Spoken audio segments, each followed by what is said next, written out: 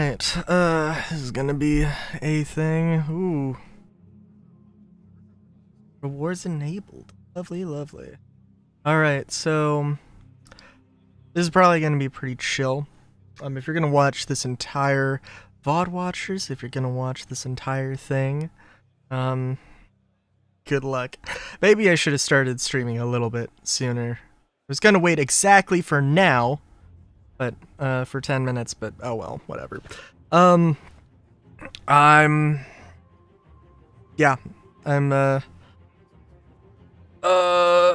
I'll probably mention it a few times, but I just a few hours ago finished Final Fantasy 13. So I am kind of tired. I didn't get as much rest as I was hoping I was going to, but it is what it is. I've got 2 ciders, 2 sodas, a little bit extra left over soda,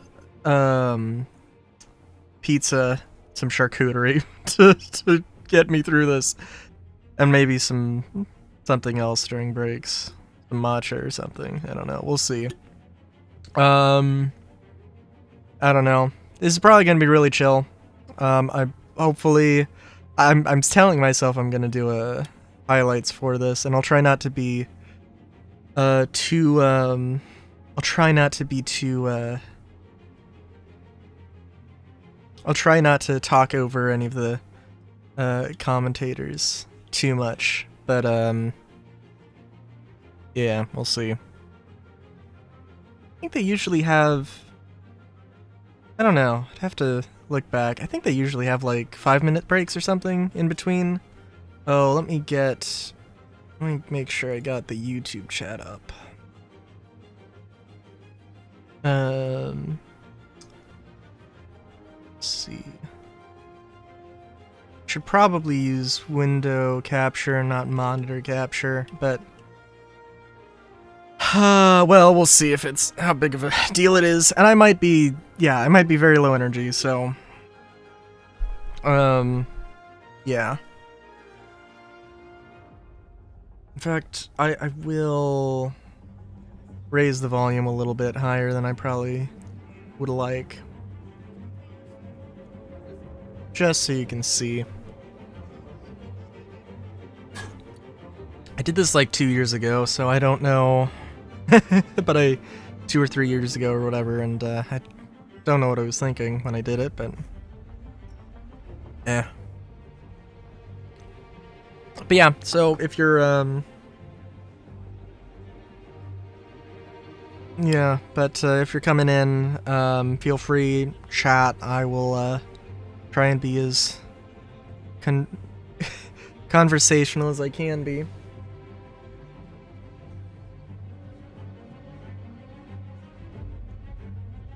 I'm probably gonna have some, I'm going to attempt to not explode at I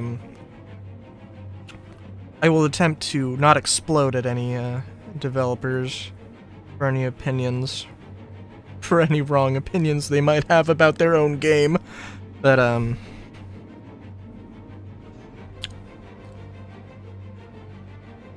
if somebody came on and said that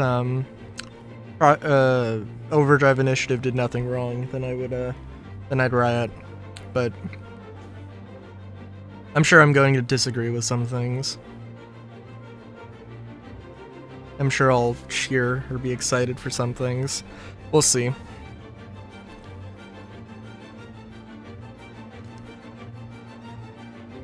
I guess I can also say, well, I should also say that I started doing a series, Star Citizen Weekly, in the hopes of doing it weekly, or trying to keep as close to doing it as weekly as possible. And that didn't happen for a variety of reasons. Yeah. Also, let me know, even if it's in the VOD, let me know if my audio levels are off. I am leaning back in my chair more than I usually do, but I'm not quite peaking, which is something.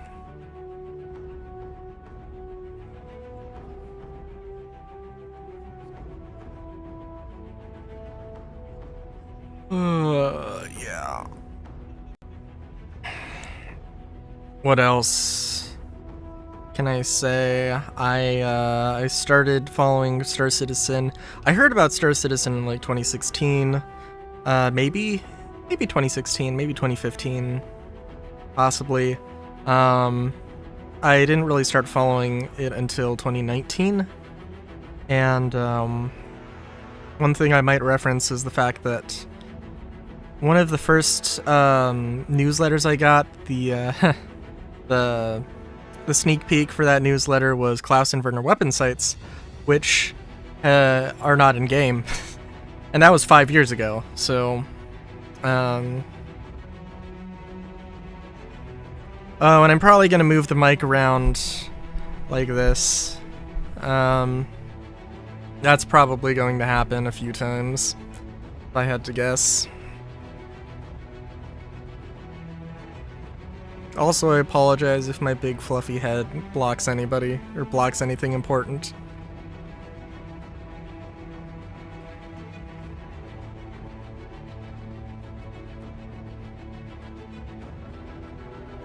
It's really cute and really fluffy.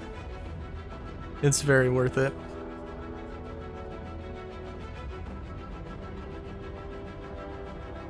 Oh.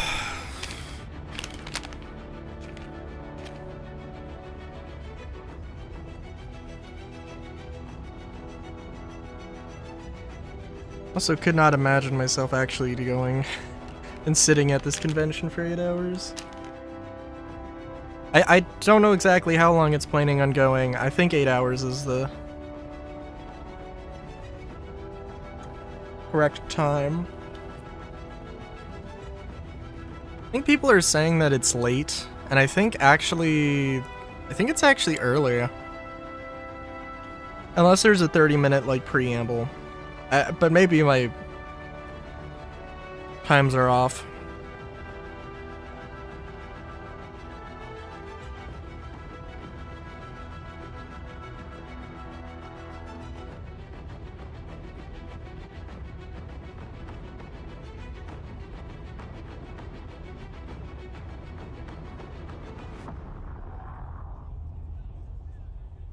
Oh, sorry.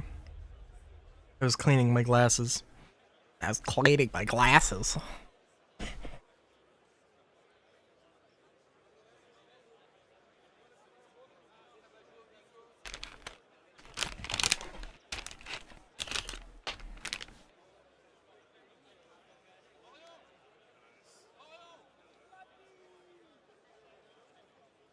I don't know how well you can hear it, but there is background chatter and it's kind of adorable.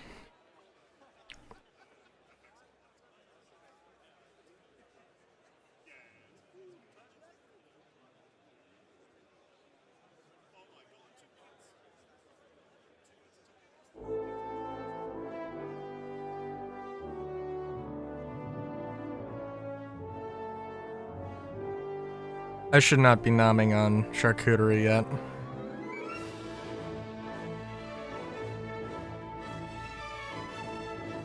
Oh, also Squadron 42. Squadron 42 is absolutely going to be announced here. There's going to be a lot of shouting. I hope you're ready. I will also say that in between, I'm planning. I got Super Mario Party Jamboree, and I'll be I'll be recording that off stream after this, before tomorrow.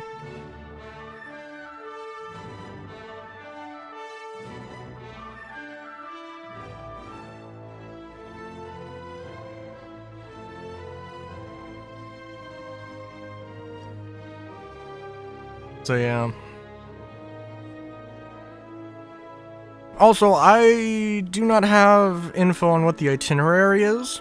I may pull that up if anybody asks, but I'm just along for the ride.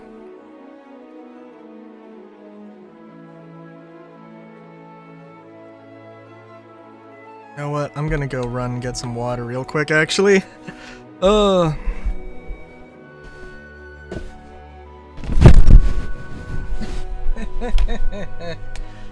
that's gonna happen. But it might take 5 seconds.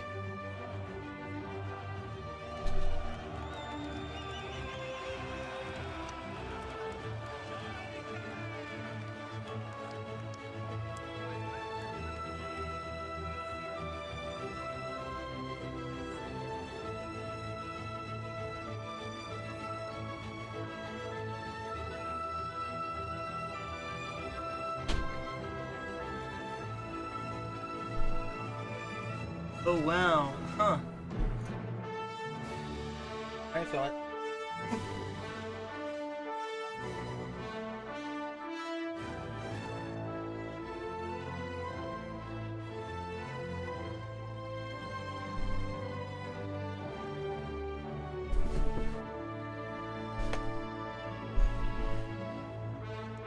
So hey guys, I'm here 30 minutes early.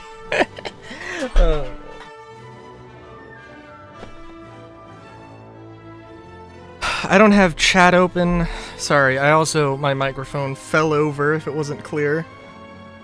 Got my Star Citizen beanie on now. Oh jeez, hang on.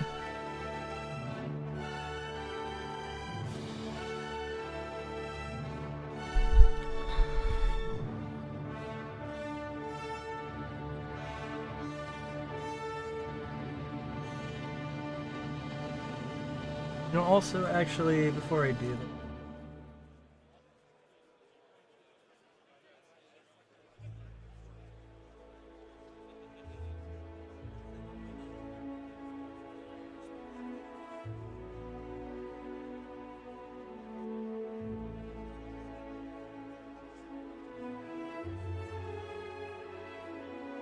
Right. Slightly different. Waving my... Oh jeez. Let's just see here. Oh god. Want to open Discord up just in case I get anything. I'll make sure to mute the notifications here. Discord. There we are. Okay, like I said, adjusting microphone. It's gonna happen a lot.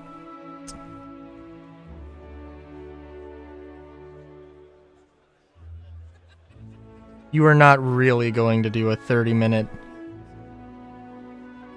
A little 30-minute tease here.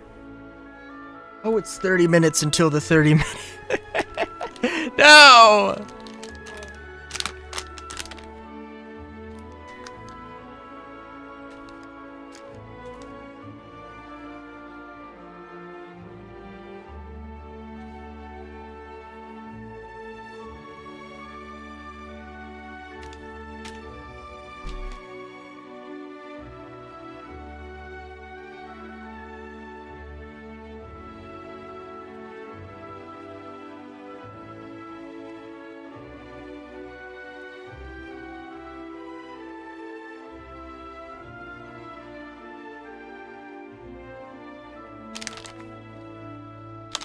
Ugh.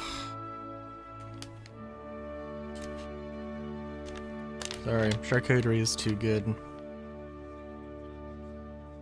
Okay though. Will pace myself.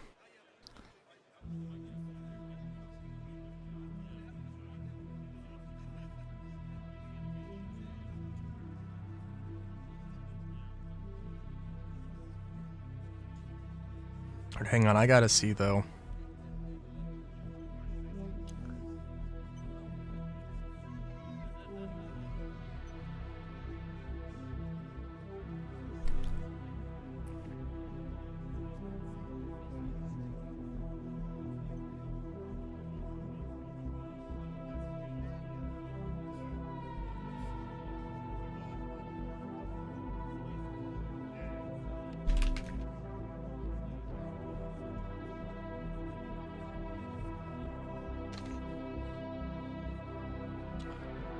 Shoot, I wonder if I could actually record, like record it.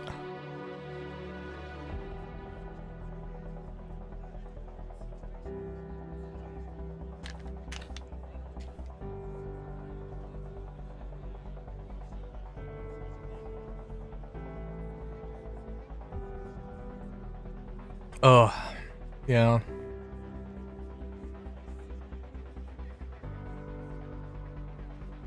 You know, I could say anything. I could say anything.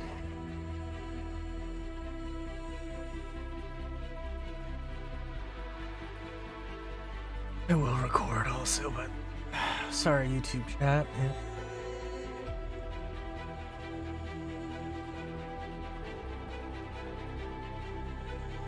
Let's see, what kind of cheeses we got? Extra sharp white cheddar and pepper jack. Cracker cuts. Very nice. Ooh, yeah, this is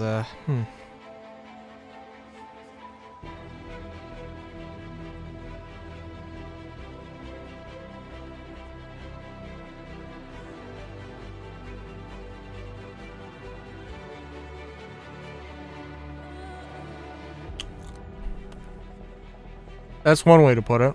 How's it going, Ebo? I swear to you, they had a 30-minute timer for their 30-minute pizza.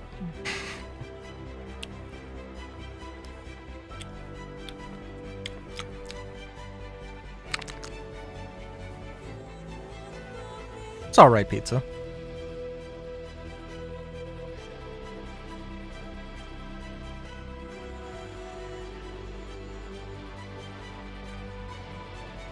Also, I didn't go to bed.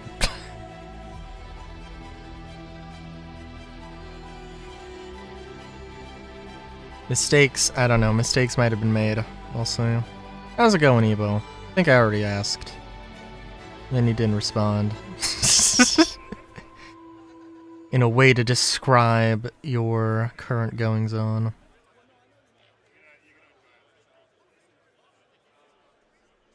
That's fair, that's fair.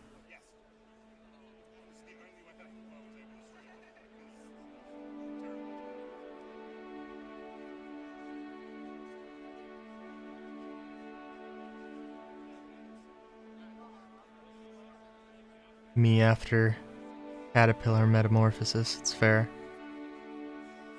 Oh, nice. How's it going?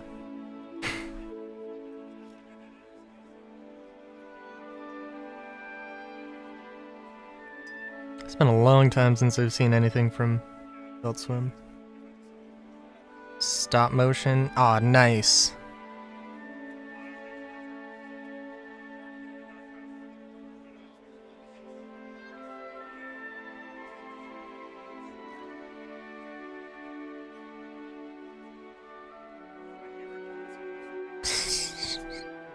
No.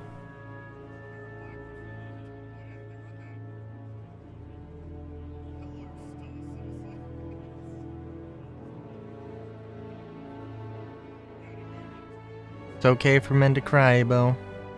You've been over this. Been over this multiple times. Just let it out. Just let it all out.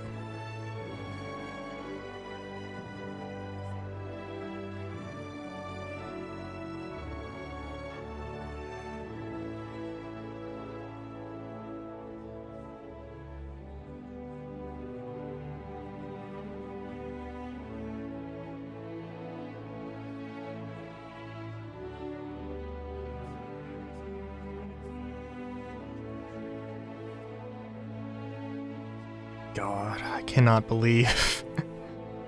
Like I said, they had a 30-minute timer, and then when it went to 0, it was this. So, yeah, I don't know.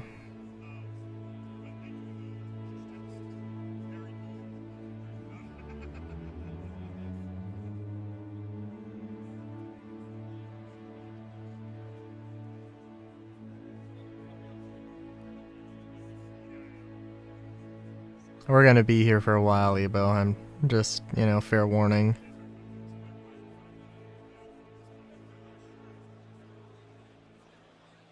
Hi, everybody. Hi, everybody. He's the man. Back. It's been so long. Hi, welcome to CitizenCon 2954. I'm Jared Huckabee. If you're in Hall A, let me hear you scream. If you're in Hall B, let me hear you scream. I'm going to take this off. Here, George. Come on, dude. That's George. Say hi to George. All right. Hey, George. Welcome to CitizenCon 2954. I'm Jared Huckabee. We are live from Manchester Central here in beautiful, sunny Manchester, United Kingdom. This is the, 11th CitizenCon? 10th CitizenCon? I should have counted beforehand. Basically, we're back. It's our first since we returned last year in Los Angeles. We've got a tremendous show for you. Our first since we returned last year. Countdown thing there. This is the biggest CitizenCon we've ever done, and as one might expect, it took us a little longer to get things going than we expected. But we're ready to start. We're approximately 20 to 25 minutes from the show start, so we are not going to make our 11 o'clock on the dot start time, but you can guess about 20, 25 minutes. So we do got some stuff here. So Oh my God. Okay. what is CitizenCon? All right. You can't see them. There's a bunch of people down here below me. What's CitizenCon? Nothing. Ships? It's more than ships. Is it? Okay, we're not talking to that guy anymore. CitizenCon is our annual showcase of all the work our developers are doing for both Star Citizen and Squadron 42. It's also a chance for Star Citizens to come from around the globe and gather much as they're doing here. Let's take a look across the field here. I'm going to get out of frame here. Let's take a look at the field. Look at that. This is our hangar bay of the UEES Barbary. Here, now every CitizenCon we theme our Hall B, our Expo Hall, to one thing or another. In 2019, it was themed for Grimhex. In last year, it was themed for Pyro. This year, the UEE's in town celebrating Citizen Day, and we'll learn more about Citizen Day later in the thing. So what's on the agenda for this year? Well, CitizenCon, like it was last year, is now a two-day event. So we have a whole host of presentations today and then a whole host of presentations tomorrow. We're going to run them down now and let you know a little bit about what you can expect. So in about 15, 20, 25 minutes, I can't be specific with you at this point. Chris Roberts is going to take the stage and kick off CitizenCon proper. We're just the pre-show here where we like to have fun. After Chris Roberts takes the stage, we are starting with Brave New Worlds. Now that is our Core Technology and Star Engine Group's presentation. You might remember that they kicked off last year's presentation with that amazing Star Engine trailer that was like 25 minutes long or something. We don't have a 25-minute long trailer today. Oh, nice. But we do Okay. have It was good, but it was definitely long. Yeah. Presentation of their new Genesis system, which is a subsystem within Star Engine that will let us build planets at the size, scale, and scope that we've always dreamed of. So you can check that out at the start of the day. After that, we've got a social universe. Now this is the sleeper presentation of the entire thing. Now, we were a little cagey in the description on the website about what this is. You know, it's everybody getting together and playing with your friends and stuff like this. But I'll just say it's the sequel to a presentation we did approximately 10 years ago at CitizenCon. And if you want to look back at what we did back then, you can probably guess what it's about. Folks that are in I don't know. large groups of people. Orgs. Pay attention to this one. Very nice. After that, we're going to take a lunch break because this is a very long day and, you know, we all need to take a break here. That's your chance to get your snacks, get your food, say goodbye to your loved ones because the second half of the day, you are not going to want to be anywhere else but in your seat. Because when we come back, we've got that cosplay contest sponsored by Tobii Eye Tracker and then Dressed to Kill. Now, Dressed to Kill is also a sequel to a presentation we did in 2019 about armor specializations and basically bringing high function to high fashion in the universe. And then, as we said in our summary on the website, the return of an old friend from CitizenCon past. Yes, Virginia, it's true. What you've guessed on Reddit, it's here. And then finally, Beyond Pyro.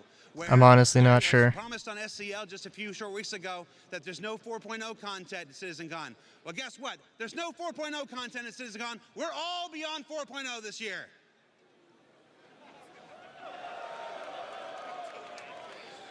All right, I'm going to need you A little to tongue-in-cheek. there.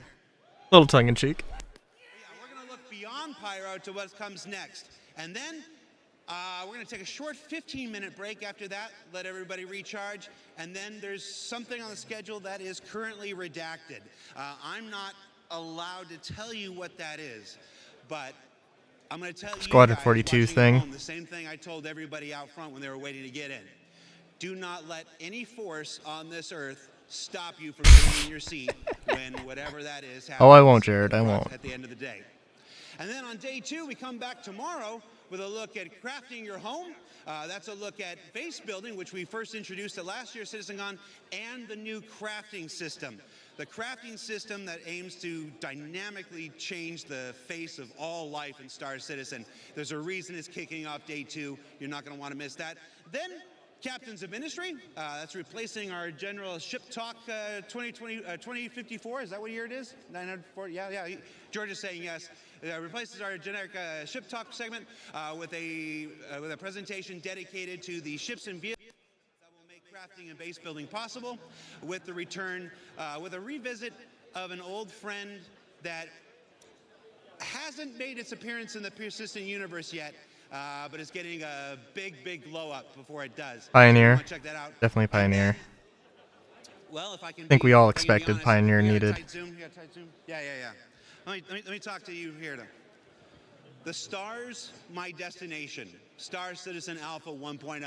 If you're an old school sci-fi head like me, you'll recognize that title. This is perhaps, and you know me, I'm not the one to hype. I'm not generally I'm always like cautious. Sure. I'm like, well, it might be this, might be that. I'm going to tell you right now, the most important presentation we've ever done at CitizenCon. Mark it, be there for it tomorrow. Now, that's enough for me. We're going to throw it down to Dan, down to I would hope it is. I would really hope it is. A little of what's here in the US UEES I mentioned Armory. before, but Dan, like, are you there?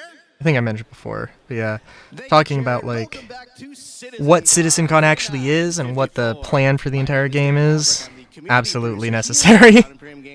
Very important. To Manchester, home of the previous CitizenCon 2949. Although unlike then, things look a little bit different than they did before.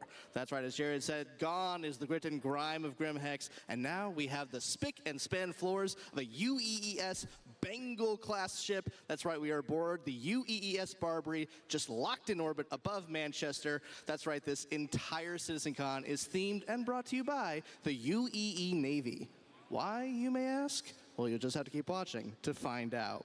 Now, if you're looking at who's that handsome man I'm looking at, you probably have a different tab open. So I'll give you guys a quick second to get to Twitch or YouTube and get to the right tab. Make sure you're watching the stream, and make sure you're watching our content. Thank God.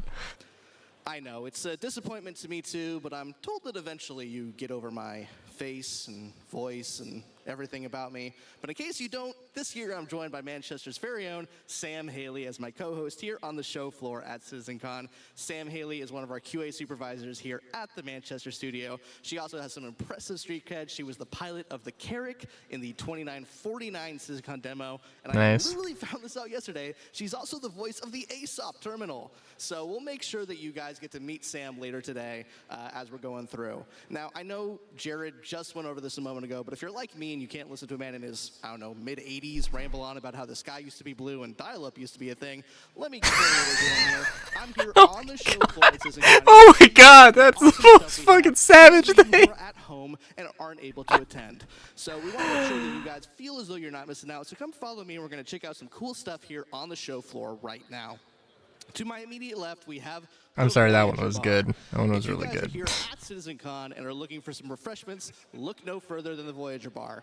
As you can see, we have some impressive refreshments based on our in-game drink manufacturers. We have some awesome flags. We have some awesome pennants.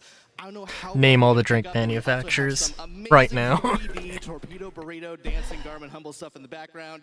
If you guys are looking for a drink here at CitizenCon, look no further than the Voyager Bar. Talking I'm about sure them we're like they're gonna see so some of our important. developers here around So 4 p.m. central. Probably closer to 3 p.m. I couldn't. They're going to I be here definitely any couldn't. second. It's been a long couple of weeks, so we'll give them some privacy and we're going to move right on. Also to my left, we have our Monster Tech Sim Pit. If you guys are looking to experience Star Citizen in a way that you've never experienced before, This dude's good presenter Monster though. Tech Sim Pit is a great place to be. It's just a little Using bit of our like. BKB sponsored joysticks. I'm joking. These are awesome places to check out Arena Commander and Star Citizen in real D. Hell yeah, 4D. dude. Now over here, come follow me. We're just going. Excuse me, guys. Come follow me. Whoa. Now over here we have our community booth section. We're going to be visiting the community booth section a bunch during CitizenCon, so I'm not going to get into too much detail now.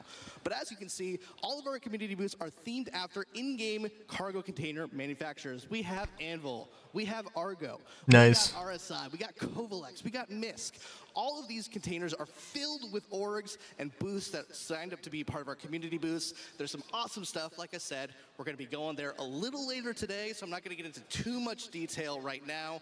But there's some awesome stuff there, filled with groups that make the verse a more immersive, impressive, inclusive place to be. Excited to check them out later. Come follow me.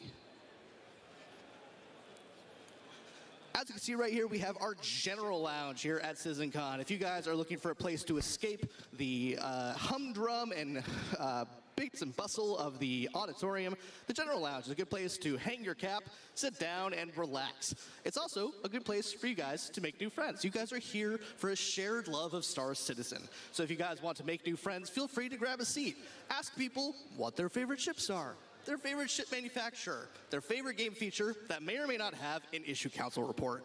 And you guys will make friends for life here at CitizenCon, here at the General Lounge. And I know there's something that we haven't talked about. It's a pretty big thing. It's a pretty big deal. I know we've just been glossing over it. I think we finally should talk about it. I'm talking about, of course, the Addison Lounge. That's right, the Addison Lounge. If you are looking to sit down in comfort and style, the Addison Lounge is the place to go. We have our United Empire of Earth timeline. Sorry, We the have our Aston UCB Lounge. branding all over the place. It's a good place again for you to hang your cap, sit down, relax, and enjoy the show. And God, I wish they did more lore stuff with Addison, the current Imperator of the UEE. Sam, They've done a little bit, but not too much. Hi, Sam. I don't think there's anything else that I'm missing on show 4, right? I don't think there's any major stuff I glossed over, nothing big or exciting that I didn't talk about, right?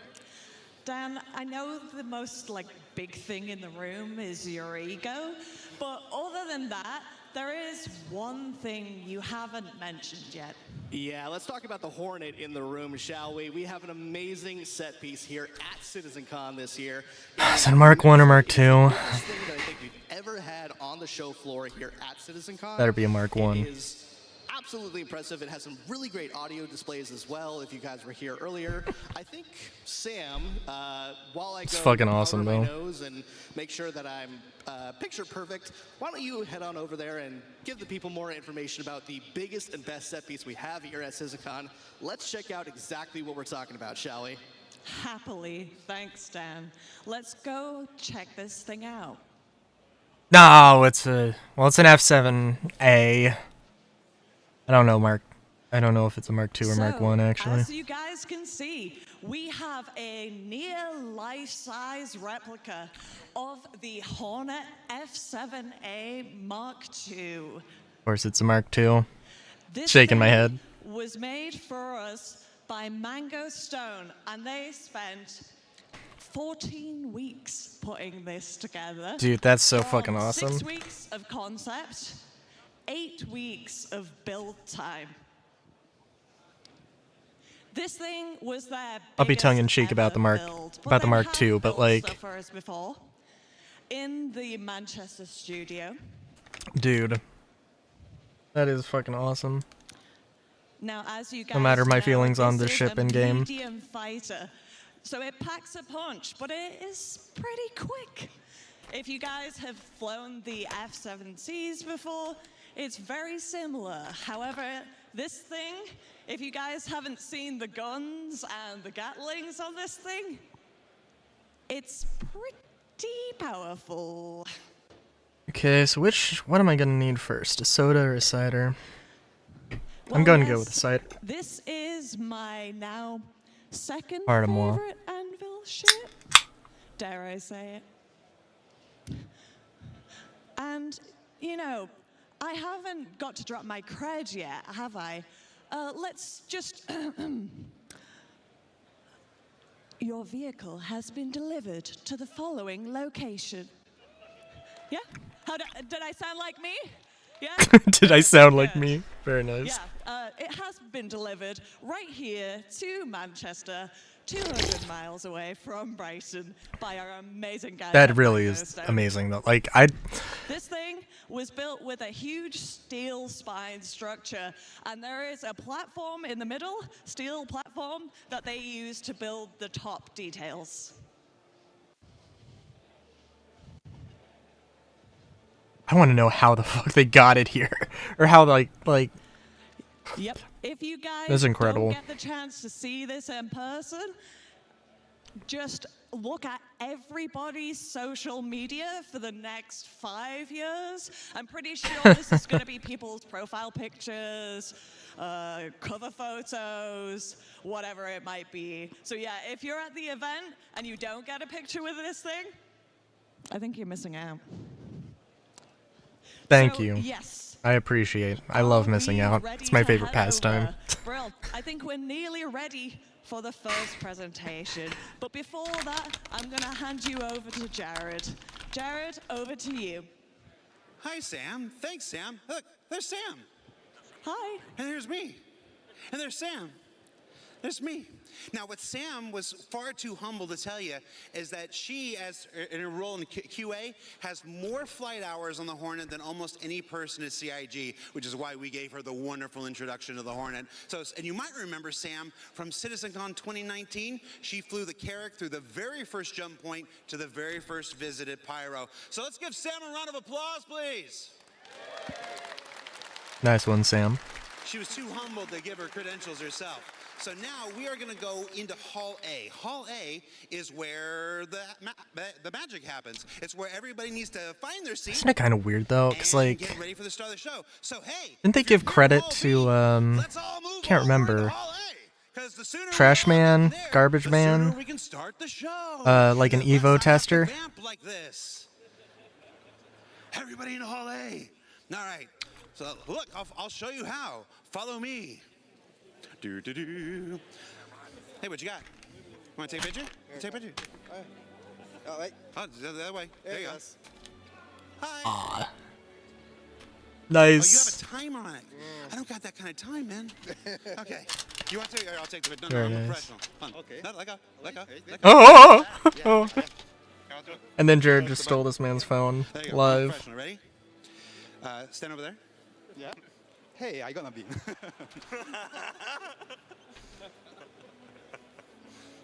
Okay, no, we're good. All right. No, we're gonna do two pictures. Ready?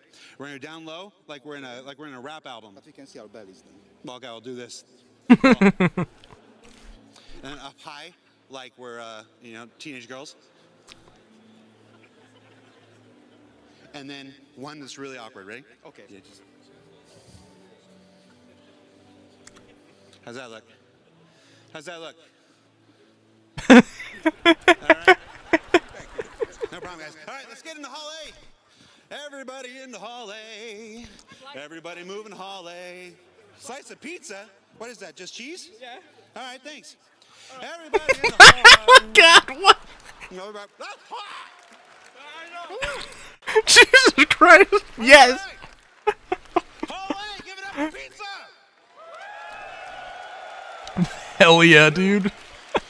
One of my favorite things about Star Citizen, we've got Big Benny's Noodles, we've got Torpedo Burrito, we've got Pips, and we've got pizza. Just pizza. Wow. There's a lot of you in Pizza here. in-game when, Jared? This Pizza is the in-game largest when? audience we've ever had for CitizenCon. 4,200 people. Dude, I plus mean, a bunch of but like, employees, okay, let's plus a be bunch real of though. crew Like, members. did Over you see that 5,000 fucking? people in this Did you room. see that him pick up that slice of pizza like it was fucking nothing, dude? Holy shit, that was amazing. What, are you streaming? This is No, just video. All right. Well, hi, Mom. Oh, you're streaming. What are you doing? I'm just recording, mate. Are you just recording?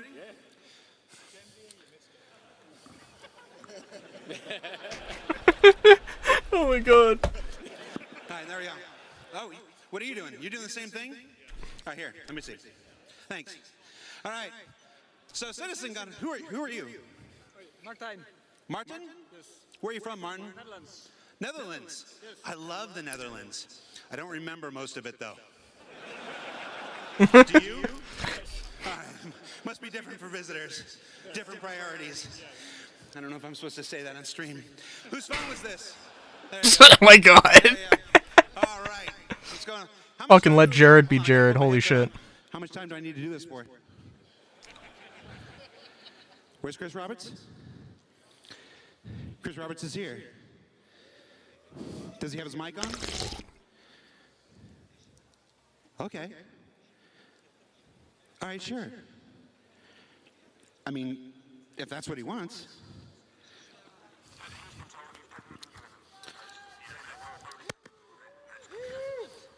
I apologize. You ready?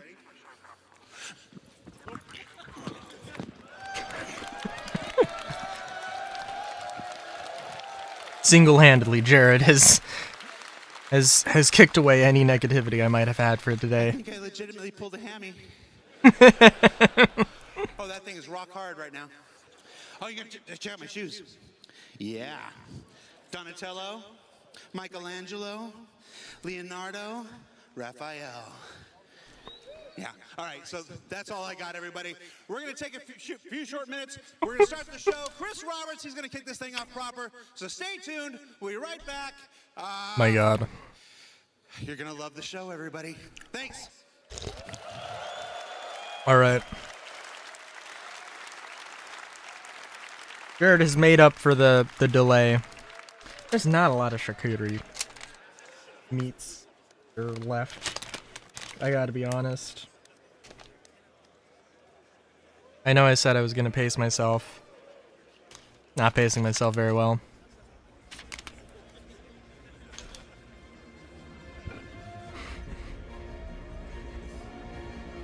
I wonder, I know that Astropub was a big question of if he could go. He ended up not being able to.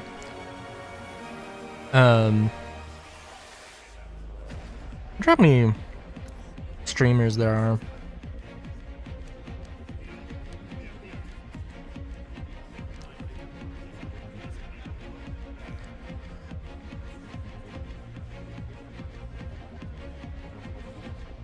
So what are my thoughts? For one thing, I do want to say I feel bad now. It's like, sorry, I'm like, literally the Hornet and the F7 Mark II, and like, it's Overdrive Initiative like killed me. It like killed my interest in Star Citizen. Not totally, but mostly. So that is genuinely incredible, and I'm frankly more amazed that they managed to fucking move it. I don't know where from. They didn't say it was made by JDF, and they would have said it was made by JDF if, you know. So who knows?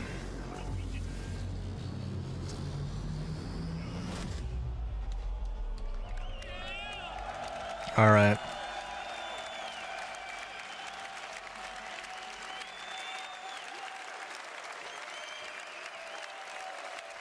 All right, Chris, tell us it's going to be okay. Hello, CitizenCon 2954.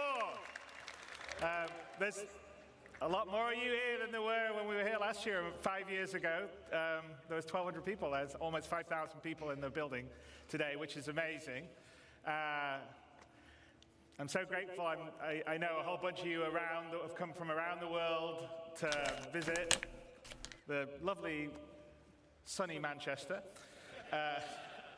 But inside here, there's going to be a lot of very cool stuff, although Dude, there's up-and-coming presentation. where I live, it is genuinely sunny all the time. Manchester weather. Like, Anyway, winter weather was like winter weather finally kicked in. It should have kicked in like a month ago. It's unfortunate, but for Star Citizen, because server meshing is finally a reality. People are making their first jumps to Pyro in Evocati testing right now, which is pretty awesome. We're going to have it out at the end of this year. So I think it was going to be a great new phase for Star Citizen. And over these next 2 days, we'll talk about the new tech and tools in Star Engine that will help us craft those worlds that you're going to be flying around to. And you'll hear about our plans beyond 4.0 and how we get towards Star Citizen 1.0, which is out of alpha and for everybody to play. And a little later this evening, I've got a special surprise for you, so you definitely want to stick around for the 5:30 man. Anyway, the team has worked really hard on the lead up to CitizenCon and this year to work on, first of all, what you've been playing in live, what you're going to be playing, what you're going to see here. So I'd like to thank them all for working extra hard and putting all their love and care, just like you guys love and care what we're building, into what we're doing. So thank them and you guys. And I want to be like real excited. And like, I don't know.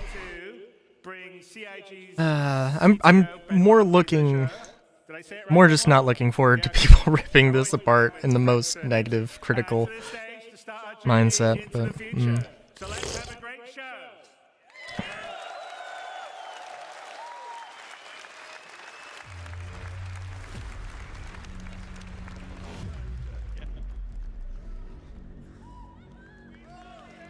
Allie Brown, Francesco Okakushi.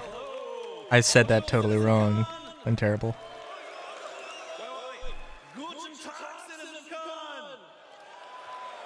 Hola, CitizenCon! Oh my god. And hello, Manchester. I'm not gonna need this anymore. Cool. I am Benoit Siegel, or as some of you know me, Just I am use Boss on Spectrum. a few languages. Today, we're gonna Nice. talk about Brave New Worlds. This is Pyro 2, Monox. It's a barren... They said they weren't gonna show Pyro! They said they were gonna show 4.0! They already showed 4.0! No, I'm just kidding. I'm just kidding. We've always allowed players to circumnavigate planets and move from orbit to ground seamlessly, explore complex areas in intricate detail. Now, with server meshing, we're going to need a lot more locations for missions and destinations for more life. But there's a Making major it sound like they question need that server has meshing always for followed it. this project since Kind the of, beginning Alpha maybe. 2.0. But they don't How are need we gonna make server meshing. a large number of planets and systems? How are we going to meet the fidelity benchmark we've It just wouldn't established? make sense if they did this, if they In this added technology 1,000 update, planets without we server bring meshing, life you know? to lifelessness, even to Monax. We take the physical representation of the terrain, the geology, the atmosphere, the climate, and the environment to create accurate biomes that spring naturally from the collision of all these environments. Coherent, denser biomes that follow the laws of nature that we encode into data. Data that we then leverage to place flora and fauna, yes, but also settlements, buildings, alien and human life in a planetary context. This creates worlds that are scientifically plausible, richer in gameplay opportunities. We want you So they find use a logic picture to build just by planets. going around the planets without a quantum point. We want you to find actions along your path.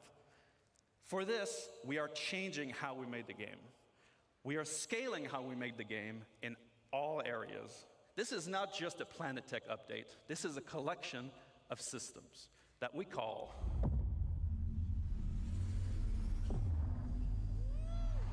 Genesis Starlighter went! No. I'm just hoping there's no mention of, like, fucking AI. nice work and this nice technology. AI art. Let us kick us off. Please, dear God. And welcome our very own Allie Brown and Will Hine for Phase 1 of Genesis. Phase 1 of What is this? The Star Citizen Cinematic Universe? No, let's hear it. Let's hear it.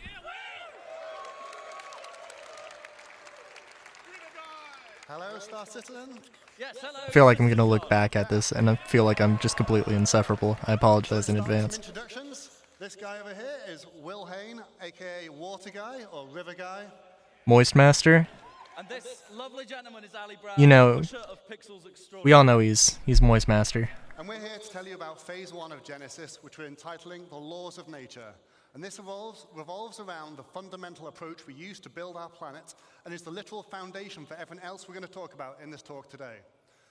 Now, it centers on data-driven, physically based rules that we aim to realistically emulate nature and its incredible diversity. Before we dive in a bit deeper, let's just recap on some of the things we already have on our planet. So here you can see our lovely atmosphere and our cloud rendering, which can provide some spectacular views. We have our on-the-fly terrain generation. I think they have it on every planet. Well, not every moon. And then we have our scattering The clouds. systems that can populate these planets with many different diverse biomes. And we've been setting quality benchmarks for each of these biomes as we come across them one by one. But what we have isn't perfect. This scene on Microtech, it looks great, but it's not getting the same density that you'd expect from a real pine forest. That's one of the things we want to solve. The other, if I take you to the other side of Microtech, you'd be excused if you thought we'd just turned around and looked at a different part of the forest. Why is that? Well, this is because currently our artists create slices of biomes in great number, and then they distribute them across the planet using humidity and temperature properties. Each slice looks great in isolation, as you've seen, as you've explored. But this is not the solution to give us varied and natural biomes across an entire planet. Additionally, just using humidity and temperature limits us to only 2 degrees of variation. And that's not enough for the sorts of planets and worlds that we want to create and for you to explore. Fair enough. So how are we going to scale up our planet generation? Well, as I said before, we're going to start with physically based rules that drive everything. There is a difference also between AIR and procedurally generated stuff. Infinite biomes that are continuously changing across the planet. And we want They probably wouldn't mention AIR here. Maintain or exceed all of the quality levels we've set with our existing biomes. And most importantly, we want it to be scalable so that we can really scale up to the level of content that the designers are expecting. And from your perspective, we want you to be able to truly explore and find unique playing opportunities everywhere on our planets. So to start this, we're going to need more data. So if we see here some of our existing data sets on our planets, we have temperature, which we define locally and globally, and humidity, and that's it for now. With Genesis, we add many other data sets, such as the geology type, the soil type, and then we also go for things like the soil depth and the quality and the nutrients, and many other properties all drive this complex data set that we use to build rule sets. Ooh, we're getting very Each nerdy. individual asset can describe how it should work with them. We're going to put something together and show you some demos today using some of the assets that you've already know and love in the PU. Although you might see some new stuff later, we'll save that. What you're going to see is a vertical slice of development. It's very early stages, very work in progress. You might Getting very nerdy, very nerdy and in depth, and I like it. I'm here for it. Challenge with planets in our game is scale. In no other context do you need a planet to look great from first-person perspective when you're stood among the trees. Very in the weeds, if you pardon the pun. Pardon the pun. And everywhere in between. There are no loading screens, you see everything. We cannot afford for it to look bad in any of those scenarios. So, let's start from a ground perspective. Demo number 1, let's have a look.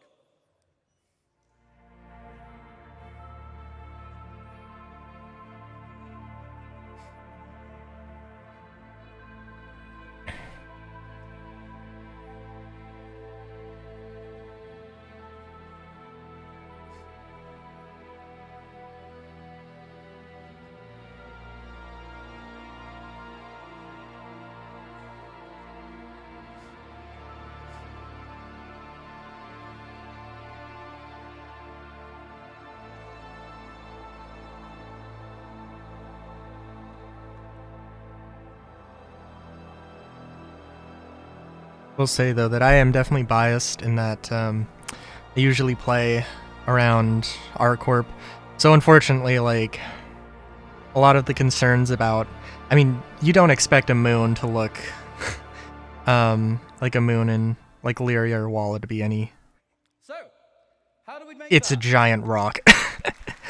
Or that looked good though. That looked good though. But I don't really have a good comparison to like what Microtech looks like right now. So,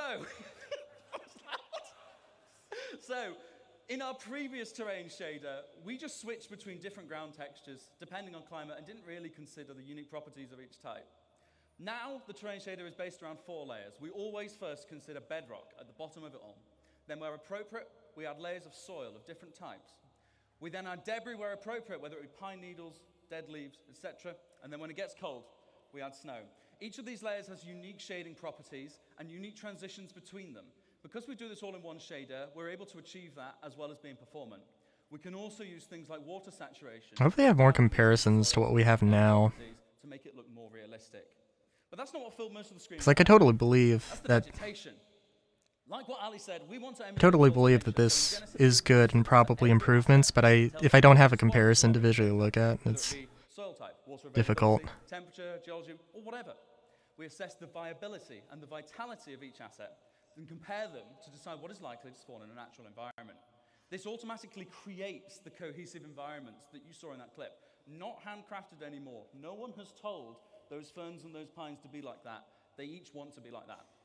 And that's what we're doing, multiple assets coming together to create a unique microbiome. What about trees then? Same thing. They have a larger requirement for space. They have a larger requirement for nutrients. That's how you see the distribution, and it's how it all works. Let's meet the flora that came together to make that forest, and have a look at some of their properties. Now, just to note, they are all going to look quite similar because we've already seen them in the same place, so they must be similar. So, building blocks, like grass and common grass, medium amounts of sunlight. We had ferns, see as a much lower requirement for sunlight. We had salix bushes forming our undergrowth, and we had pines, of course, and multiple variations of pines. Diversity is driven by competition. Everything has ideal conditions, which affects its competitiveness. We also have additional control over this in the form of I hate talking over this. Good, but this is like the most fun, everything is constantly fighting for resources, and of course, the most fun, like, not geology, biology, maybe not biology. Oh, I don't know what the word is. But this is just basically like, this very much does not really impact gameplay at all. It's just, hey, data-driven. We're doing better at making things. We're putting a lot of quality and a lot of effort into it, and I appreciate it. But, I should probably just shut up, shouldn't I?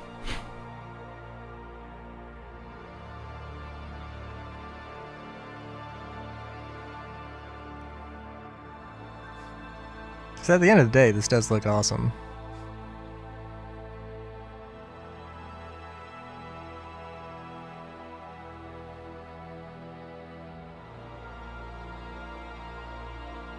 I feel like every CitizenCon, they've probably had something where they're like, hey, we looked at real-world data, and we're bringing that data into consideration for world generation content, you know, other content, all that.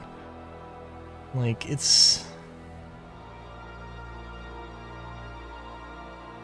a lot of pretty pictures right now.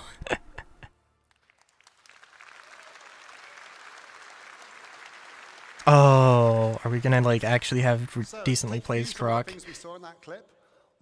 that aren't just going to kill you everywhere? Anyone that's done a lot of ground driving and ground vehicles might have seen that our rocks sometimes feel a little bit randomly scattered and can be quite an obstacle sometimes.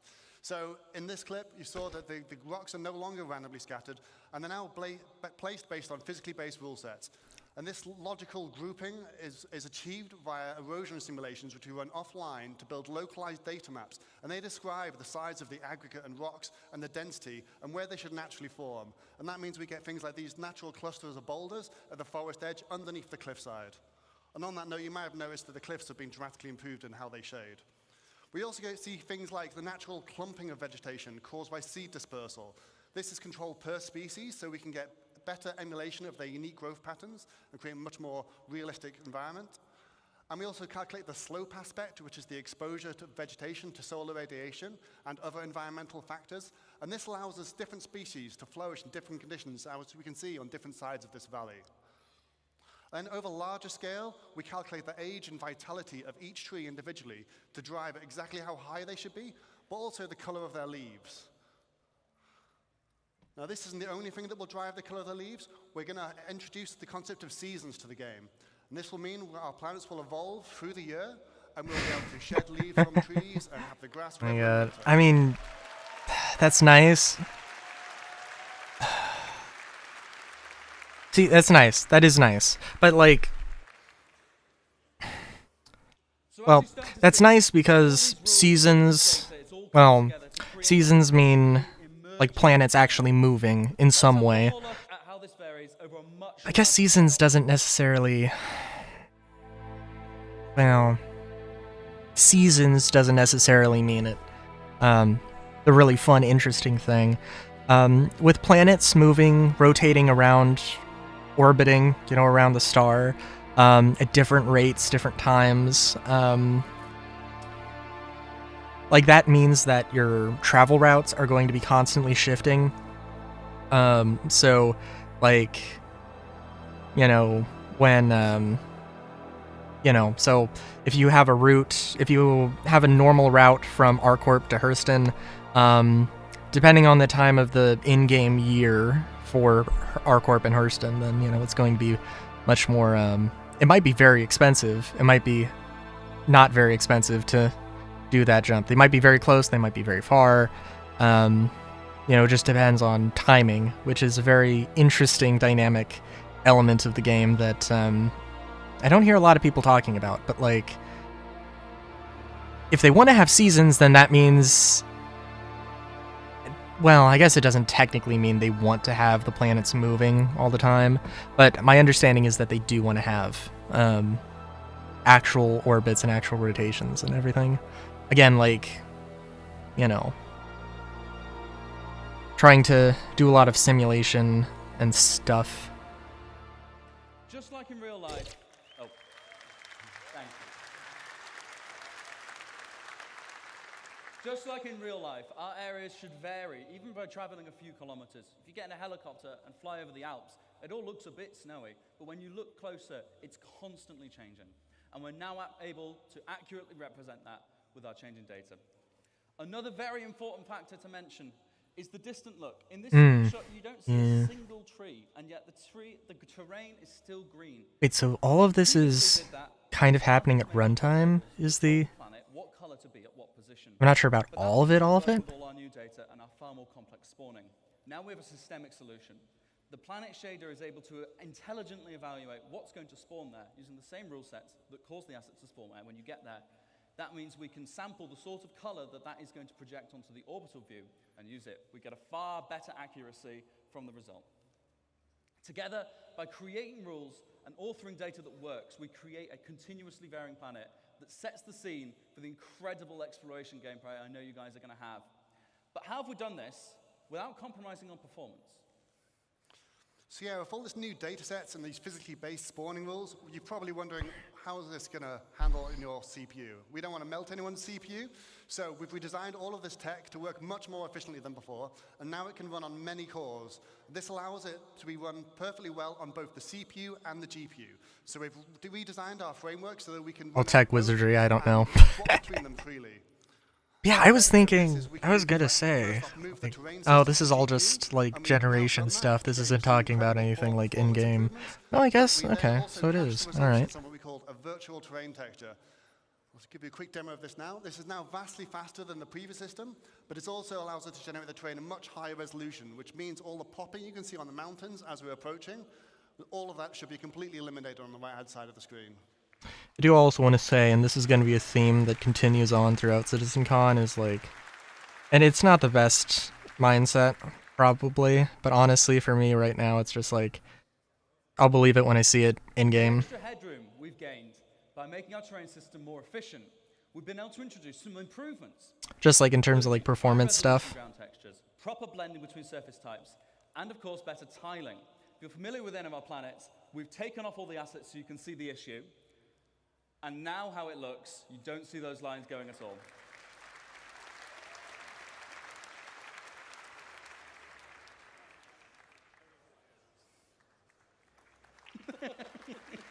Yeah, no, it is.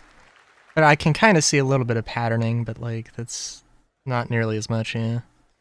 And it's just not gonna, I don't know, it's not a thing that, Terrain data capture on the GPU, like Ali said, we've got scattering there too, which is significantly faster. All those algorithms that we've used to generate... I trust that they are, by the way. I do trust that they are, like, making these improvements and optimizations. We can render straight from them. But yeah, it's just like... more density in our new system. We can render objects directly without having to go via the CPU every frame. We also cull at different levels of granularity, with bigger groups in the distance and individual assets up close. Just as a demonstration, this is the sort of density you can expect on Microtech today. And in a second, we'll flip over to what you can expect from the new upcoming tech.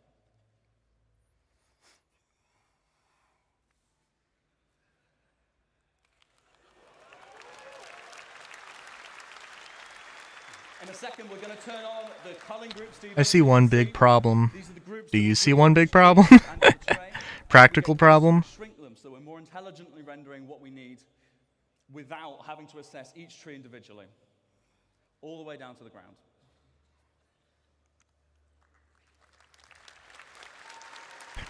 The big problem being that they went to a little bit of a clearing. I don't know how big that really was. I wouldn't be able to land in that forest, which probably is, maybe is also the idea. And we've achieved this with much greater density than before. Could be. And we also achieved seamless transitions from ground to space with zero popping. So now that we've got all this tech, it's time to talk about how art might make use of this. So for that, I'll hand you to the next phase towards Sebastian Schroeder. I mean, I imagine that this is sort of a... Somebody has to make the trees, somebody has to make the ferns, and make sure they work with the system, but then they can kind of just plug it into the sort of generations toolbox, and they can just be like, yo, I'm here on behalf of the Planet Content team, and we're do your very thing. excited to finally show you some of the things we've been working on. As you've just seen from Will and Ali, the system keeps growing in both complexity and capability, so our libraries have to grow alongside it. Wait, should I click? No.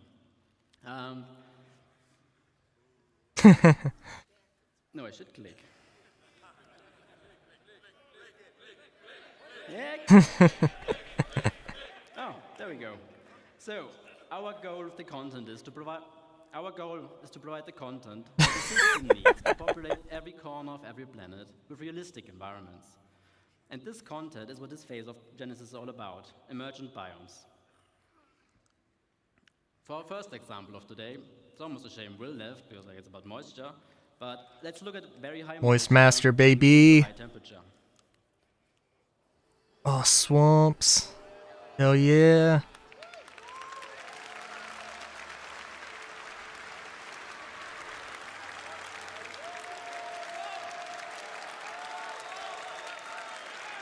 I wonder a lot of things.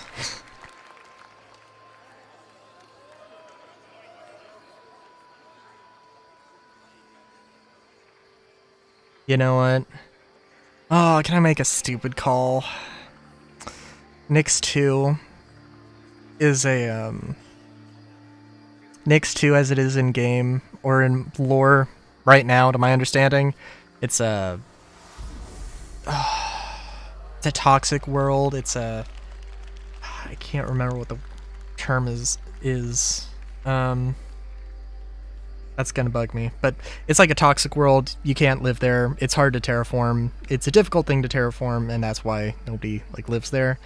I could almost imagine them like, of course, I can imagine them retconning it so they can throw down some biomes faster. I could see them doing that. I hope they don't, because that's like... It's hard to say they retconned a lot of Pyro, because we just didn't really know what Pyro was going to look like before. Maybe there were a few concept arts here and there, but like... Thanks, that did look really good. So, for swarms, we obviously made vegetation. And there's some good reasons for... There are some good reasons for the retcons, but also some of them...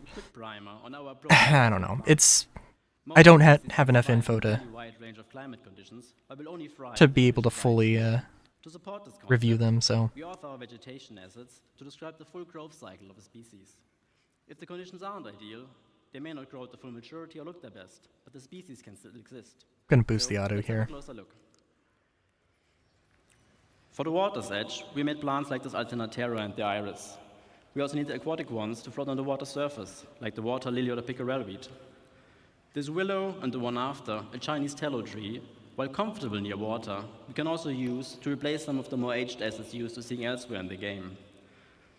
The last one, it's taking a bit longer now, but the last one, I'm gonna wait. The last one, you may not see used much in other biomes, but it's a very iconic one for the swamp, the bald cypress.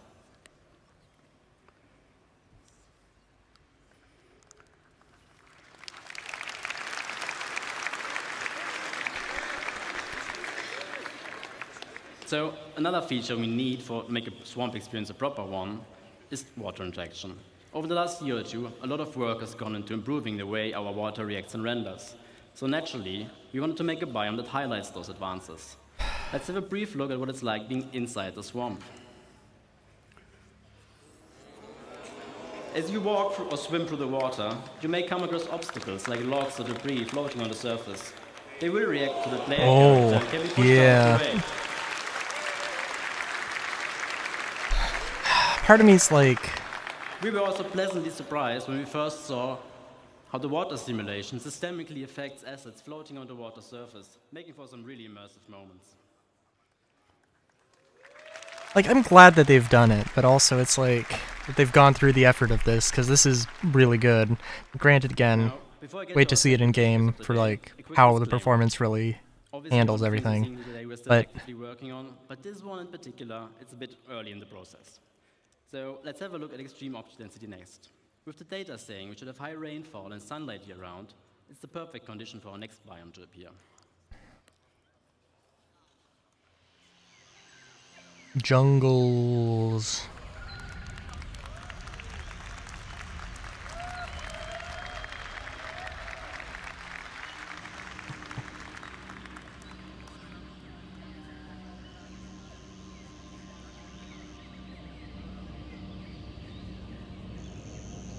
God, we had a Star Wars reference before. Don't know. Gonna be. I don't know if there's a lot of movies I haven't seen. I'm expecting an Avatar reference that I don't know. Or Predator. Both of which I've never seen.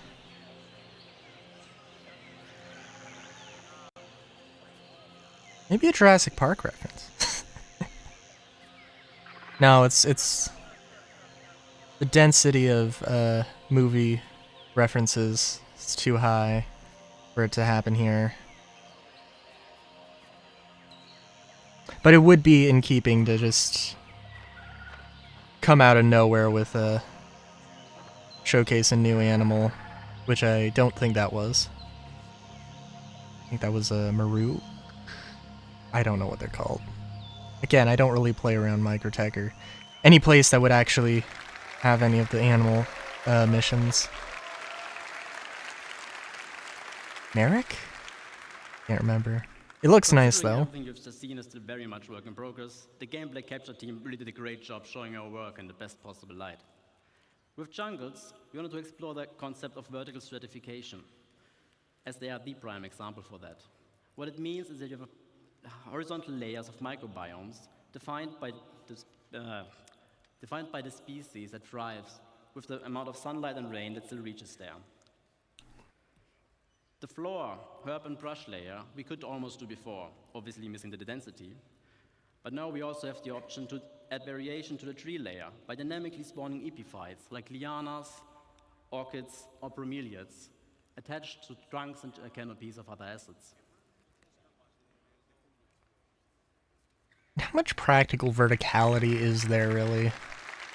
Unless we can like climb trees. With this and improved density, Which maybe will it happen one finally day, but allow us like to make convincing jungles. And the best part is, we don't even need a lot of different species. these to be look able to really refer great. to as a Don't get me canvas of a wrong, biome. but like The idea being that we can vary what kind of forest you're in, by adding or replacing the plants that visually stand out the most. Now, to get us started on our certification, we made EP files like the Epiprenum and the Bromeliad, including a potted version for your hab. Then obviously you need jungles for, lianas for a jungle. And we also made the Grias, which add character to the herb and tree layer. For tall trees, we decided on a fairly generic rubber tree, as its different growth stages serve as a nice foundation for all height levels. And don't get me wrong, I'm not talking about how great these look, which is maybe just a derp on my part more than anything, but like, because these look really great. And they need to flesh out, you know, what the... Now, for our third and last use case, let's pretend the data They're indicates assets, regular but- rainfall and moderate temperatures. This climate would support a lot of different forests, but we also wanted to use this opportunity to explore extreme scale. And they're just really cool.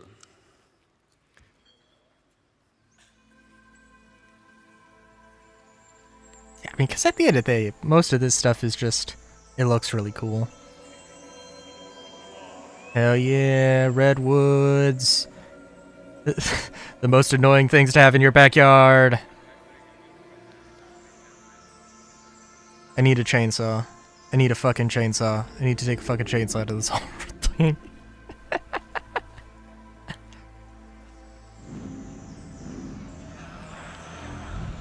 Okay, there's a reference. There's a reference. I was gonna say it's not a reference. Just having Gravlev bikes in Redwood Forest. It's not.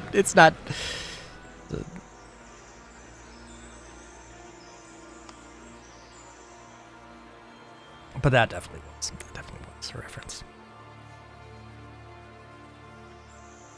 It does look nice, and it reminds me. I live in California, so this does absolutely remind me of California. Certain parts of California, anyway.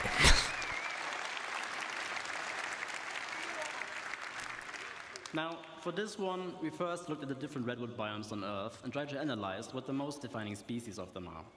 With this understanding, we then decided on the following plants to allow for a fairly universal redwood forest that will easily support variation across continents and planets. A fairly common family of species for the ground levels of all redwoods are ferns, in our case a sword fern. We also made a huckleberry variant to provide some visual density for the shrub layer. To add some Jurassic vibes, we made tree ferns, as they can be found in New Zealand's redwood forests. The most important one, though, are obviously sequoias, and they ended up being one of our most complex sets yet. As it turns out, they can grow to be fairly ridiculous in size. I fucking know that. It keeps going. Yeah.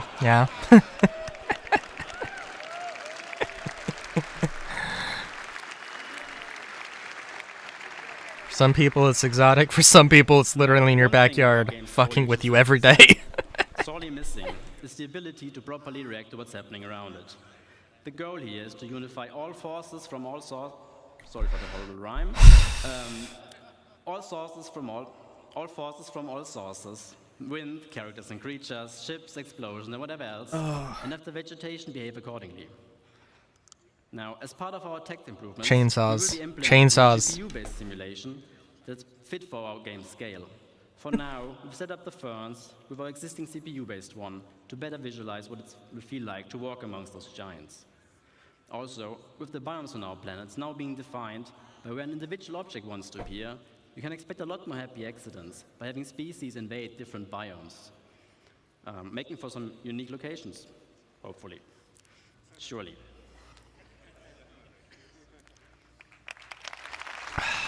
Chainsaws. I don't care if it's a beam, I want a chainsaw beam. Now, Theme before we chainsaws. proceed off stage, I just want to say a big thank you to everybody involved, especially my team in Frankfurt for doing such amazing work and being all around great people. And also to all of you guys. I really hope you have a fantastic CitizenCon. This concludes this phase of Genesis, so please welcome Ian to the stage so I can tell you all about the next one. Good job, dude.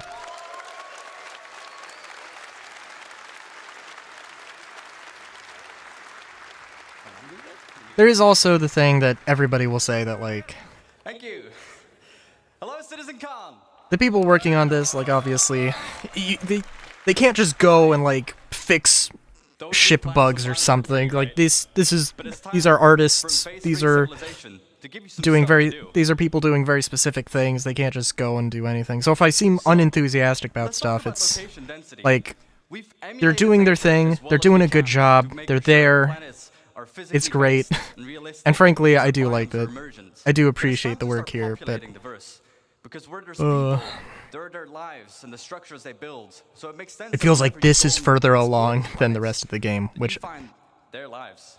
in all fairness, can be When we make these structures, kind of infuriating for some people. As our biomes, such as the jungles and the swamps. But before we continue, let's first take stock as to where we are now. At the moment in the verse, we have these custom, beautifully made locations, such as Ghost Hollow, we've got our distribution centers, or even just some outposts. And these have all been handcrafted by our designers and artists to hit that benchmark. And they've been working directly on the planet. However, going forward, this doesn't really scale with how we want to go forward with the game. Server meshing is about to arrive, and we're gonna have a way higher player count. So those 73 bunkers across Stanton just won't cut it. But in general, it's also pretty barren. There's not much for you to explore and find stuff out there. So there's no exploration gameplay. You haven't really put your character to use for the way that you should. So this means we need to go bigger, which means we need to change our workflow. And with any workflow, it means we need to first establish a new benchmark. So, with our new benchmark, we are ensuring quality and improve on our previous work. This is all true. I'm just any like... location that you'll find needs to have its own unique personality and no repetition. We don't want you to find the same location twice. This also means that this is your exploration and your findings. So when you go out there and explore with your Carrack or with your Corsair, is that whatever you find, you can share with specifically your orcs Corsair. or with your friends. Oh no. As for that density, if you fly down There to is the a planet, rule, and I don't know what it we want you to precisely find is. something, let's say every 100 clicks, but also improve the mission experience. So when you stay more on the planet, you're more immersed, and you go from location to location. Just keep going. Well, now I'm worried that, like... So there's a rule that, like, basically... We are modularizing all our existing between locations and points of assets, interest, where you're you need to basically have, making a like, library 5 of minutes buildings of travel and between layouts POIs that or we'll be something. using. If it's too much longer than that, then people lose. All these modules and assets can be iterated upon and tested right in the editor. And people lose for all interest, and you designers gotta keep and that in mind. artists. To ensure fun gameplay and interactive sandbox activity, and also make sure all the mission stuff is there. Basically, we're building a toolkit. So let's look at some of the things that we need to keep in mind as we are making that toolkit. First and foremost, we've got our art style and branding. We've got things like Frontier for our settlements. We've got high-tech for the emergency shelters, but also utilitarian, like our bunkers and distribution centers. The richer the data, the richer these locations will be. Secondly, they all have a function.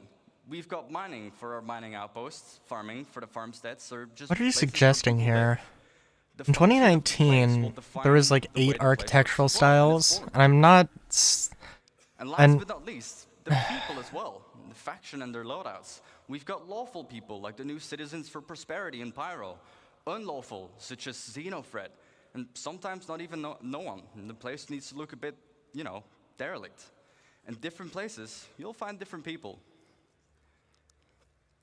So, now that we've made our toolkit, and we've defined all this new stuff, let's start building thousands of locations. Yes, I said thousands. So, to avoid the same issue of working on directly in the planet, I'd like to introduce to you Starchitect. Oh, god damn it. Fuck, really? Really? Are we really doing What Starchitect allows us to do is directly on a planetary scale, scatter all these new libraries and modules and assets and no longer work directly on the planet. And it uses the same logical rule set as our emergent biomes. And it also gives us full control over the data that we set on these locations. So expect locations in places where they make sense. Let's kind of look at all this new Genesis data and all these new libraries and chuck it into Starchitect and see what it gives us. Okay, I see like this whole presentation slowly coming together, making more sense, more and more sense. We're now able to make full-size locations, and they will look completely different based on where you'd find them.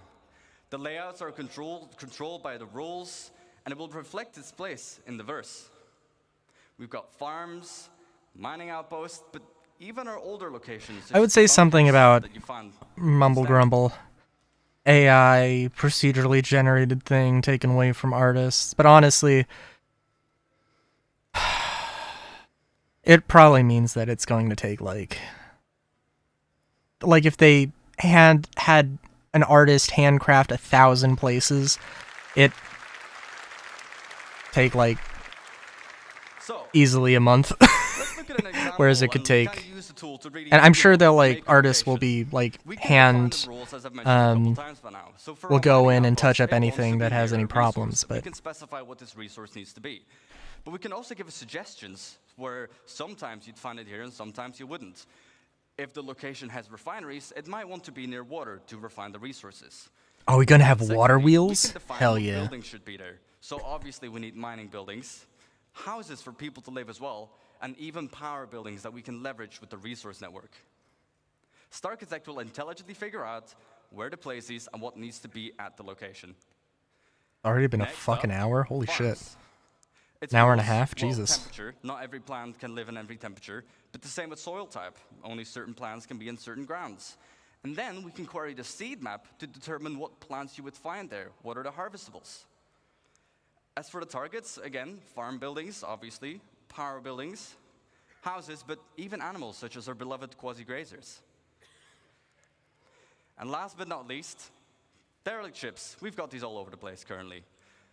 Rules, well, they'd be close to an anti-air because I would be shot down. But even in harsh flight conditions such as mountains or low visibility, you'd probably most commonly find them. They would also be randomly Crash ship parts, of course. around, like if it was in atmosphere or something, thing exploded and then it eventually crashed. Let's talk about coherency. Sure, we can scatter all these And then that's just going to be locations randomly everywhere on around planet, and you'll find them in stuff, places that make so... sense, but we can do better. You don't just want to find an outpost completely on its own, right? We want to make sure it really feels like people have built their lives here. So, let's talk about some missing bits. We want to tell tighter stories, such as the people's lives, but also logical exploration. If I find one thing, I expect to find something similar or something else nearby. We also need more data control. What defines one mining outpost being different from the other ones, aside from the harvestables? And also Company that owns it, what resources there. You know, people build near rivers, on mountains, they build near town halls, they build near distribution centers. So to hit that bit of our benchmark, we make sure that locations are near each other and group them together. The effect it gives is a fully developed landscape with vistas and points of interest all over. And we group them together in what we like to call a cluster, like this one, that has 13 locations. Let's talk about clusters. Clustering means generating locations near other locations. Wondering how this ties into base building. For example, if you find a distribution center, just like in the verse currently, I would find forward operating bases next to them. But if you go even further out, you'd find mining outposts to funnel those resources to the FOBs. Go out even further, you'd find caves around them, because that's where they might find some of the gems. And then we can even specify the data on a cluster level. All of the factions that live at this whole cluster, any mining outpost, that would be the same people, but also what commodities they sell, to find on what resource you'd find. So let's look at an example of the clusters. We have our mining cluster. Again, we can define what rules we should have. Rules, well, near a resource, just like our mining outpost, but also it needs to be on a lawful planet. We can target on a planetary scale where they would need to be. They need protection. As for the There would targets, be... well, caves, that depends. outposts, but That's a even more trade complicated posts. thing.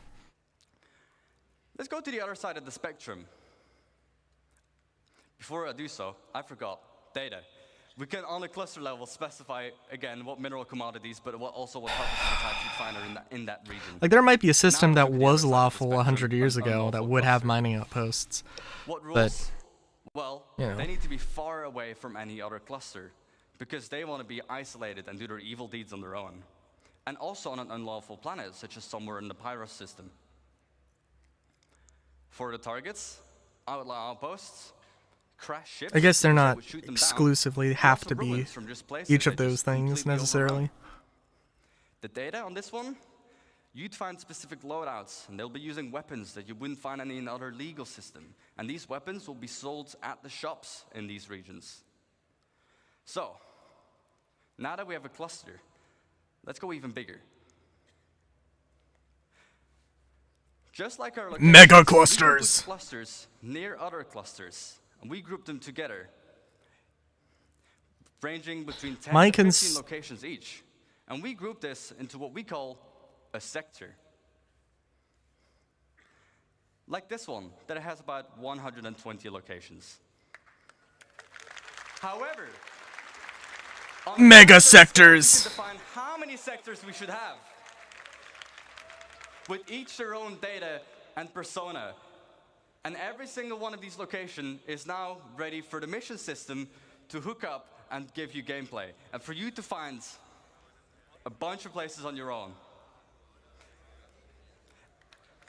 And just on this side of the planet, can you guess the number? We've got about 3,042 locations. Okay. Cool.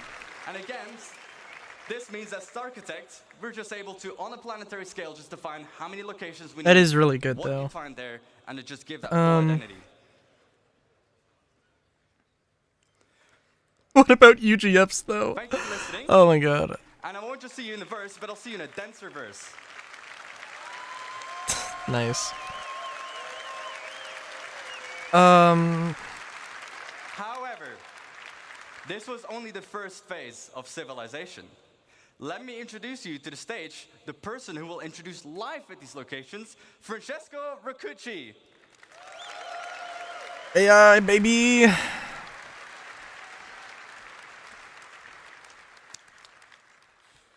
So, hi everybody. Benvenuti a Citizen Con. Part of it is that it just feels like So, where are we today? I don't So, know. My name is Francesco. with like UGFs, like we've been sitting on the same UGFs for like I don't know how long. Life adapts to the laws of nature. Not a and decade, how but like all the NPCs can interact you know, with like one 5 another. years or whatever, and it's like Incredibly vast and dense I world. think 6, 7, 8 years. I don't know, but So up to this point, we have seen how we are building the worlds. We start from the physical data set, and this is to make sure that what you see is not just beautiful and realistic, but also physically accurate. So the distribution of the elements that we have seen and the location and the POIs are influenced by geology, mission, narrative, and the lore. Those locations cannot be lifeless.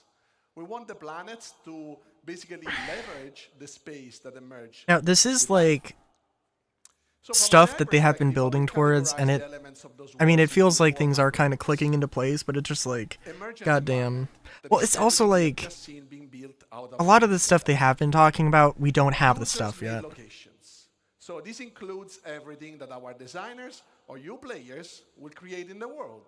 So something that is mankind made and not predefined in the environment. And it just, Interior even if of it's a these fair locations. Now, this is like very connected to the time previous frame, point. it The difference feels like is it's that been a long they time. represent usually a confined space where there is much more tied interaction, and for NPCs is a lot about interaction with objects that we are usually used to in our everyday lives. And then the day and night cycle. So in essence, the passage of time. That so far didn't have really a lot of impact on the gameplay. So to allow life to respect this world and conform to the rules that this environment defines, well, we want to improve our tools and workflow, and we want to distance ourselves as much as possible from a designer-driven approach. This is because, first, it's labor-intensive. It can be prone to bugs, but also because the scale of the worlds that we've just seen are very hard to be, designer-driven in the markup. So we want to improve The Star Citizen beanie is very warm. I need to take it off. Other beanies are available. Not sponsored. Yada yada. Worlds that are heavily impacted by users and changes and customization, it's very hard to know in advance where interesting things are. So today I want to show you a couple of examples of what the IT team has been focusing on to make these systems supported and scale correctly to support these vastly dense dynamic worlds. So we'll look at perception in light and dark environments and dynamic cover generation. So attacking an outpost now must have a level of depth that goes beyond what we had. So layouts of the environment can change, vehicles may or may not be present, and PC can be anywhere. And if it's a bright day, well, we will be more visible, but our enemies will also be more visible. And if you choose to attack at nighttime, well, we'll attack in shadows. During darkness, it's going to be a bit harder to see our enemies, but we will also be harder to be spotted. And it will give us more opportunities to be stealthy and sneaky. How do we do that? So as you see, there is also a lot of different light conditions in this outpost.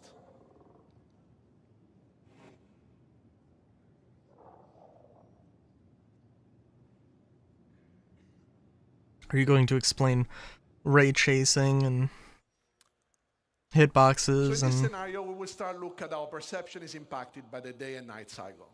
On the planetary surface, as we've seen in the outpost, natural and artificial give us a bunch of visibility cylinder things. And knowing that, you can use this to leverage your gameplay style to exploit basically all the environment. So what is perception? On the NPC level is the combination of data that we collect out of the senses. And vision is one of the senses and just tries to, in a way, simulates the human side ability.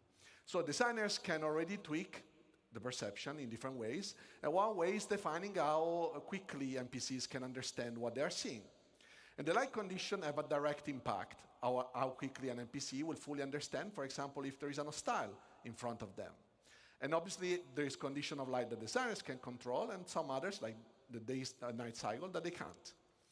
So in this video, we'll see two main elements: the graph on the top left and the two colorful cones. The graph on the left basically represents the current light level the NPC is in, and the current multiplier this light level generates to speed up or slow down the NPC perception and understanding. The two cones instead represents the primary and secondary FOV. The red color means that if you stand in that location, it will result in NPC reacting the slowest to you, and the green color instead represents the quickest response.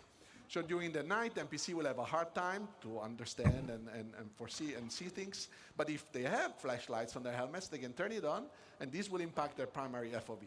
Hell yeah. Still the peripheral vision a bit more uncertain. And as you see here, I'm just laughing a little bit because this is like, I mean, this is like, this isn't like super complicated stuff in terms of game design. And it's kind of our tier 0 bets. So we'll now. Although I should shut up because there is the next dynamic things that I want to show you. Ooh, yes, okay. So when we introduced planetary navigation mesh the first time, our goal was really to create a systems that would support and process the environment in a very dynamic way. Our planets are just way too big to statically export them and process them, first of all. And then their regions only exist when somebody's there and the NPCs are there. So essentially, environment has its purpose only when life exists. Also, let's keep in mind that even if we could export dynamically and statically those planets, so processing dynamically all a static version of the planet, this would be, first of all, wasteful and on the memory side and time-consuming. And also because we have a lot of runtime modification of the terrain, this would require us to still reparse it at runtime, and pretty much that will be almost all the time. So to generate the cover data, we want to leverage the navigation mesh system. And what we do is, as you see here, the blue polygons are basically where NPCs can walk, and the green ones are what we call cover surfaces, that are our simple representation of the environment, what NPC uses to understand if they can hide behind something and if they can shoot from some positions. So up to now, we have an approach where designer would be a designer-driven approach. Designer can define in the locations where cover was interesting. They could mark it up, either the location itself or prefabs. And then with a special entity that would just sample dynamically the environment, but would still be designer-driven. This is obviously a good approach it's also a standard approach in gaming industry. But what about all those organic and inorganic elements that get scattered with a new system? Like if designers want to iterate on these ones, for example, and they want to change the physical data sets, those scattering tools will just change completely the layout. And what we want is that designers can do this change without being afraid of doing it, because the gameplay was, predefined and controlled, and now they can just make something beautiful but also fun. Besides that, yes, we did have a prefab approach where you can build stuff out of small building blocks. This is obviously a good approach because it's, in a way you can build stuff out of smaller version, but this creates a lot of unnecessary data. Imagine a crate, and we can say that the crate can generate cover. Now we stack 100 crates, and what happens? That we have a lot of data to generate cover that we have to process, throw away. This would just waste CPU cycles for nothing. This is why, until now, you also couldn't find an NPC in a forest like this one and see them hiding behind a tree or a rock. So enabling the dynamic generation of covers on the planet allows us to exploit all the elements of the environment. Whenever navigation mesh generates, NPC can now have a chance to fight with you hiding behind available elements. Boulders, rock, walls, and are all useful elements right now. However, we don't have to limit ourselves to static geometries, but also vehicles can be used for cover. And as you can see, this is dynamically generating while the vehicle moves.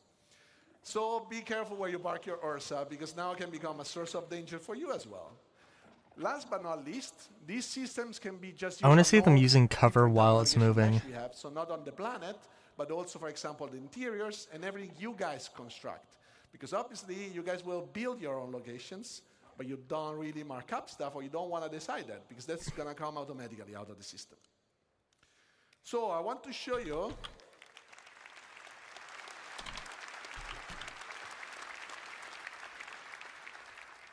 So what I want to show you now is just like a little bit of insight of what goes behind the scene when we generate cover and navigation mesh. These are some of the steps that our system does. So we always start from the environment voxelization. What that means is we process the geometry, the physical representation of the geometries, that is a little bit simpler than usually the render mesh, and we construct it in a voxelized approach. This is also using different types of agent definition. Why so? Because obviously where a human can move is not the same as where a vehicle can move. So we can define different type of precisions and then speeding up the process where we have to, or be more precise where we cannot be to. And we can also create overrides based on different things. For example, if you crouch, you can enter into smaller locations than where you stand. This process is basically common between navigation mesh and cover. After that is generated, then we can evaluate the voxel in different ways. For example, defining where we can walk. So can we make the step with our foot over a specific voxel? Or is there something in front of that hole in the NAM mesh so that we can actually cover behind? And then we can basically decide where to generate cover surfaces. And after the cover surfaces are generated, we can process where the cover locations are. Cover locations are a good spot for NPC to be behind the cover. So what we see here is that with the introduction of Maelstrom last year, obviously we knew this would revolutionize how you guys are playing. And we did have to find a solution to handle all the destruction you can create. So you would destroy so much stuff in this world that we had to find a solution, right? So this is why we approach Probably is just for demonstration purposes. I don't know what material that is. There's no way for us to predict anything that you're doing, and we want just Maelstrom to be another trigger for word evaluation. So as you see, this is all dynamically generating. This is probably just for demonstration in terms of how destructible everything is, but very nice. So as you see here, we can have also lots of rules. So you can see that here. But when things break, first they invalidate, and then when they rest, for example, we can decide when is a good moment to regenerate, so that we also don't waste too much CPU cycles. The color that you see is mostly cover quality. So you see the light green is high cover, the dark green is low cover, and then we have the red that we introduced some time ago that is basically not really good cover, but if there is nothing better, well, it's better to be behind something that... That's teal, green, and orange, what? So let's just recap. What we want to do is finding a plan and having a good plan to approach life in this vast universe. What we want is the life to be able to systemically evaluate all the dynamic environments that is generated. We want to improve our workflow, not only to support designers and being faster, but also support all your guys' creations. So we want the life to adapt, and this is all for making the game fun for you, so that everything comes together. So thank you all. This was phase 3. And now, let's welcome Ben Parry, that will introduce you guys to phase 4 of Genesis. So these are all phases that are going to come one at a time. Phase 1's a year away. Phase 2 is 10 years away. Who knows about phase 3? Sorry, someone's changed my lines. Oh, lovely. Phase 4, light and sound. Now, we've seen already automated systems for automatically placing different biomes, different vegetation, settlements, and people. So now we're going to take the same approach to automatically handling light itself. First of all, why is this important? Well, it's not always obvious, especially when they do their jobs as well as they do. But there's an incredible amount of attention from the lighting artist that goes into all of the Don't say it locations just that we have in the works. game. Don't say it just Besides works. just marking up the reflection probe areas, they also manage the visuals really carefully, adding fill lights, approximating bounce lights off ground and up into ceilings and dark corners where there aren't any direct lights pointing, really.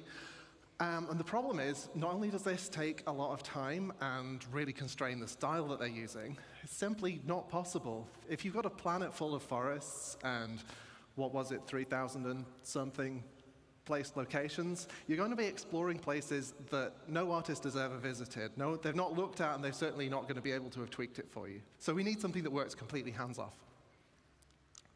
A natural... I imagine they have to go in and like... Indoors, you can put There have to be little some lights things where around they pointing can... from different They have the directions, tools you to can probably hand justify tweak it. things if they need to. Outdoors, you've got the sun and you've got the sky. And if you're behind a tree, you've got the sky. And so you need that skylight to vary. Now,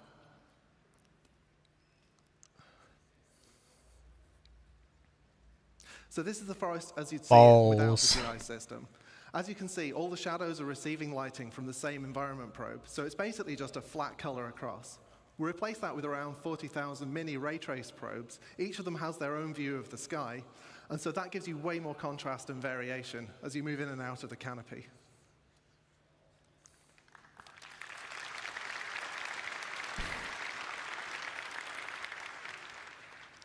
Now, there are a couple of other pieces of the puzzle that we've been working over the last year. Now, the first is, well, all the stuff that you can't stick 40,000 mini probes onto. Anything that doesn't have an opaque surface, we can't really know where it is on the screen and track it from frame to frame. But if we don't do anything, it's going to stick out. Hey, Andromeda. We've got fog, we've got particles. You missed Francesco. Little things. But look I at don't know what they are. we've got lighting. And so we need something to do with those. We've So got to address balls. this, we've added a kind of stable grid of medium-y kind of probes. That's fair. That are generated around the player as you move I'm going to around. be here for a So that while, gives us so... approximately matching lighting that we can apply to all of those things. Now, this is a little bit difficult to illustrate in normal scenes, so for once I've been making my own levels. As you can see, Pico's in trouble again, but because the lighting team hasn't helped, you can't see anything in most of the scene. If you add the transparency GI system, suddenly the whole scene comes alive, and this is something that we could never Yeah, do yeah. until we added this tech. He was most of the way through his thing, so...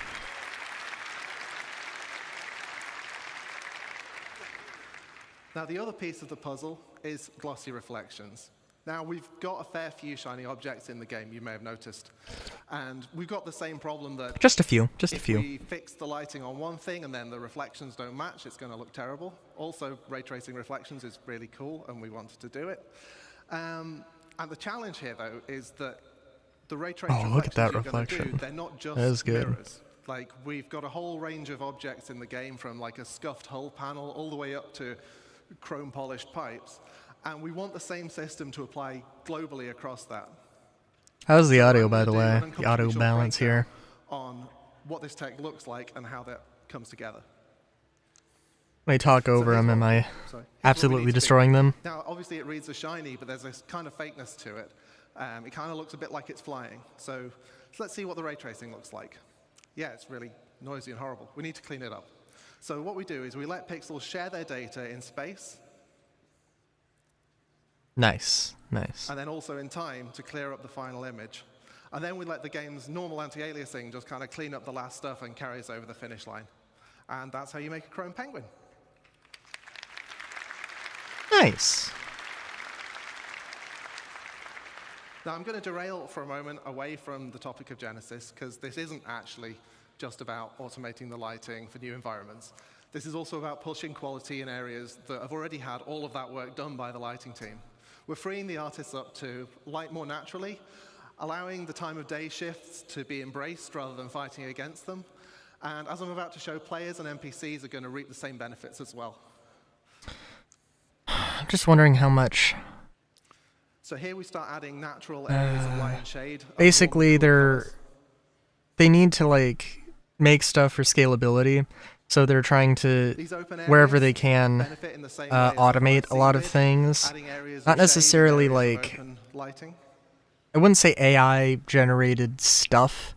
It's more like just procedurally placing handmade assets. But and this is the shot that I just liked.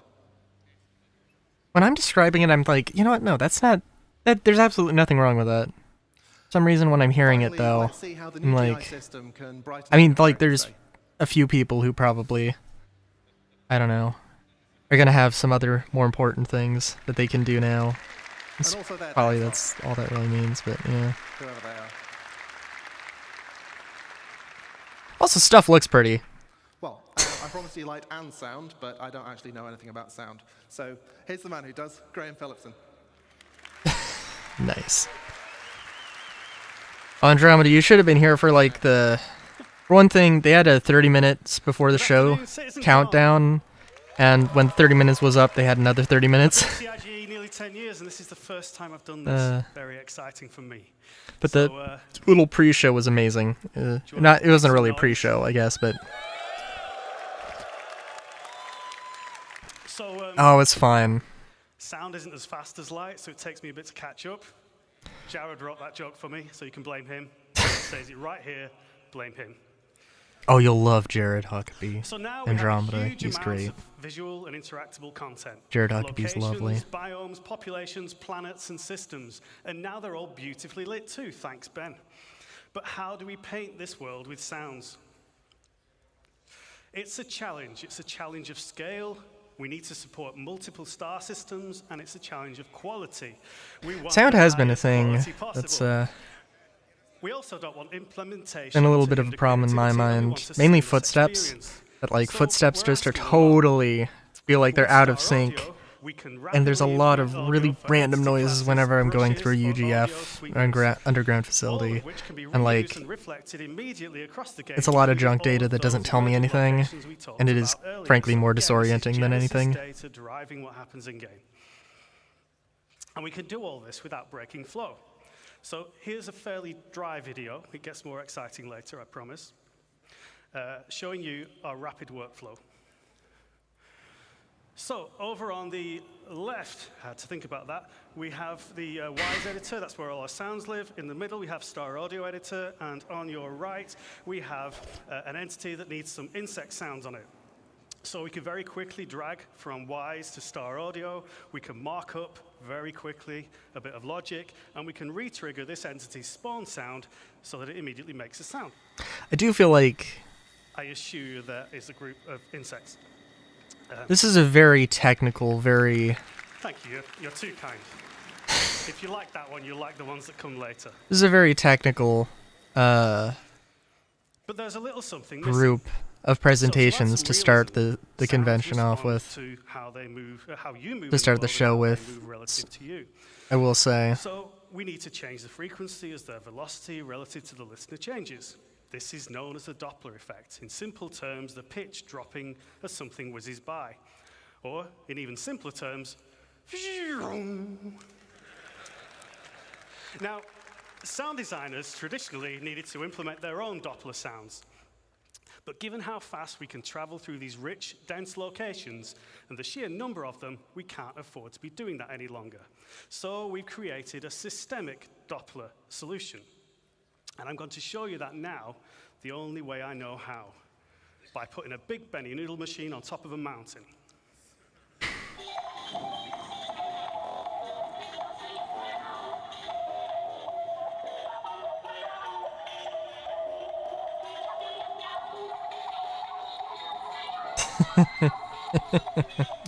So you can hear We'll have the to pitch see. and tempo We'll have changing to as see. we move relative to the Benny noodle machine, and this is all fully systemic, no special treatment for this sound.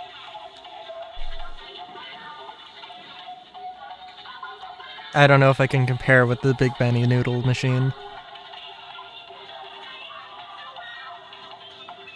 It's really stiff competition.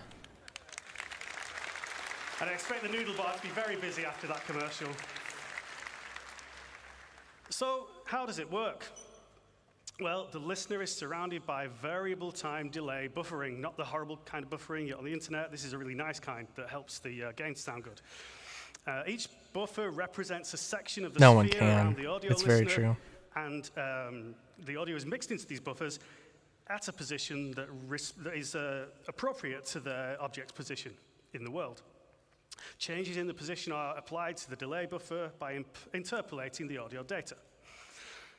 But that's not all we're doing here. Now, I know there was a bar citizen yesterday, so some of you may not be thinking as fast as you might normally, but you may have realized that by buffering the data in this way, we're not just creating a speed of sound, we are not just creating a Doppler effect, we are indeed, and I just spoiled my own line, creating a speed of sound effect. So, introducing systemic speed of sound to the game, I now have a couple of minutes of video, and we go through rapid fire, looking at some fantastic examples of what this brings to the game, starting with a spaceship pass by that is supported tonally by the systemic speed of sound.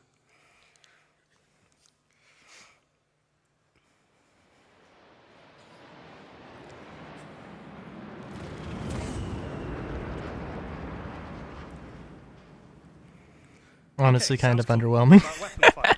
So let's bring in Wasn't going a too sniper too and, fast. Unfortunately for the sensitive of heart, a Pico. We're Oh, going to no. hear this first from the perspective of both with no speed of sound effect. That's a new helmet. That's a Okay, that's so a if complete you new were at the armor Pico set. Perspective there, that's how you'd hear it in game right now. Let's hear it with speed of sound enabled, and this time we're just going to listen from Pico's perspective. So Pico's down before he even hears the shot. But don't worry, he's not dead. Okay, let's finish. I don't it know off. how far the distance is. Now he's dead. And as the voice of Pips power up, I need to get some proper placement in. So there's one more example for you. Now finally, oh, not finally, we have ship weapons, so listen to the fire rate as the ship approaches the camera here, giving you a bit of a sense of threat.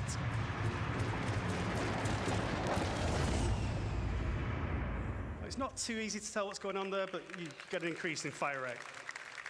Finally, the really cool stuff, explosions. So we can put a cinematic element, a shockwave element, and a delayed speed. I didn't sound. really notice too much with the ship weapons. I did notice that. Oh god. And that's way Can't too wait cool to do just once, so we're going to do it twice more from further distance.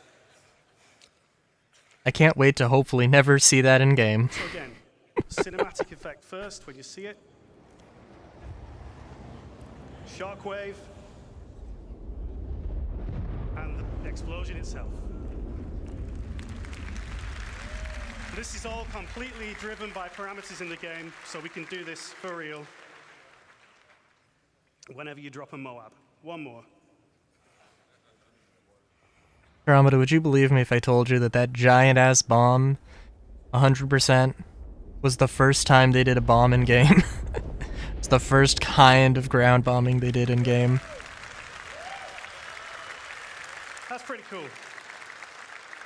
Damn. So the speed of sound simulation gives you a better sense of distance, it improves the sense of speed, and it supports those amazing cinematic moments. So, in summary, if that's what it takes. No, please, dear God, no. I think the A2, I think that ship is like $700 or something. Please don't.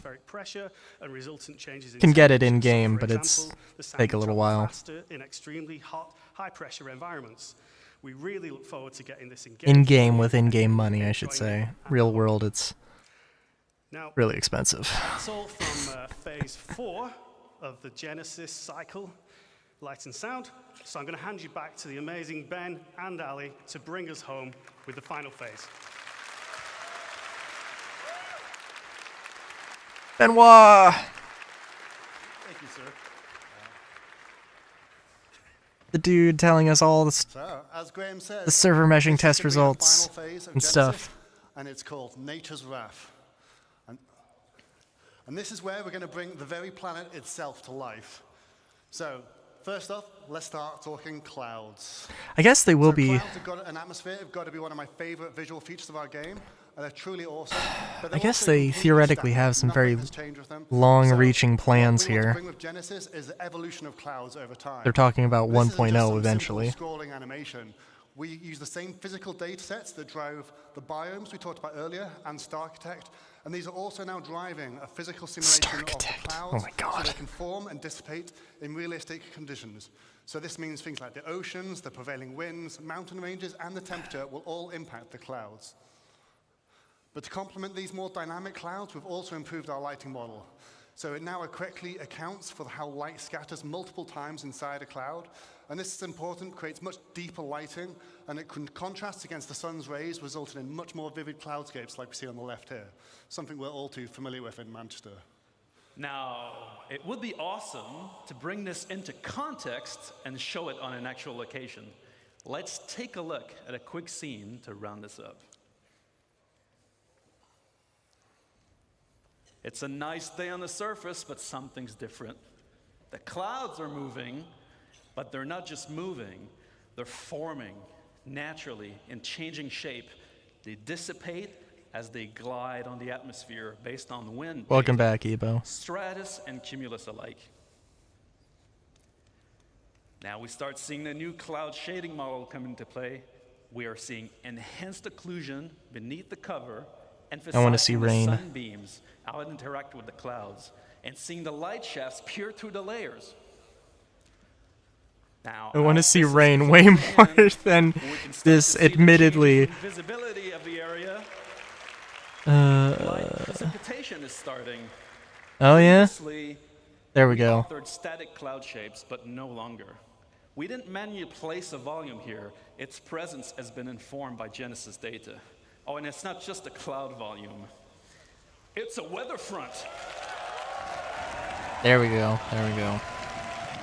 It was like, this better not just be fucking ray tracing God rays. Terrain and rocks are getting wet. Vegetation, grass, and the overall environment are responding to the weather. The system is changing the world around us.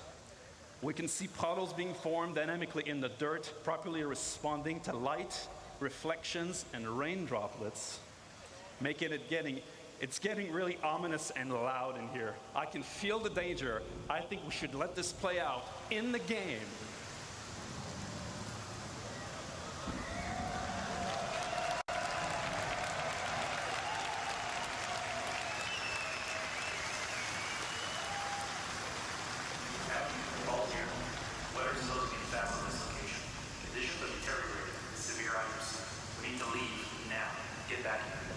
I can barely hear what that audio is.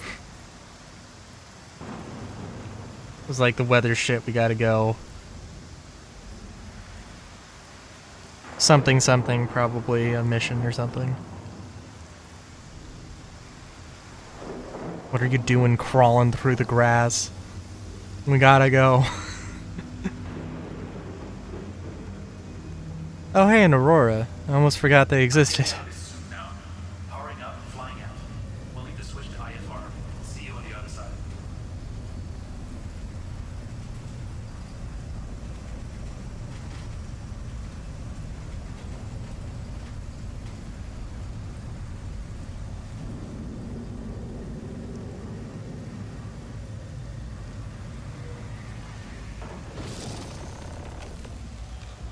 Okay. Nice. I definitely also haven't seen these assets for this landing pad outpost thing before. On the wind's moving stuff. Some cans of spray paint. Monster energy drink? I'm not quite sure. And the Zeus that they're going to be teasing for the entire show.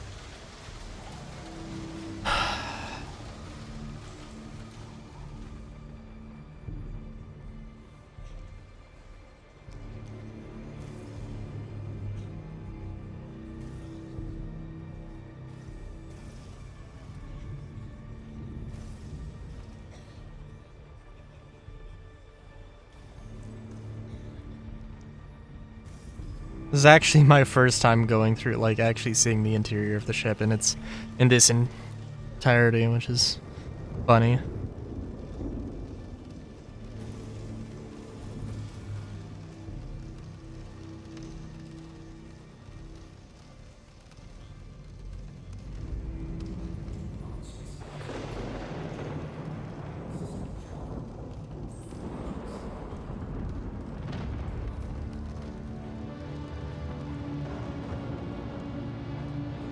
Wonder if this is also teasing any particular things. I don't want to nerd out over the visuals, but this does look pretty good in this tech demo.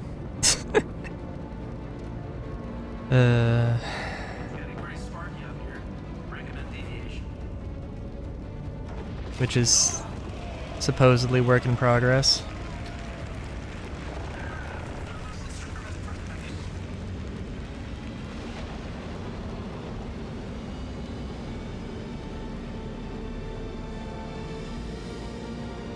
That poor dude in the Aurora.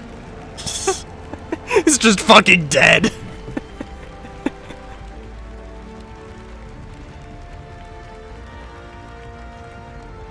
Is probably now. Just now is dead. Lost power to the ship for just long enough to crash. Just long enough to get power back before they could recover. That's what we call the Falco maneuver, to get out of there. Ali, please break it down. What did we just see? The Falco maneuver? That was a combination of lots of tech we just saw. They're all combined together to make a really great immersive experience. So we started with the cloud simulation, which wasn't really a cloud simulation. It's a weather simulation. The rain will appear not at random, but it's based on physically plausible conditions, so you have real weather fronts evolving across your planet all the time. We have a host of visual effects, like the rain, and then we have the atmospheric scattering. That'll be cool, but like they're teasing it. They said it was phase 5. I don't know what the plan is.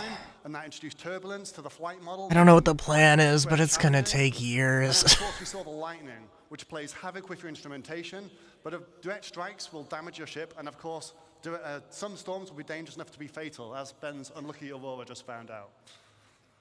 And these storms will sometimes be short-lived and localized, but others will be larger and potentially permanent on some planets. And this is going to restrict access via flight. I mean, players will be forced to resort to ground vehicles or even foot. And this is all going to be dynamic, meaning that you might find yourself trapped in some really unexpected situations. So we really can't wait to use all these mechanics to open up many new gameplay opportunities for All in the Verse soon. That will be interesting. Because right now, like, especially with master modes as it is right now, we're like, once said, it's your job as a pilot to compensate and stay on course. All right. when did he? What have we learned today, Okay, guys? I don't know when he said that, We've but shown you sure, an approach he probably said that at one point. Encoding the rules of nature into planetary data. No, he We've seen totally did. Biomes emerge from geology, temperature, humidity, climate, weather, the physical terrain. We create denser, more diverse living planets without artists hand placing or manually creating biomes, instead leveraging asset mapping.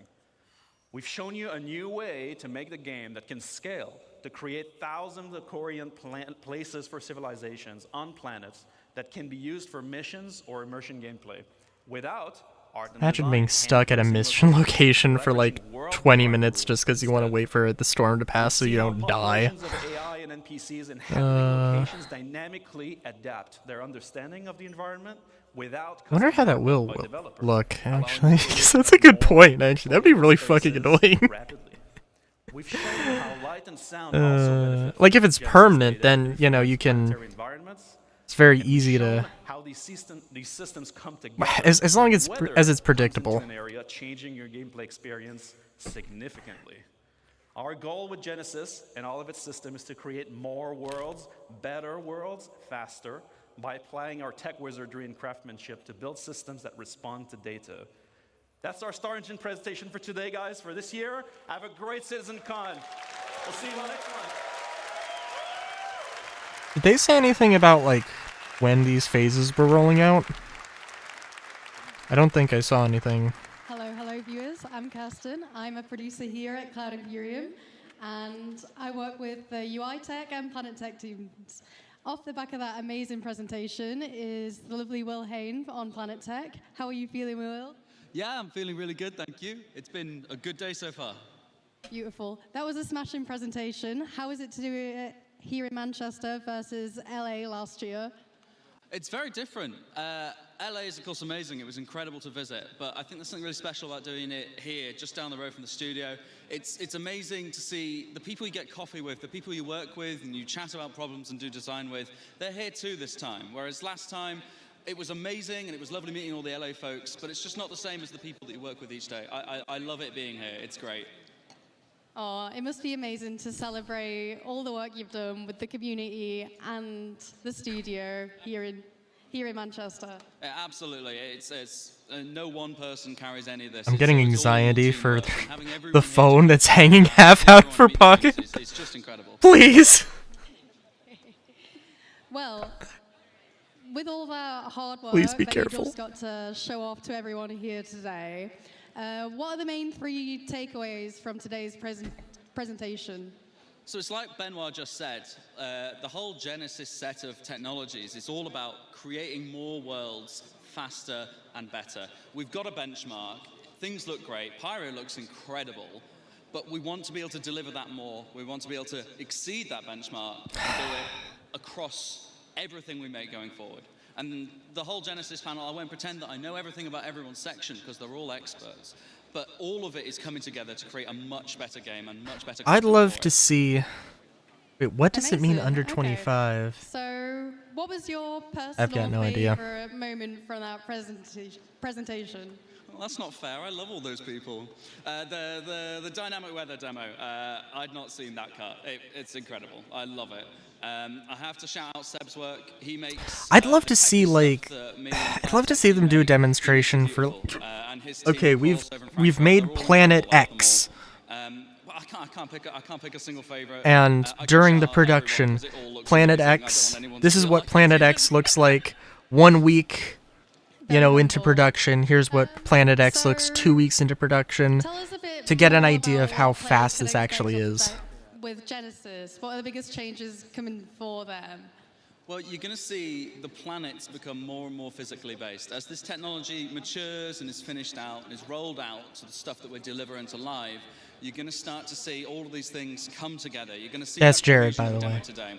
And I'm hoping that we're going to show you some more of the steps along the big way old as well goof. in the future, where we won't just be showing you Pines anymore. We're going to be showing all that incredible stuff that Seb's been busy authoring. Man, the baseball Together, cap. It's just going to look amazing. I'm so excited to get this into people's hands.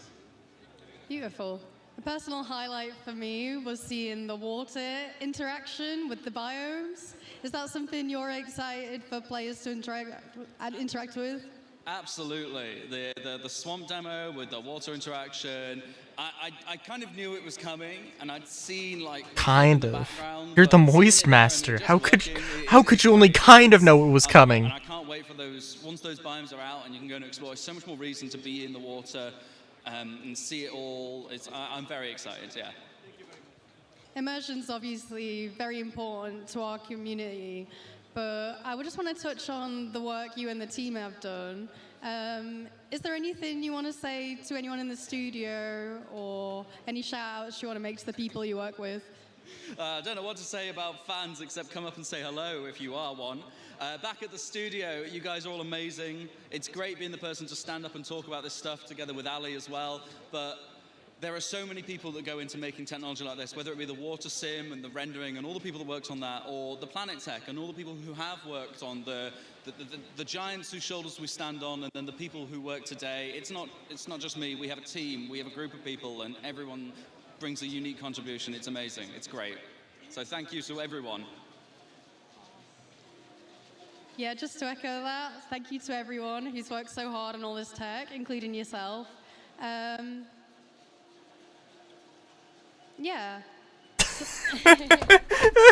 What was your favorite bit? I like seeing the Pico get shot. That guy. Nice. We don't need him. Oh my god. Aw. Well, speaking of community, I think it might be time to throw over to Dan, who's checking out the community booths. Dan, are you ready for us? Yeah? Thank you, Kirsten, and thank you, Will. It turns out water is wet, and no one better to tell us than Will. Now, guys, we are here back at CitizenCon on the show floor waiting for the next panel. We'll be back in a little bit for that, but I want to continue showing you guys some of the awesome stuff we have here on the show floor. So I'm here now at We're the still here, Monster Tech Andromeda. If I may area. ask, what are the vibes you get? With earlier this year, where we have these What are the vibes you get from the themed devs here? chairs. Look at this. This is an RSI branded Monster Tech chair. Let's get a close in on that if we can. Look at that RSI branding. I'm curious. Look at me. Look at me. I'm Chris Roberts now. I'm Chris Roberts now. Let's take a look at this booth right now. We have an awesome area where players are playing Arena Commander in sort of a real 4D situation. These are haptic chairs. There's motors in the chairs. They're using our VKB branded joysticks. Thank you again to VKB for helping sponsor CitizenCon. Look at this man. This is awesome. They are getting to play Star Citizen. Got a chair with a headrest and is not using it. Star Citizen. It runs smooth. It looks great. This is awesome. If you guys are here, I'm sure on it's the very show immersive. floor at CitizenCon, this is an awesome place. You definitely need to check this place out. How you doing? Doing well? You winning? Are you winning, son? I'm just trying to figure out how to fly. Are you winning, son? Fly again. You have to figure out how to walk before you can run, in a sense. We have a huge crowd of people here, so it might take you a little bit to get in. but Amazing. This is awesome. And as you can see, continuing the branding and the theming we have here, just excuse me, guys. We have in-game posters as well. We have a Leilani Addison poster. We have our Ship Showdown posters. All the theming here is though we were on deck of the UEES Barbary here in orbit above Manchester. Now, guys, we also have some awesome stuff we're about to show you. We're going to head over to the community booth in a little bit. But first, I want to take a quick moment to also thank one of our other sponsors, ScanPC. So for those of you who are attending CitizenCon, you didn't even know this, but all of you are actually entered in a competition right now to win a free themed Star Citizen ScanPC. If you check into your bags, you have a challenge coin. Every single challenge coin in every single one of your bags has a unique number on it. At the end of the show, we'll be pulling a random number that matches one of those unique challenge coin Hey, numbers. Bush. So make sure you have your How's it challenge going? coin on you. If you don't, you're going to miss out because we have an awesome themed Kovalex box themed scan Dude with the PC. umbrella has a I'm actually going to throw it beautiful over to beard. Sam, who's going to check out I know that who you PC are. over in our Beautiful interactive beard, booth. dude. Sam, I just why don't wanted you to show us throw what it. that looks like? I just gotta appreciate that. It's amazing. This cameraman. This cameraman is overpaid. Welcome over to the community booths. So I'm right Oh, here God. at our SIG props booth, and we do have one of those special PCs right here on the desk. So if you guys Cameraman, wanna give see us what more of you a Dutch could be angle. winning, hang on to those challenge coins. That is a 3XS PC from our friends over at Scan. Thank you so much for sponsoring this event. So, at the props booth today, I am here with Tom, Joe, That would and be Anise, cool. who are going to be working on stuff throughout the day. So, Tom, what is it that you're working on today? So we have the goodie pack that's going to be... Oh, they're actually doing this? If you bought it, you will have it. And we are doing some of the props that's going to be part of the pack. I'm doing the stuff that we have going to have, and yeah. Amazing. So, how are you finding the atmosphere at SitCon? Is it your first time? Sorry, I was in LA last year, and it was amazing, and I love this one even more, and I hope everyone feels the same way, and yeah. I guess I don't know if they did. So, unfortunately, Tom is working on a project that shall not be named, so we What? can't really talk to you about this next question. What? Let's move swiftly on over to our Star Citizen But you're right there. How are you getting on? What? Good, I'm doing good, thank you. Brill. So Last could you tell year- us about one of the props that you're most proud of from Star Citizen? Most proud of, well, that's to come later. But at the moment, I think my most proud is the item banks, the infamous item banks. We're looking at Nice. cool. Nice. But yeah, probably those. Last year, they wanted to do a thing where the goodies pack, it included a few items that they made on at the show, and I don't know if that's. I don't know if there were just developers who were working on it during the show. And they just didn't show it like on the stream. I guess that's what's going on here, but maybe they are actually going to do stuff. I don't know. Who are our amazing model makers, and they have done a lot of work for us in the studio as well. Darsh. So if you get a chance, do try and visit their booth. They will be happy to show you guys all of their amazing work. And next, we'll take, imagine bumping into you here.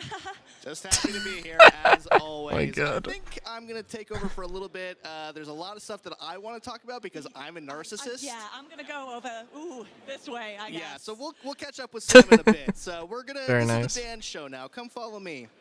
Now, guys, as community producer, one of my favorite bits is getting to interact with you guys, the community. And one of the best parts about being Look at this part of man. the community Look at this man behind Dan. First org we're going to look Fucking at today gamer. is Amazing. Nova. Now, Nova Sorry. is one of our awesome orgs that has a community Awesome, team but today. just, you can see yeah. they're giving a ton of stuff out.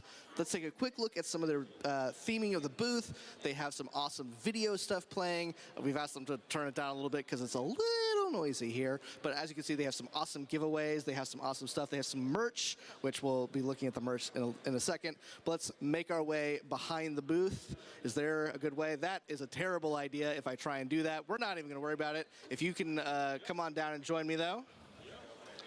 How's it going, man? It's going all right. And you? Great. Thank you for letting me into the country. So tell me all about Nova. What's the history of Nova? Well, at the moment, Nova was established in 2948. Nova is a lawful and independent, self-sustaining organization where citizens from all origins They can sent come me an together invite on my and create a better birthday. future for themselves and the people I don't know if around that them. was intentional or not. Nova's quickly grown to become one of the biggest and most active organizations in the game. Our goal is to provide an inclusive environment that allows all of its members to have fun and enjoy the verse, and also provide an awesome community of like-minded individuals. Our primary objective is to just have fun together, and we respect how others may want to enjoy their game and experience. That's awesome. So both new players and old players alike can sign up for Nova. Anyone who's interested in being part of you guys, what would you guys say is your main focus as an org? Are you guys just trying to get a rounded experience for Star Citizen, or is there a specific focus, like role play or career focus? What's the hook for Nova? Our main hook for Nova is the operations we run for our members. Our commanders, specialized in each of one of our 5 branches, put on operations every day of the week for our members to just enjoy and get out into the verse. Last year we had over 2,500 operations that we ran for our members, and hopefully they enjoyed that, and hopefully that continues to have them stay in the verse and enjoy it. Damn, So that's how a lot. many members do you guys currently have in Nova? On the last count we had just over 13,500, and we hope it steady, keeps on to keep on climbing. So 13,500 people. That is awesome. What do you guys have here? Let's take a quick look again at their booth. There's some really cool stuff they have here. Right. On the booth, right. Here we have the postcards that were part of a screenshot competition we hosted with our members. The winners, obviously, got to have their screenshots posted at CitizenCon. On the back of each of these postcards, we have the QR codes leading to each individual branch's recruitment video. So walk me through the branches. What are your 5 branches? Right, our 5 branches. We have Nova Relief, which is our medical and search and rescue branch. Anything to do with helping people, that's what they do. Nova Defense is our Navy, Air Force, Marines on the ground. If there's anything that Nova needs to defend, that's what they do. We bring them in. Nova Corps, is our industrial branch. They deal with any of the mining, salvage, cargo transport, and in the future, construction, hopefully, for building. Anything to do with money, that's what they do. Nova Frontiers, our scientific and exploration And that's, branch. I mean, everything They're is the ones money. that go out into the black and bring that back the information for us. They also create our grid maps, cartography maps, and everything like that for us. And Nova Skyline, our diplomatic and racing and touring branch. They're the ones that do the races with Atmo Esports. Diplomacy, racing, and touring. Hell yeah, They baby. also help build the booth for our community events. And it's a great looking booth. And that was all of them, right? I assume that it's just like amazing. So guys, they if you are interact here probably at the most CitizenCon, with a lot check of out other Nova. Thank you like so events much and again stuff. for, I don't know. inviting us into your Sounds lovely cool. Nova home. So guys, They we're are moving on a to really the next big org. booth. I haven't We heard have, anything bad excuse me, about them, pardon me. which is more than I We can have say for some Block's orgs. Workshop. So We you have know. some amazing minis here. These guys are making some awesome Star Citizen minis. Take a look at these minis. I haven't heard bad things from Painted racers. most. We have an Apo Centauri. We have a Most Mercury, orgs are no, that's yes. good Lots as of far as ships. I. Sorry, people are talking in my Only ear. We have a I've only Fury. seen. I've only heard about like a few. So guys, I want to thank you guys Problem for coming orgs. to CitizenCon. I'm That being won't told be we need to named. wrap for time, so Frankly, I first can't we even can throw remember. Over to Sam. Let's make sure we go over to Sam. Oh, we're going to Jared. We're going to Jared. Never mind. Let's get ready for Jared. Lots of people talking in your ear. What people don't realize is people talking in your ear, you can't really hear what you're saying, but I think we're ready for Jared now. Jared, let's throw it over to you. Thank you guys so much for having us here at CitizenCon. Back to you, Jared. Hey guys! Oh! It's Main Stage Disco. That wasn't a gag earlier. I really messed up my hammy. Oh my god. Pro tip, don't get old. All right, so we just finished our Star Engine presentation, Brave New World. I want to do one more round of applause for all the CTG guys who got up here and showed you their work. Just when you think our planets couldn't get better, they come up to us about 3 months ago and they're like, hey, we've got this. You want to show this at CitizenCon? I'm like, yes. What? Yes, Okay. we do. We want to show this at CitizenCon. But you don't think it'll be like an ISC kind of thing? I'm like, no. That's CitizenCon worthy. All right, so our next presentation are a group of several dear friends of mine and Sean Tracy. You know I love you, baby. I love you. It's a presentation that I have wanted to do here at CitizenCon for years, and in 2024, well, the stars seemed to align, and I'm so excited that you're going to see this. This is what I called in our pre-show our sleeper presentation of the year. I hope you give them. Oh, is this the social one? And Please welcome Benoit Bessiger and A Social Universe. right. Orgs.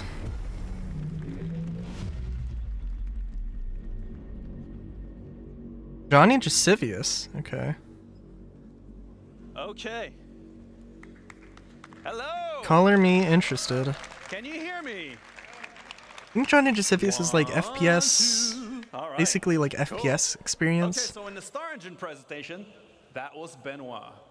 In this one, I am Balt, my player persona. I will now channel my inner Jared in this one, and I will be your host for this panel. Woo! It's time to discuss A Social Universe, but before we start, I have a couple warnings. First one, let's take a look at this one. Oh my god. I took this in our last technical preview demonstration, and God, I was so happy to see all these people on the train. I unfortunately did not make it for that. Emotional.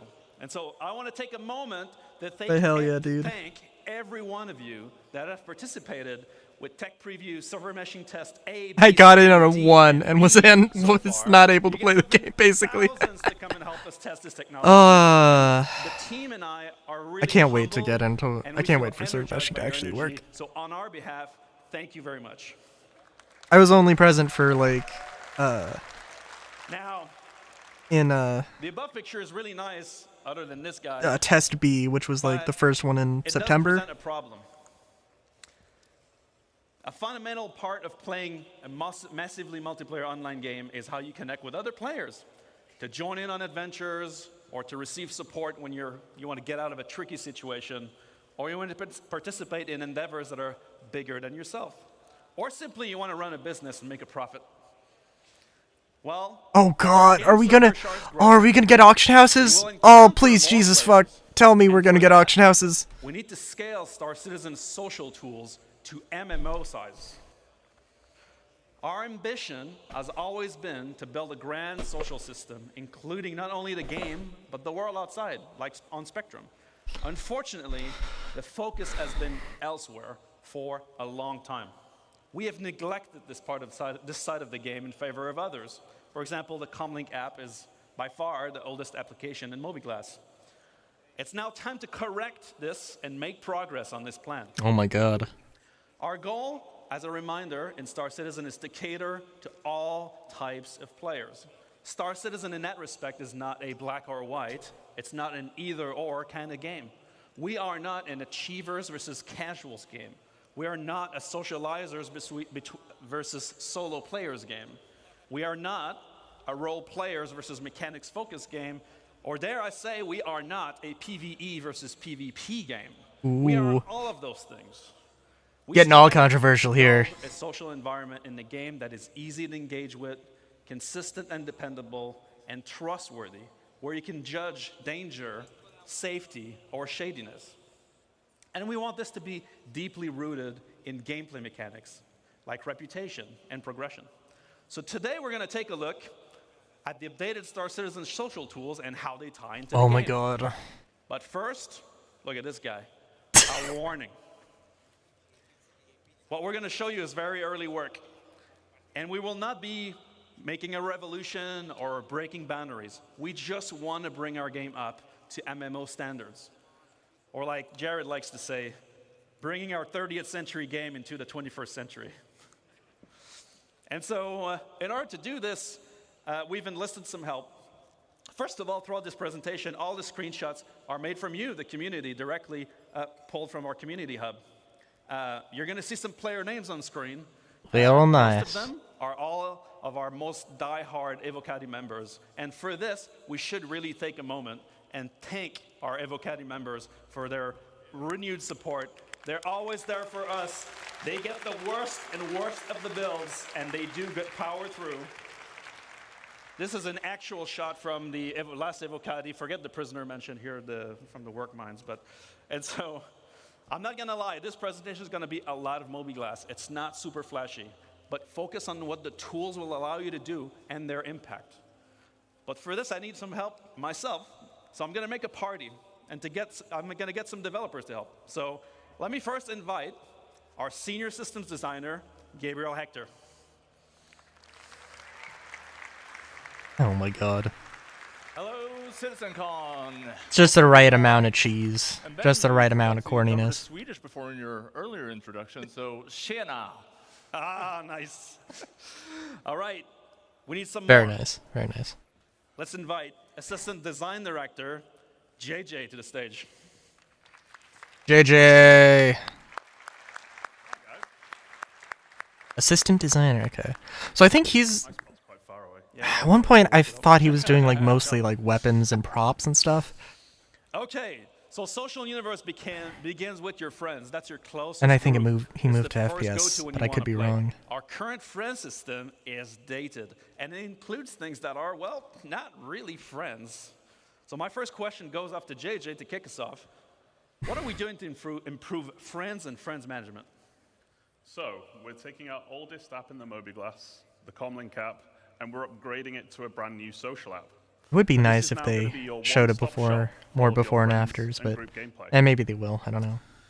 Now, this is the new and improved friends list. So, you'll notice, sadly, one of our oldest friends that we all have is missing, though, and that's ATC. Sadly, our friendship has ended with ATC. No. I'll have no friends at all then. So this is now just a dedicated space for your real friends. Amazing. So you're now going to be able to see what those real friends are doing with richer presence information. So giving you better awareness of where your friends are, what they're doing, or if they're not on, when they were last seen. That's and cool. then you'll also be able to reflect your own status. So you can let friends know if you're away, don't want to be disturbed, or if you just want to hide offline for a while. Another key upgrade is synchronizing with Spectrum as well. So you'll be able to see friends that are in Spectrum itself, Arena Commander, or just chilling on the launcher. And that also means that you can accept and receive invites to and from Spectrum even while you're offline. And throughout this presentation, any functionality that is shared between the game and the web and the launcher, we're aiming to synchronize across all. Nice. Speaking of synchronizing, when we have multiple They characters, have. your friends will be shared across all of them too. Nice. So some people are real socialites. I know, I've seen them. They have a lot of friends. I'm talking multiple pages and pages of friends. They have been talking about this for Help years. management of huge friends list. Nice humble brag, Ben. Well, in fact, we are giving you the ability to add notes to your friends list so you can remember, hey, this is that cosplayer that I met at CitizenCon 2954. Or maybe it's JJ's super weird username. This is JJ. Also, you can add people to a favorites list, meaning that the people that you interact with most in the game are always going to be shown at the top of your friends list for your convenience. Additionally, we're moving the voice chat into the social app. And, well, why? Who are you going to call? That's the question. You're going to call your friends. You're going to call your party. So Who you going to call? Your friends. Seems to have got a lot of UEC there as well, Ben. I swear to God, I didn't dupe any cargo. This is just my personal allowance. He's like the CTO. One thing that always happens when you meet like people that, is like that that. some of them aren't nice. Abusers, pad rammers, active griefers, you know? Currently, we can't do anything about that in the game. What are we doing to help the situation? So in addition to the friends list, we're also now going to have a block list. And we like to think of block people as reverse friends. They're just people that you really Nice. don't want to talk to anymore. So what we're trying to do is we're doing something called blackballing them from communications. So you can't see them talk, and they can't see you talk anymore. And not only for communications, whenever you see some of these other systems we're about to talk about where you can group up, we're going to make it harder for you to see each other as well. Now, we also have a much requested hostiles list for people who have made a real enemy of you as well. The KOS list is finally making its way in. Oh, yeah. You'll also be able to add notes here as well, just so you can remember that person I blocked 2 years ago, you remember why, because you're going to forget. And then for those situations where someone really wants to go the extra mile to be a super mega ass, you can report them to us, and we'll deal with them for you. Nice. All right, so now I have my friends list up to date. I can find my friends easily based on rich presence in real time, and I'm ready to go on an adventure. But for that, I need a party. The party is at the core of the social experience when you're heading into a mission, meeting with other players, or whether they're a friend or not. Our party system is very bare bones at the moment. It does have some cool features, but what are we planning to improve parties? Yeah, so as you said, it does have some cool features like party launching, the party markers, quantum syncing. They've blurred out some all of this good stuff. information. But let's take a closer look at the new features of the party list. So, with server meshing, we are right now at a unique opportunity for us. So we already support large parties, but we want to do this well. We have been seeing what you do in the tech previews, and people have been partying up in hundreds. 100+ people in one ship? Come on. And that's all right. We just want to make sure that we're adding better support for this, like search functionality, making it easy to find people in your I can party. only imagine. Also, just like we did with the friends list, we're adding rich presence here as well. But for the party, you're going to want more real-time gameplay-related info, like if someone's downed or dead or maybe offline for some reason. A big thing, though, is the ship and seat breakdown. So you will see. Yeah, maybe that's worth applause. Is this So, seeing where they you will are see or being all able the to vehicles that your party members are in, assign as well roles? as the seat that they are in. This will give you great situational awareness and allows you to coordinate better than ever before. It's essentially a mini fleet manager. That's definitely a step in the right direction. I don't know if it's the be-all, end-all, if it's the end game. So there's going to be more improvements as well. So you're going to be able to control permission for invites. So only your leaders and assistant leaders Permissions, controlling permissions, and assigning roles. That's we're adding an like absolute MMO staple as well, which is the ready check. So as we add more and more challenging group gameplay, you're going to be able to coordinate a lot better. And while we're talking about group play, very nice. And maybe it's unwanted group play in this case, we're improving the quality of life for our streamers as well. So hell yeah. we'll no longer have a shard player list. We're going to be obscuring things like your on-screen name and location. Oh, hell yeah. On, just so you're a bit harder to find while you are streaming. And that's the Thank you. Friends and Party tab. As somebody who's never gotten stream sniped ever in any game ever. You know what? Well, I guess somebody did find me in Mario Party, but obviously not Star Citizen. It's really a one-stop shop to manage all your real-time interactions with other players or access your comms channel.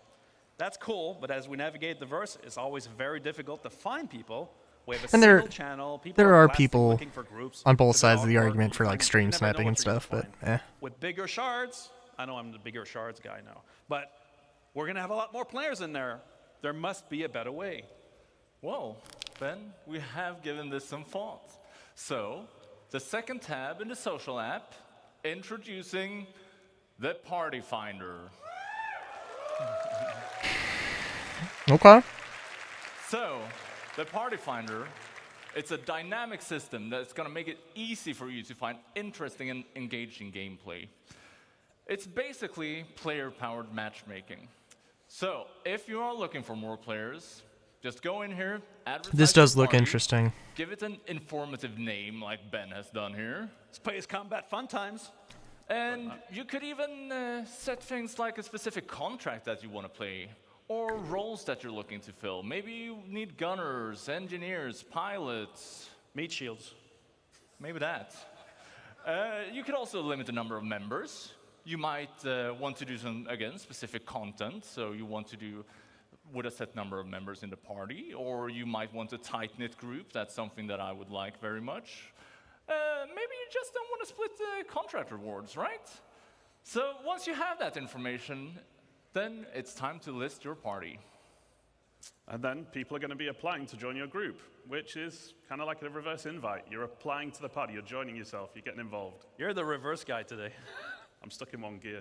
And it's reverse. Oh no.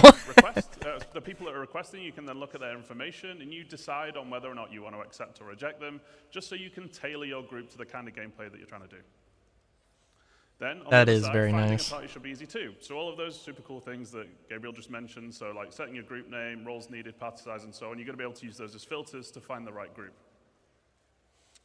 And this is all purely because we want you to find the kind of group gameplay that you want to engage in. And it's for all types of players. FPS combat, racing, beacons, roleplay, eating Beacons? of whammers, finding cool vistas. Okay. It should always be easy to find action, things to do, and people to play with. Oh. So I can create a party from a couple friends. I can party launch into the game on the same shard. Then Also, can I had share no my drop party frames, with by the Party way. Finder. It's actually kind of And crazy. other people will want to join up. Now we're talking. But I'm curious, as we're going to get bigger shards, let's say that already, how will we improve communication? It's very much of a mess right now. Our chat's very bare bones, and voice comms, we never really know if they work. Well, let's chat about chats. So, we're adding options for you to customize the chat window. Oh my god. Power to Thank make you. the chat your own. We're also adding chat tabs. We're bringing back tabs. We're bringing them back from other games. And this means that you can set up customizable views. Nice. Filtered for any area of the game that you are interested in. And Ben, you had a UI team make a little mock-up of some of the other functionality we're adding, right? I sure did. I also got them to add the combat login. That's true. Nice. How kind of you. So, first off, as we can see here, we're making slash commands actually useful. So no longer just chicken dancing and flexing. It's going to be able to help you send messages to emotes are party, to fuck are you talking proximity chats with say and slash yell commands. as well as sending DMs to other players. What the hell, Ben? You said you were going to take Hey, you wanted a real example. Don't go crazy on it. Sure. Don't drop any bombs. So, another thing we're adding is that we're giving you the power to share information more easily via links.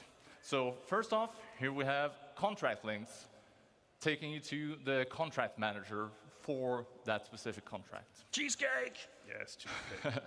Yeah, cheesecake is maybe better than Xenofret. Also, we are adding star map links. Let's have a look at what that looks like. This means that you can click the link and it will take you to the exact location in the star map, making it easy for you to group up. Another thing we're adding is item links, and well, you'll see why you want to link items in our Crafting Your Home presentation tomorrow. Lastly, we're adding player links to make it easy for you to connect your friends with one another, right? So while we're talking about comms, Sean just messaged us about VoIP. Do you want to invite him to the party? I sure can, Gabe. We do need an expert to discuss VoIP and FOIP anyway. So you guys give us some air, remember hot mics, and let's invite Sean, Master of Faces Tracy, to join the party. All right.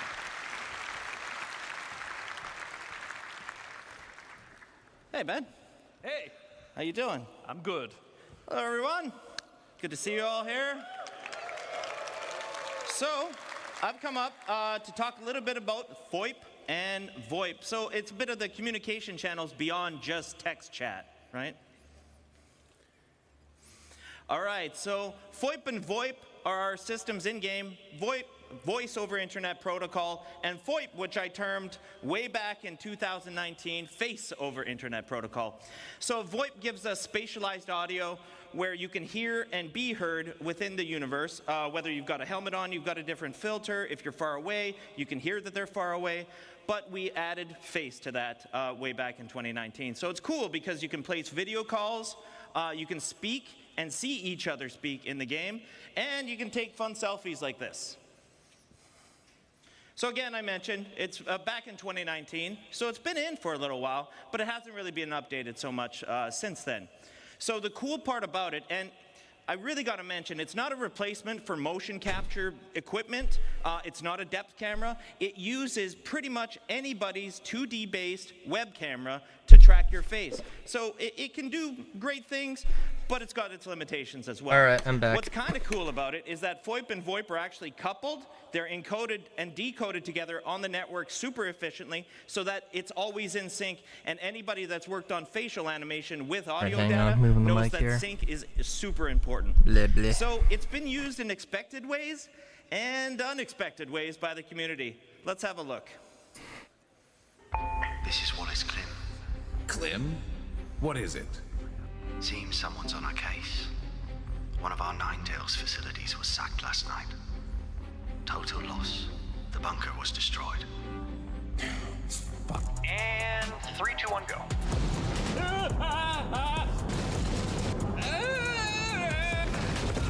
This isn't what they said it would be. The subject has crossed the perimeter. Most people don't associate ladies like us with salvage, do they, Shell? That's right, Mel. In fact, we're the best in the whole system at salvage, aren't we, Mel? That's right, Shell. And you look like you get about a bit. I'll do it. You need a break. What? No, you're up there in what? Your underwear, just drinking hooch or something and just singing away? Wait, we have hooch? Hi, I'm Natronics, and you're watching Redline, your source for adventurous stories. Very nice. The name's Brad. Agent Davina Brad. Excuse me, Captain? I'm Aaron Baxter. We topped off yet, Aaron Baxter? Just about, sir. Good.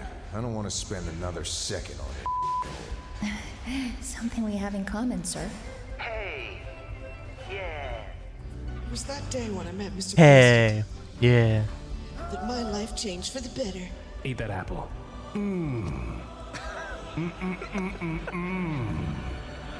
Apples. Amazing. You were never supposed to know any of this, Detective. You were supposed to die at Safe Haven. Rachel. Rachel's dead. Hey man, I'm back again. You have any hats? Oh dude, I read the cap. What are you looking at, sir? Go away. Good.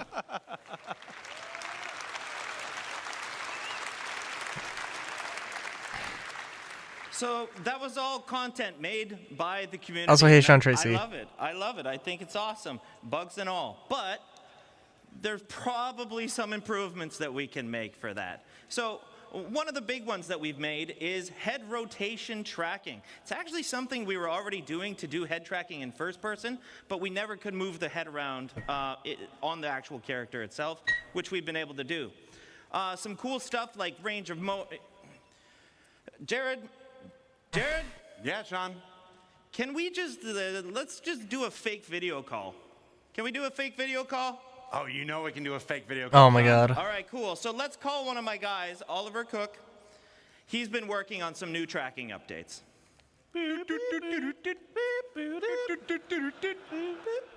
Hey Sean, and a big hello to everybody at Sitcom. How's it going? Hey Ollie, it's great to see you. Everyone's having a great time. I see you're using FOIP. Where are you? That's correct. I'm sat here in the comfort of my own home, talking to you via the power of FOIP and my webcam. We've been working on FOIP recently, and we're starting to see some improvements to the quality of the tracking in-game. That sounds awesome. Can you tell everyone what you've done to improve it? Well, we started off by looking at what we originally had, and we realized that some mouth poses were really difficult to pull. So we focused on improving the range of motion of the mouth, which now looks like this.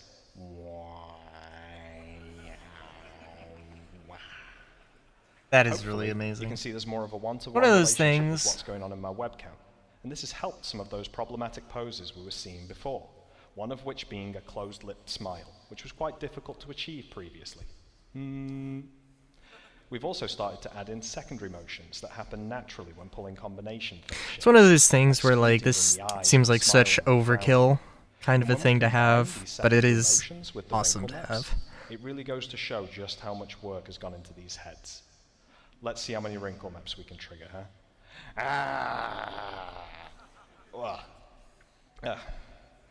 And finally, one other thing we noticed was the tracking quality could be quite noisy in environments where the lighting is less than ideal. So to combat this, we've introduced tracking stabilization, which helps to reduce the amount of noise we get from the webcam. We're seeing positive results in low light conditions, but we're also seeing a small quality boost in optimal lighting conditions. The result is a more expressive and stable face, which is great for using in-game or making videos in the verse. And we still have a little ways to go with FOIP, but the future is bright for this feature, and we can't wait to see what wonderful things you use it for in the verse. So I see you in the character creator. Let's change how you look. Yeah, let's do it. Let's change up my appearance here a little bit and see what we can make. The Oh my super cool god. thing about the character customizer is that it continues to track my face even when editing. And this is great. Oh my when god. people like the Okay. character. This is such like a technically cool thing. So like We have a bunch ugh. of cool hairstyles to pick from. And I used to have pretty long hair back in the day. So let's try and find something longer than I currently have. Okay, that's wild. Not quite what I'm looking for, but what else do we have? Dreadlocks. Super cool. Not Cool, what I'm okay. after, though. Let's see here. There we go. Much better. The fun thing here is with the head tracking, it's much easier to rotate around and quickly Nice. see what they look like. Let's stick with that for now. That looks good to me.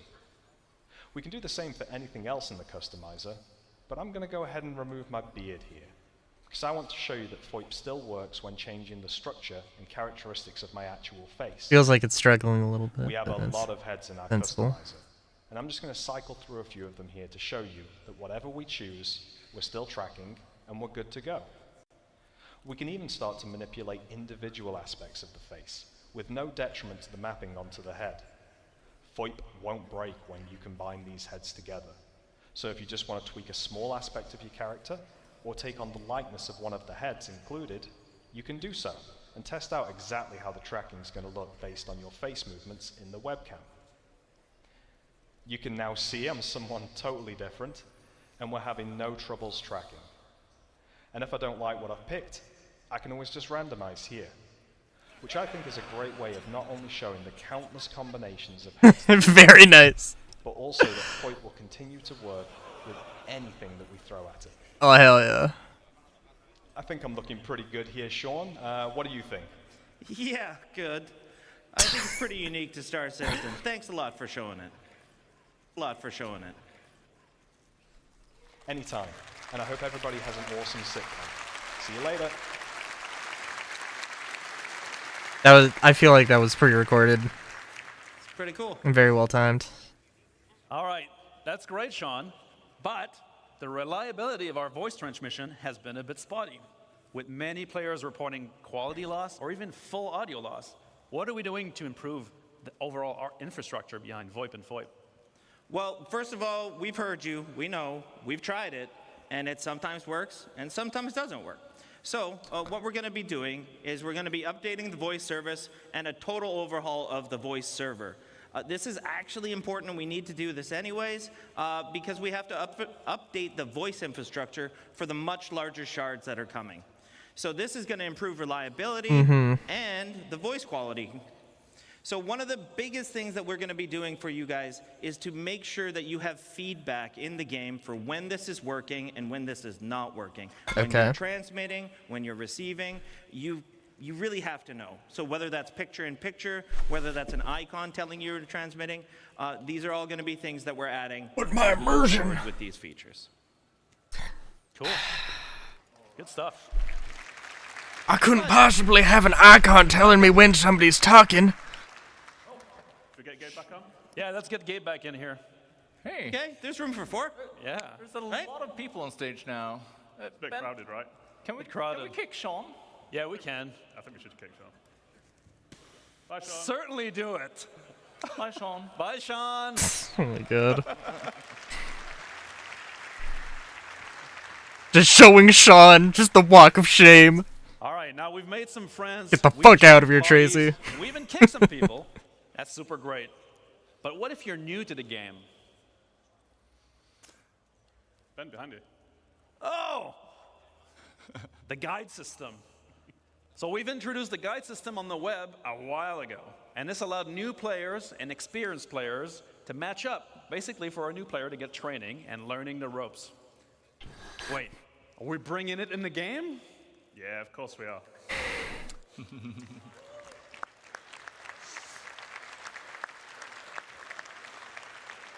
Nice, nice. Ultimately, we want to encourage you all to help one another. And it's very important for a game as large and as complex as Star Citizen is. And while we're improving how we teach you the game, it's irreplaceable to have another player by your side showing you the ropes. So we want to keep the guide types from the website, because there's already a lot of good ones there. And they already cover a very wide variety of gameplay. And as we add more game systems, more guide types are going to get added too. And base building's a great example of that, which is a little teaser there for tomorrow. No teaser, dear tease. Oh yeah. But now, how do you become a guide? So now there's going to be a list What? of requirements that you've Oh got my to god. And this list will require you doing content like contracts, beacons, Save or base many other building things for... as well. Build a bunch of bases. I wonder... You can then opt in to become a guide. And really, we've done this because we wanted... Let me get a becoming mission guide just to build really some mean random something, base. both to yourself, Oh, that probably will to happen, players, actually. So they can rely on your experience. That totally will happen. But why become a guide? Out of the goodness of your own hearts? No. Oh my god. You want to get paid. Some of you love to help, and a lot of you already are. But while I don't have time to get into specifics today, there are going to be rewards available for those of you that do put the effort in. Because we like to get paid. You do like to get paid. But ultimately, we want you to want to help. All right. So I've been doing a lot of guide stuff, and I've reached a guide level in a field that I like doing tons of content on. Or I'm a new player, and I need training in a key area. How does this all tie together? Let me answer my own question. It ties into beacons, trust, and rating systems. Or as we say internally, Beacons, but actually good. Very nice. Yeah. So beacons have been in the game for a while, but we are juicing them up. Yeah, so let's look at how we're juicing them up. So first off, tying into the guide stuff, we're adding a new type of beacon. So guide beacons. It means that if you are a guide, you'll be able to respond to them. If you need a guide, you broadcast them. And if you need a guide, you can be certain that whoever responds to them knows their stuff. So this is obviously good for new players needing to learn the game. But even seasoned players like yourselves, you're going to have a great use for this because there's always something new to learn in the verse. So you just post your question, you broadcast it out, the guides get alerted, they can accept it, contact you, and once you have the information you need, you take the beacon down, get out there, and use your newfound knowledge. So obviously there's many different types of guide beacons here, but we're also adding more categories to service beacons. Now all this beacon stuff sounds fine, but let's be honest. I have a friend, not me. Wait a minute! Wait a minute! How are we going to do? What are we going to do to make sure that whoever is answering my call for help is? They mentioned an old friend. Sure, that's your friend and not you. Mentioned an old friend, and I just remembered So we've got somebody. a few ways of tackling this, and one of them is actually subsidizing the beacons. Can't remember. So I don't guilds know. contribute I never to the interacted with payouts them. and But service service bacons. and we'll get to guild The shortly. stress bacons. But that could be money, reputation, or potentially other rewards as well. Because we like getting paid. And ultimately, that keeps the cost down for the people that need help, but rewards the people that are helping. And this actually finally makes it viable to do beacons for whatever profession you like to do. Medics, refuelers, Very nice. repairers, just to name a few. But if you misbehave and you fail the beacon, there's no payout for you. So that's one incentive. The other is that we're adding a proficiency rating. Responders can earn that rating by successfully completing service beacons. You go from bronze up to gold, which indicates your level of experience and success, and only the top few will be able to earn platinum status. What about reputation with Essentially the puts you on a leaderboard and marks you as one of the best associated playing guilds? in your region. So when broadcasting, responders offer to help, and you'll see their rating. Then you'll get to pick who you want to help you out. Then let's say you're not very good, or you like to misbehave a lot. Failing a beacon will result in losing rating, and then repeat offenders will enter the red zone. The bald zone. And then only really desperate people are going to take you on. We're making the system much more robust to the point of automatically determining success or failure.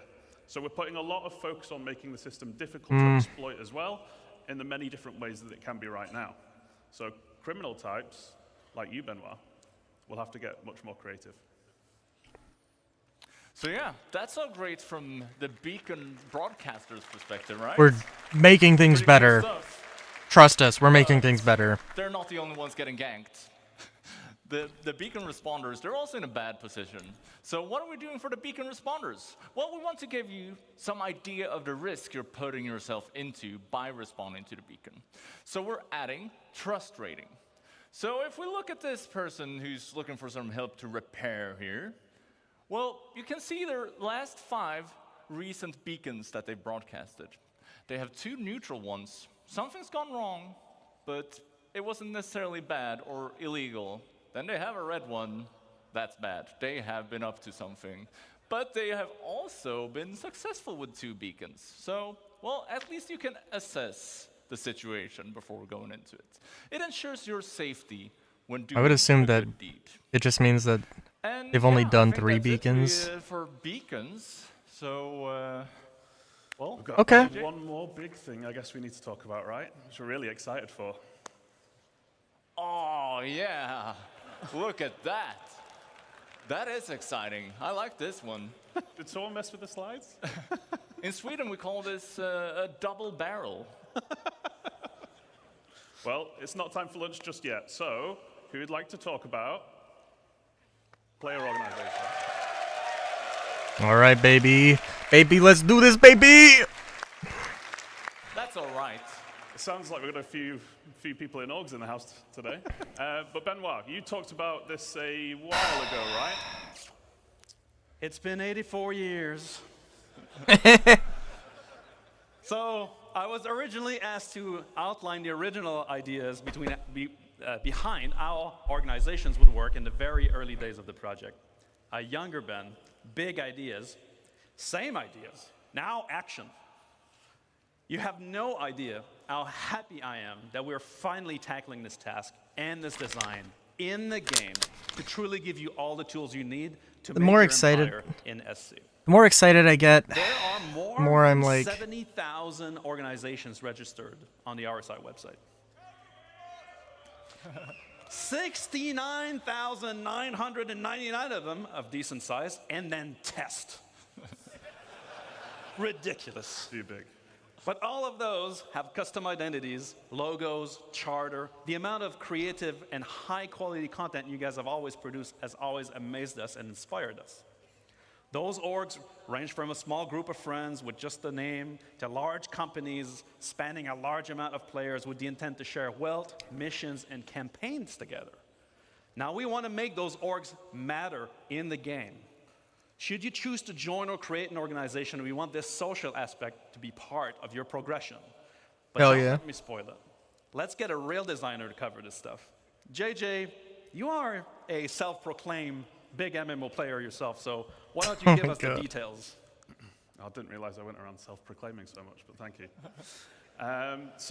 But as Open an in a MMO soda player, here. I understand that different terminology is used in a lot of different games, so I just wanted to very quickly go over how we're using it in Star Citizen. So orgs, as many of you know, the players coming together to achieve a goal, whatever you want your goals to be. We give you the framework and you set it up and drive it forward. And we were going to shout a few of them out, but I was actually told we couldn't play favorites, so we actually made our own. So we've got the Fellowship of JJ and the Balt's Fault Buccaneers. Those What? guys. You guys made your own orgs? Yeah, we kind of left you out. Sorry about that, James. We also have NPC factions, and they're already in the game. You can earn or lose reputation with them. Now contracts and doing nice things will earn you rep, and killing and stealing and all of that horrible stuff you love, Ben, that will lose you rep. Ling and Redwind and the ones that you can see on there are just a few examples, and there's going to be a lot more to come going forward.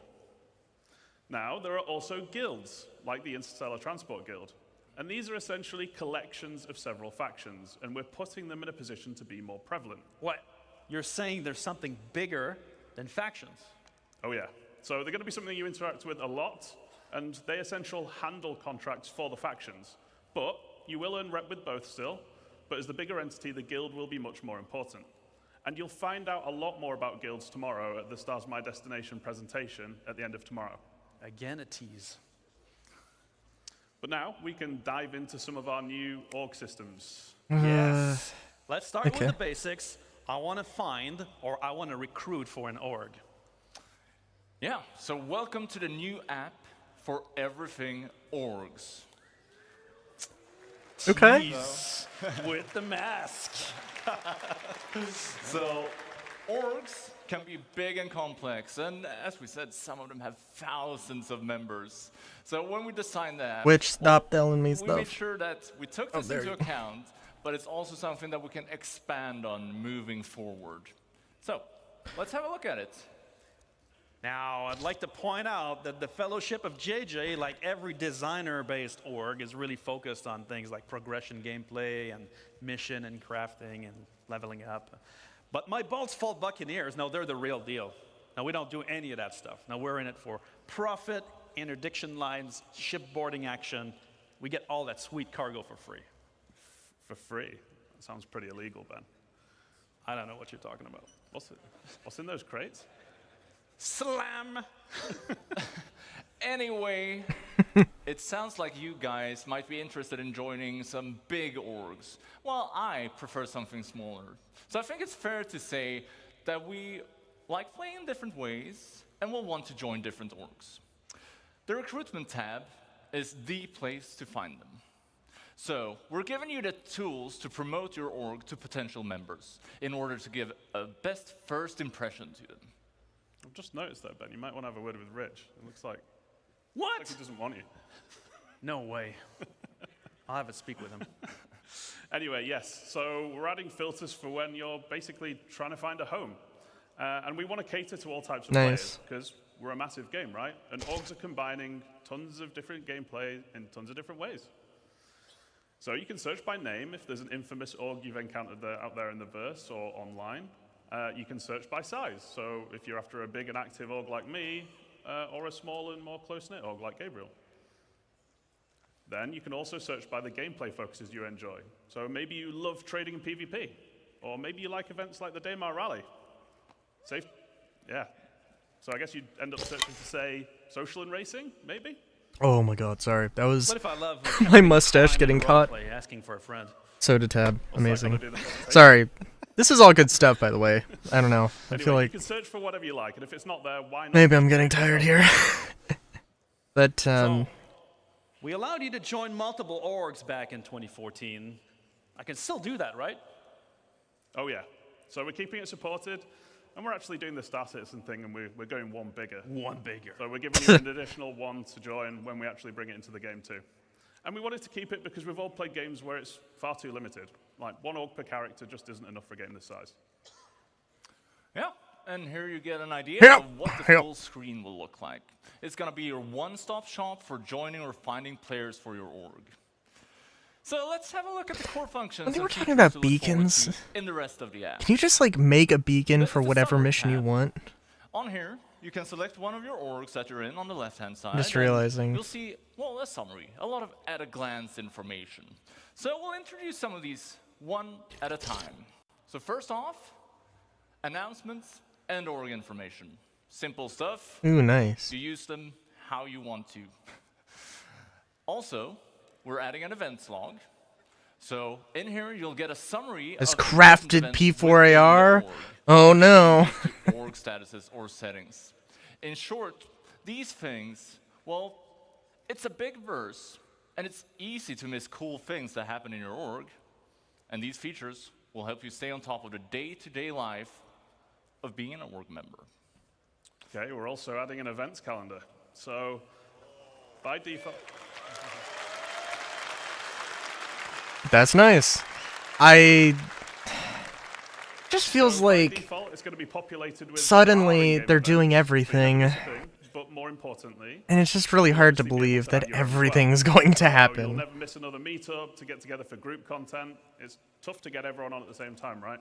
That's So the use this big your thing for me. Convoy Tuesdays, casual Fridays, holding hands in Horizon Saturdays, whatever you want. Nice. Crushed by nice. the Buccaneers on Monday. That's Gabriel's favorite.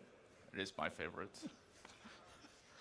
Remember that it is our intent that all the features we're looking at here are available on Spectrum as well, allowing you to access this info even if you're not in the game. This applies to parties, comms, friends, and all other functions.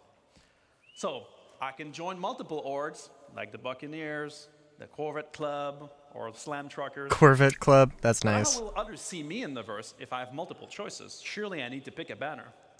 So that's covered by something new called representing. And it's actually quite similar to the existing affiliation main status system on the website. So if you're into multiple orgs, you choose which one you want to represent, but you can only represent one at a time. Now, there are ongoing benefits for being in orgs, which we'll get to in a minute, but choosing who you represent asks which one you want to benefit from at any given time.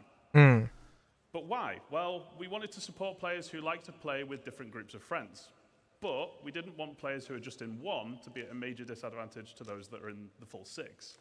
Because really, joining multiple orgs should be your choice and not feel like it's a necessity. And there's no need for you to switch which org you're representing to see things like this Moby screen or org chat. But we want to put limitations on how often you can switch. That's to avoid sensible. exploiting the system. I assume that And we some don't wanna guilds punish anyone or some who's orgs are going to much. have certain A affiliations, big certain part of reputations. representing is visualizing it in world. Yeah. We want you to be able to fly your banner for your org. So we're adding another MMO staple to the game. Tags. Oh, I thought they were going to say paints, and I was about to So the org literally leader implode. will be able to set a tag for the org, and this gets appended to the name while you're representing. So you can easily see who is in which org at a glance. So we'll have it in chats, in world. And if you're not interested in this stuff, That is well, nice, you have though. the option to turn it off as well. How novel! We'll be able to identify people around us. JJ, I'm curious. You mentioned guilds before, and I'm guessing they fit into this somehow. Yes, so you may have spotted a few references on the UI to alignment earlier, but what is it? So, it's your opportunity to form a relationship between org and in-game guild. Now, just as you have personal rep with the guilds, you can with your org now as well. So your org leaders pick which one you want to align with, and while representing, org members doing specific action, like contracts with them, will increase the org's alignment with the guild. Hell yeah. But which guild should you pick? So all of our guilds are going to have a specific theme and associated gameplay. And you can basically pick the one that matches your theme or benefits your org the most. So a combat-focused org, like the Fellowship, might want to align with themselves with the Mercenary Guild. Or one that enjoys making cash through trading and hauling, they'd probably want to align with the Interstellar Transport Guild. Yeah, so how do these benefits work? Well, as your alignment with a guild, as it raises, you both unlock new benefits from that guild, as well as improve your previously unlocked benefits. So, for example, if I align my org with the Academy of Science Guild, we might get research speed improvements. A lot of different ways for guilds to be organized as well. This guild, alignment raises, and that speed benefit gets better. And needless to say, other guilds will have other types of benefits. Finally, on guild alignment, you are not locked in forever. You can switch at any time. However, that will Is it put your only? alignment back at 0. So Is it it's a only big one choice. guild? So every member gets full benefits. Well, not necessarily. We're also introducing loyalty. So it's similar to the org's alignment with a guild, but this represents your relationship to the org you're in. Anything you do that benefits the org while you are representing it will gain you loyalty with them. So for example, you could be doing missions for the org-aligned guild, or you could be depositing money and materials into org storage. Org storage? Another tease. Ooh. So many fucking things they're teasing. Jesus Christ, why? Ultimately, we wanted Whatever. to encourage long-term membership because we don't think you should just be able to join a well-established org and then just get everything instantly for no effort. So to put That it is simply, good, that is having good. low loyalty limits what you gain from the org's alignment benefits, and having high loyalty gives you full access. We also wanted org leadership to be able to view members' current loyalty and use it as a tool to reward appropriately with things like ranks and permissions. And then loyalty resets to 0 when you leave an org, so there's some incentive for sticking around. Wait, does that mean I lose my loyalty if I change my representation away? No, so not representing puts your contributions or ongoing benefits on hold. So when you start representing again, you essentially just pick up where you left off. Fair enough. But what if So I what, leave the like- org? Not very loyal, so it resets. Right.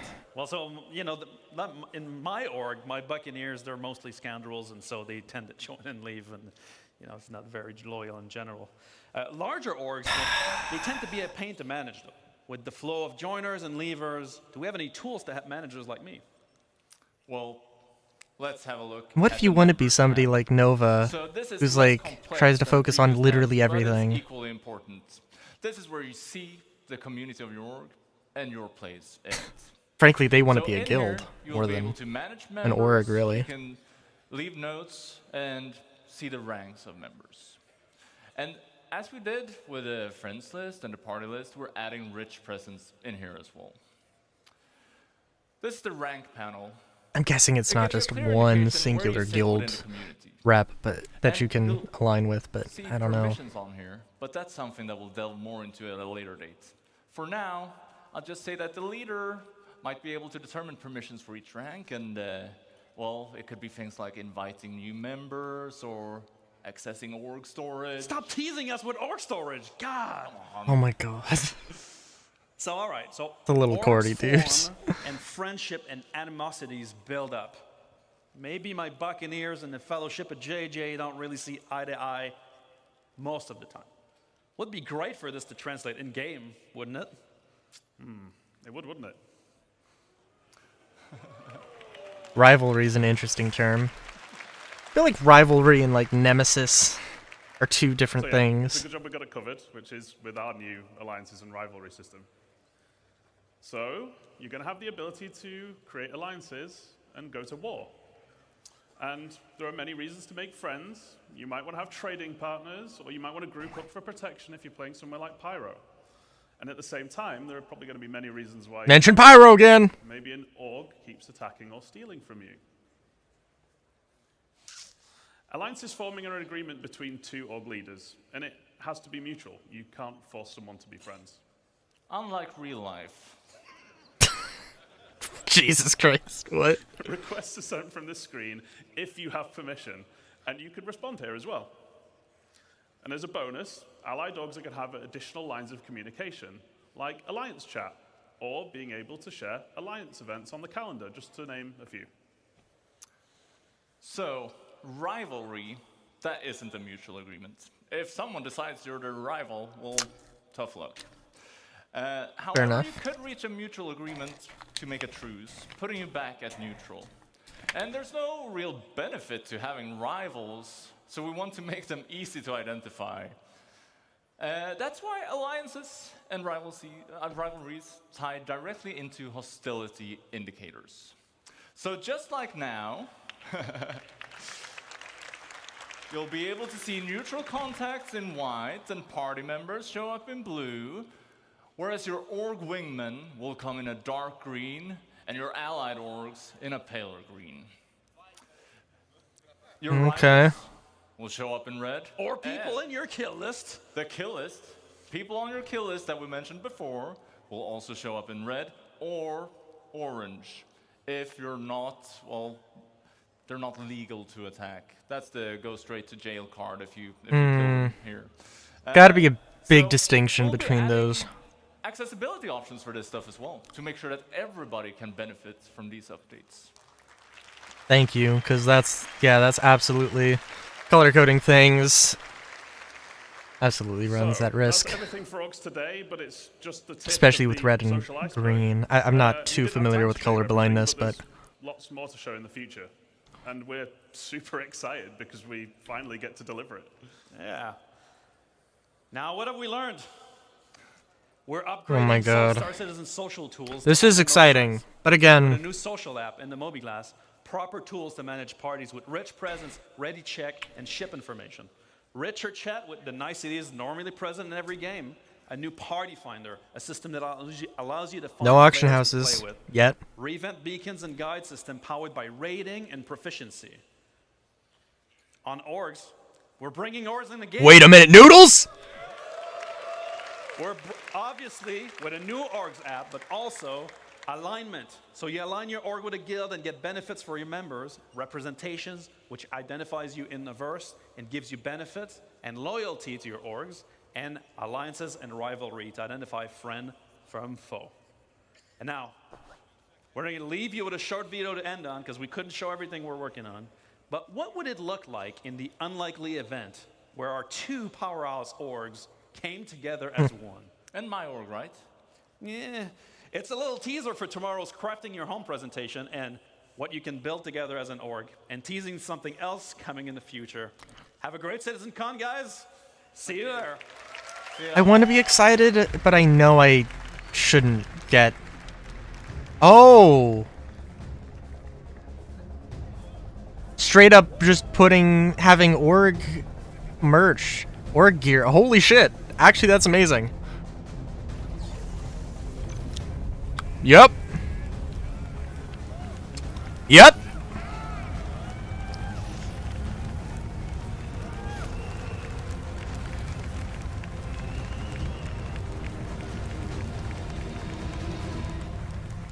I know it's a tease, but like, fucking when? Fucking when? It's just the simple things, isn't it? Let me put that crap on a shirt. Apparently it's not so simple, Jared. We're at our midway point of day one, guys. We're going to take about a 45-minute to 60-minute break, depending on some technical stuff that we're going to figure out backstage. This is your chance to go get some food, go to the bathroom, stretch your hammies, whatever you entertain yourself for the next 45 minutes. But come right back. We're coming back with the cosplay contest and then 2 presentations. I promise. I promise. From here. Thanks for watching, guys. We'll see you in about an hour.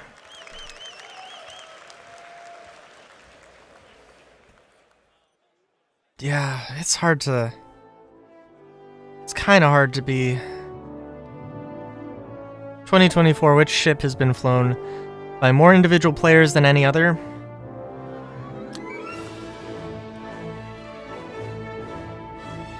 The Cutter? Probably the Cutter.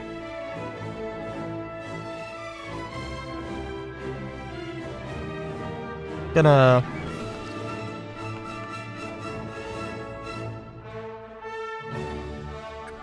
Please.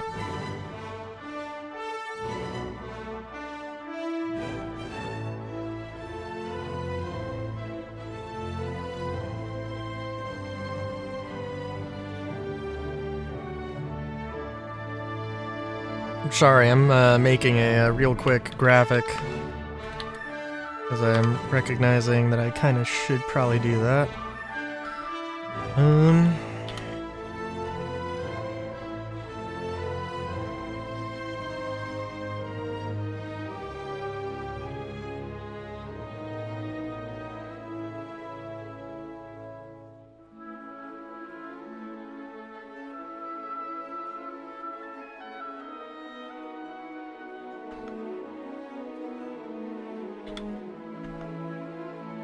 Yeah, so I don't want to yuck anyone's yum. I don't want to tell you don't be excited, because honestly, so far, like the stuff they've talked about, yes, absolutely stuff to get excited for.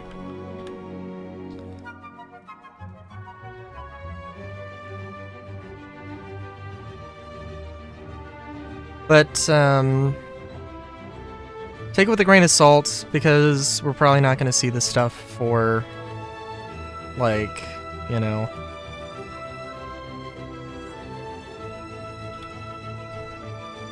We are probably not going to see this stuff for a decent while.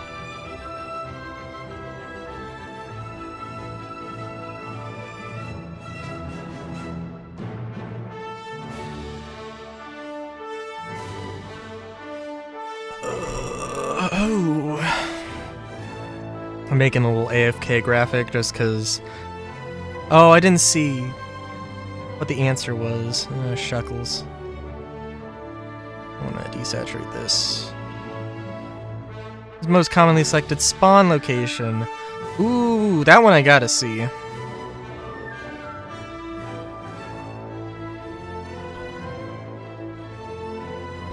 I'm gonna say it's either Microtech or Lorville, or New Babbage or Lorville. I'm gonna say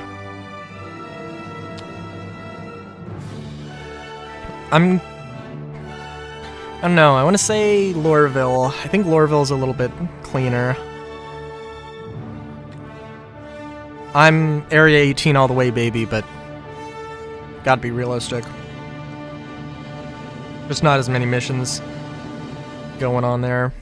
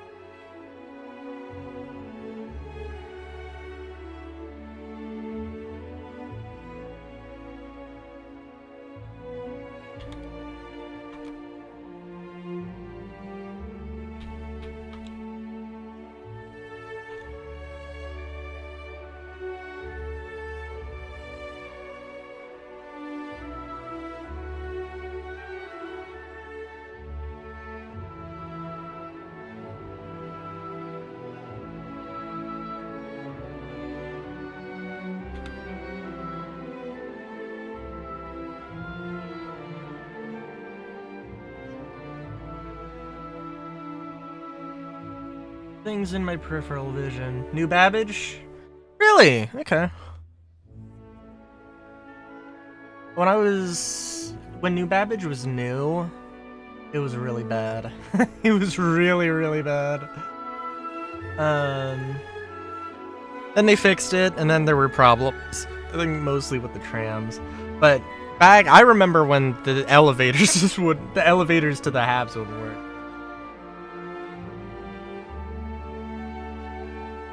Freaking old I am.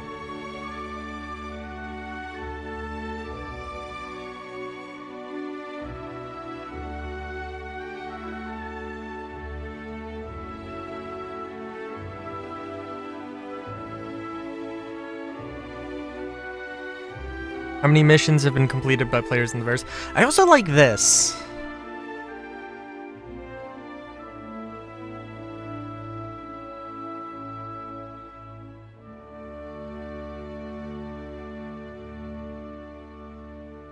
And yeah, I want to have an AFK thing just because, which by the way, I'll just, you know, that's what it looks like. Took like 2 minutes to make.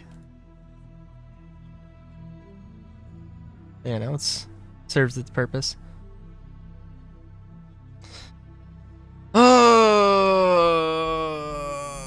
would love to see, and also this isn't completely for the year. This is, you know, at most like 9.5 months out of the year, so in the millions and the billions. Ooh. I want to say in the billions, but 10 billion? Like,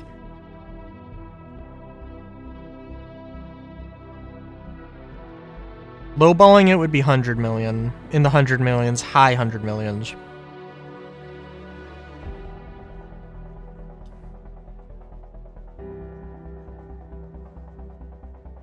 At least I would hope so.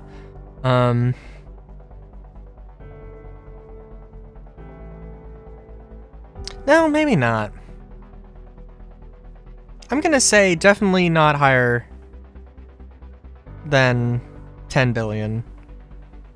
Oh my god. Fair enough. I really was highballing it. Frankly, right now, I want to see what this next question is.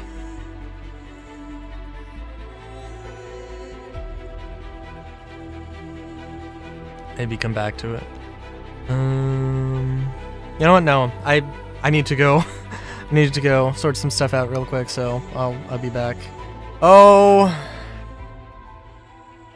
give me this stupid question.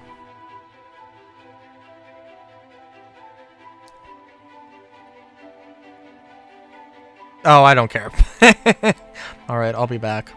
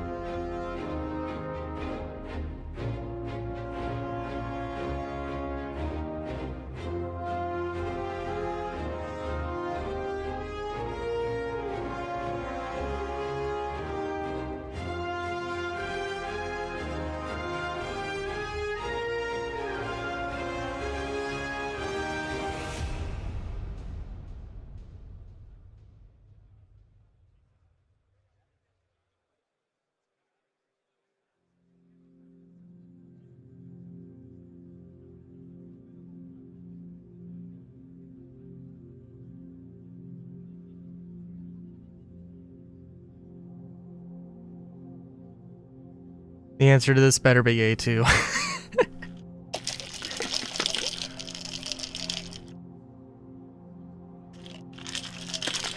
It's not gonna be A2. It's probably gonna be like Freelancer or Spirit. Probably not Spirit. Corsair? I could see Corsair. Jumptown's been around for a while. Probably, no, Cutlass. Probably Cutlass.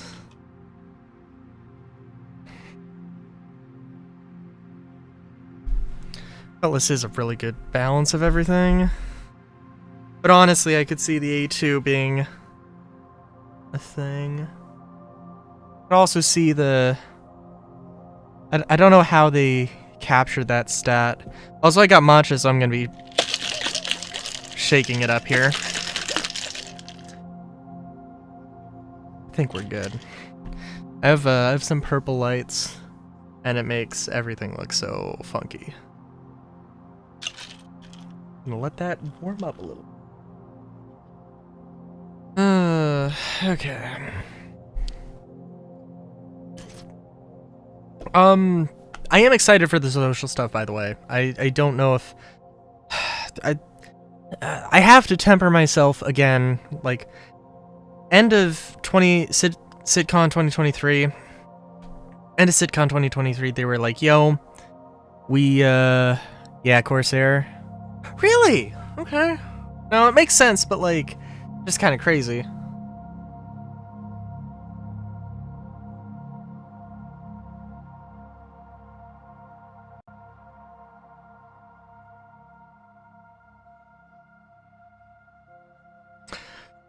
Um, 2023, I think a lot of people are like, you know, well, they said that, you know, we're gonna try to do all these things in the next 12 months, and then they only did, like, half of them, basically. Base building, like, was an unrealistic expectation, but they really did say so.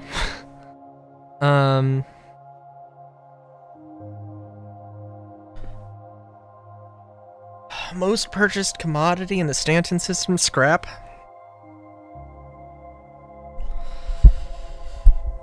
Probably scrap, maybe Laranite. Not 100% sure, but I think, like... I think by volume, there's at least somebody with a hull C who's like, yep, I'm gonna do a lot of scrap. I could see one person just absolutely shredding those numbers with a hull C.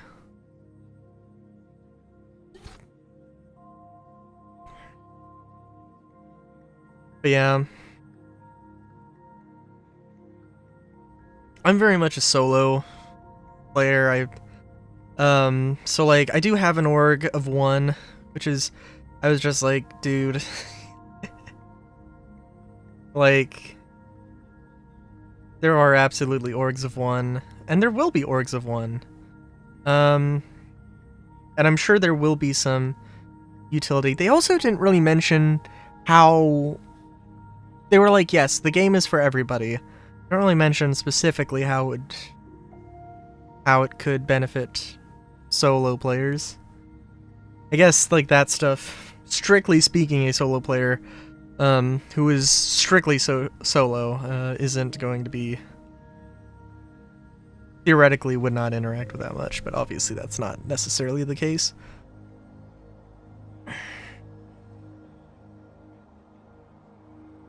I'm locking my answer in as scrap. Barrel. I never would have guessed that. I frankly probably forgot that that existed. And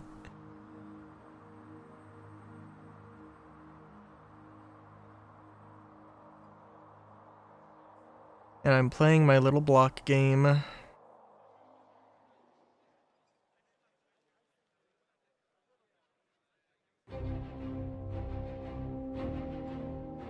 And if you enter chat, feel free to strike up a conversation. Which ship has more flight hours than any other vehicle in the verse? The Aurora. Ooh, the Aurora or the Cutlass?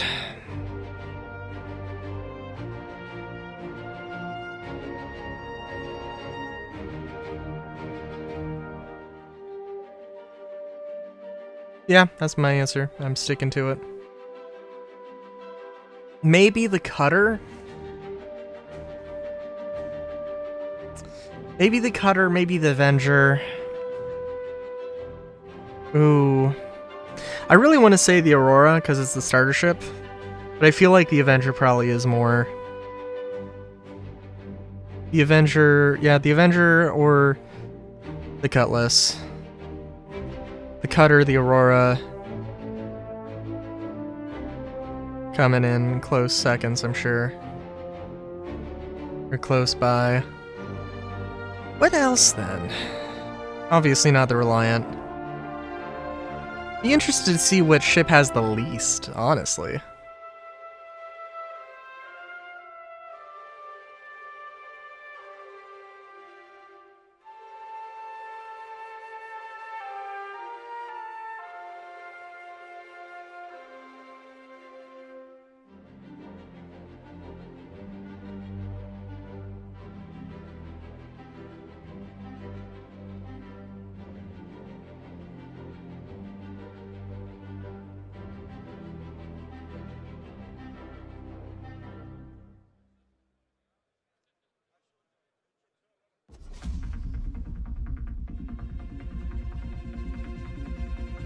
The Vulture?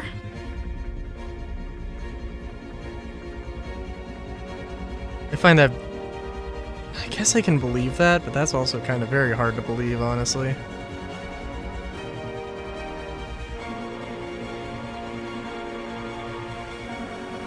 I guess I can see it, though.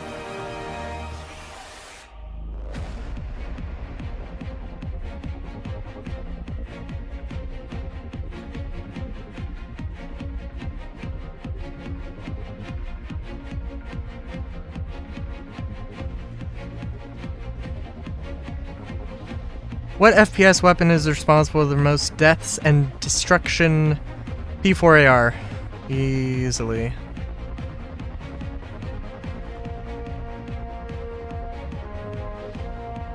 Yeah, P4AR. No doubt. It's oldie but a goodie.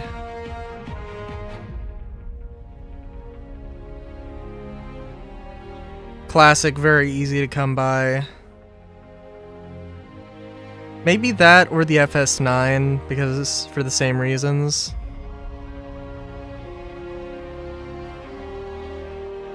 I think maybe in 2029 the FS9 was when it got harder to get. So maybe not. P4 is my first answer though. My first easy answer. I'd love to see the salvo, but the salvo's awesome and I love it. But I'm like, nah, I'm not gonna use it 100% of the time.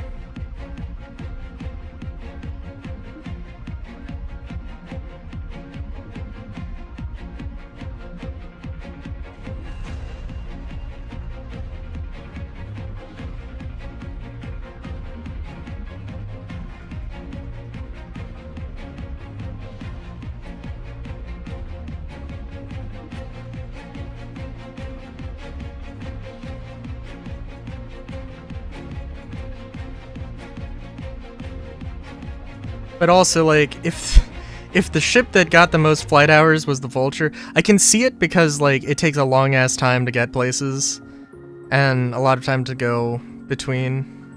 FS9? Yeah.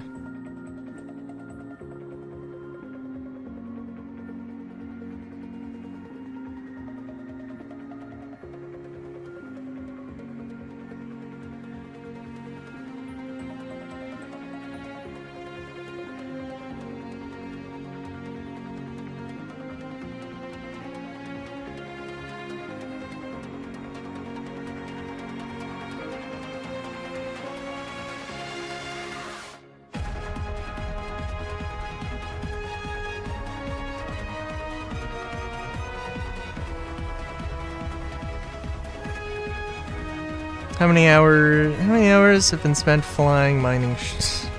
No idea on the particular answer.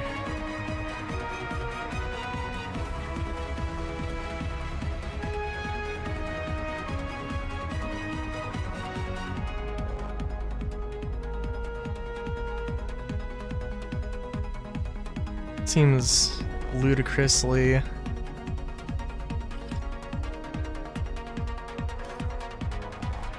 I mean, how many hours are...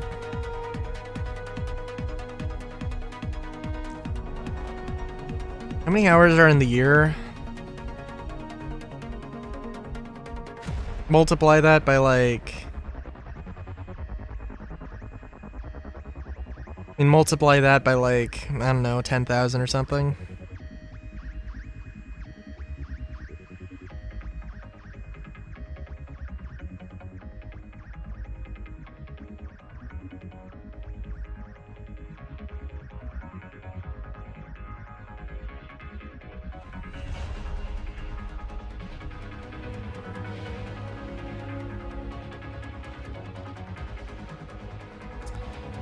Oh, let's do...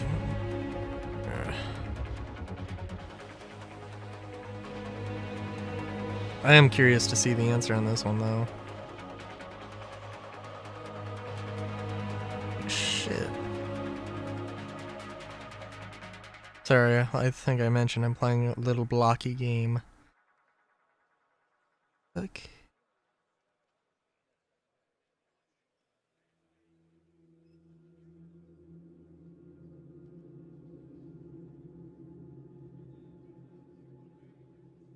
Yeah, times where I was expecting higher.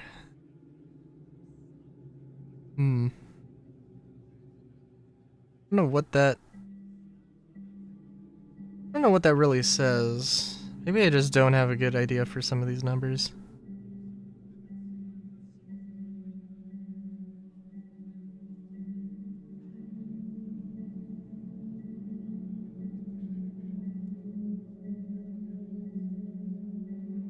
I feel... I don't know. How many different pets are represented by CIG's internal pets sidekicks chat? I've got no idea. What?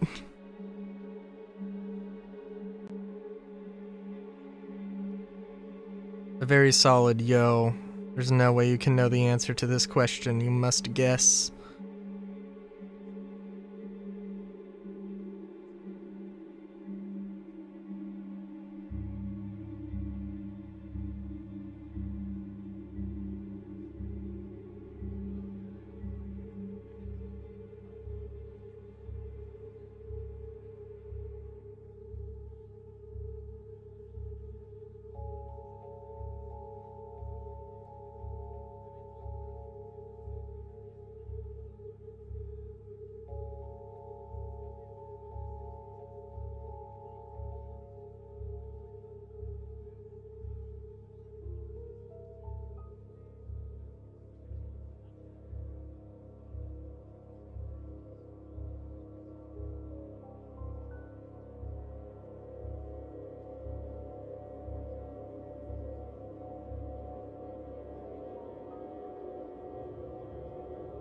Jeez, I wonder...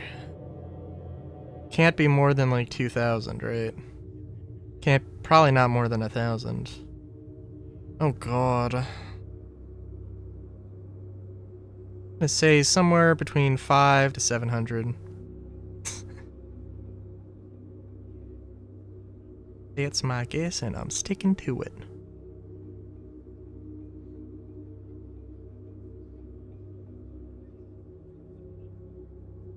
Really? Okay, interesting.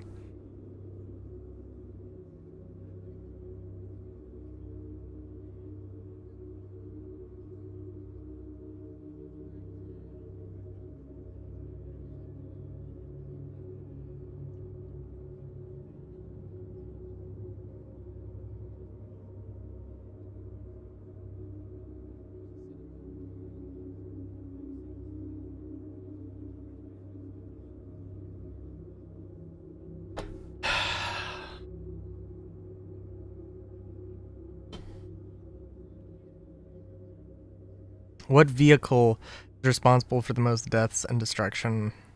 What vehicle? What, like round vehicle? What do you mean death and destruction? I mean, like, there's not that many options. It's gotta be like the Nova Tank. Or the Ballista. Yeah, it's either the Nova Tank or Ballista, and no, frankly, it would be the Ballista. Oh, but there's also the Centurion or whichever.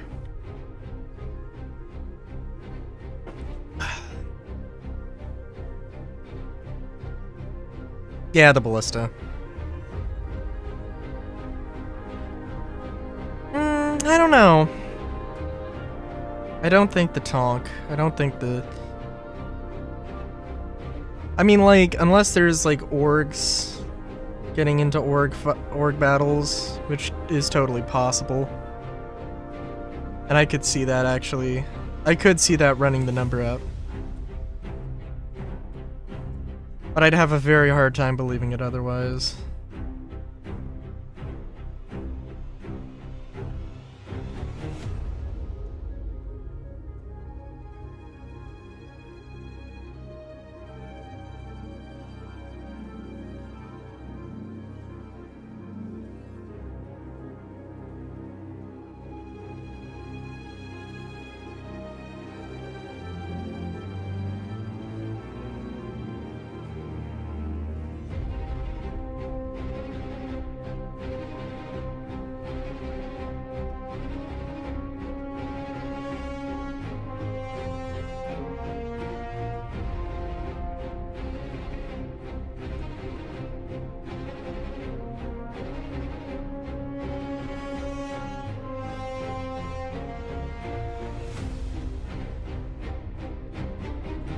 Oh, if you're counting ships, that was my confusion.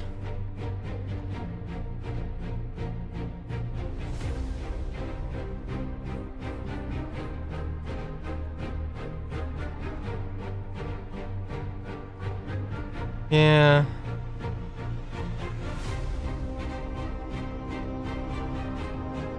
Sure, that's why they had to do the balancing air quotes. Overall, what manufacturer has more vehicles available in player hangars than any other? Aegis? Either Aegis or Drake, and I do think Aegis hasn't beat out.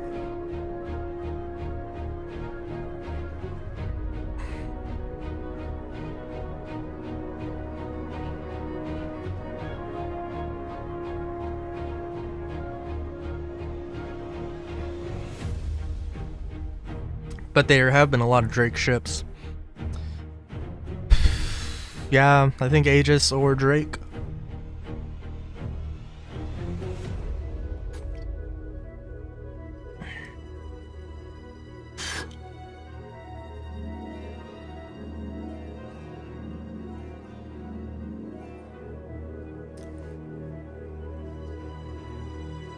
That was the halfway mark. Then yeah, I'm screwed in terms of drinks. God, I really like that. The spread of meats I had.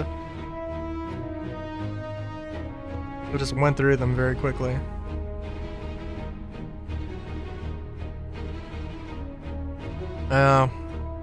Waiting on this was a bad idea.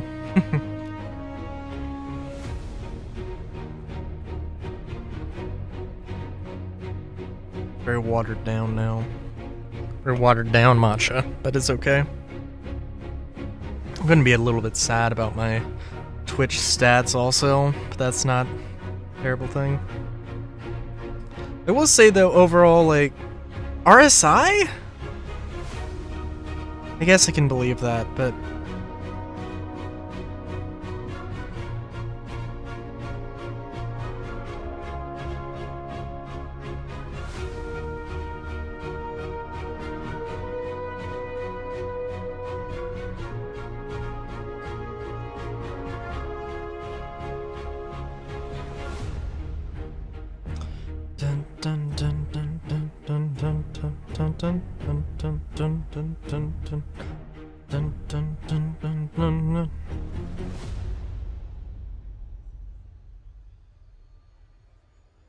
Rarest vehicle in the verse? Ooh.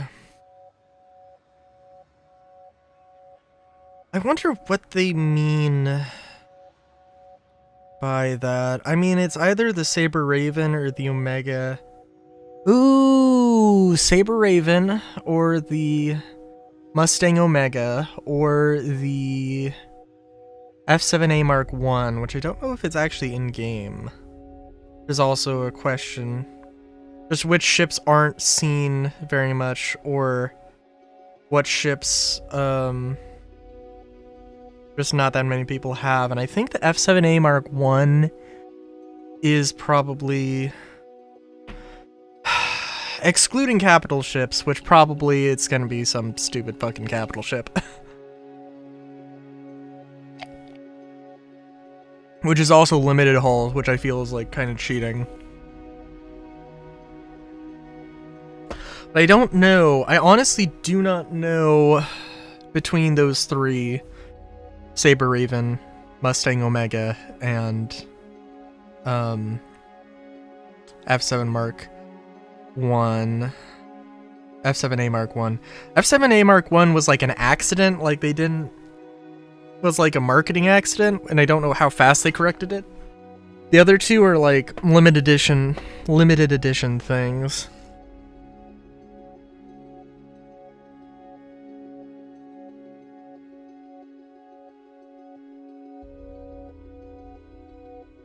So kind of hard. So kind of hard to judge.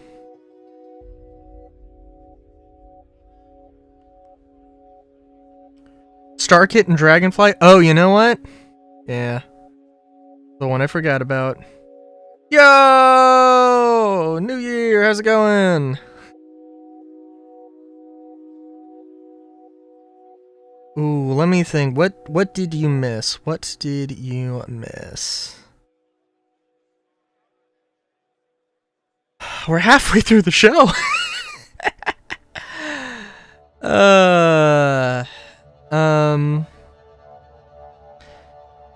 They got some new social stuff. They got... That's fair. 2024, how many players have been revived by their fellow citizens? Oh... That's gotta include the amount that got, like, that got revived and then shot immediately. Actually, I wonder how that works. I haven't really done any medical beacons. I have no idea. Let's see. So what do we have? Let's see. So the planet generation stuff, they're doing a lot more automation of it. A lot of data-driven stuff. So it's supposedly going to be more accurate, and there's going to be a shitload more of it.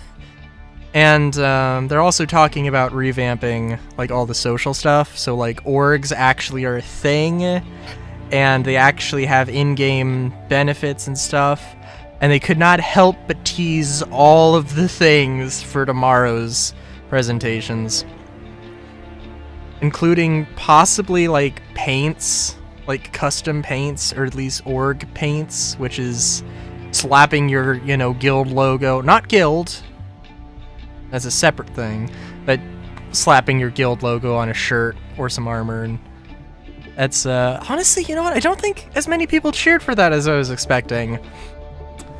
I think I was a little bit in disbelief that that was actually happening, because like it's just something they haven't talked about in years.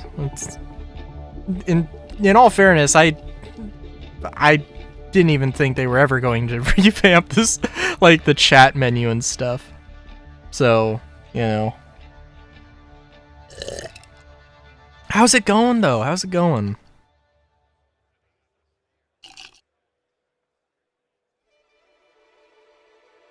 $23 million.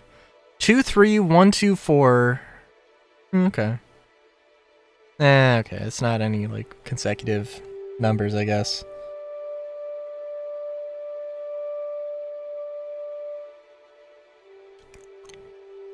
I saw 124 and got excited that it was like going to be 123.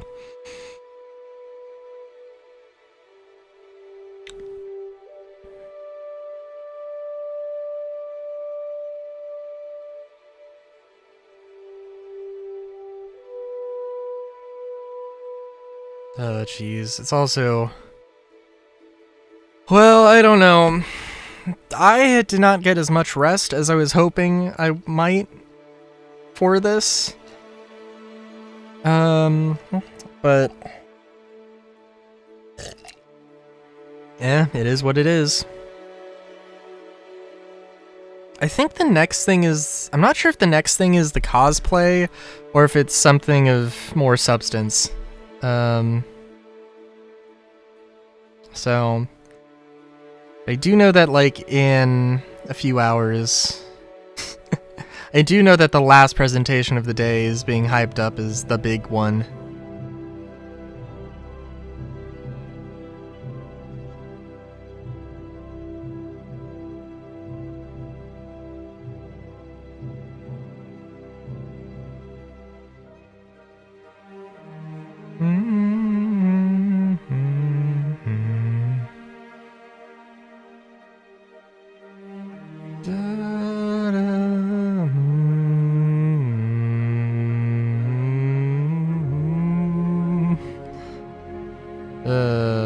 But yeah, no, it's, I'm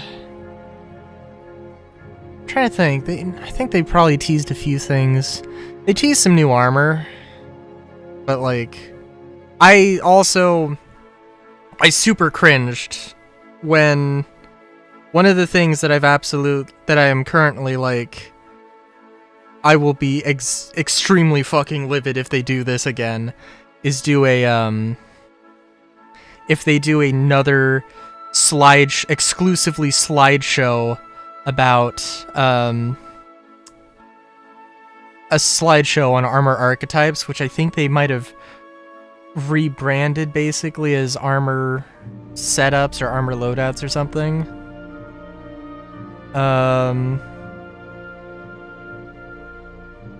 We've gone black screen here. I apologize. Let's move this down. Oh, it's not really anything. It's not really too much of substance here. Starware, character-focused specializations. Okay. Alright, so... and this is UK time. Oh, no, this is... no, this is UK time. Yeah. Interesting. I thought they actually had these, like... I thought they might have had this, like, some scheduled thing. And I apologize for black screen, but it's, again. So... not 2:45. In my time, it's currently 6:27. 6:45, it's going to be the cosplay competition. Then at, I guess, 7:30. 7:30 is going to be Dress to Kill, which is armor specializations and fashion and starware. Presumably, well, a system of some kind. Then, 8:30. 8:30 is Beyond Pyro, looking past Pyro, because we're not even at Pyro yet, and why would we look at it? We've been looking at it for 5 years. Which is fair enough. And then, 9:30 is Redacted, which is definitely Squadron 42 stuff. Yeah. So, yeah.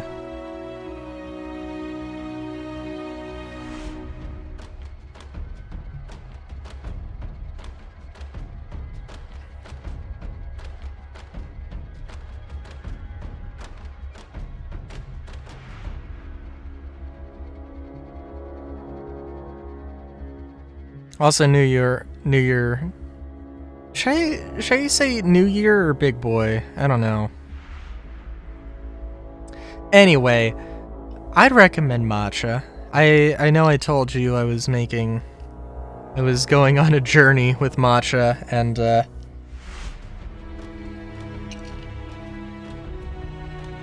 I've been making matcha lattes. Pretty good so far.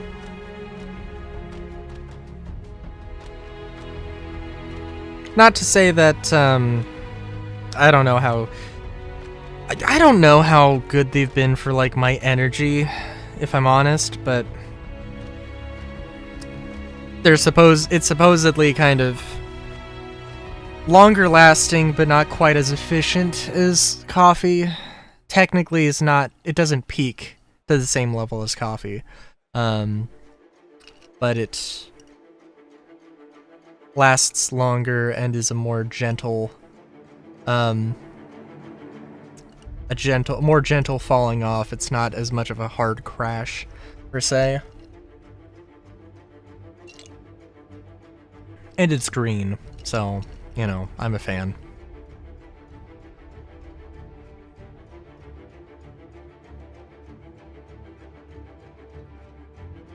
Oh god, they are saving the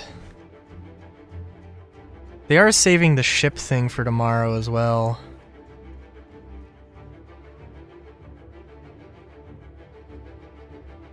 Big boy, The Star Is My Destination. That's a reference to a movie, I'm pretty sure. Or not a movie. That's like in the back of my head. I don't know what that's a reference to. I want to say Star Trek, but I don't think it is.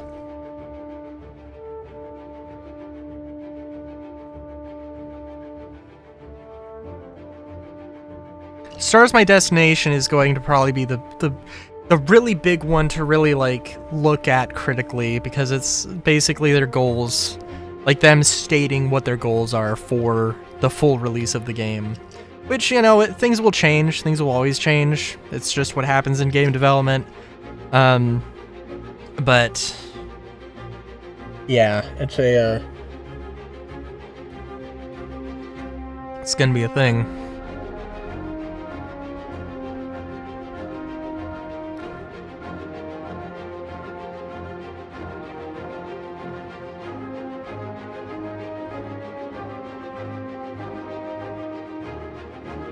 What ship am I looking at? I was thinking it was a Hull C, but honestly, I mean, that does not look like a Hull C.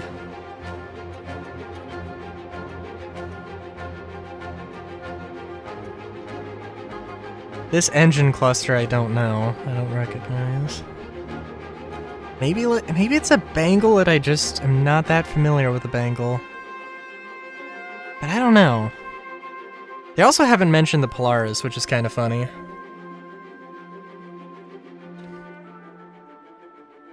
Oh, they also had weather. The first presentation, which was...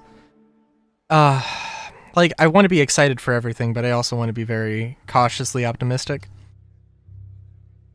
I mean, like, it was a very nerdy sort of, hey, we're going to be generating everything data-driven and pushing everything to be, like, more procedural so that we can do this. It can be scalable. We can make a lot of stuff very quickly. You know, and it's more... I don't think they said it, so I shouldn't give them the credit for it here, but, like, it really is going to be a thing of, like... You can have a designer go in and tweak things, but if a designer had to... They want to have, like, thousands of POIs per planet. And if you want to do that... If you want each of those to be handcrafted, no. Now, they are probably going to need to be tweaked. At some point, either they're going to need to be tweaked or the system's going to need to be refined so it generates things better. Like, you know, they're going to show tech demos, they're going to show, you know, previews, they're going to look great, they're going to look amazing, but it's not in the game right now.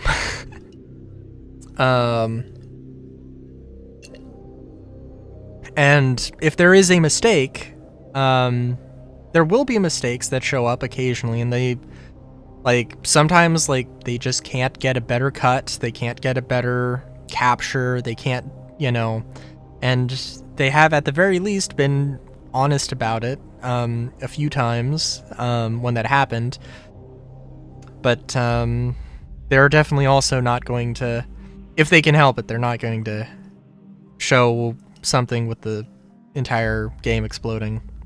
So like the weather thing, which yeah, by the way, they've got a supposedly in-game weather system, and actual lightning that'll like actually hit your ship and actually cause havoc with your ship. Cool stuff. I don't know. It's just, again, I want to see it in game. And maybe it was like a working, prototype that was working in engine, in game, but not, on the scale, right? Very much closed, small server sort of thing.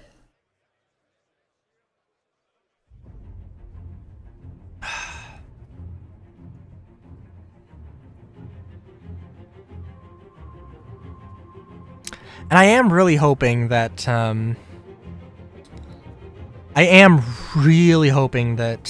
they show Nyx, and Nyx 2 is a, let me pull it up, actually, because I do want to know, because it's not Toxic Planet.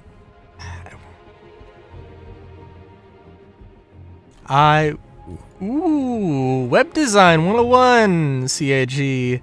If I can't click the top left of a page on your website and it doesn't take me back to the home, that is not good.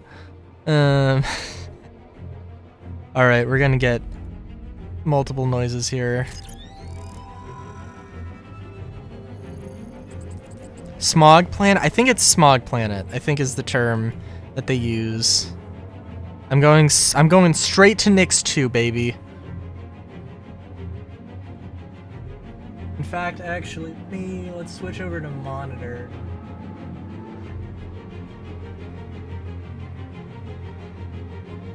Explore Star map.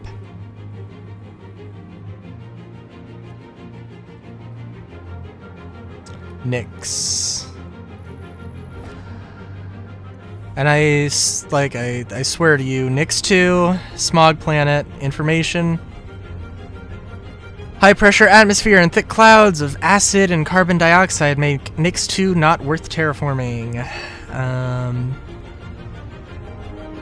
Oh, I'm sorry. No, I did not want to do that. No. Let's see. Is there anything else? No. But yeah.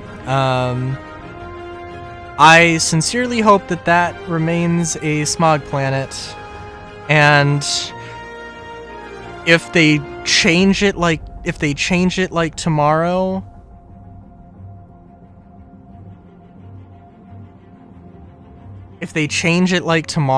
and it's suddenly Nyx is a a jungle swamp planet, you'll know that, because that's a whole thing. I've been having one of my Star Citizen conspiracy lore dreams is that smog planets can't be terraformed. They're too difficult to terraform. Nyx 2 or Nyx is a junction system. The UEE wouldn't have wanted to capture it because they couldn't terraform the planet in the green band Nyx 2, so they just left it unclaimed. They didn't know about all of the jump points. Until now, if they didn't know about it until recently. If they knew that it had a bunch of jump points, then they would have claimed it. They would have figured something out, but they didn't. Now they're in a situation. There's a bunch of outlaws, a bunch of criminals. It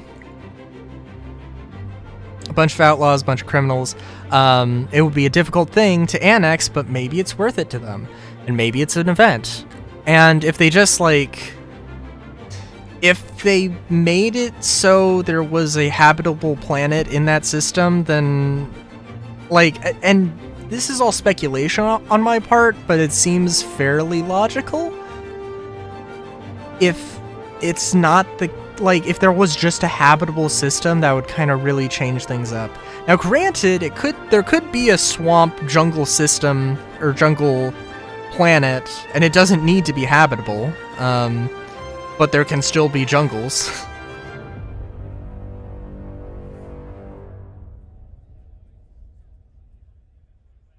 Although, you know what? I will say the real question is, oh, by the way, they also have redwood forests. They showed off redwoods. They showed off. They showed off swamps. They showed off jungles and redwoods as biomes. Which, hell yeah!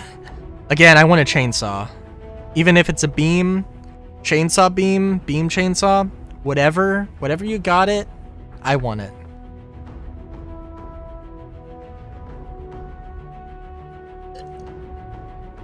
I'll probably be pretty silent for the cosplay.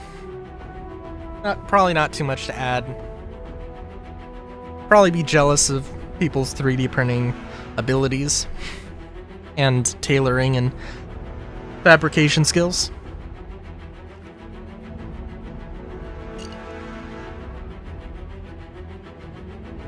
Or just tenacity of throwing some stuff together.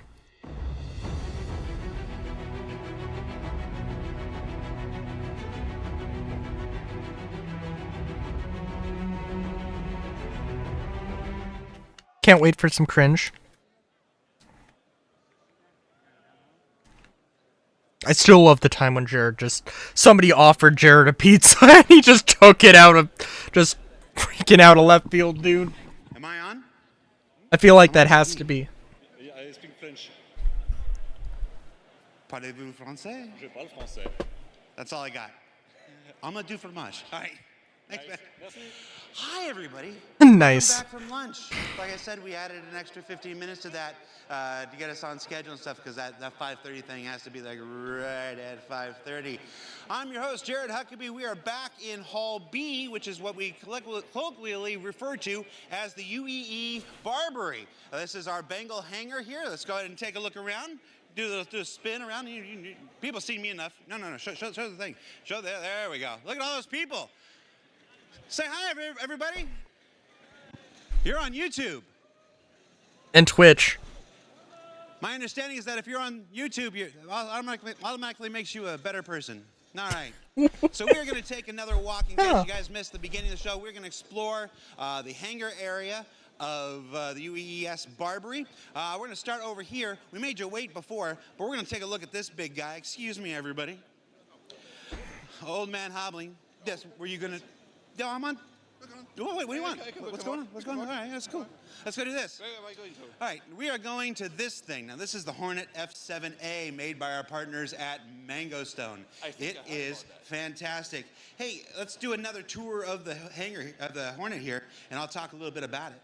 Show the people the magic. Jared's amazing. Mango Stone is a company down in the south of England. They've been doing all kinds of stuff for us. When we revealed the Manchester office, everybody knows we moved into the new Manchester studio about two and a half years ago. Mango Stone helped decorate a whole big part of it. They've done a number of mannequins and armor sets for us and helmets, and including 3 major ship models. Nothing this size, but they helped decorate the office. And when it came time for CitizenCon, we were like, you know how CIG is. It's like, do you think we could do a Hornet? And we're like, yeah, we could probably do a Hornet. We could do a Hornet. And then we found out how big it is. Do you know the Hornet in-game, like the actual in-game measurements, are 75 feet by 75 feet as a perfect square? That thing is huge. This guy here is 50 feet by 50 feet and still the same size as an F-16. So yeah, the Hornet in game is very big. And Nate Dearsley, hold on, if you're watching, Nate, if you didn't make the Hornet so big, you wouldn't have had to make the Bengal so big. All right, let's keep looking. So this thing is pretty cool. Mango Stone is one of our trusted partners here. They've done all kinds of work for us. I feel like the more I say it's incredible, the more it sounds like it's just me saying it, but it is crazy. And we've got a lot of ideas. Nothing I can reveal today, but let's just say that CitizenCon this year will not be the last you see of this amazing 50 by 50 by, I forgot how tall it is. It's probably more than 3 or 4 feet. I like the lighting effect. Look at this gun. Let's go look at who knows what gun this is? I mean, obviously it's Apocalypse Arms, but what model is it? The Revenant. Remnant? This is the Remnant? Oh, yeah. Now, one of the things Mango Stone is known for is making weapon props for major motion pictures. One of the movies that you might have seen their stuff from is The Force Awakens, where they made a lot of the Stormtrooper armor and all their weapons in kit for that movie. Let's get one last shot, one last wide establishing shot. Interesting. See how really cool this thing looks. And then we're going to do something, you know, here's something I can do that other people can't do. I can stand in here. Look, Mom, I'm getting in trouble. And go through here. Maybe go under this thing. I am making Tyler Wicken very nervous right now. I'm going to go under this thing. I may not be able to run, but I can still get low. Hey, where's my camera? Can you still see me? Where'd he go? Oh, he went the long way. Oh, I thought I was going to outsmart you. All right, so we're going to check out the rest of Hall B. Follow me this way. These are the Star Citizens. Oh. Hi, Star Citizens. Where are you from? From Florida? We got bug Where in banged. Florida? Zephyr Hills, Tampa area. Tampa? Yeah. You got a season pass to Disney? No. We used to. Yeah, Used to. we got flooded out. Ah, fair enough, fair enough. Where are you from? Just outside of London. Just outside of London. Thanks for making the drive, man. Hey! Yo! Gosh, embarrassing. We're the same thing. Where are you from? Bury my dude! Republic. Wow, what brought you here? Set him. No, that's not Pi Martin. It wasn't a trick question. I was just setting you up. It's all right. I haven't slept in about 3 days, so I'm like, what the heck? Hey. All right. It's a rat. Hey. Oh yeah. No. I haven't slept in 3 days. Is this thing really here? You're seeing this too, right? All right. Ratty, what's your deal? You're like a technician? All right. Hornet technician, I'm guessing? Yeah! A little bit? Yay! Non-verbal food. I'm thinking about doing something really dumb right now. No, I want to be able to come to work on Monday. Thanks for being here, Ratty. Nice. Rats are carriers of communicable diseases, so that's all right. Who said hey, Jared? You said hey, Jared. I did. Oh, you said hey, Jared. What's going on? I wanted to give you this. You want to give me something? Oh. So one of the great things about being here at CitizenCon is people hand me all manner of stuff. Including it goes pizza. In my pocket, and then it goes in the back, and by the end of the weekend, I have an entire bag full of stuff. Ratty made me And happy. It's not so bad when you live here in the UK. When you have to travel back across the world, and you have a bag full of weird metal trinkets, TSA really loves that. But thank you. This is a challenge coin. Challenge coins are a staple of the Star Citizen community. How many orgs here have their own challenge coins? That's not an org one. Yeah. It's 1, 2, 3, 4, 5. So that's a pretty good round. This is a what coin? U.S. Army Aviation. U.S. Army Aviation. Okay, hold on. I am getting older. I got to say without this. So United States Army Aviation. Nice. Well, thank you, sir. Thank you very much. You got your M1A jacket too. Yeah. I like yours. Yeah, it's just a normal flight jacket. Yeah, no, it's the inspiration for the ones we're selling right now. So yeah. Very nice. Very nice.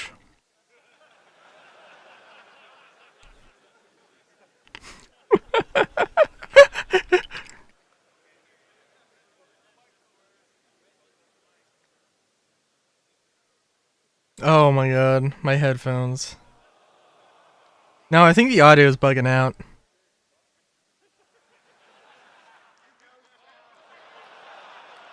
Oh, audio is definitely bugging out here.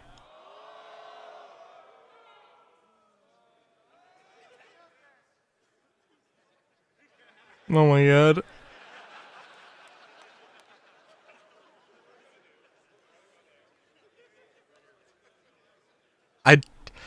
Oh, dude. Hello? This is why we need to learn sign language. Hello. Am I back? All right, we're back. Hall A, cheer for me. All right, you know, We made it through last year pretty good without any major issues, and then I saw those bingo cards show up on Reddit, and like the first square was technical issues, and I was like, Hell yeah. oh, we had a technical Nah! Never!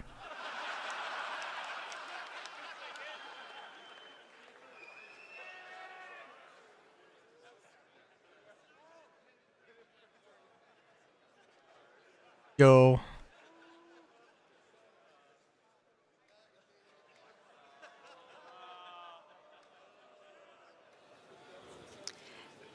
Hello, everyone. Welcome back to CitizenCon. Here we are in the Addison Lounge.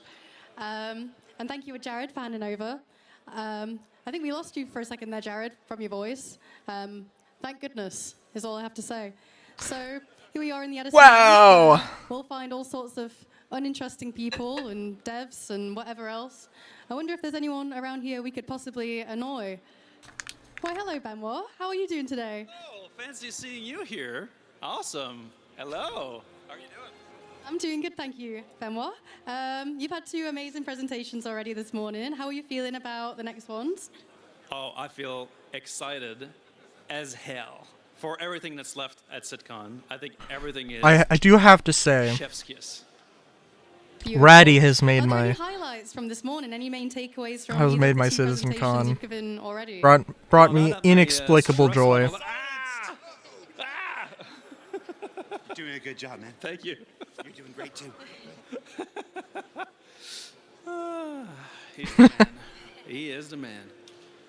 So, highlights. Well, I mean, now that my stress level is down, I think both presentations were just stellar. I'm really happy with how it went, and I'm especially very proud of the teams that have shown content today, either being in the Social Universe panel or in the Star Engine Brave New Worlds panel. I think the teams have been working like crazy. They deserve a hand. Let's go, guys. Let's give it up for the teams from the first 2 panels. They were outstanding and have really given it their all, and it shows. And so for me, I can't really come I can't play any favorites. I wonder. I'm gonna look up. I'm gonna go to Fur Affinity. Zeus exit was wow. Yeah. Big respect to everyone. You worked so hard on all the presentations today. So, as we mentioned, today's pretty stacked already. We've got a lot more to come. But how does this CitizenCon here in Manchester compare to years previous? I couldn't believe we could do a bigger CitizenCon last year, and this one's one bigger. And so it's absolutely fantastic. It's also great to have the biggest office right next to the venue. Last year was really complicated logistic-wise, right? To get everybody on the same page, flying people over. Now everybody's on site. It's been fantastic. We brought the crews from these other studios in, but overall having everybody here has been great. Plus, I mean, look at this. We have a almost full-size Hornet in the place. This is absolutely incredible. I couldn't believe we were actually doing it when I actually heard about it. and seeing it for real is just completely mind-blowing. And I just want to sit in it. Jared, can I sit in it? Even I'm not allowed to sit in it. Damn. So, does that mean next year's CitizenCon could feature a Hull C in Quebec? Oh my God, that's the #1 question I get all the time is, when are we going to get a CitizenCon in Montreal? I don't know, but I would love a Hull C or a Zeus, maybe. Maybe Zeus would be absolutely fantastic, Because maybe that's a quick shout out I'd like to give is that the Zeus, I mean, tons of people have worked on it at CIG throughout, but this is really the first ship that is completely done from the Montreal team, and so I feel especially privileged to have, put it in the video and then released it in this patch. It's an absolute fantastic ship, so I'm super happy about it. I have a question I'd like to ask Benoit. Yeah. When are we going to be able to watch CitizenCon and ISC and everything in-game? Is that a feature request, sir? It is a feature request. It's a feature request. Okay, all right. Well, I'm not going to give you dates. We're definitely going to put that feature request to the test and see if CR approves it. We'll see. We'll put it with all the other feature requests. In the bin. That's right. Oh my god! Don't say that! Don't say that! What the fuck? Wonderful to chat. We're going to throw over to Dan.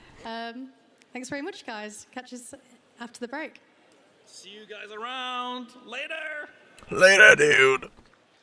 Thank you, Kirsten, and thank you, Benoit Bassaja. Awesome, guys. Welcome back to the Interstitial Hall.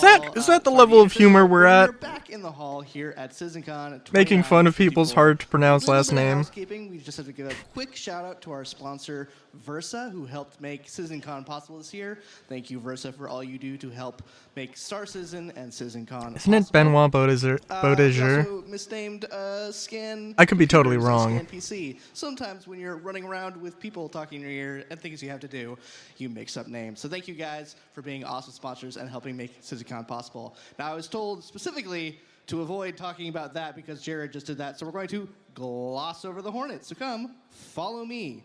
We have some awesome stuff here on the show floor at CitizenCon. We are so happy to have you guys back in Manchester, and we hope you guys are having feverishly an scanning awesome for Rat. show. Now, if you guys haven't been here yet, the General Lounge is filled with people who are excited. Everyone say hi. That was a little lackluster. We'll try again later. Now, guys, there's a ton of stuff, but first I want to throw it over to my good friend Galactica. We have the cosplay competition brought to you by Toby, so I'm going to throw it over to Galactica. I think we have some pretty cool costumes to show you guys, so Galactica, take it away.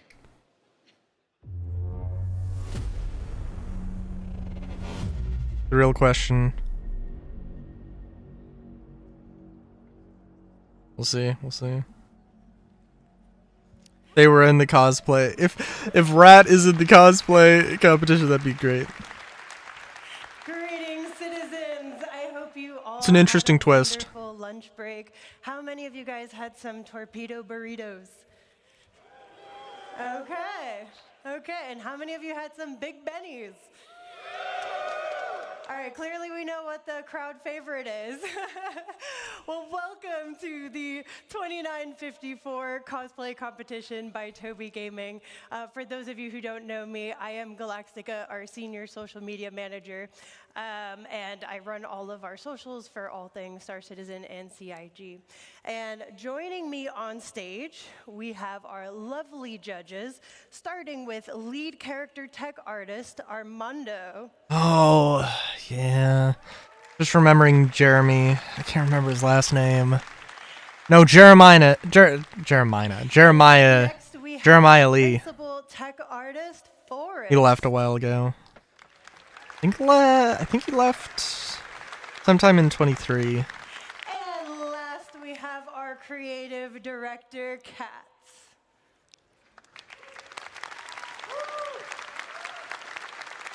Hope Jay Lee's doing well.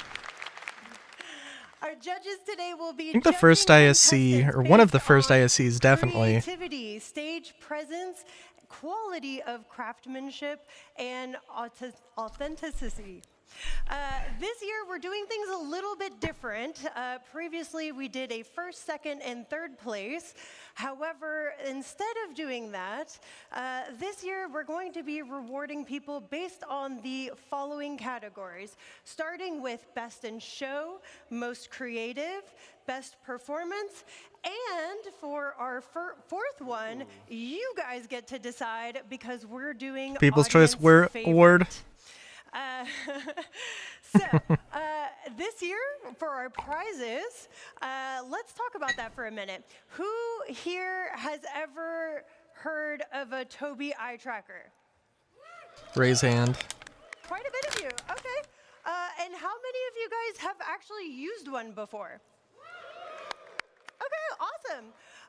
So if you're not familiar with the Tobii eye tracker, it is the only device that is capable of tracking both head and eye movements, allowing you to take your Star Citizen immersion to the next level through effortlessly following your targets, locking on with just a glance, bringing your character's facial animations to life, and more. So now for the prizes, our Best in Show winner will receive a Tobii Eye Tracker 5 complete with an accessory bundle, which includes a mounting kit, carrying case, and a tripod bracket. Very All nice. of our other winners will also receive Also, I've a dropped Tobii 0 Eye frames. Tracker 5, and they don't know this yet, and I'm announcing this on stage, but all of our contestants will also receive an RSI Zeus MK2 ES with LTI and a game package. With a game package. Okay, All right. interesting. Are you guys ready to see our contestants today? Dude, that's kind of crazy. Contestants, let's get the show rolling. Our first contestant is Shiley. Shiley is cosplayed as a Pyro bounty hunter. Very nice, very nice. Shiley, I'm gonna have you stand right here. Oh my god, what is happening with the camera? Right, and our second contestant today is Hydrosa, who is cosplaying as an advocacy agent. Oh, hell yeah.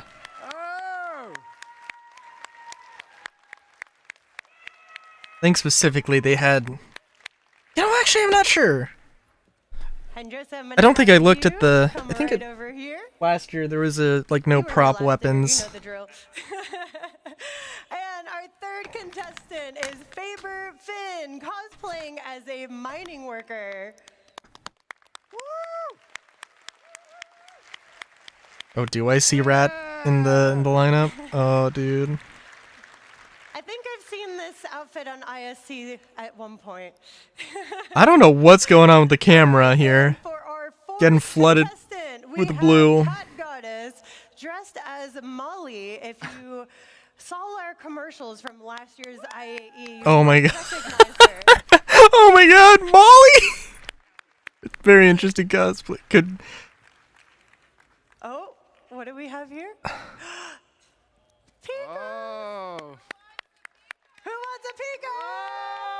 Oh, are we doing this? Judges are over here. Is that... Thought we had a deal. Is that legal? Driving the audience, I think. All right, and up next we have Amon Grask, who is a Xi'an diplomat. Oh, hell yeah. Oh, hell yeah. Oh, wow. That's pretty good. It's a real life character.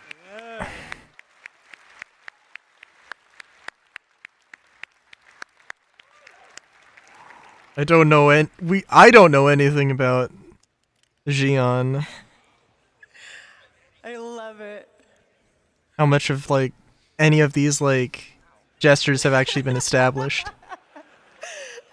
But that's amazing. And our sixth contestant. And there's so little there is Jarman Humble, another IAE fan favorite. there are so few Xi'an to go Xi'an references to go on.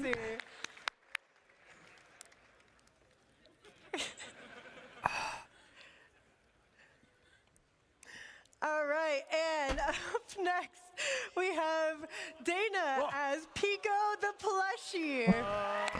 Oh hell yeah.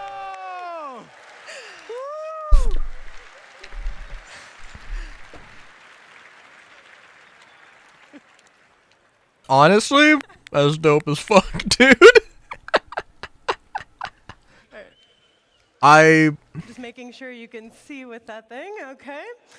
And we have another Pico up next, Carlito.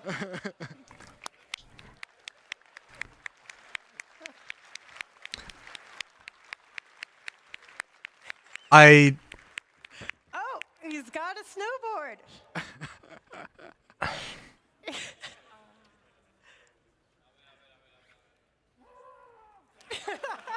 Oh, show it to us. Oh, okay. That's fair. That's fair.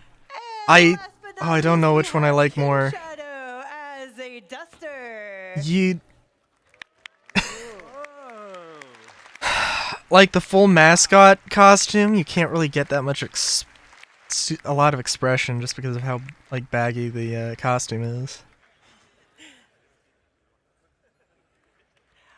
right, now that we have all of our contestants on stage, judges, feel free to come take a closer look, ask questions, and let me know when you're ready to make your final call. All right.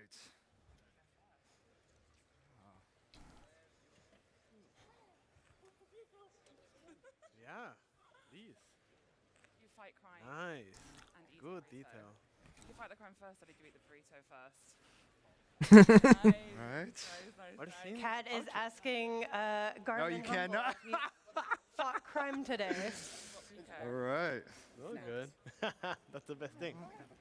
Oh, good to see you. That is How a you camera doing? rig. Exactly. Oh, good. Yeah, doing great. Doing great. All right, yeah. I wanna Still one of my see. favorites. I wasn't even looking. Wow. That's Oh, yeah. This is great. The mining outfit. Is it true you guys eat pellets? That's right. nice. I love How'd it. you do that?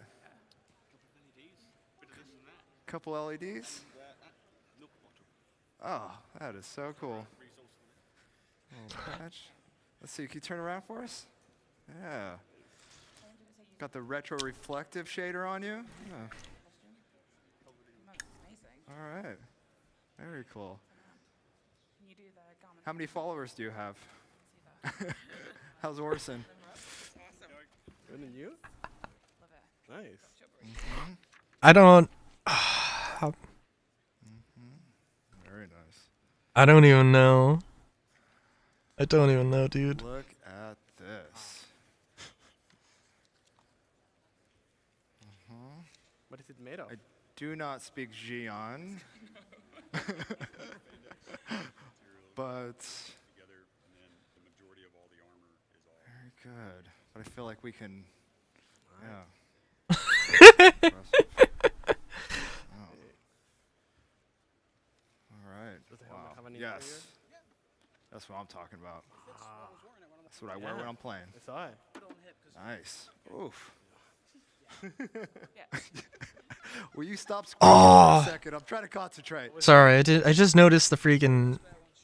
Oh, the All right. Of course. Very good. the mount on the thing. Okay, look. The helmet mount is amazing. I also love the. I love the Duster helmet. I haven't seen. Looked too closely at the ones in game. You really wagged that thing. Yeah. All right. Extra points for you.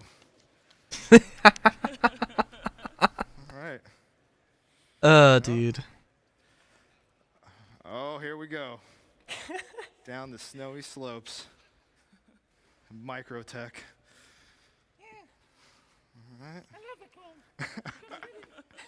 I love the cow. Awesome. The slopes, they call to me. Yes.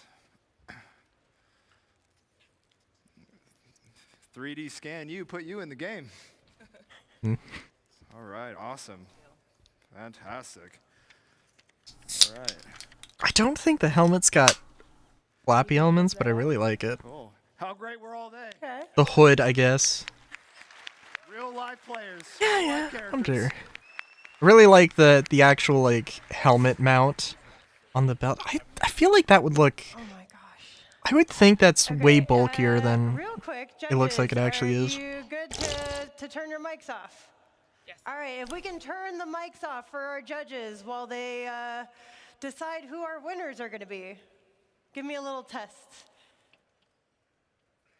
All right, I think the mics are off. All right, cool. In the meantime, Rosa has given me a tiger claw to give out to the audience. And, oh, are you giving me one too? Okay, let's do this. So I don't want to chuck this thing because it's quite heavy. But if you have not gone to the community booth section yet, there might be a device that you can put this into that will maybe redeem a prize in game. How do we want to give this out? Let's see. All right, I want you guys to make the loudest noise. All right, let me see. I want to see who's the most hype. The most hype. All right, all right.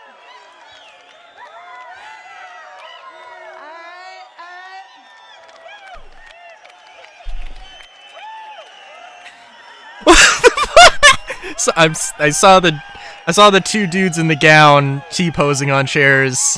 White shirt over there. Come to the front of the stage. Standing T-posing on chairs will never die. He knows who he is.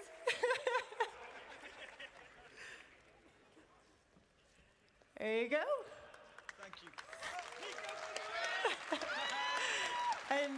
and then we have a med pen. I think we have to give this to the ones with the med gowns, clearly. Oh, we got two.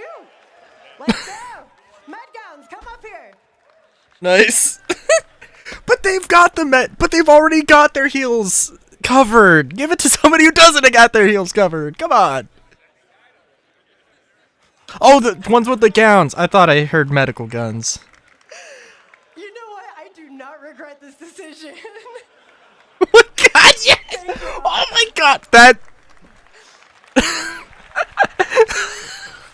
Okay, yeah, no, that was the right choice. That was the right choice. You need more time?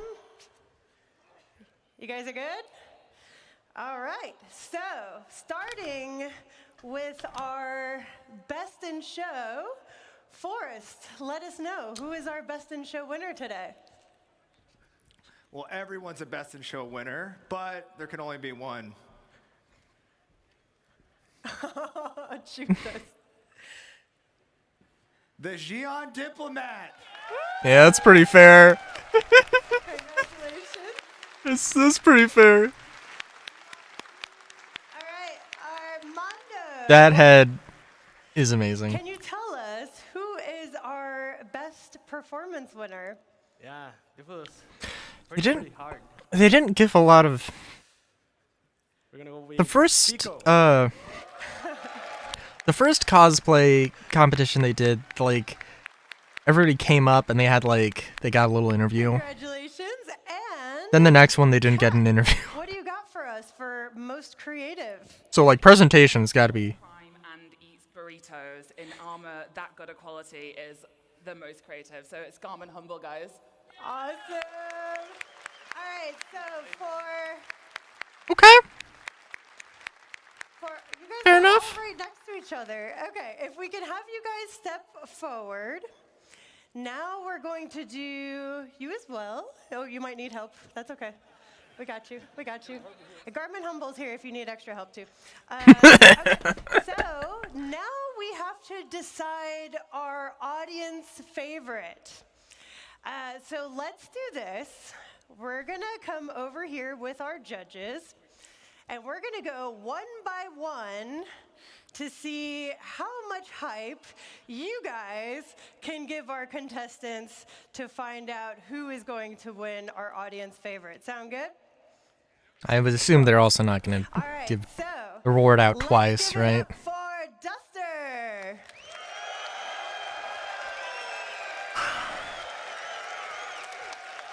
That's a lot of hype.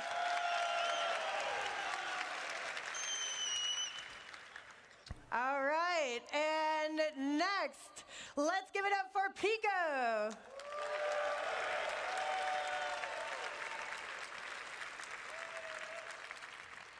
All right, and then we have Molly. Aww. All right, and now we have our minor. Hell yeah. Hell yeah. And our advocacy agent.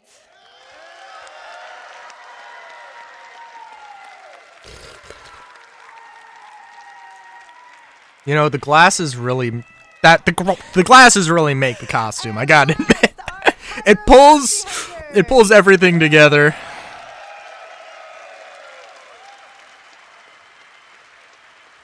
judges. Let me come back over here. This is a very long stage. Those last three, like, those are some really good costumes. Duster's good too. All right, the judges have decided, and our audience favorite is Duster. Yeah, that's fair. That's fair.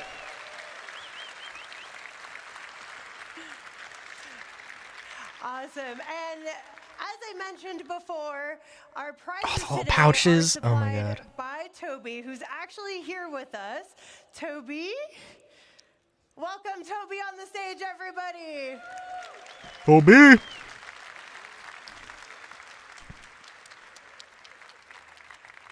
Can I borrow two of you guys to carry some of the prizes, and we'll take a picture? Come up here too.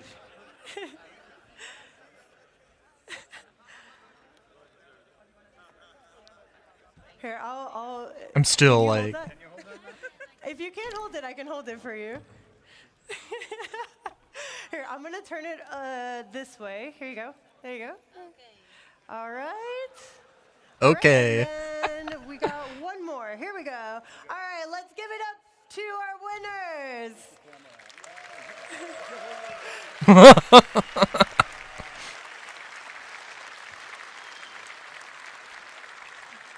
All right, thank you, Toby, so much for supplying the prizes. As I mentioned before, all of our contestants will be getting an RSI Zeus. And all of our contestants, if you don't mind coming together so we can all get a picture together.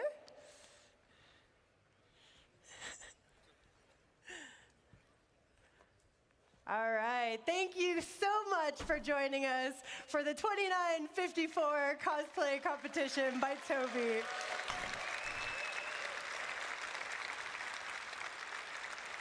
Sorry. You need to move, sorry. You need to move, sorry. Interesting, interesting. I'm desperately scanning for Rat, I gotta admit. In a world where the Vanduul have attacked, one ship will make it so that the lives lost will be avenged. That's right, the UEE Retribution is here at CitizenCon 2954. I have the creators of this amazing model. We have Pigeon Spaceport here. You guys have done an amazing job creating an awesome thing. Is there anything you guys would like to quickly say before we get into questions? Yes. Okay, great. Thank you guys so much. I quickly ran down here, so I forgot to grab my note cards. Let me do this off my phone. Quick question, how many total pieces is the UEE Retribution?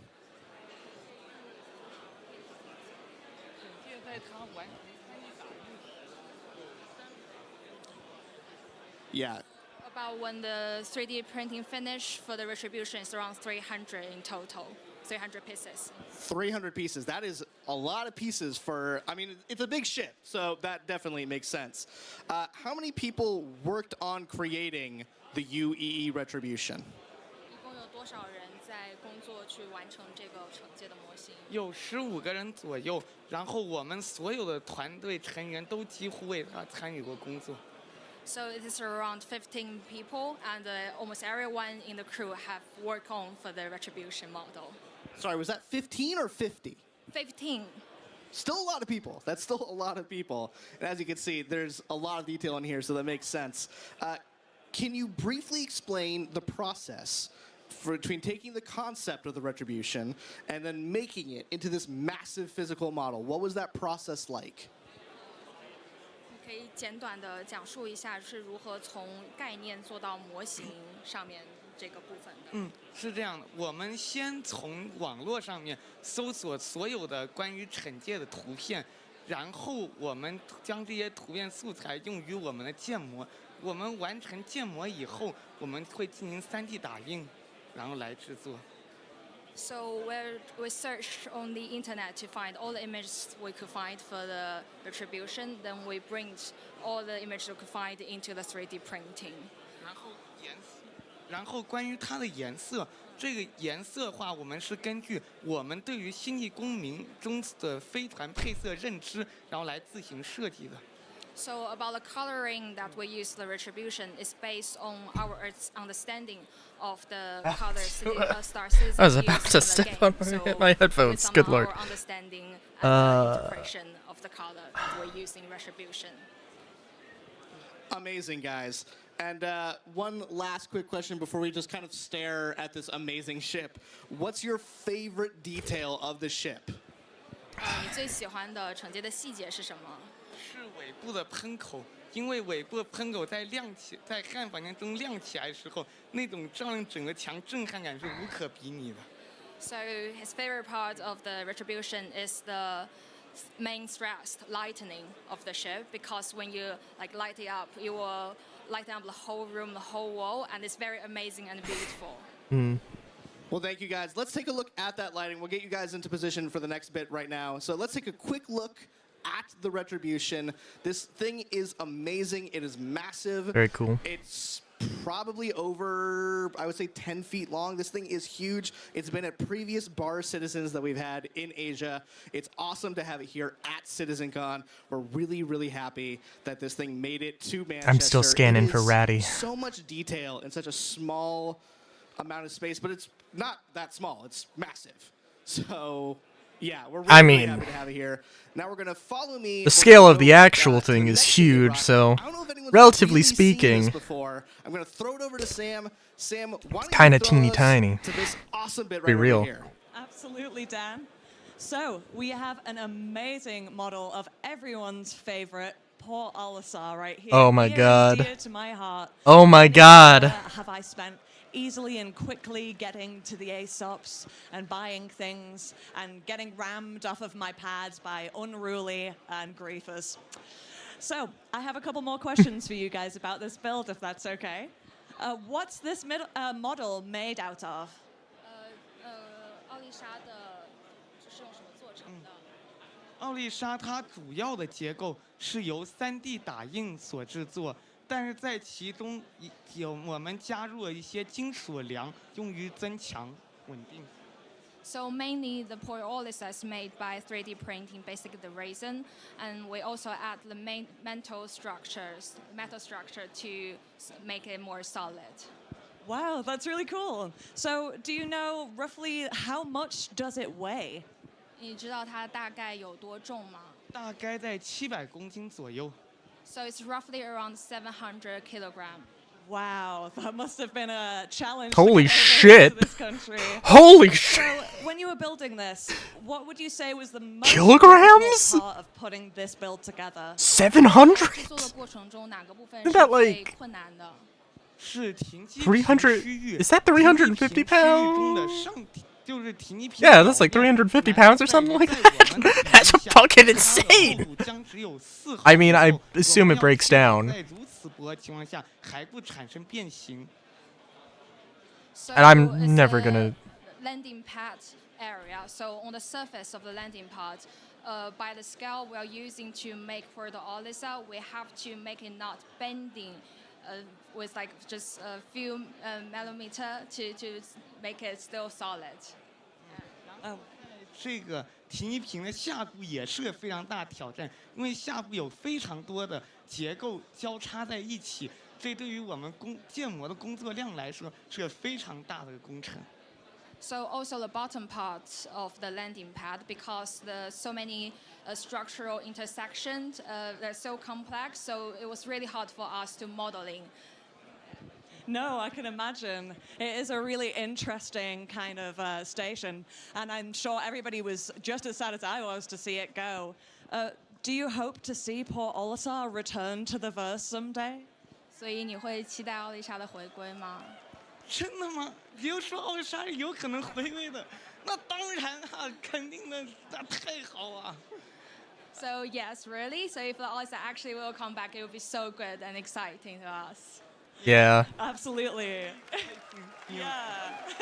I hope so too. I hope so too. Right. Thank It you would have guys been for so talking nice if about there these. was That was the a amazing better, Pigeon Space larger, guys. bigger Do check them out send online. off. Their stuff is absolutely amazing. I'm going to now pass over to But, my you know, buddy, it is what Dan, it is. who is hanging out with the merch stand guys to show off some of the really cool stuff that we have here at CitizenCon. Over to you, Dan. Oh, hi. Oh. Awesome. Thank you guys at Pigeon Spaceport. I know. Jesus I come out Christ. of, nowhere. He just come keeps follow me, doing guys. Thank you guys at Pigeon I Spaceport. would- We're so lucky to have them, and they're awesome. I wouldn't be Big, huge surprised if CitizenCon Port 2954. Olisar. Now, I think it's time for you guys to see a bit of where I get my fashion from. So come follow me, guys. Come follow me this way. I wouldn't be surprised We'll make our way if through the crowd. Let's get in SitCon was or I'm sorry, if Port Olisar was Yeah, that's like the player stations that they teased last year. Although luckily I have the they didn't CIG confirm. access pass. Come follow me.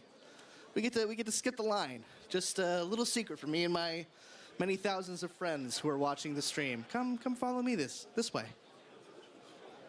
Right this way. Man, all these people are very excited for merch, and as they should be, because we have some awesome merch here at CitizenCon 2954.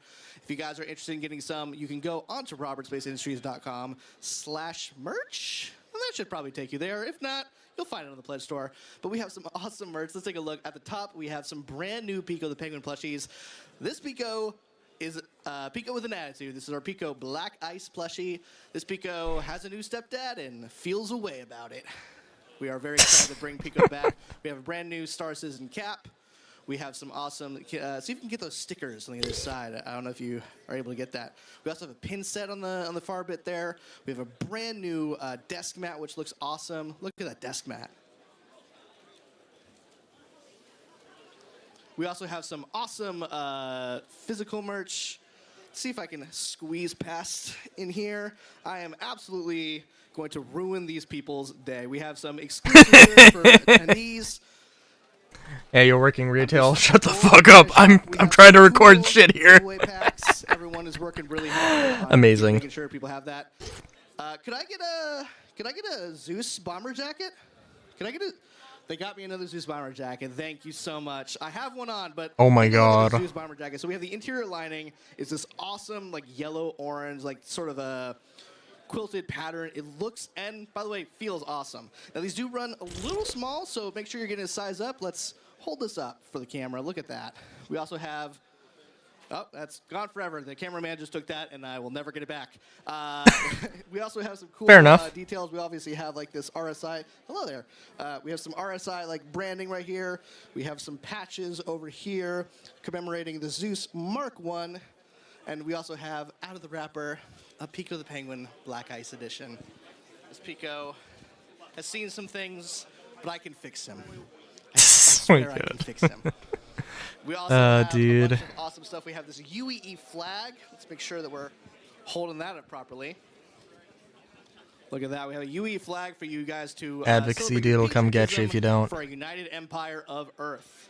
This thing is very long. It's kind of the Foundation Festival colors. I kind of like that. It's yeah. I'm going to steal that. That is mine, and you're not getting it back. What else we got? I know we have some more merch. Someone get me more merch. Oh, here we go. Thank you. We have a new keychain. Ooh, this is really nice. Camera guy, we got. Stop looking at random customers. I am told, however, that I think that's all the merch that we can show because we want you guys to be here at CitizenCon getting it. So I think that's just enough time we have here at CitizenCon. I'm going to throw it back over. We're going to continue the show. We'll see you guys back here later. Take care. I know that the last thing is going to be. The last thing is obviously going to be Squadron 42. I mean, I could be wrong. I could be wrong. For all I know, it could be, hey, it's getting, hey, 4.0 is getting released I'm wearing at the same time. jeans. It doesn't work through it. You know, people tried to get me to take my pants off backstage, and I'm like, no, no, no. It hurts. All right, guys. I think that's long enough of a break. Let's get back to some presentations. How about it? Hell yeah! All right. We have the first of two amazing presentations. This next one, Dressed to Kill. Am I going to be pissed? Well- Jared, am I going to be pissed? What can I tell you? Don't! Who remembers CitizenCon 2016. Ooh, okay, not. Please welcome to the stage. Who is it? Wait a minute. Wait a minute. A real person? Like. I can't see it. But I'm I'm supposed to getting say his name on there right now. Show me his name.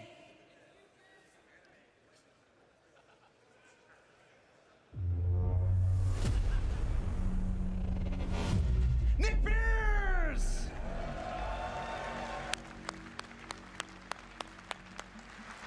I don't remember Nick Pierce. I wasn't at 2016. Hello. So. So my name is Nick Pierce, like Joe mentioned. It's my second CitizenCon, but it's my first time presenting. So I'm very excited to be here. And just on behalf of myself and the team, thank you so much for coming to this presentation. Thank you.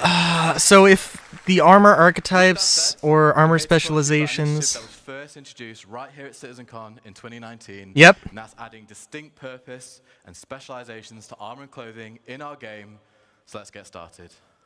If it's a fucking slideshow, if it's only a slideshow, no in-game renders, I'm gonna be fucking pissed. Gameplay, whether that be mining, piloting, FPS combat, or I'll be even respectful and shut the fuck industry. up, though. Unlike other traditional MMOs, we don't impose rules or classes onto the player. In real life, people are not just one thing. I'm sure you can all relate. I've had many different jobs. I've not always been a game designer. In fact, it was only a week ago that I found out that Jared used to do tech support for prosthetic legs. It's true. You can ask him. That said, if you're like me, you like to excel at whatever you're doing. So that brings us on to the concept of specializations. This is about bringing more purpose, more considerations, and more decisions to armor and clothing you wear beyond just looking cool. So, what are they? Specializations are the focus of your current daily Introducing a adventure. thing from That could 5 be years daring ago? racing, a cargo hauler, or a first responder. Specializations are a series of attributes assigned to each piece of clothing and armor in the verse to allow you to make informed decisions on both how At you least wanna they look have some and renders how you for wanna stuff, perform. but it's also like. What are they not? Specializations are not assigned classes.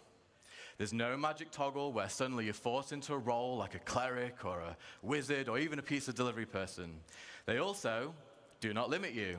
You can still do almost everything in any armor and clothing you want. You just won't do it as well as you could have if you had specialized. Why are these necessary? Well, specializations enhance gameplay depth. They add a level of roleplay and immersion. Specializations can provide a sense of ownership of your playstyle. At its core, SC is driven by choice, with specializations offering a deeper layer of player options. And that's the option to excel, to fool around, to min-max, or give yourself a unique challenge. Specialization allows us as developers to make gameplay experiences that are deeper and more complex. So whether you're a salvager, a bounty hunter, or a medic, there will be specialized suits that will help outperform your peers. So at this point, you may be asking yourself, okay, well, how do I specialize? It starts by determining your playstyle. What do you want to do today? Are you going to be a trader, a smuggler, an assassin? Is there a void in your organization that needs filling? This is a decision you get to make and remake every single time you log in. Or, if you're like me, perhaps several times in a single play session. Every time you decide to Once you know put what you clothes want on. to do, it's time to start hunting for the right gear. Or to not put clothes on. Specialized items are not intended to be found in any old store. You're going to have to do the legwork. What? Align with some of those guilds and factions that JJ and Benoit just talked about in the previous presentation. You'll have to explore the galaxy, find hidden stashes, and rare opportunities for better gear. Specialized items are meant for those who are willing to put in the work to exceed at your role. And once you've done all that, it's about selecting the right combination of armor and clothing. Yes, I said it. Mixing clothing and armor is built into the very fabric of this new system. Can I get a hell yeah? Hell yeah. All right. Didn't even need to ask, hell yeah. I know you guys A lot of questions about that, but great.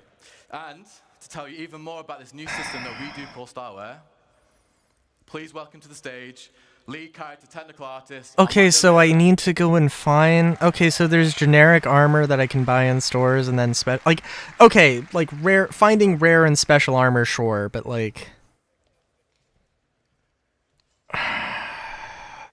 I don't know. Watch Nick. Hello, everyone. That makes sense, and I would expect that, but also, like... But it also seems... I don't know, it seems weird. How cool are specializations? We are sure you'll enjoy finding the best combinations for your playstyle. I assume that, like, obviously the ones you buy are going to have to be somewhat specialized, but not necessarily as specialized, right? Star Wars. So, if you're... Are you tired of choosing between clothing or armor? Yeah. So finally, you'll be able to mix and match. Star Wars is fashion that meets purpose. As specializations provide you with a multitude of stats to combine, you'll also be able to choose the visual style that you want. But beware, with added options also comes the responsibility of choosing the right combination for the right situation. I'm always wearing a spacesuit. That Star Wars will be able to provide you.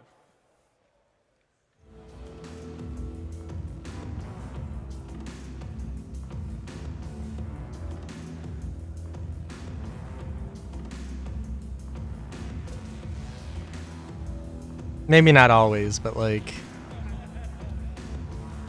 Oh, there's...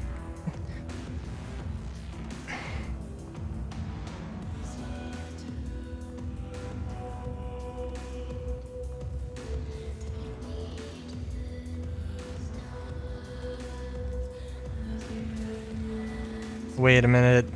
Trench coat dude, I didn't see too much of. So it looks like you can wear arms over jackets. Looks like there's some specificity that I gotta ask. And also this doesn't seem like archetypes. This is cool. This is cool. Like, have you ever wanted to put on a jacket on top of an undersuit? Yes. Yeah. How about an armor on top of a sleeveless shirt? Or even without no shirt at all? Like backpacks on clothing? Yeah. So Star Wars allows more customization than ever. But be careful, certain gameplay implications will still be true. You won't be able to go into the vacuum of space without a space-worthy undersuit and helmet. And in certain planets, you'll need a breathable mask or helmet to survive. I hope you guys are excited about this as much as we are. I mean, a whole rework of the system... And we're making a system to bring it all to you. A whole rework of the system is great, but also... not really what I was thinking of with specializations slash archetypes. That's enough about Star Wars for now. Let's go back with Nick and learn more about how Star Wars and specializations will improve your gameplay. Well done, bro. That was a good presentation. All right. Thank you, Amanda. And that is definitely cool. cool. The Star Wars system is about adding function to fashion. We are still Star Citizen, one of the best looking video games out there, but we're always going to make sure that you look your best, but now with added purpose. So to recap, we're going to go through adding intent and purpose to all our clothing and armor sets. As designers, we really want the visuals to match the stats that our great character art team have made. Clothing will get modest armor values? Look particularly Good, armored, good. chances are they'll have modest damage mitigation to match. Many armors will be specialized for distinct use cases. Currently, we realize right now bigger is generally better when it comes to FPS armor, and we know that shouldn't always necessarily be the case. There will be some armors that won't have EVA thrusters built into the suit, so you lose EVA capability. Some armors won't even be space-worthy. Specializations means getting better at certain things at the cost of attributes. What do you mean the armor won't be space-worthy? This is about compelling you, the player, to make tactical decisions for every situation you may find yourself in. So now let's look at some practical use cases for the Star Wars system. Whilst all our armors are becoming specialized, let's take a look at a select few, which I will add are some of my favorites. We are going to assemble a team to tackle one of Star Citizen's most anticipated adversaries that you'll get to meet later on. Let's meet our first specialization.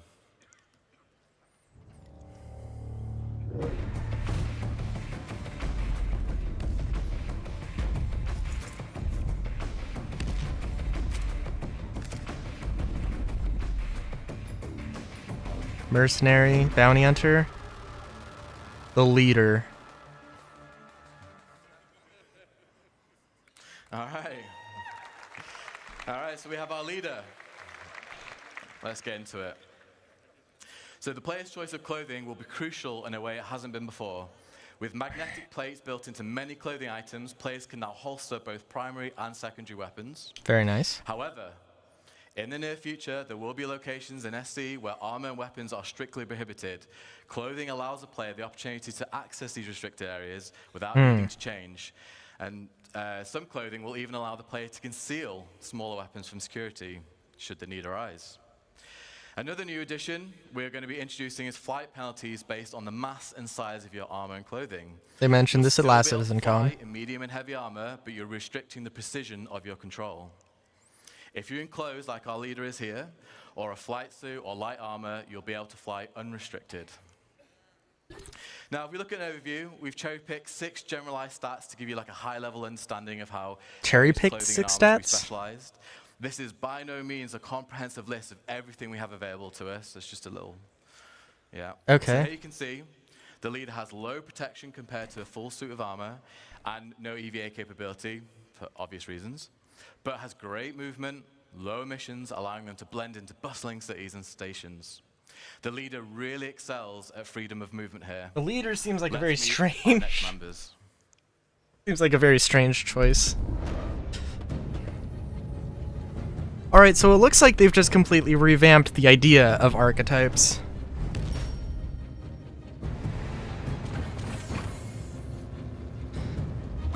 But it also doesn't seem like...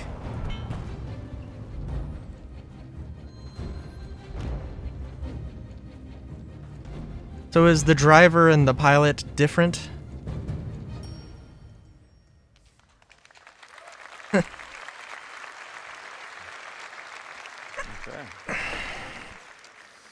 So here we have our pilot.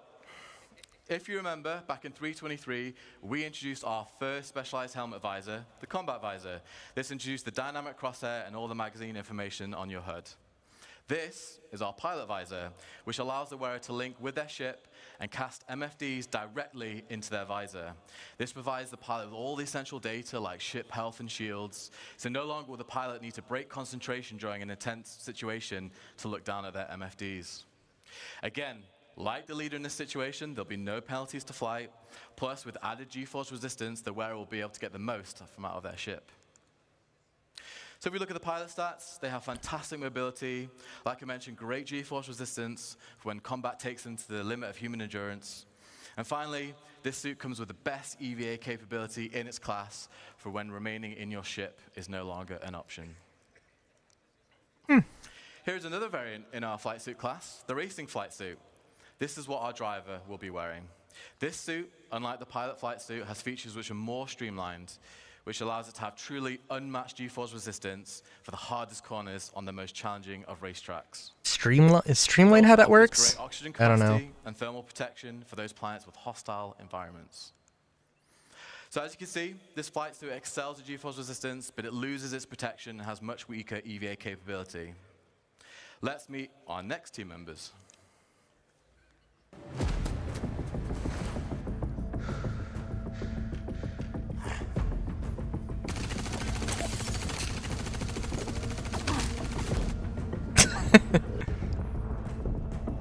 Gotta be careful with exaggerating some of this stuff. The tracker. I like the look of that armor with the sort of backplate.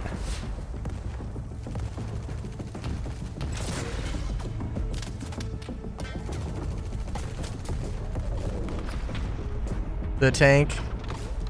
Hell yeah.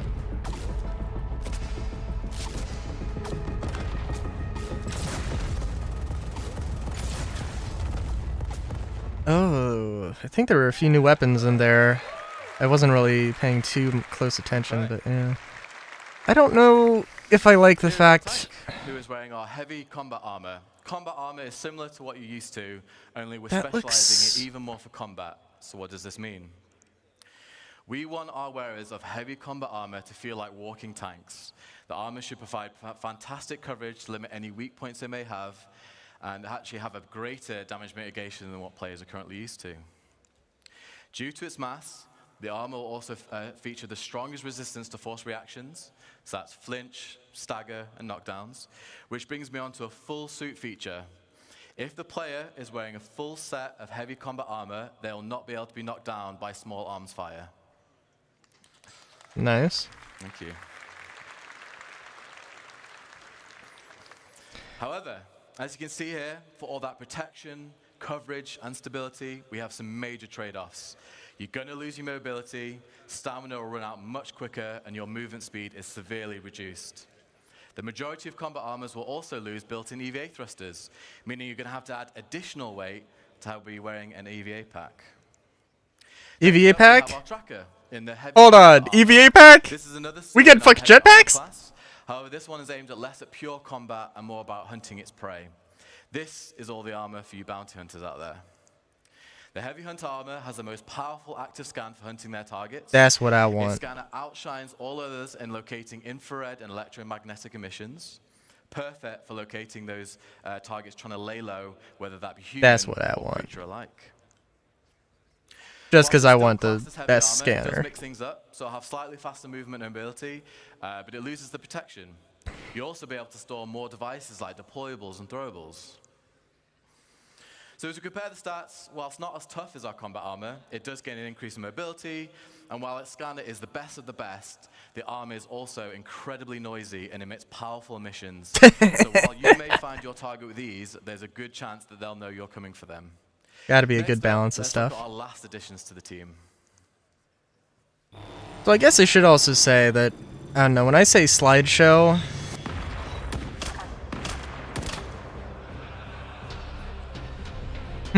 the sniper. Sniper or scout? Yeah, sniper.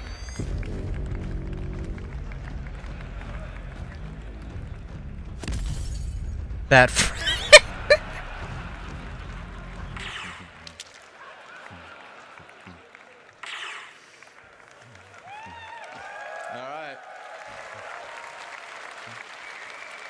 So is this isn't an exhaustive list, right? You can tell who the fan favorite is there, yeah. So we have our sniper, who is wearing our light stealth armor.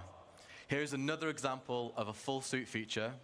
If the wearer has all pieces equipped, so that's helmet, core, arms, and legs, due to its mass and the suit's material, their missions will run so low that they will be undetectable on radar. Completely undetectable? With it being light armor, it also has a great level of mobility and traversal speeds, meaning should the wearer be spotted, they can quickly escape or reposition with ease. And remember, with it being light armor, no flight restrictions. So with the best stealth and fantastic speed, it's a must for any players looking to assassinate, infiltrate, or in this case, be a sniper. However, the protection provided is minimal. You don't want to be engaging in a full-on firefight in this suit. And just to reiterate, folks, as well, like great specialized armors like this one and all the ones that you've seen today, you're going to have to put the work in to have these at your disposal. So, like... And finally, surrounded our group, we have that one friend. We've all played MMOs, right? We all know that one friend. Yeah, yeah. So, okay. That friend's me. No. They ignore all the rules and the strategy. They can only play for 30 minutes a week. They might prefer a bit of glint on their sniper scopes. Who knows? Well, here at CIG, Oh my God. we also support that friend, so they're on the roster too. So, we have our group. What do you guys think? Where's that friend? All right, all right. Okay, so it wasn't a slideshow. It wasn't strictly a PowerPoint presentation. They did have a little bit more meat to it. They face ahead and if they're up for the challenge. And to talk to you about that challenge, please welcome to the stage Senior System Designer Zach Pierce. Zach Priest. You've Zach been great. Priest. Thank you. Sorry. Okay, Zach. All right. There's a lot of things. I'm not gonna say I have any beef. I respect this dude. I'm Zach Priest. I really like FPS stuff, and I feel like there's some things I've been sad about with FPS stuff in Star Citizen, and he is the face of it. I So do a variety of things at CIG, but I respect I'm the dude, mostly a though. designer who works with AI and guns. So most of you will be wondering, what could the next part of the presentation be about? Well, let's get stuck in. Star Citizen at its heart is about community. From our relationship with players to the big dynamic events that citizens work together to complete. We love group content, and missions that allow players to work together to achieve a goal. But for our group specifically, you do have to wonder, well, now our crew is assembled, and in a universe as big as Star Citizen, who knows what trouble they could run into? So let's find out what they're going to face. Now, they're heading to the planet Monarchs, which is in the Pyro system. So without further ado, let's find out what they're up to. The main thing I'm thinking, okay, so naturally, yeah, there's going to be more specialized armors that are going to be harder to find. You need to go, you might need to loot them. You might need to craft them. You might need to get associated with a guild, with a faction to get them, or to get the blueprints to craft them or whatever. But, like, there's also going to be regular armor that's also going to be a part of this equation. That's probably not going to be as specialized. Maybe it's overall going to be lower points on average in every way.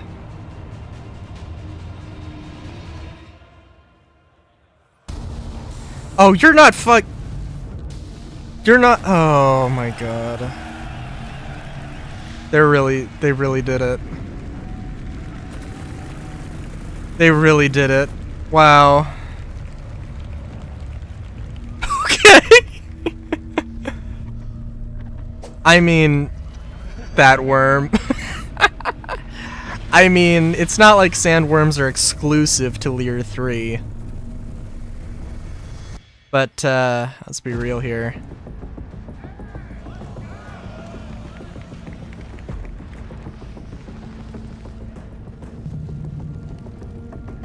Okay. At that distance, you're aiming dead center. What are you doing? You're playing a sniper. You're not a sniper. Good lord.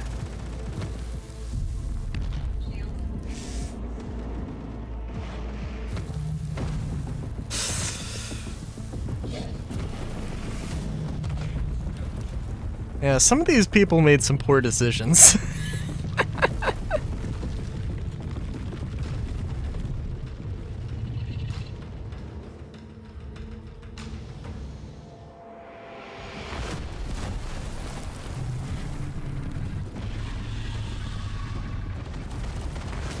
I don't know why I that friend! That friend! Oh my god.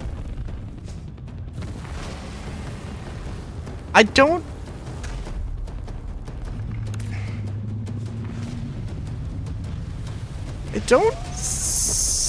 that friend. I don't see how the armor specialization matters in this case, though, is the thing.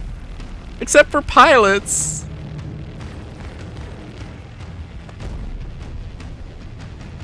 I mean, like, this is cool, but also I don't see how this applies to the rest of the thing, right?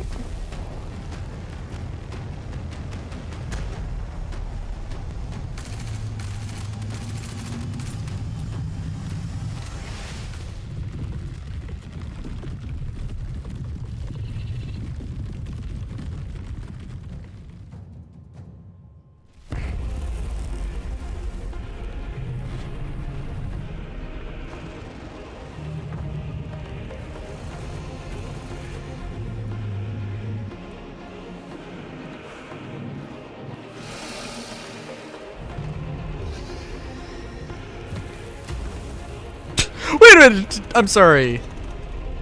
Oh no, that was the sandworm shooting a ship. I thought two ships collided.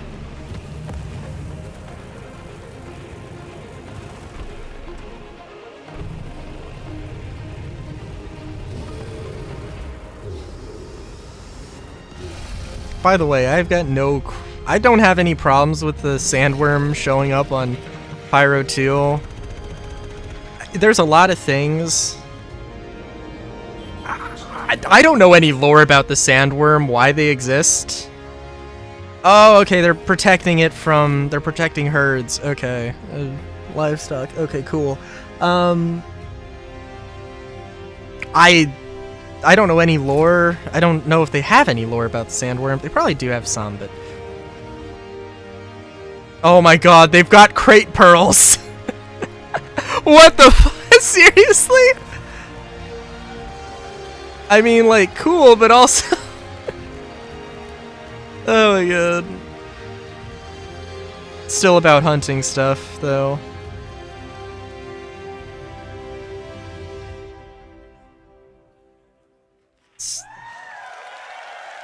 That's cool, but I don't know if it belonged in this presentation. Oh, that was cathartic. Absolute cinema as far as I'm concerned. The teams at CIG have worked so incredibly hard to get to the point where what we just showed you was no tricks, no hacks, just gameplay of the Valakar.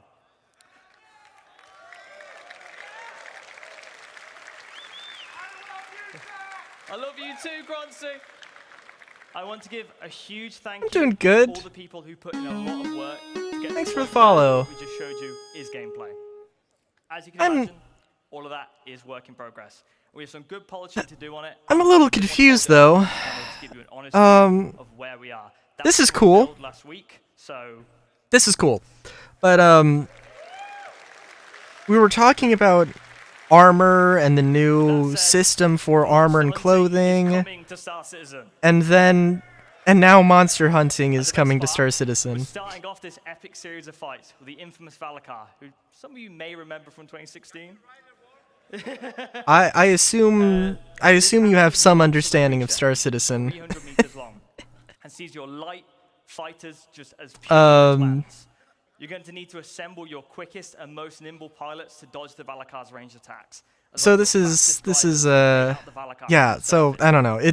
This just doesn't really. We were talking about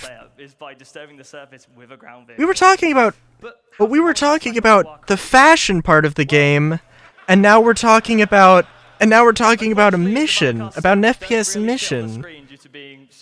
And like a mission that doesn't really 150 times harder to kill than an Aegis Avenger Titan.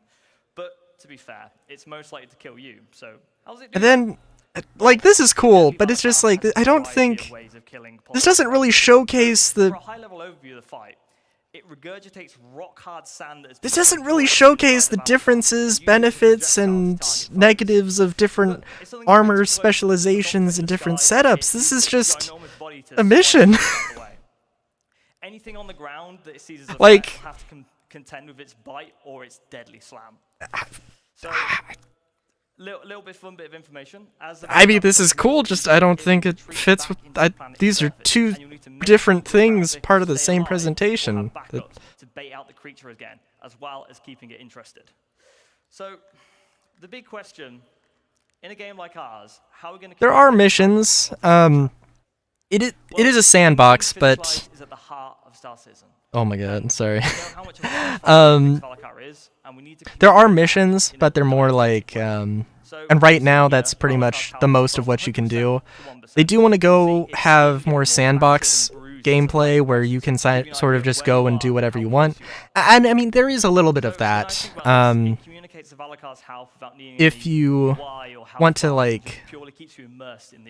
Sorry, let me turn down the volume a little bit here.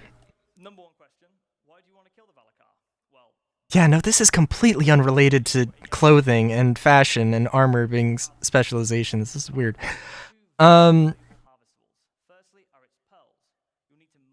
So, yeah, so right now, missions, so like if you want to be a mercenary, the only way to really do that is to take missions. You can like, say you can go to a pirate stronghold, a pirate outpost, and go just shoot stuff up. You can do that.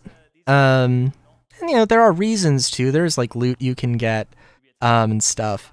But like...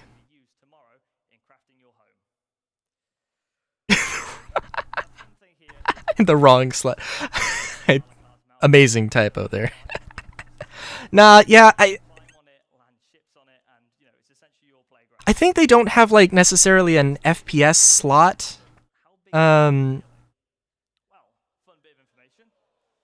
I think they don't have necessarily an FPS gameplay slot in the programming or in the schedule, so I guess they're just fitting it in here.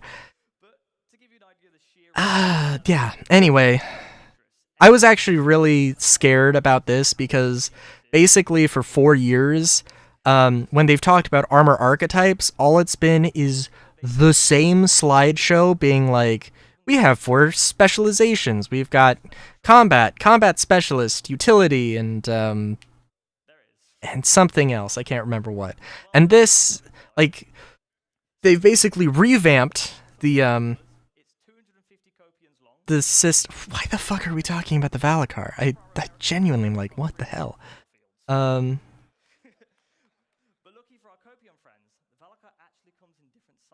What was I gonna say? I can't remember. But like, they revamped the entire. But they're revamping the entire. God, I'm sorry. They're revamping the entire armor and clothing system, which I thought, like, we were too far gone for that to be a thing. Why are we talking about the Valacar? Like, okay, you introduced it, cool, whatever. I don't care about the Valacar.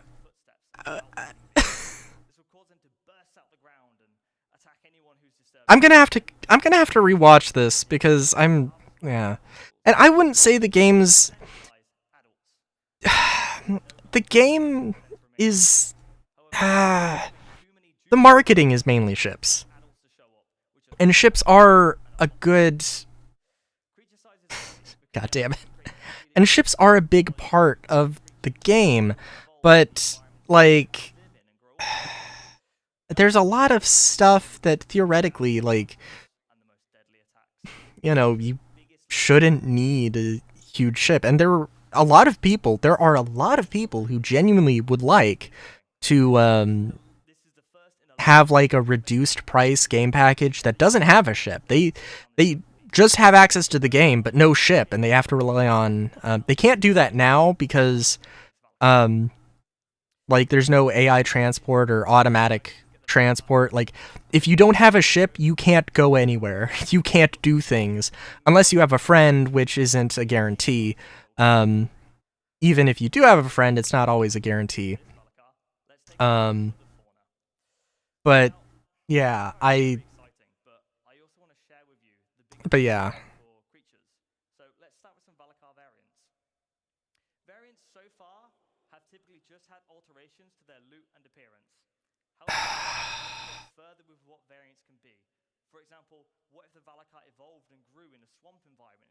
Oh, also the Valacar has been a meme because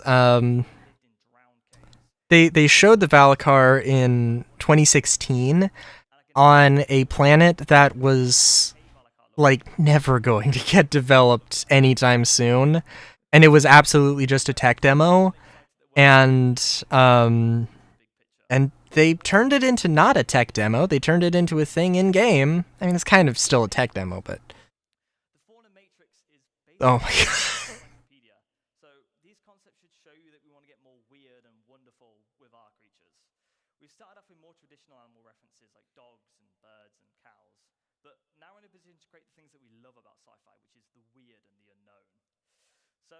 Looking at where we're going, all of our creatures have been defined for the road to 1.0.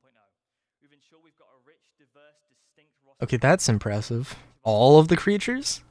I mean, just in concepts right now, if not being developed.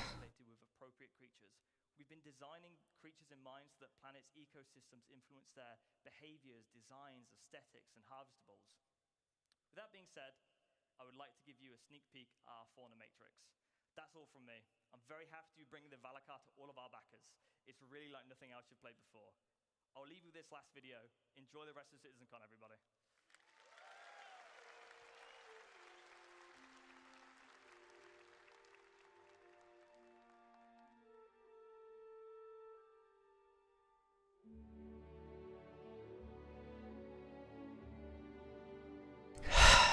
Ooh, Fishman. Alright, let's see. I'm definitely curious here. How many things have fur? I'm gonna come back to this at some point and have to go through a lot of this. And I'm sure this, I think he said this is a sneak peek, so I'm sure they're gonna add more stuff.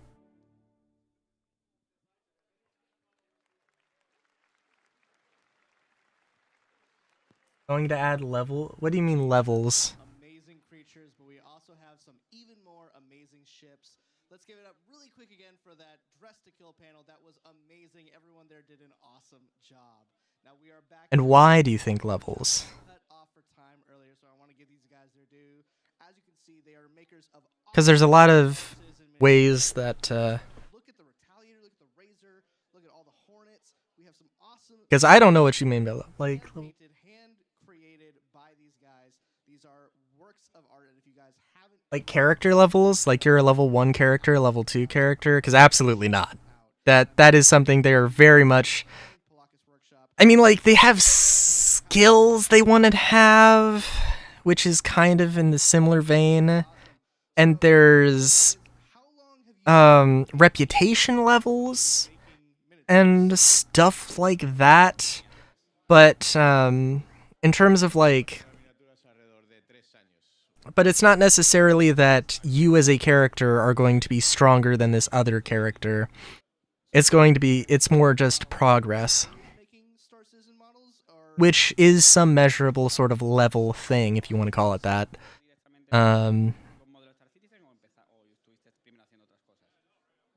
like, otherwise it's just skill and knowledge of the game and game systems that like, if there was a high level or like high risk area, the only thing that would be stopping you from going there is if you feel like you can handle it.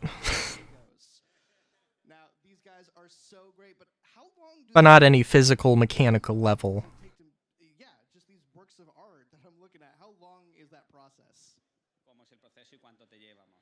El proceso primero es el modelaje 3D de las naves. Después se imprimen, después se pintan. Y depende de la nave. Esta, por ejemplo, alrededor de 2 semanas o 3. Now, any sort of hard limits on, like, going into certain sectors of space? Probably not.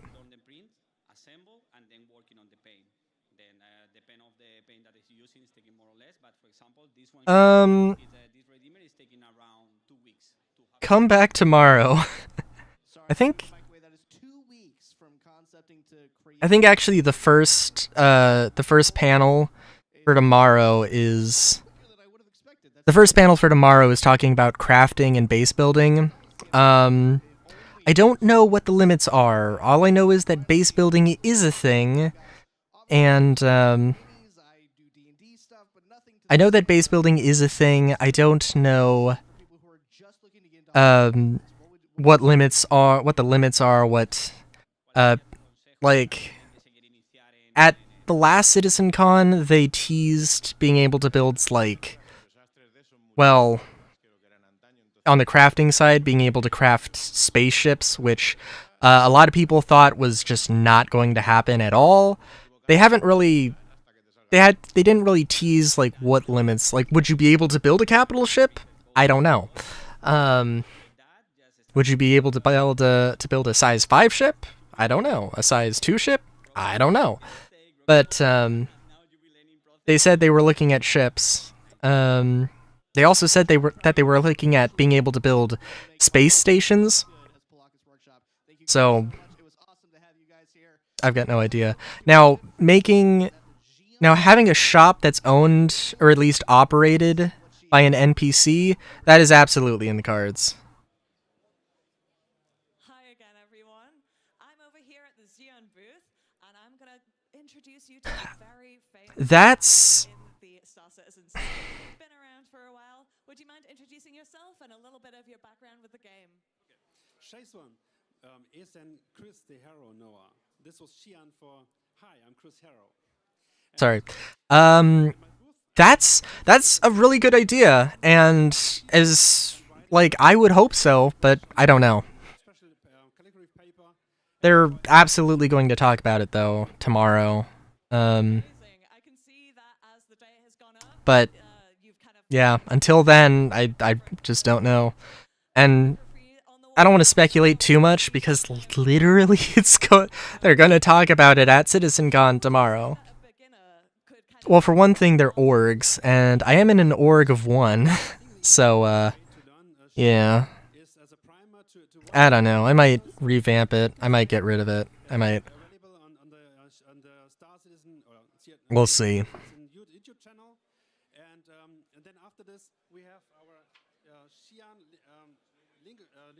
Institute. Yeah, you can learn the language. We have experts even for Banu and other languages, and you can find everything you need, every tools and learning materials we created. Yeah, so this is the way to go. Amazing. Also trying to be cautiously optimistic. I do want to reiterate that the first thing they were talking about basically revamping planet generation and putting points of interest on planets, and they described it in phases, phase 1, 2, 3, 4, 5.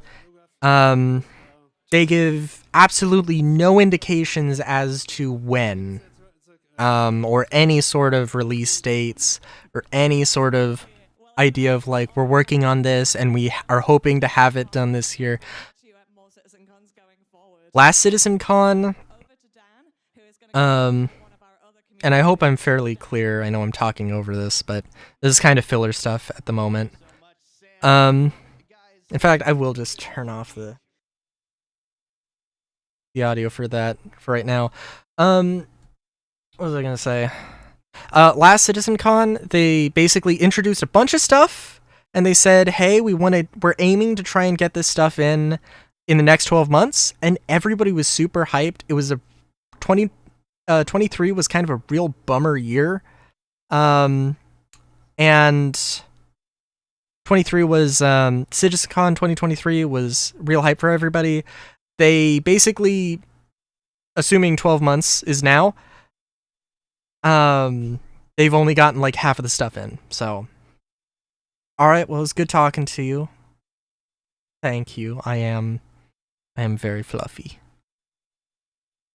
I like to think I am anyway.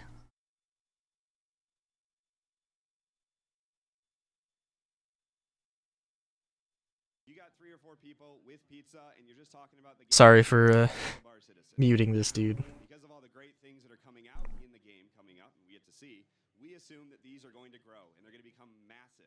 So Bar Citizen International was put together to help coordinators, either veteran, need assistance, or brand new people. And it's been great because the number of people that are here that are like, I want to run one of these. Well, we've got you. Fantastic. I know you guys have, registered events. Obviously. Also, again, Ratty. I don't know. By chance, Ratty. I don't know if that is actually your name. If you're out there, dude, keep on ratting. Keep on fluffing. Keep on mechanicalizing. Also, screen might go black. Or might freeze up. Sorry, dude. I'm just checking the schedule real quick. Dress to Kill, and then Beyond Pyro. Okay. So the next thing is going to be talking about stuff past Pyro after 4.0. Well, what's next for us is working with all the coordinators to figure out that next step. We want to find ways of kind of creating that concierge program for the coordinators that have been doing this for 5 to 10 years, because they put a lot of effort into this. And at the same time, how do we streamline this for new people that just want to raise their hand and say, I'd like to do this? So. Awesome. Well, as a community producer, I can't thank you guys. Also moving my microphone here. My posture has not been good today. I think that, unfortunately, is it for us here at CitizenCon today. Don't worry, don't cry. I see the tears forming. Be brave. Be brave and be strong. We will be back tomorrow. But Sam, any last words from you? Yeah, it's just been such an honor to talk with all of the community this year, and I can't wait to show you guys some more tomorrow, so make sure that you tune in then. Yeah, and thank you once again to our sponsors, Versa. Thank you again to VKB. Thank you again to Scan Computers. We could not have had CitizenCon without you guys. Thank you to Toby for your cosplay competition. You guys have helped make the CitizenCon the best one yet. And I think that's it for us. From Dan and Sam here. Overall, I do think it feels like it's maybe a little bit more of a return to form. Very mysterious redacted at the end of the show. Let's head over to that panel, shall we? Very mysterious. I can't even imagine what it could possibly be. Nah, but seriously though, I feel like 2023 was like, again, like 318 happened. It was a shit show. Go take a run. Don't take it literally. All right. Find also, quite frankly, if I may say so, find someone that looks at you the way that Scrap from Bar Citizen International looks at someone doing a CitizenCon interview. That was just. Sorry, but yeah, 318 was, you know, was a very low point in Star Citizen.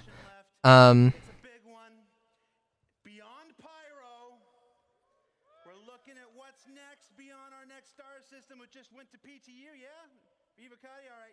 I've been in this world for so long. So please welcome to the stage one of my favorite people at CIG, and I don't say that lightly. A man whose last name took me 3 years to learn to pronounce correctly, and I'm still not entirely certain I did it. Please welcome to the stage Star Citizen's creative director, Mr. Ian Leyland. Nice. Okay. So I know Nyx. And then it's a big question. A lot of people think Odin. And that's probably a good guess, but... I still didn't get it. One day. Thanks, Jared. Hello, everyone. Wonderful to see you all. Thank you for coming out. Did you guys see that worm? Really cool. The Dress to Kill, I'm kind of disappointed. I'm kind of not disappointed in the way that I was expecting to be disappointed. But I'm also kind of disappointed in other ways. I don't know. It's weird. I think really I'm not disappointed, but I was expecting to be super disappointed and get angry, and it was going to be funny. Which will create an evocative and emotional backdrop. Hell yeah. Listen, I love and appreciate ambience as much as the next bun. But like, hold your horses here. I'm going to talk to you about what's beyond Pyro.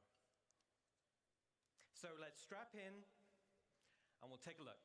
My name's Ian. I'm the creative director for Star Citizen. And let's start by looking up into the stars and saying hello to The Delamar, baby. Oh, they have been holding out on this one for a long time. Oh, there was also... I was going to say that, like, all the new weapons and armors, I don't like the fact that they were holding on to these for CitizenCon. Something big like Delamar... I get it. Delamar, I get it, like... Revealing things at CitizenCon is a big and hype thing or whatever the fuck. But it takes away from the feeling of for the rest of the year, and it kind of sucks. Now, like, CitizenCon does have its own merits, and me as somebody who does not go to them physically in person and doesn't get the hype, the energy, the vibes, like, that is a thing that you have to keep in mind. And like, it's not just for the fans, it's for the devs as well. It is a good thing for, the devs' mental health, to my understanding. It is a thing. It's not a bad one. Also, what? I don't think I saw Delamar. Awesome. All right. Delamar probably's changed. Nyx was discovered in 2582 by Carl Alari during the height of the newly formed United Empire of Earth's territorial expansion. Its most defining feature, and the source of its name, is the sprawling black dust cloud that occupies most of the system. The dust cloud severely hampers visibility and can interfere with your ship's scanners. This system does, however, border with Vanduul space. Always seemed like it technically did, but always seems like that was a technicality. A small community has formed in the system, and this is on an asteroid in the belt between Nyx 2 and Nyx 3. And this asteroid is called Delmar. So they have changed it. So it used to be more of a protoplanet. It used to be very, very much like a sphere, but now it's a straight up asteroid. A little bit of a change, but it's... And now is an actual asteroid. And as it's an asteroid, the space is a zero G location, giving a unique identity for a landing zone. So let's take a closer look at the main POI. I'm kind of 50-50 on whether it should have been a protoplanet thing or an asteroid. It's kind of hard for me. I don't know. Personal preference, I remember back in the day. So my personal preference probably would have been the old style. But I mean, granted, I haven't seen it yet. Just being able to drive and like circumvent like a planetoid, that a very, very small planetoid, seemed very interesting and fun to me. And but it's not really that big of a deal. And honestly, this doesn't seem bad. Seems fine. It does look cool. And I have been thinking for a very long time that I want to mainly station myself around Fora and Vega. Fora or Vega, very far apart. It'd be difficult to double dip into those two systems. But until then, Nyx, probably. I wouldn't mind an unclaimed system, but we'll see. Because there's a lot of things about Nyx that I don't know what the environment of Nyx is, really, aside from it's unclaimed and clearly has some decent amounts of danger.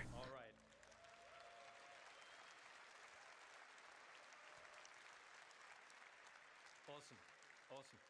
So, for all that remember, it's awesome to be able to say, welcome back to Levski. Hell yeah. Show me how my baby's changed. And for new players, let me tell you why it's a cool place. This used to be an old mining facility, which was mothballed and then abandoned. There is an internal network of abandoned tunnels and mine shafts, and these are now populated with refugees Ooh. and criminals. I think this does. Hell yeah! Who you'll be doing some work for. You might be doing work for. You might kill them. I don't know. Was made some time back. It needed to be updated so that it can fit into current gameplay features and systems. Tell me how my baby's changed. Tell me how my baby's changed, Ian. Let's take a look at the first update, and that is to the hangars and landing services. Because the overall shape has changed. There was a giant pit, but there was basically just landing zones next to the pit. But now it looks like the pit is a more substantial element, and I like the look. Oh, okay. Can't say no to docking ports, although a Polaris showing up, it's gotta raise a few eyebrows. Oh, okay. Oh, okay. Alright, so they have to have like a size 7... Well, maybe not. Maybe they just have space for a Kraken. I don't know how detailed of the Kraken it is. Oh, no. So Levski is still perched over the borehole, but now has a suite of hangars that are arrayed around and inside the borehole. We're also increasing the quantity of hangars. Of course. The ever-expanding players per server. It's probably not going to be enough. It seems... I'm going to tell you right now, it looks like it's not going to be enough. All landing zones in the game right now. Of course. It needs it. And for players that don't want to store their ship, docking services will be added high upon the cliff walls. Now, other than hangars and docking services, there are other ways to enter the location, which are also getting new updates. Let's take a look. But if this is an asteroid, you're not gonna need. You're not gonna need.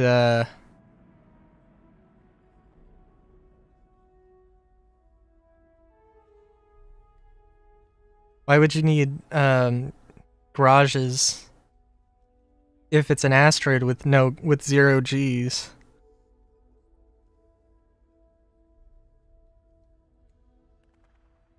I mean, like a dock or like a on foot port, sure. And like a little like landing, maybe just a open sort of rough landing spot. Yeah. Just some 0 G stuff. Cool, cool. I will also say that the that armor definitely looked a little bit. Oh, landing pads? Not enough people are cheering for landing pads. The cowards.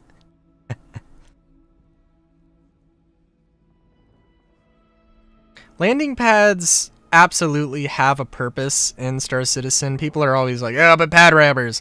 But like, there is still a place for them,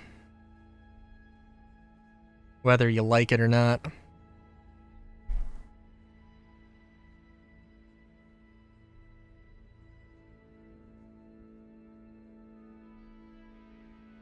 Oh, but yeah, no, the armor, all of the new armors they showed, are very sleek, and maybe not all of them, but the main ones that they were showing were all very sleek, which isn't a bad thing, just an interesting look.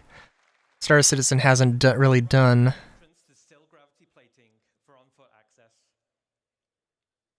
And these will lead to open landing pads for quick drop-off and pickup.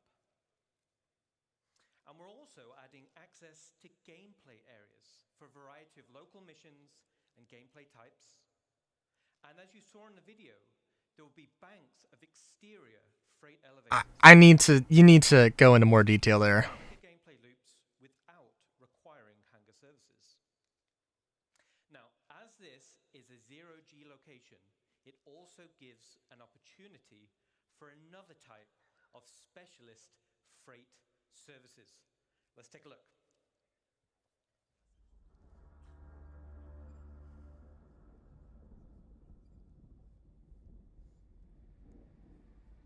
Sorry, I gotta...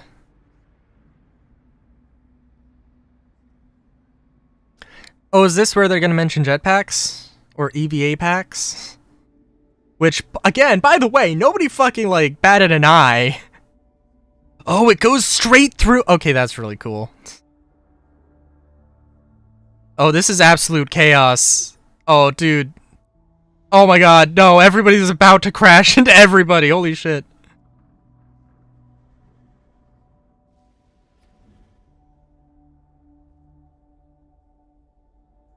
I'm getting real Citizen Sleeper vibes.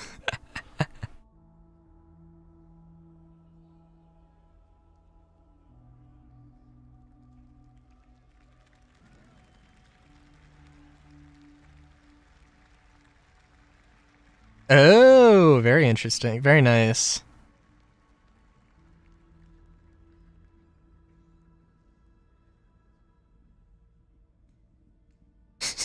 It's just fucking funny. I mean, it makes sense. This is a mining facility. They would need, like, large-scale trade like that. I don't know, somebody's gonna be like, "Oh, it doesn't make any sense for Levski to have whole sea trading." But no, it makes total.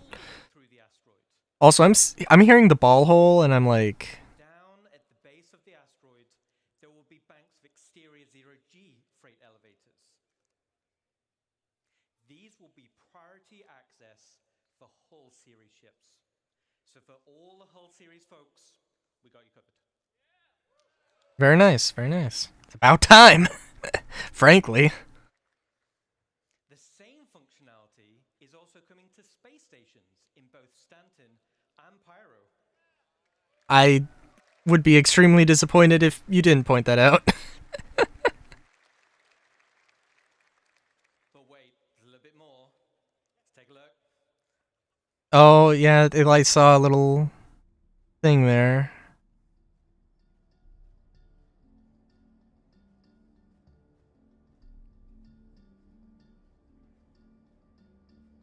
Who's this dude?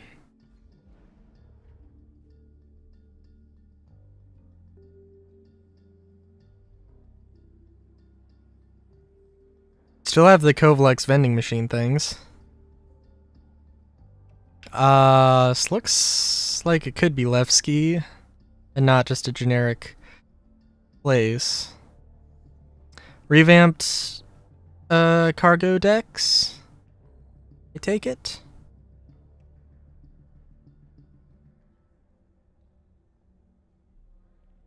Seems like revamped cargo decks.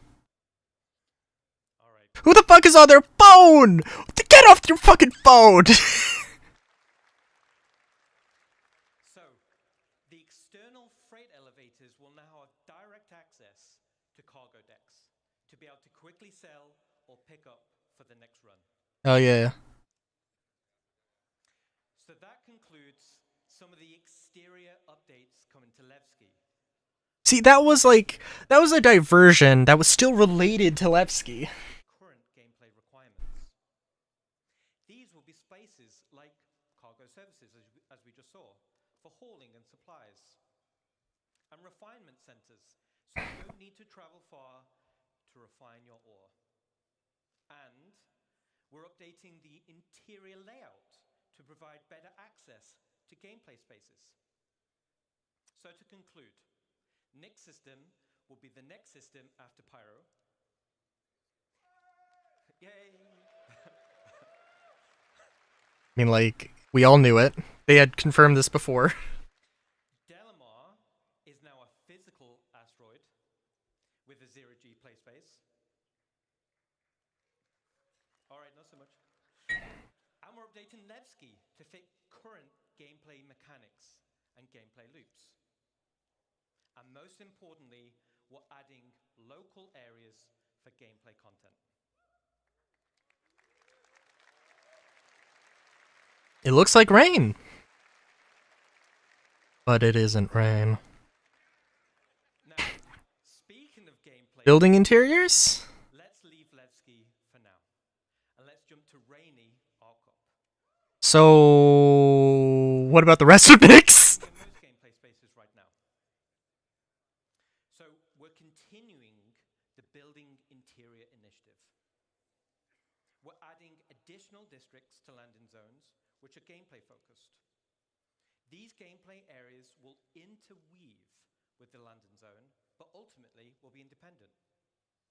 So for Area 18, let me introduce you to the Municipal Works. Fuck yes. And this will be split into two locations. The actual Municipal Works, which will be an open world sandbox area for all players, and the lower Municipal Works, known locally as the Depths. Several instance levels? Hell yeah. Okay. Levels. So, how do I get to the Municipal Works? The Municipal Works is accessible in multiple places in Area 18. Some will be available to everyone, and some you'll need to unlock with mission progression. As an example, here's a map of Area 18 Central. And as I said, there'll be various access points throughout the landing zone, and some will be easier to access than others. These access points will lead to transit systems, taking you deep into the underbelly, eventually reaching the Municipal Works. I see. We'll have spaces like maintenance, filtration, and the sewer network, which is what we're seeing here. It's a very exotic place. So down here, it's an open world sandbox for you and other players, very similar to contested zones in Pyro stations. It's an area to do local missions, like exploration, repair, or even pest control. But the main purpose is provide access to the depths. And these will be instanced areas. So, what is an instance area? Well, an instance area works in the same way as an instanced hangar. I like this. I love this idea. It's a separate space for you and why do we want to do this? This gives us the ability to create tailored missions that will provide a mixture of content like combat or exploration or puzzle gameplay, and fundamentally allows us to design challenging, meaningful content. That you only need to go through once. I mean, like, that's a lot of buzzwords. Like, but it's not like you go to this location, figure out a puzzle, and then you know the puzzle for the rest of the time. Now, there are those places as well.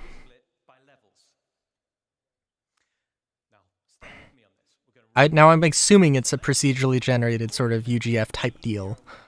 You're running a mission, you're having a great time with the curated content I just mentioned. But down here, you'll have to do a variety of content over a period of time and over multiple play sessions.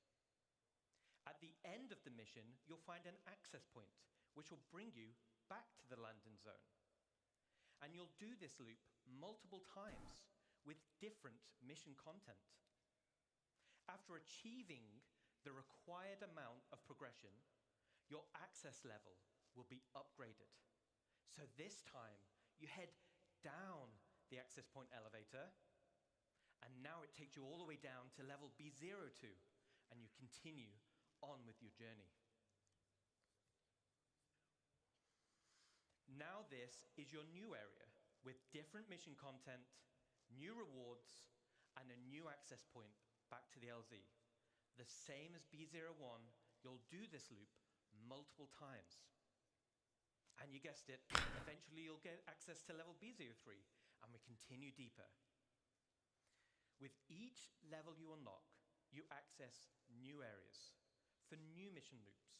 You'll access new, more challenging, curated content and access better and better rewards. And this is what will form progression-based content. Okay. I mean, it makes sense. I'm just thinking, like, what about UGFs? Because this could also be a thing for UGFs. Very condensed version of an actual play sessions, but this still describes the unique gameplay experience. Landing zone areas which will offer long-term gameplay progression. So that concludes this section on gameplay spaces for landing zone. We're excited to show you more. All right. But this is a slideshow. All this is a concept. This isn't coming out for at least 2 years. Ooh. Ooh is right. Was the primary system in the game. It serves as a lawful system. It's protected by the UEE and will continue to be evolved and updated as we balance it with other systems. Then we have Pyro system, which we've spoken about at length, and this will serve as the primary unlawful system and is the perfect contrast to Stanton. Then, as we just saw, we have Nyx system. It's not a totally unsafe system like Pyro, but it depends on where you go, as it borders Vandal space. See that little bit of red? That's Vandal space right there. And the UEE does not protect this system. But we've got a little bit of space there, haven't we? Oh. All right. Odin is a safe bet. It could be Castra. It could be Magnus. It could be Terra, but probably not Terra. I thought you were saying click system then. I'm like, I'm not sure about that one. All right. But we've got a bit of room at the bottom. So it would be a shame not to fill it in with something, right? And then they just redacted system. If we get a big cheer, we'll reveal the system. Are you ready?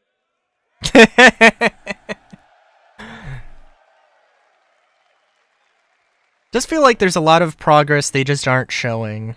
I gotta be honest. Wow. Wow. Fucking really? Yes! Yes! Booze! Yes! Boo this man!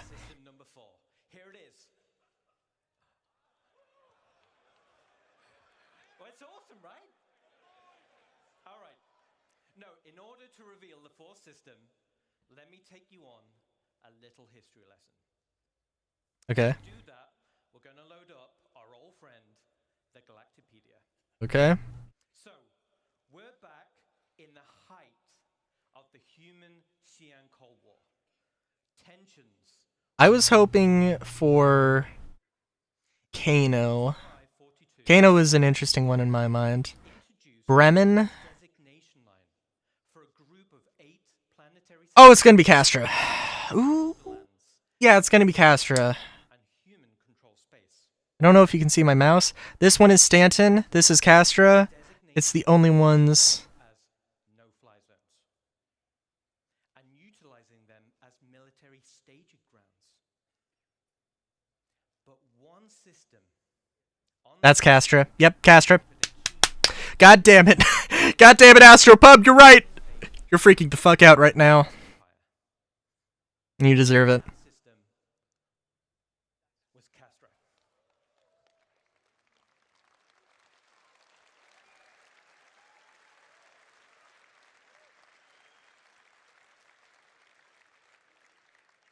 But luckily for us, war was averted, the Pereline Pact was signed, which was a peace treaty between the now UEE and the Xi'an Empire, so the Cold War ended. The systems of the Pereline were divided up between humans and Xi'an. Castra's a pretty small system. Present day, humans and the Xi'an enjoy a more prosperous relations, and everyone's cool. So, the Force system will be Castra.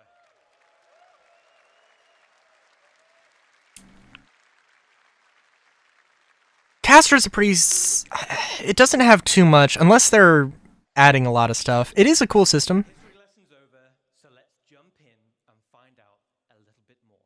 Didn't really explore Nyx a lot. First we have Castra 1.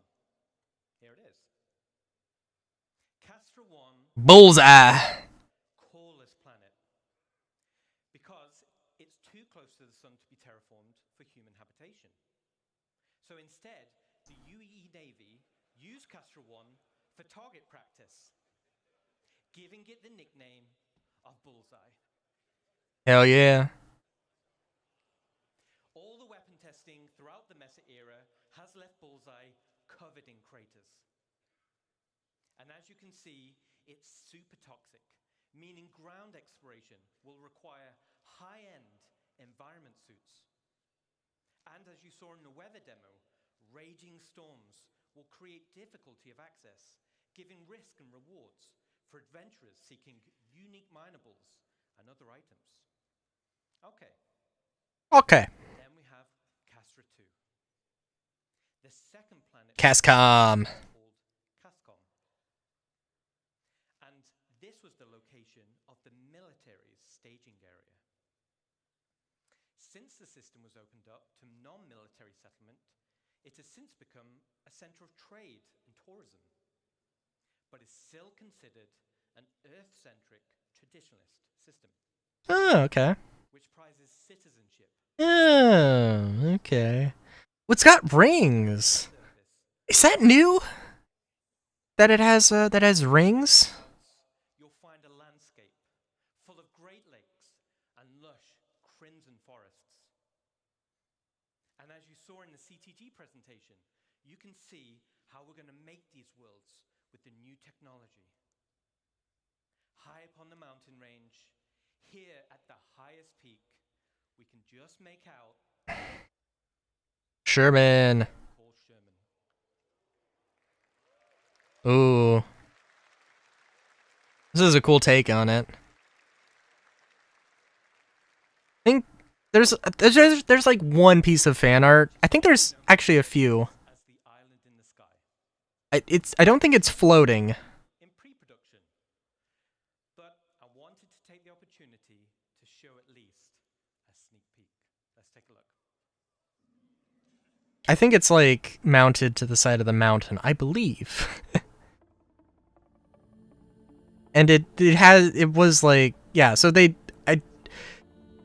if there's anything they've retconned, it's not really like a retcon, you know, it's just like Like, it being, like, sort of just peeking above the clouds.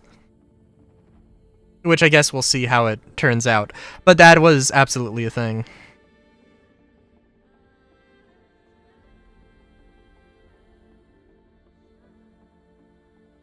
Yeah, Castra's cool, but definitely not my... Wouldn't have been my pick, but it's a good pick. It is a good, sensible pick. Because, I think it is literally just Castra... It's Bullseye and Cascom, and that's it.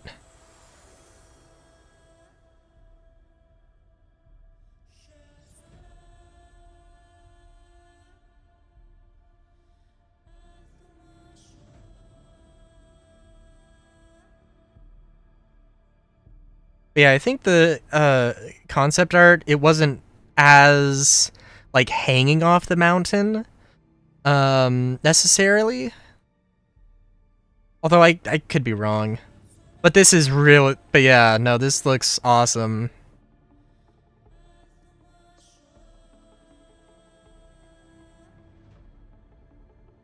And you have, like, a sort of dedicated highway there. Or, like, inflow and outflow. Very nice. Welcome. Welcome to Sherman.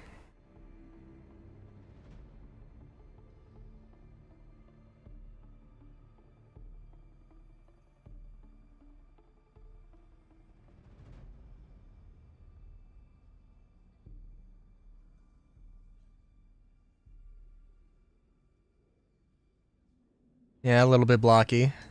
Pre-production stuff, as he said. But yeah.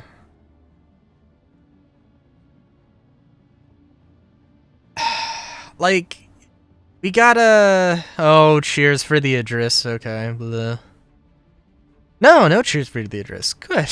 Good. We aren't getting won over by such cheap tricks.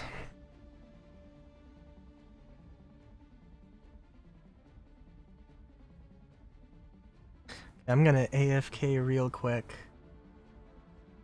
Real quick.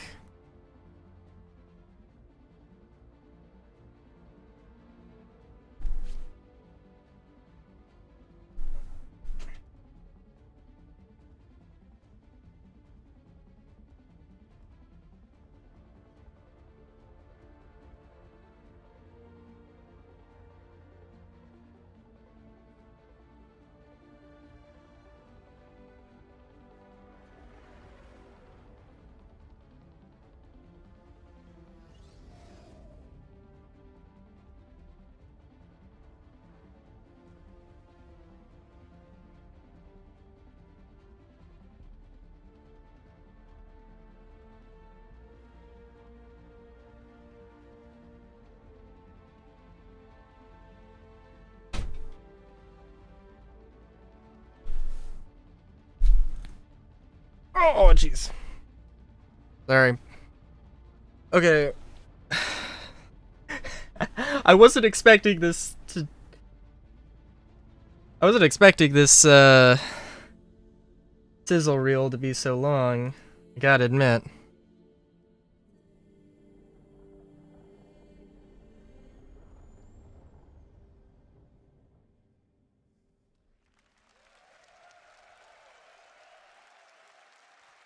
I mean, like, I'm excited, but also a little bit confused again, because...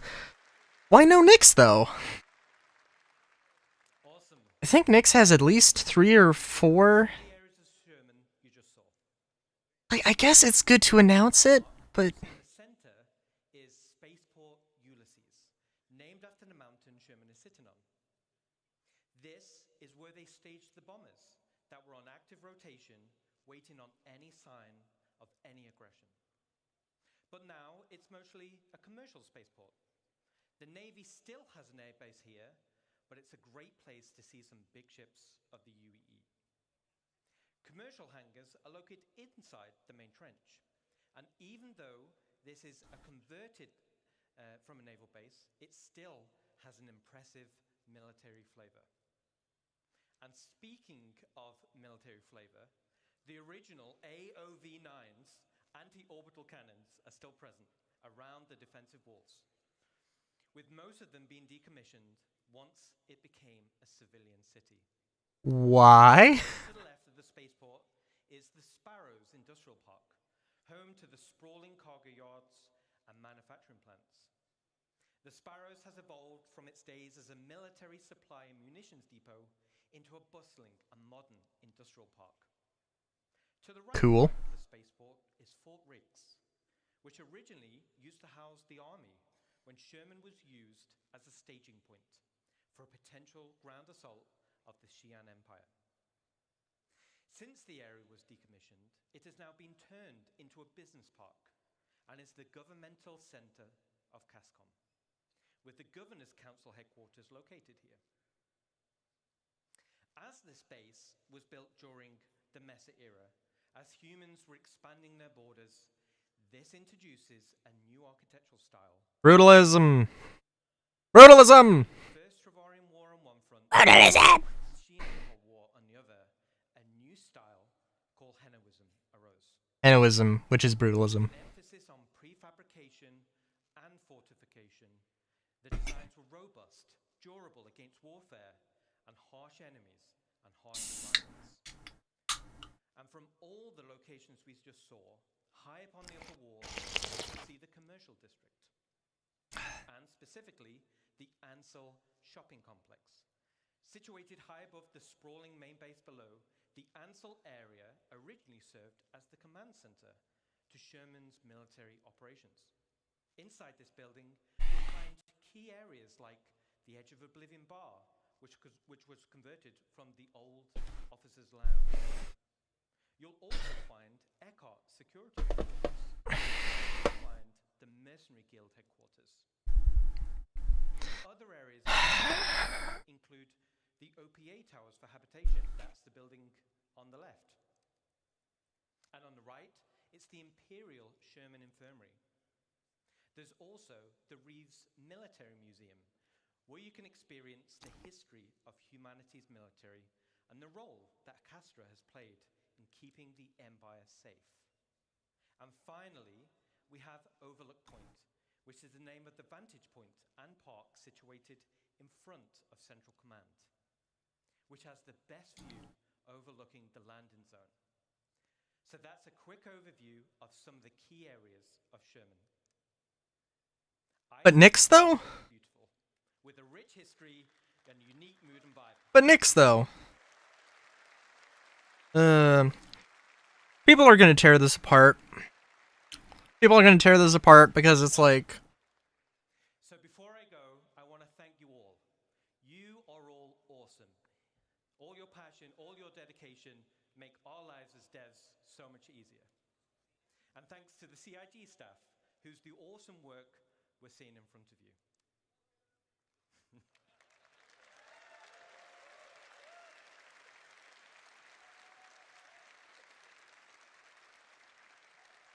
They're also not going to do Odin until Squadron 42 is released. You are all amazing, passionate, and enabling us to dream big. Frankly, there's a non-zero chance that, like, well, we'll see. Like, Squadron 42 takes place in the past. That was awkward. That was awkward. We're just about at that time. Before we get there, I do have a couple announcements. Now, this time last year, I did a couple announcements and it made a couple people upset. I used this opportunity to call out a couple people who bothered me. Mostly, I just want to say the ground floor and the first floor can be the same floor. No, we actually do have some actual honest-to-goodness announcements. Two of our partners, Scan Computer and VKB Joysticks, are doing giveaways for the people here exclusively. Now, there are numbers on the challenge coin that was in your swag bag. I'm getting this data as I'm here, so bear with me. So everybody should pull out your coins. Yeah. And I'm going to call out some numbers. And if your coin matches this number, you're going to find Dan. He's that guy over there with Dan the man. There we go. And he's going to give you your prize. So the first prize is for a set of VKB joysticks. The number we're looking for is 2272. 2272. Anybody? Where's Rat? Where's Ratty? You find 2272 VKB joysticks. A second set of VKB joysticks, 3404. 3404. You can head on over there and pick up your VKB joysticks. And the grand prize is a computer from Scan Computer. They're a vendor here, built into a Kovalex shipping box. That is dope as fuck. 2 more seconds to pull out your challenge coins here. The winner of a Kovalex computer is challenge coin 413. 413? What? You get it? All right. Find Dan over there. If you don't claim your coins, hey, I'm just doing the thing. It just says the thing right there. I'm just reading the thing. All right, guys, it is approximately 5 o'clock. If you check your CitizenCon schedules that were handed to you inside your gift bags, at 5:30 is our special redacted portion of the show. That gives us approximately 30 minutes. So 30 minutes to stretch your legs, to get something to eat, to buy your last piece of swag, to check your challenge coins and go and collect your swag if you need to. And then at 5:30, I said it before, I'll say it again. Don't let any force on this earth stop you from being in these seats. We'll see you at 5:30, everybody. Jesus, that is so overhyping it. Alright, so let's see. What do I have to say? Why did they kind of just skip over Nyx? That seems really strange to me. Like, really strange to me. So, yeah, and I hope I don't forget to turn the audio back on here. I apologize. Let me look it up.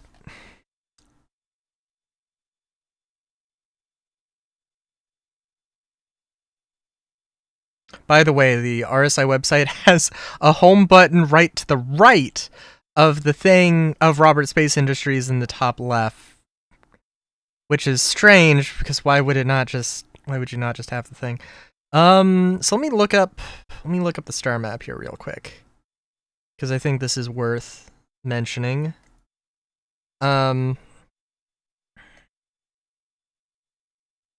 So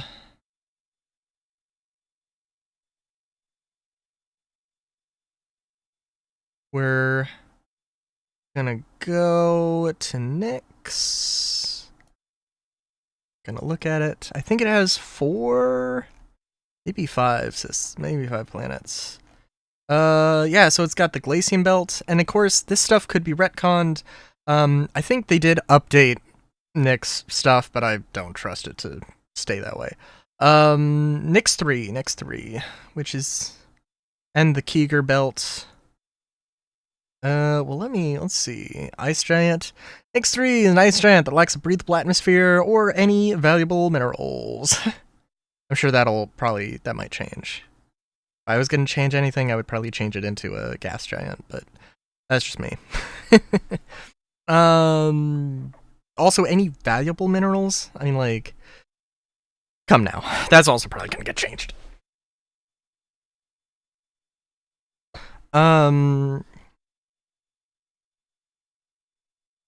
Yeah, it's also kind of funny. I would expect there might be a few things that change here. Obviously, Nyx 3 seems like a very remote place.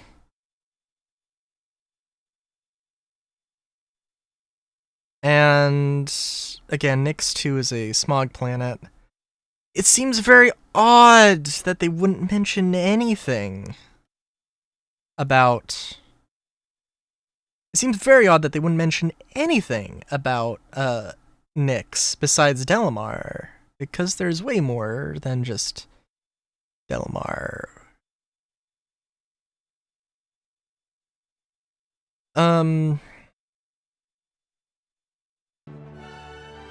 So that's confusing to me.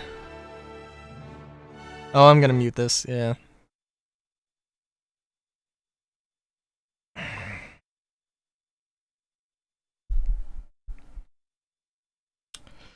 All right, and again, if anybody's in chat, feel free to start up a conversation if you want. I will be on my phone chilling here.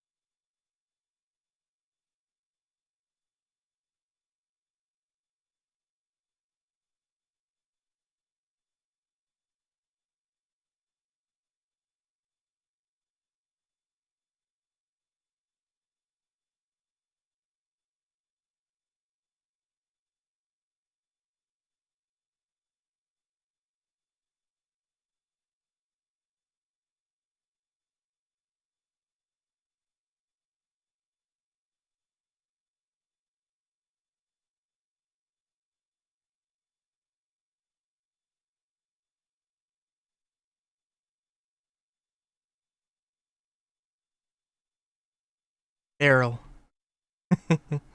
Most purchased commodity? I can't remember. They had this question before, right? With like 10 million or 10... No, it was 10 billion or something.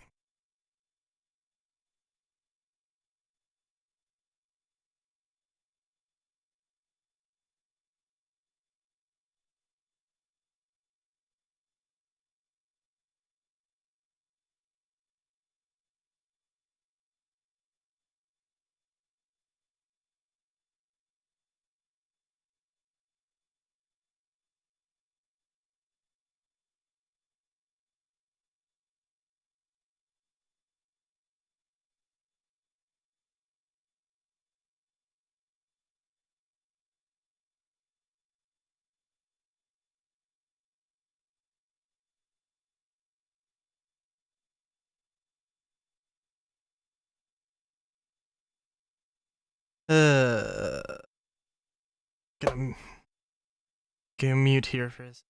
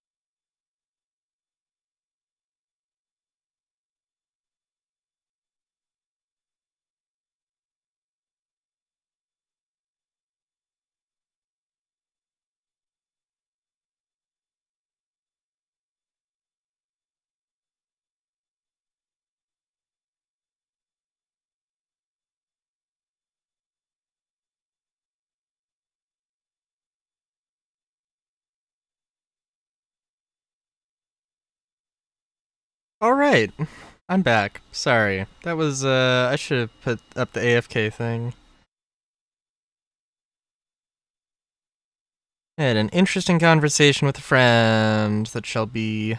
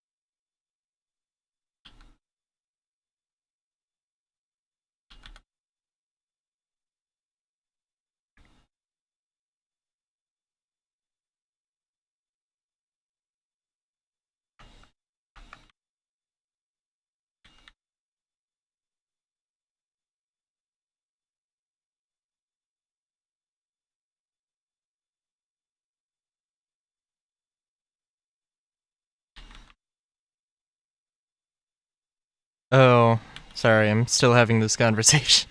Not having the same conversation.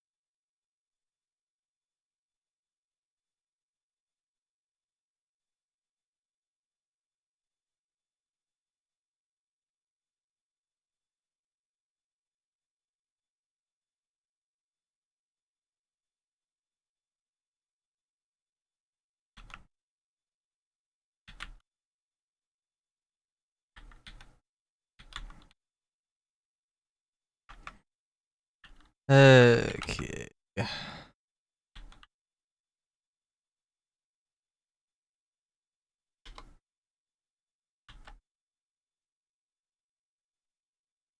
All right, I got 1 minute. I gotta finish this conversation.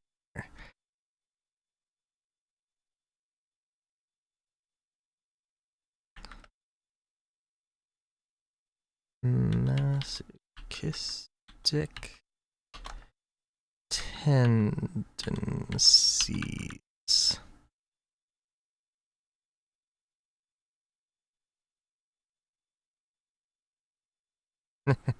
No, I refuse to elaborate why I said masochistic tendencies.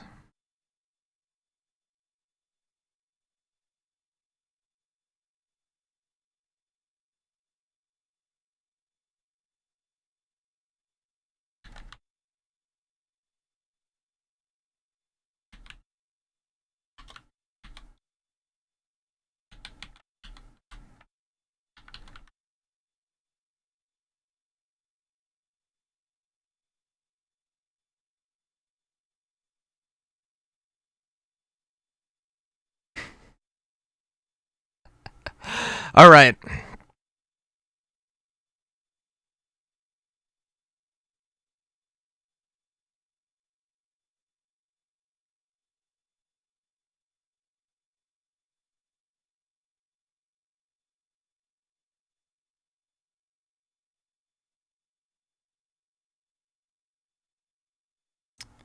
Squadron 40. Yep, Squadron 42. Oh, come now. Oh, sorry. I said that. I said I was gonna forget to unmute, and I did. Don't worry. It wasn't too much. You didn't miss anything. People get excited. It was a teaser intro. Was anybody surprised? Was anybody surprised? I hope you like what you've seen so far in day one. People were expecting. People were expecting day 1 to be Star Citizen, or possibly day 1 to be Squadron 42. But it to be a Star Citizen day and a Squadron day. But this is time to shut up now. So I think the future of Star Citizen is incredibly bright. We have a few more things to show and tell you about tomorrow. But let's talk about the Hornet in the room. Let me get my mouse off his crotch. I'm sorry, Chris. So what has the team been doing since? Given the scale and ambition of Squadron, our teams have been focused on polishing and optimizing to ensure the game meets the high standards that I have, the team has, and you guys have. This level of quality does take time, and we're committed to delivering an experience worthy of the journey. You said. I'm not sure if we've officially talked about gameplay time, but the story on a regular playthrough is anywhere to 30 to 40 hours in length, which is not inconsequential. Yeah, that's perfectly fine. So, what does that look like? To show you, we thought it would be best to boot up the game and start at the beginning. Now, quite a few people want us to play a pre-recorded video where we played it safely offline, but that's not our style.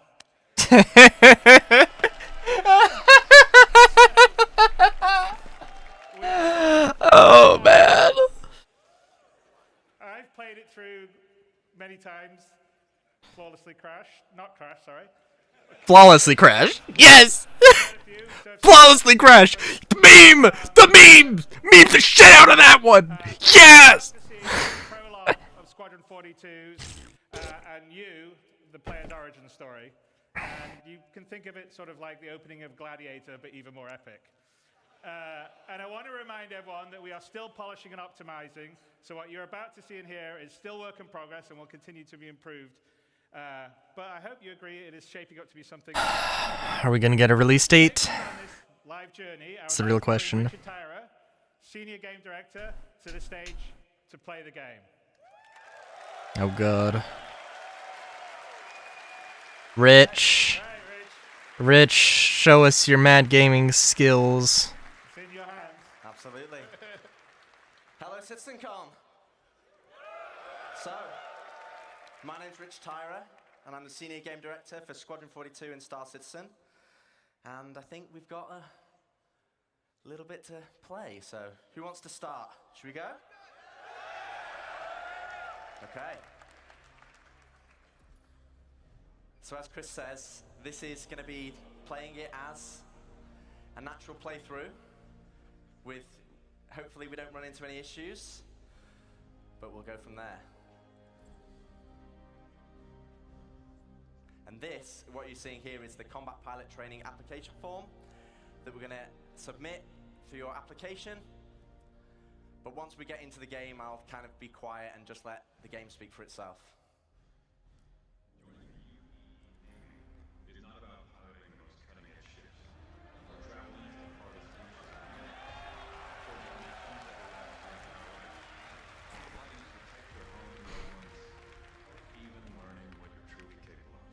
I don't know, Henry Cavill, woo, yay.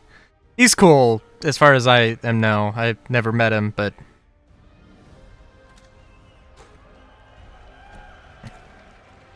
seems cool, but just like, I don't know. People are excited. I don't want to poo-poo anybody's enjoyment.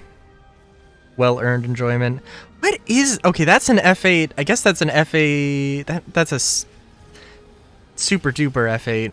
I guess an F8A kind of looks like an... unless it's actually like a saber, but I don't think it is.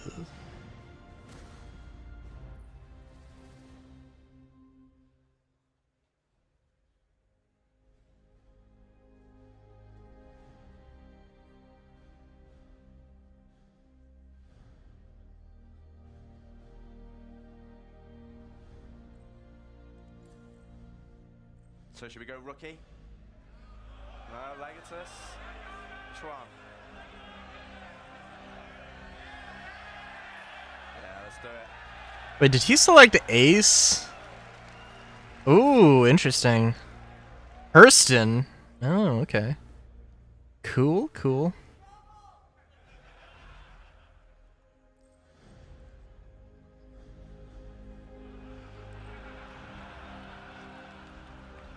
Chris Roberts.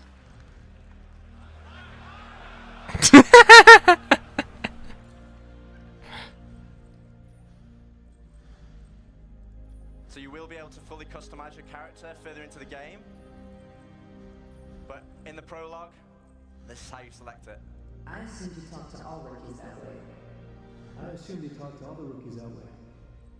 Interesting. Should we go?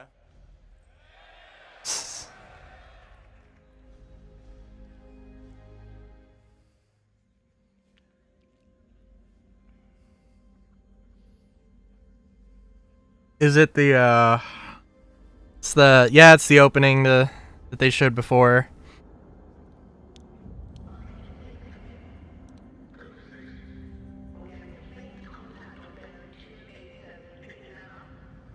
Which does mean that we're gonna get direct comparisons here. Oh.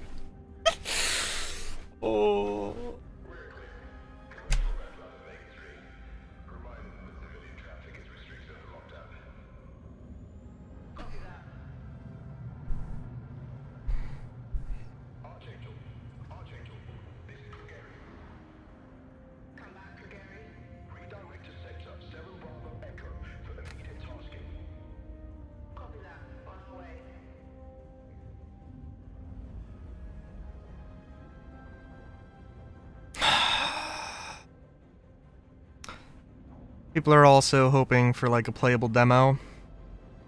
It's also a big one. But something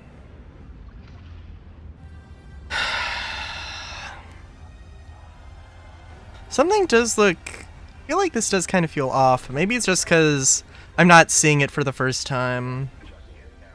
Feels like maybe it was last year was a bit more cinematic.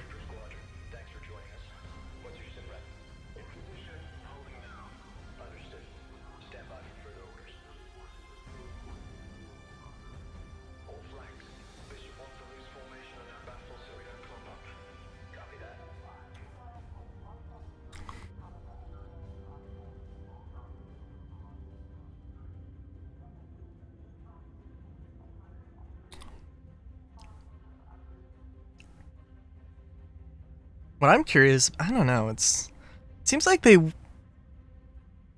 should have been like, I'm perfectly okay with starting 10 minutes early.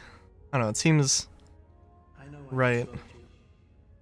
But a couple of hours ago, proximity sensors on the other side of the jump got twigged and went dark. The word is it might be that clan that we've been battling with. Guess that last fight didn't scare them off quite like we all hoped it would.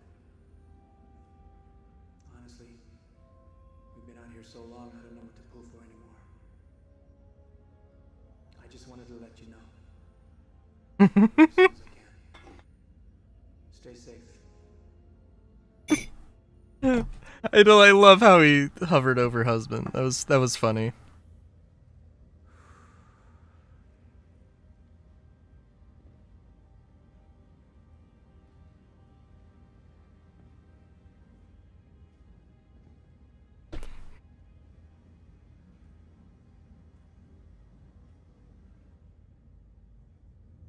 Never gets old, does it? Sir. It is. I used to do the same thing when I was first coming up. Post up to the flight deck whenever I could to watch the launches.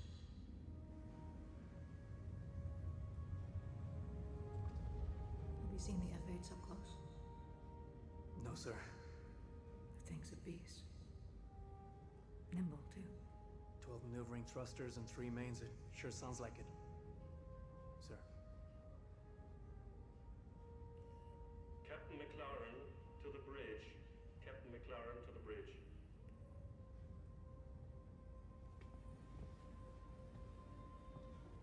I saw you apply to the Flight Academy again.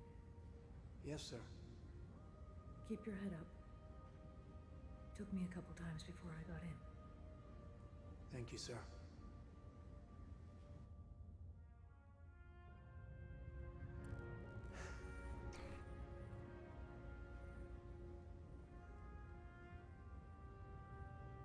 All gunners, all gunners. Getting here, report to I was very scared at the crowd. Yes, this is a live demo, and no, it won't crash. And then it immediately crashed. Well, we hope so. It'll be a flawless crash.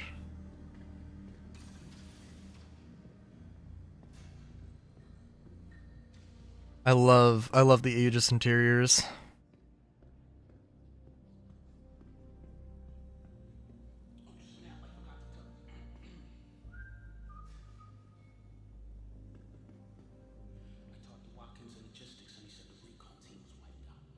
Then why are we sitting here?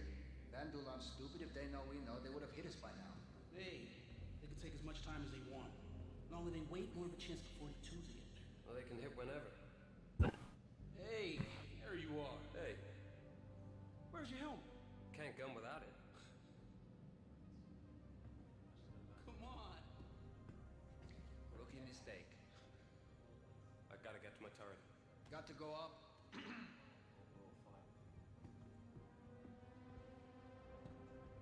Jacob's told me the Vandals try to board ships, and I haven't been able to sleep since.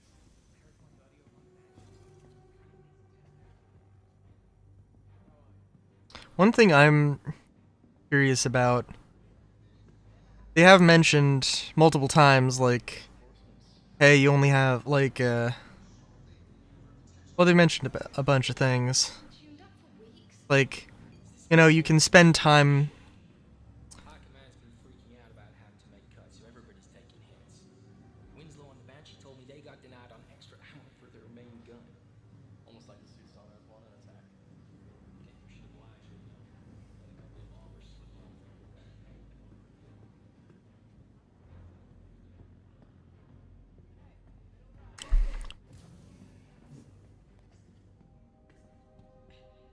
Have you heard about this show, Lost Squad?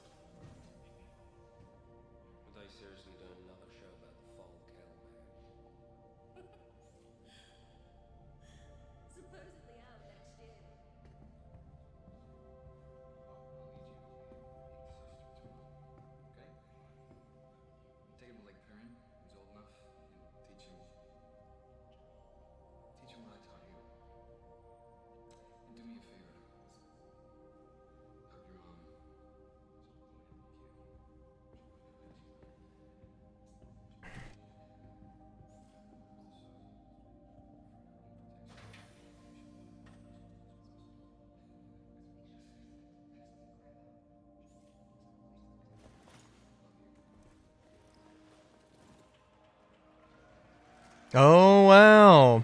Okay.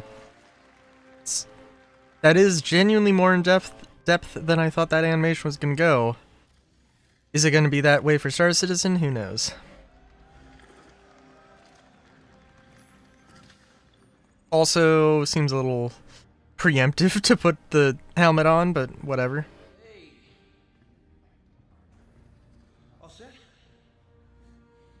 Hey, you got any sleep last night? Yeah, me neither.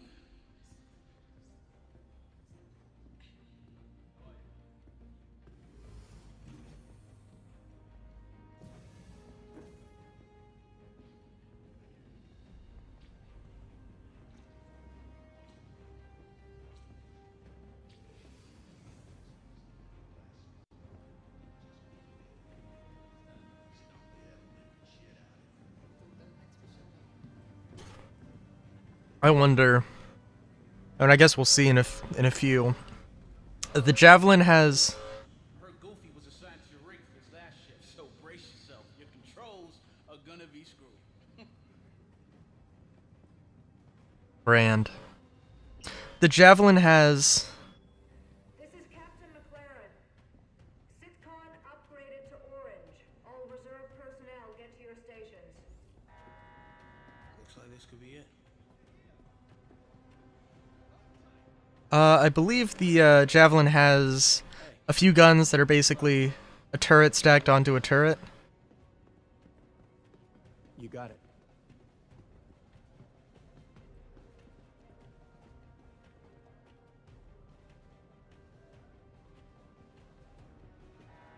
Which I don't know. Well, I guess we'll see.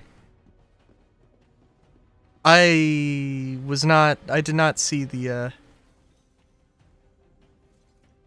God damn it, Goofy, get the hell out of there. So glad you could join us. I want you calibrated and ready to fire in 5, here?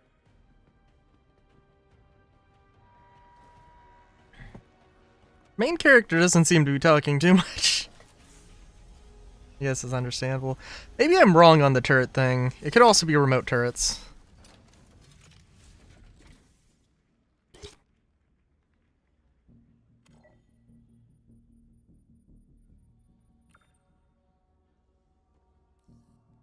I don't know how the hell Goofy uses this thing with those settings. I'm just gonna do a full reset so you can get operational. Just follow the on-screen instructions for the calibration program. Stand by. We'll start with tracking. Since we're out here hunting a Vanduul clan, I'll load up one of their ships for you to follow.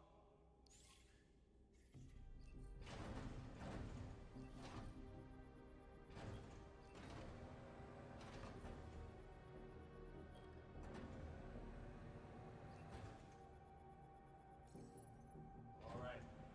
Should be all set for controlling your turret. Next up, we'll test your firing mechanics. The system projects simulated rounds, so don't worry about friendly fire.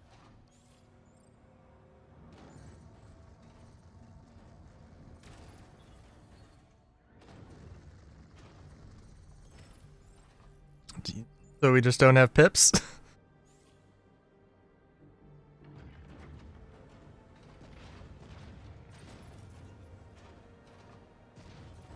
good. Last thing we need to do is verify your targeting. I'll load up a larger Vanduul ship for you to practice targeting specific parts of the enemy.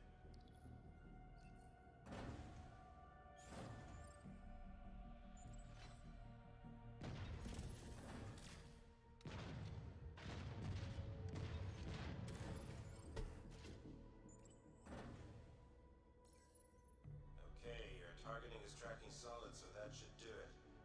Checking the other gunners, and they seem to be up as well. Everyone up? Marcus, test your tilt. System says it's sticky. Oh no, Marcus. Moving now, sir. Seems fine to me. Good. All right, people. Eyes open, mouths shut. Mark. What's happening, sir? You covering your sector and staying off comms. At least that's what should be happening. My money's still on the drill. What'd I just say? Sorry, sir.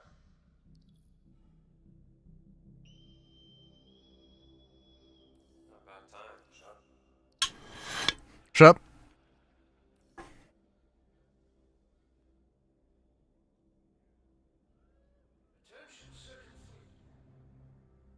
is Admiral Bishop. For 6 months now, we have faced an elusive enemy determined to see the Empire burn and every human with it. There have been battles. There have been losses. Each and every one of you has proven yourself time and again, but today I must ask for more. Today, we fight one. Oh no, they're okay. I thought they were two separate turrets. Advanced recon indicates the entire Vandal fleet has just entered the system. Oh. This means a king ship is headed our way. Live demo. Yep. I was wondering. Will not survive today, but there will be no time for some. Probably not a game issue, but it could be. We will have to grieve for them later. Because 2 billion souls in this system hang in the balance. There should be no illusions about what we were up against. In the history of the UEE, a kingship has entered human space a handful of times. Battle of Orion, Siege of Tiber, Oh my god. Fall of Caliban. But we are the Second Fleet. History will remember us differently. We will not have to worry about it being kind, because today we will define ourselves through our actions. We will not lose the system. We will not fall back. We will win because we have to. We fight today. This is a little painful to watch. Now, when you're surrounded by everything and everyone you hold dear, and they ask, "What did you do in the Battle of Vega?" You can look them in the eye and say, "I held the line." Men and women of the Second Fleet, I am proud to stand with you today. This is definitely it's very refreshing here. Nice speech. Any word from the recon team? Not yet. Apparently it's just a Twitch thing. Hey guys, welcome to the neighborhood.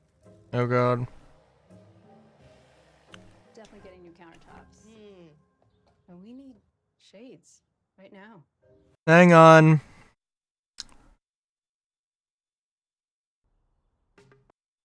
Oh my god.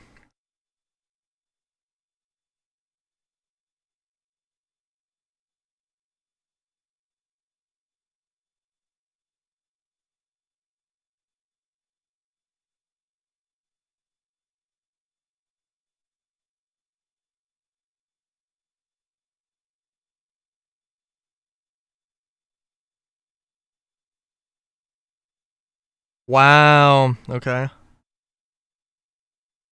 All right.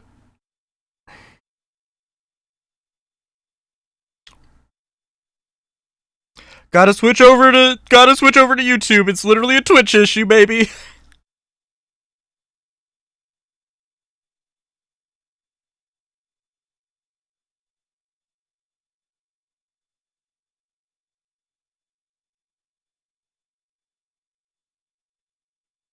Nothing to do with the game. Although the head changing is definitely something. Yo, are they advancing away?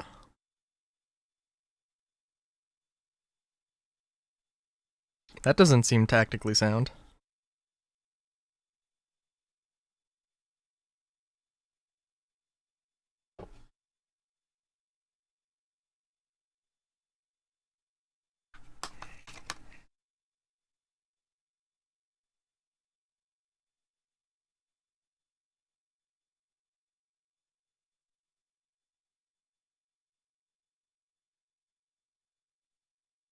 So they're not... There holds no bars.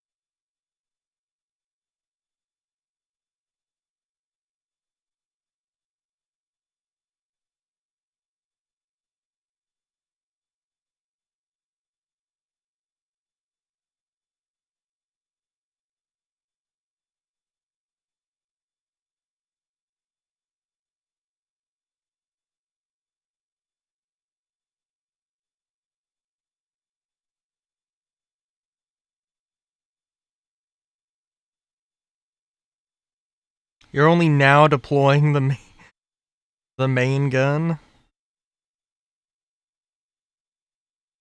Very large fleet, and also I don't think I see any king ships.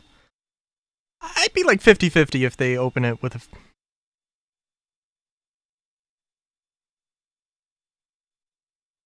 Oh, no, that would be...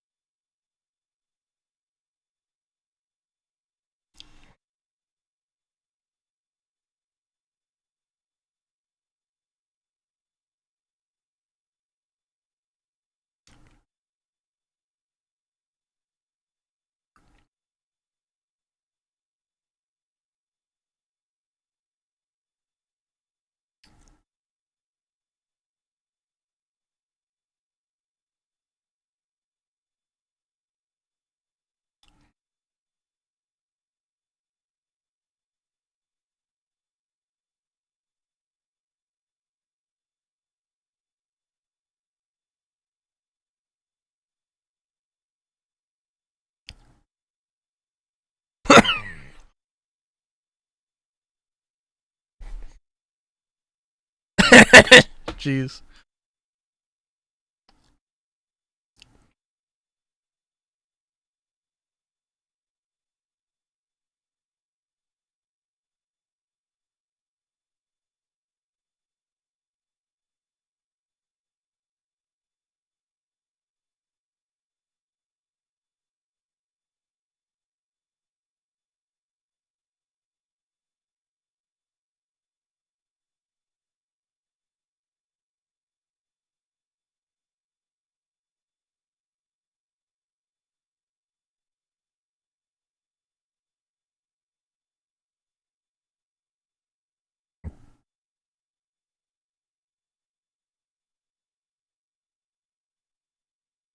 Starting it off with a bang, I love it.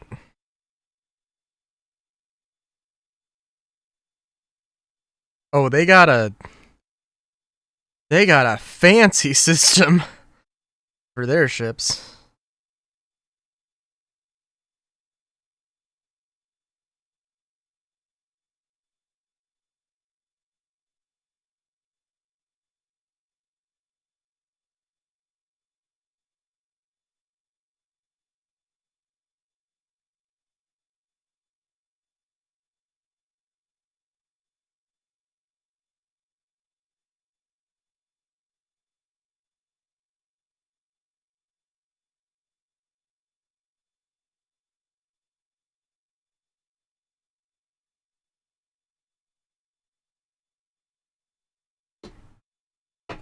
Hell yeah.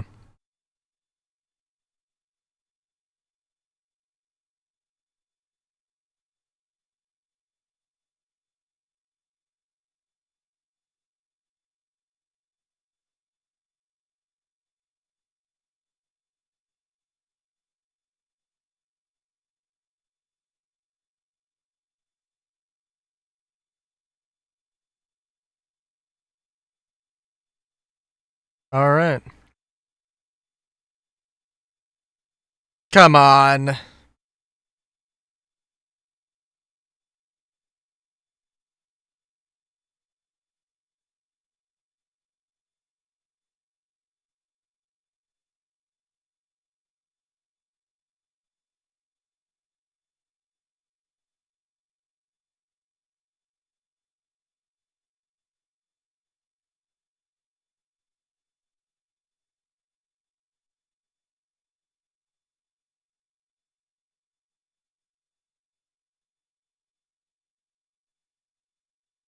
Might be a Legatus difficulty thing with the no pips. Or maybe I'm... No, I think I'm just not seeing it. Holy shit! Just kamikaze into him, dude. They're also... Well, I mean, this is the tutorial.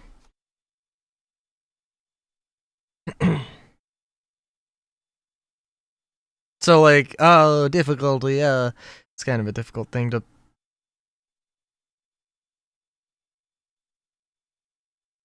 Be nice to see some of your wingmates, like, it doesn't feel like they're really shooting much. Nah, it looks like they got a few.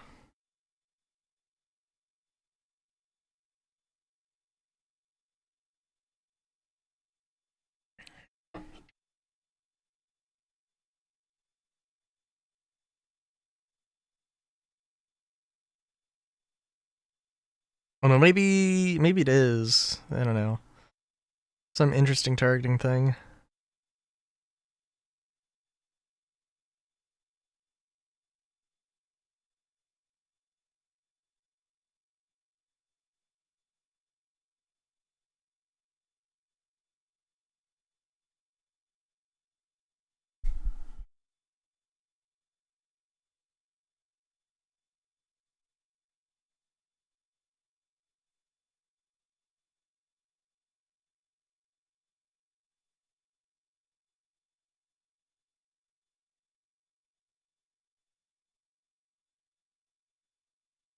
Oh?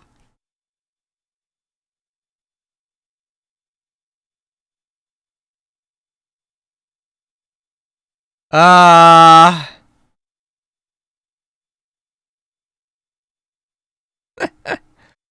Live demo, everybody.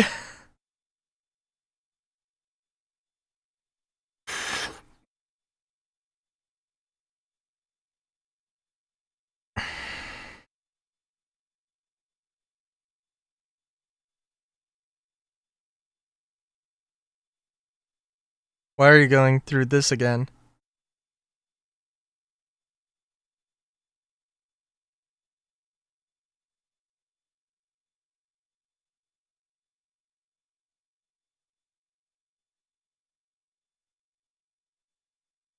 They've got, they have to have a dev thing. They've got to have a dev thing where they can just load back in immediately. Well, not immediately, but you know.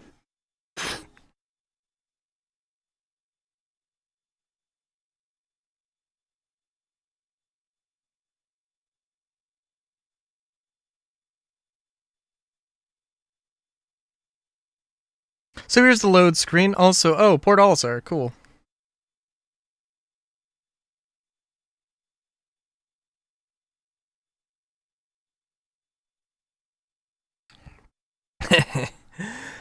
Dude. Still feel kind of bad because, you know, like, gonna rip him a new one because it crashed. Can't wait to see somebody mention the screen flickering when that was not, that was a Twitch issue. Now, like, they did have the thing where an NPC's head just changed immediately, which was kind of funny.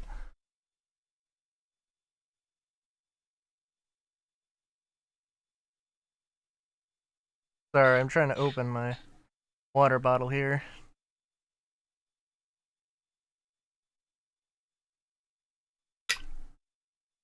Which I managed to cross-thread, I guess. Or maybe not, I don't know.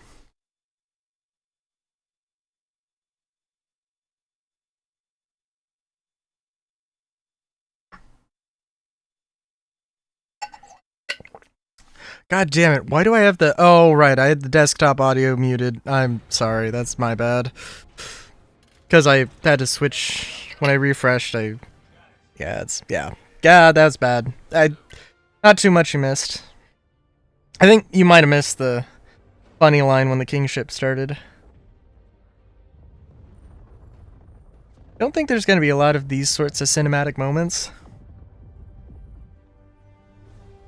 It will be a thing.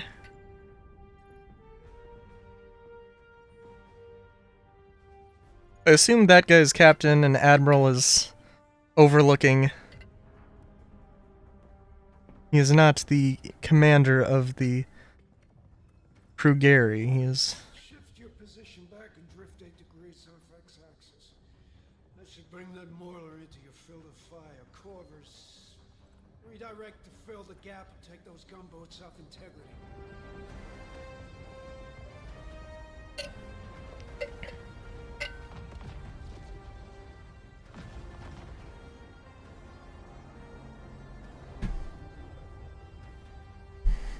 Scimitar, your turn to play bait.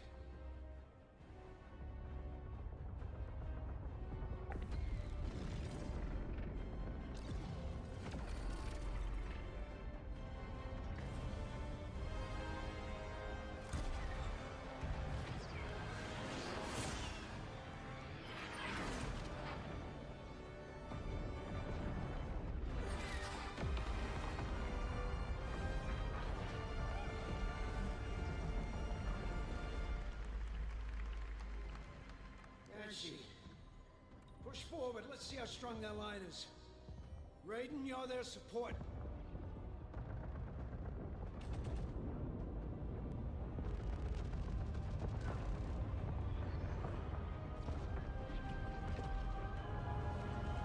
Oh, nice.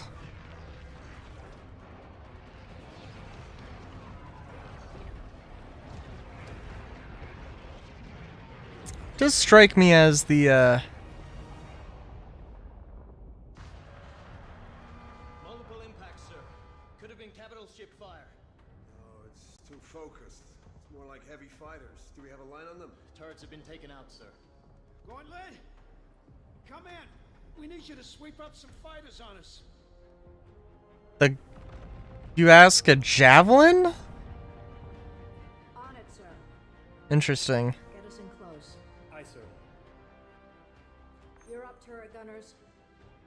We're guarding Bishop here. Make me proud.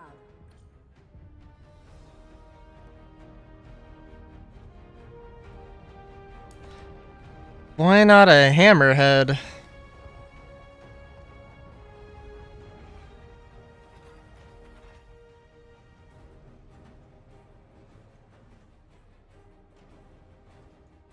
You heard the captain? Want those dual ships fried and crispy, copy? Aye, Captain. Copy that. On it, sir. Let 'em have it, gunners. It's us or them.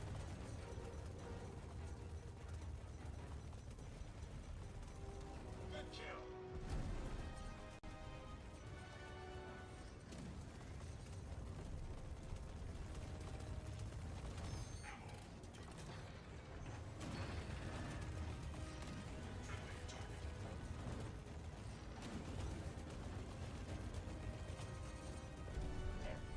Those fighters knocked out Gary's shields.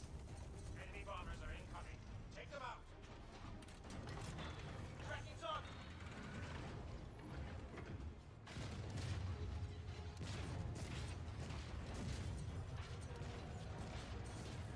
Looks like these Vanduul ships kind of just fall apart. Oh, I mean, this is a big gun.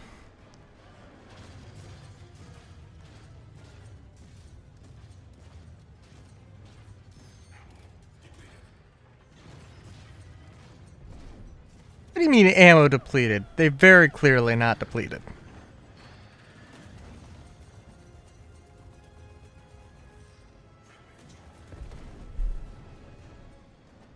That does seem like an interesting thing.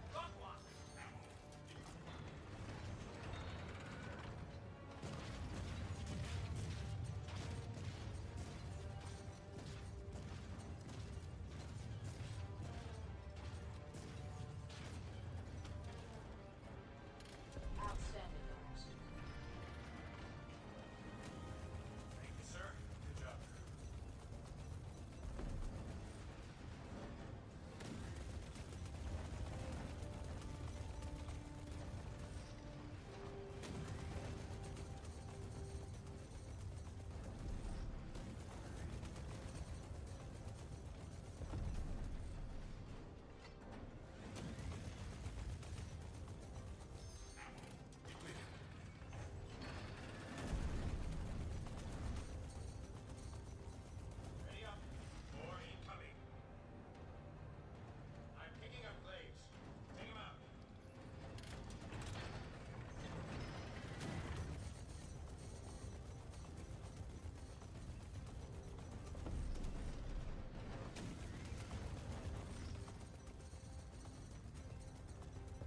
Here we go. Target down.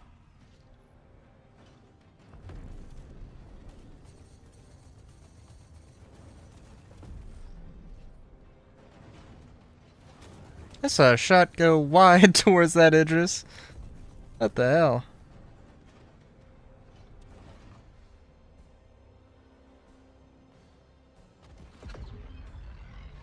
Damn.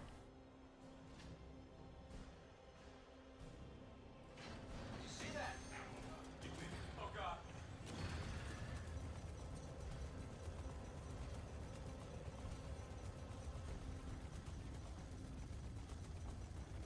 Maybe go for the crazy gun. I don't know, just a thought.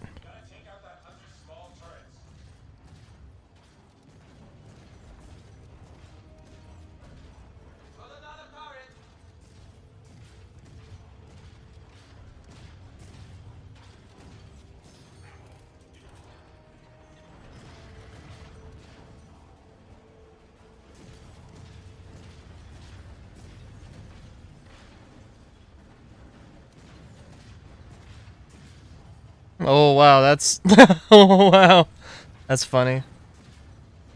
Are those rounds curving? And I guess like it is the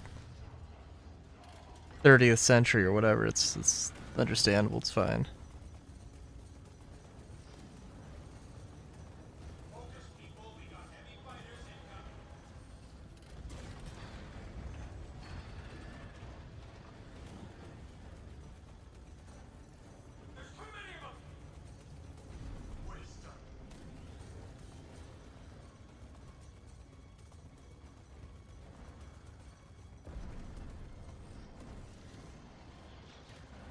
I think I am seeing a lot of destroyed human ships. Fair amount, anyway. Maybe, maybe not.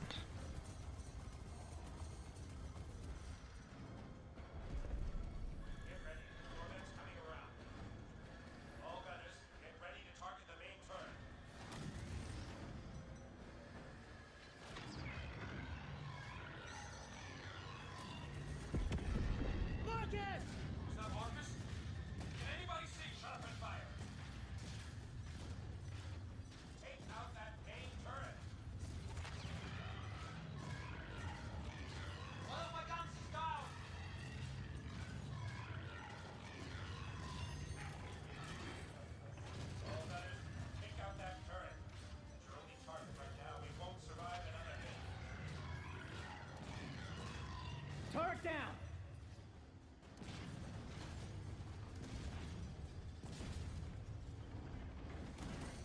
Tracking multiple inbound boarding spikes. Target and eliminate.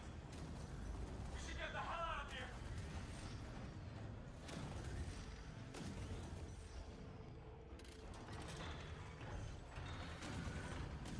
Oh, you just absolutely missed one?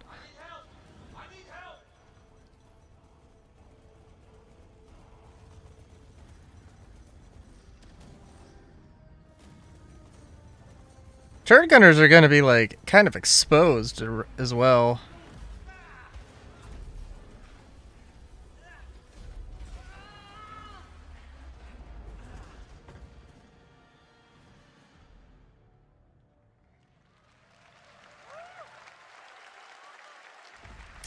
Good safety feature there. I guess he's...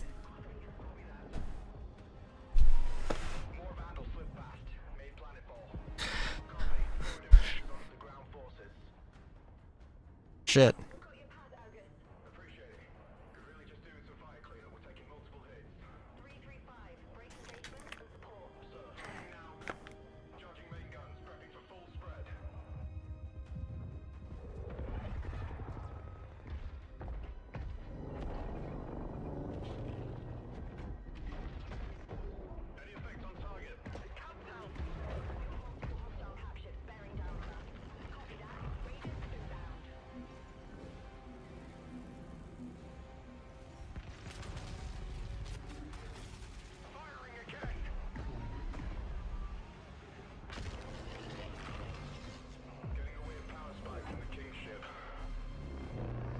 Well, that ain't good.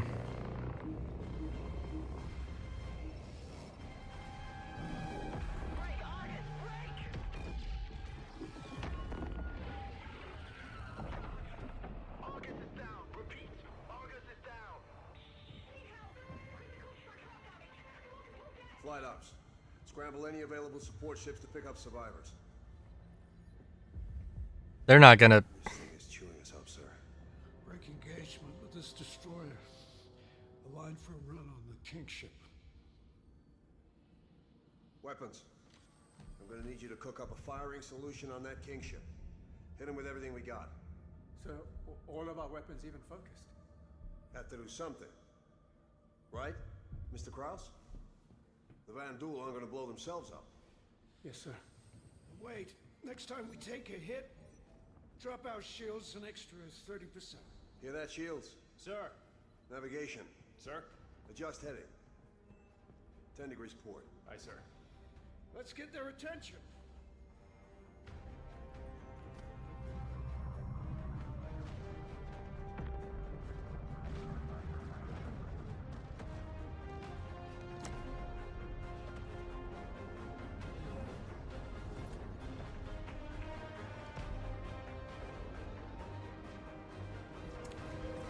It's kind of interesting that the gunners don't have, like, space, don't have, you know,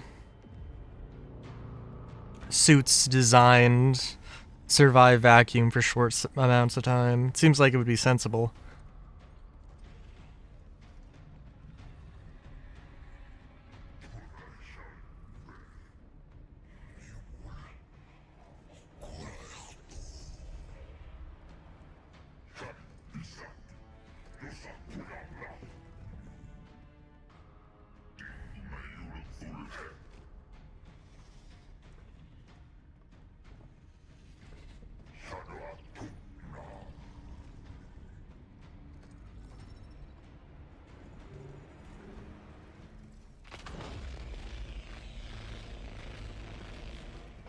These things do look like they're about ready to just destroy themselves. Tip of a hat.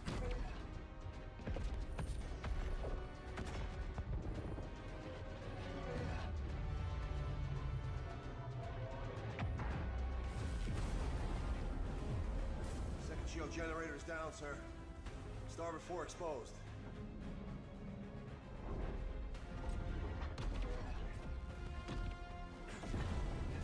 Sir.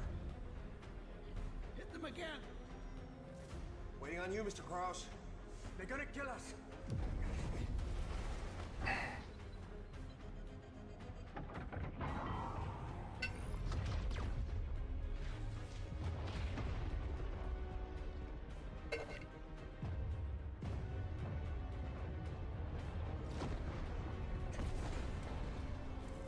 Getting power spikes. And charging up the main gun. I guess you got their attention.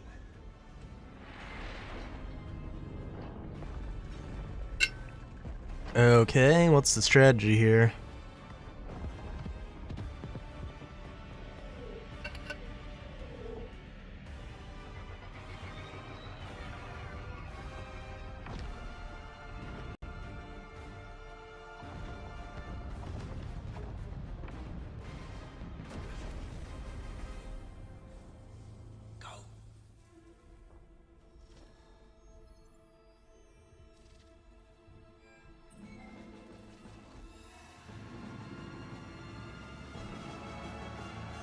All right, people. 5 seconds out to the break. Warm up, Cal. You got point. Copy that. Hell yeah.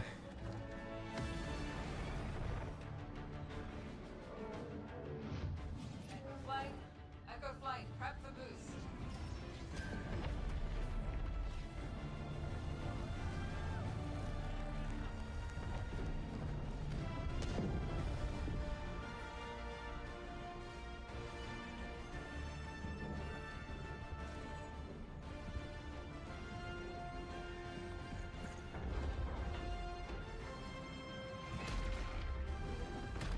Let's say hi.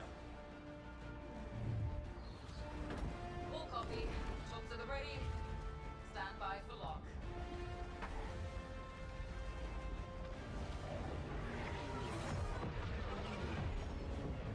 Ready up, people. Enemy vectors inbound. Copy, Doug. You can cover, I can make a run at that shield jetting. Copy. Penny, Roger, take Charlie and Delta and screen up those fighters. Beetle, Mug, you're at main. If you run a double switchback. Copy that. Charlie's maintain vector. I'll clear your shot. Got it. All echoes. Stay on the ball. Light 'em up.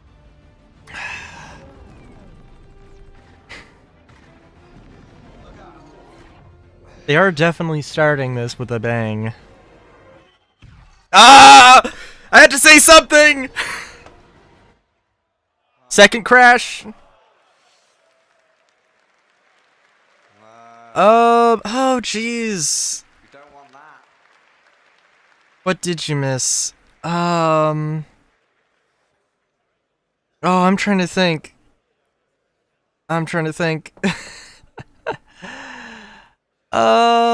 Nothing too crazy. Let's see. So they talked about what systems and Star Citizen. This is Squadron 42, single player game. Do you want me to go to the error?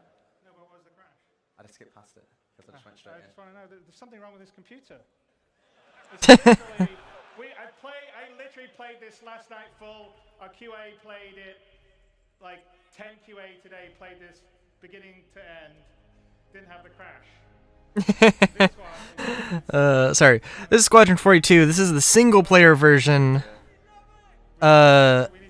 Basically the same as Star Citizen, but just single player instead of large MMO. They're oh my god. They're crashing multiple times. It wouldn't be Star Citizen if it didn't crash. They talked about the next systems in Star Citizen they were gonna do. They showed Nyx, which we knew they were going to do for a while. They showed Castra. They talked more about Castra than they did. They talked more about Castra than they did Nyx, which I found weird, but there's something else that I'm not remembering.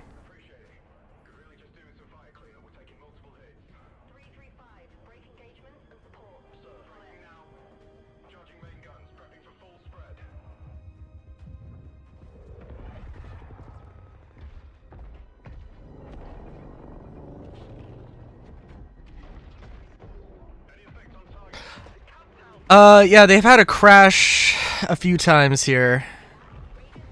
Well, okay, 2 times. Twitch actually had a weird graphical issue, but that was lovely. It's Squadron 42. It's about about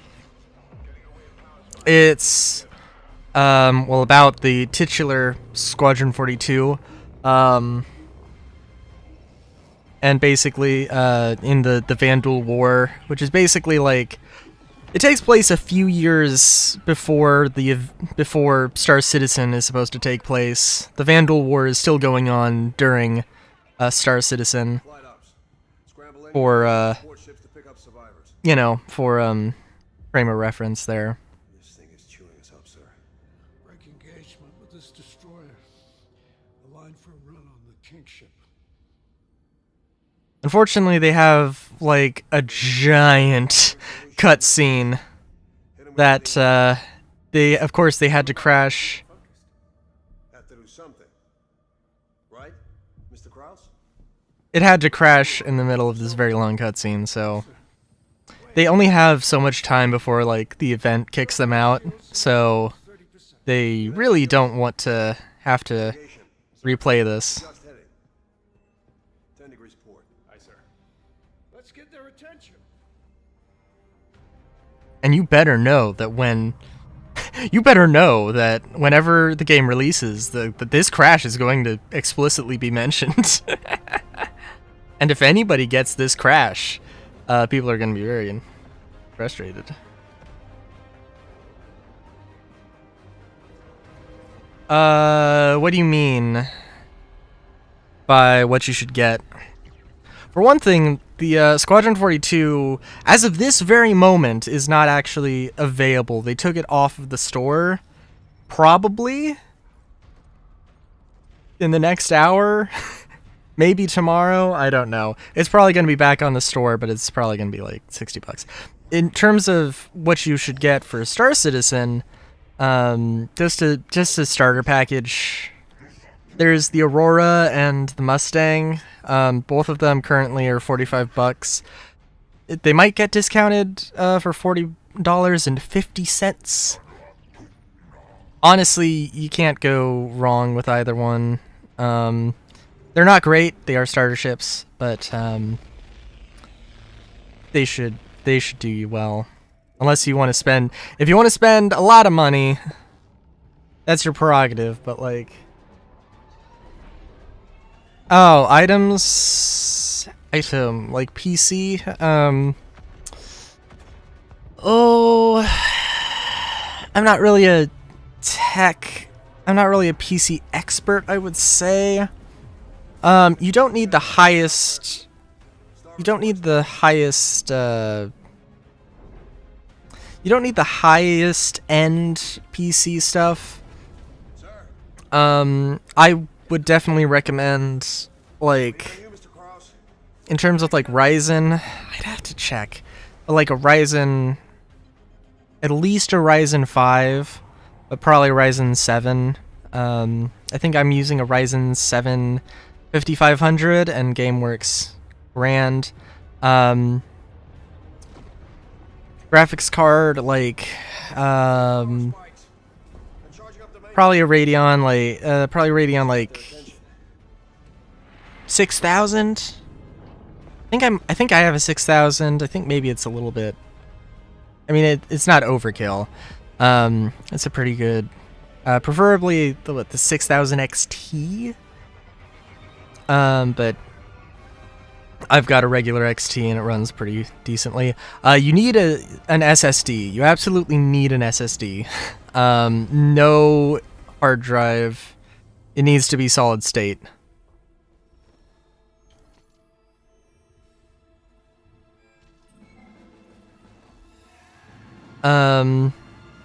That and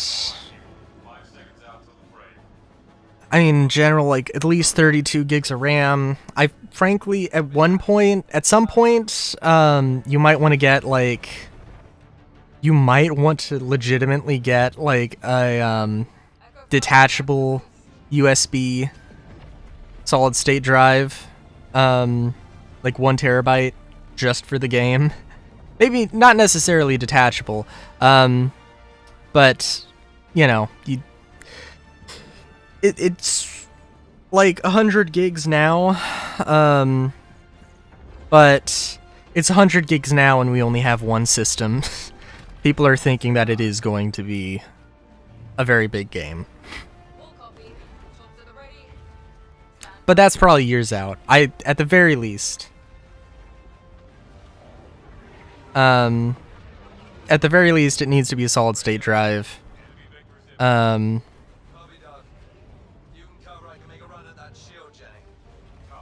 yeah.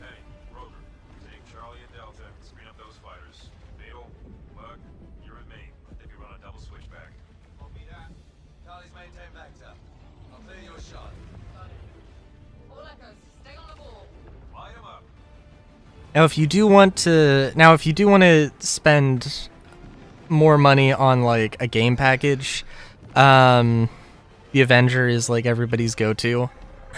Well,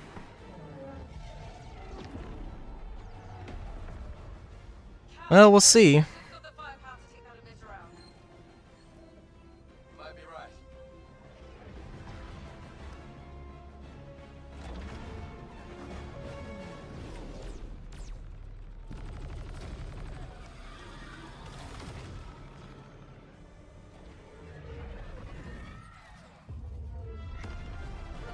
Well, that was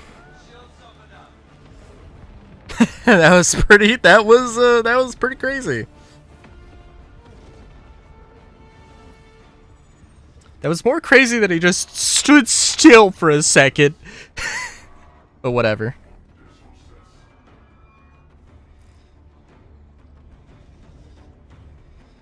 We'll have to see. The Vanduul will literally... The Vanduul will scuttle their ship before... The Vanduul will scuttle their ship before they allow any of their technology to get captured. They will kill themselves before, instead of surrendering. No, I use mouse and keyboard.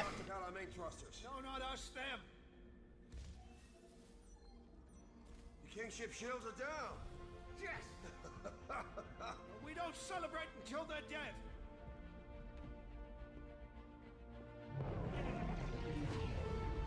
But there is a lot of...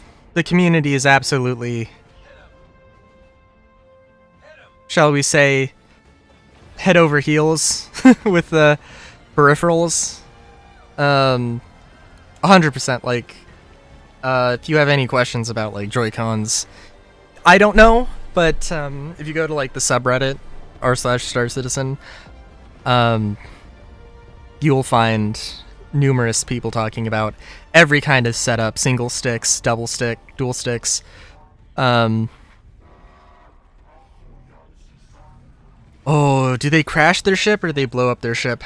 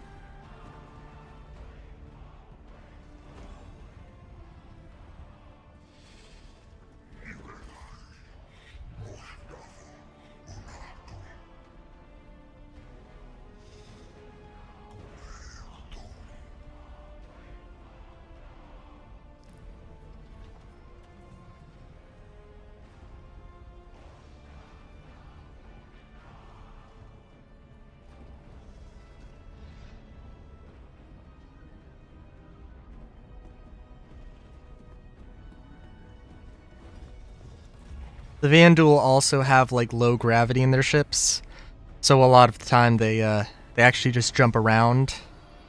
Clearly they don't... They have a thing for making the least efficient ships possible, clearly.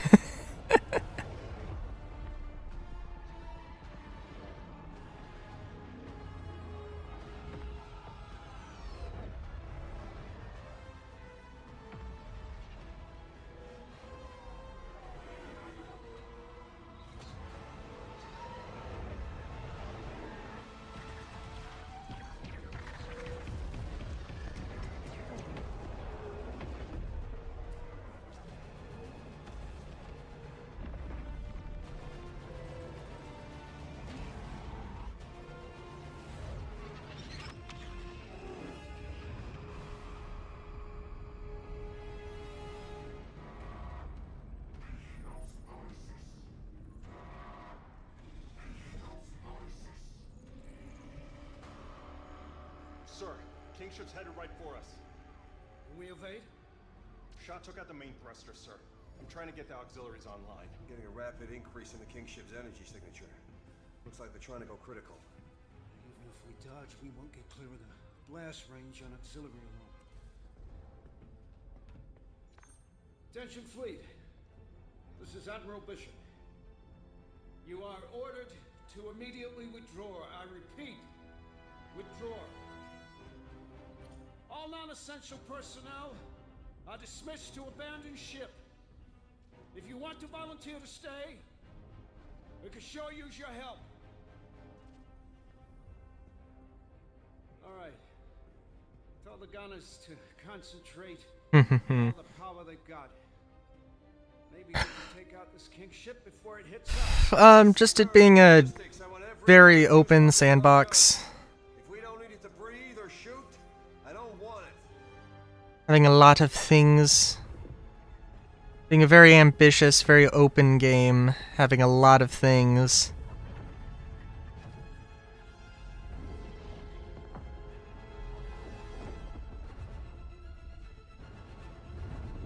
Having a lot of freedom and whatever.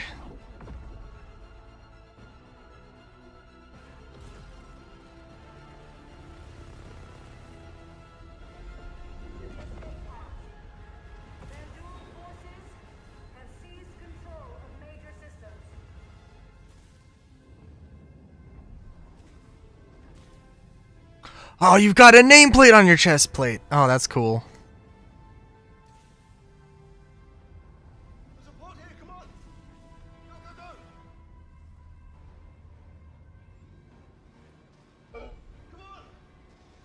Just stay. Oh no. Oh, yeah. Okay.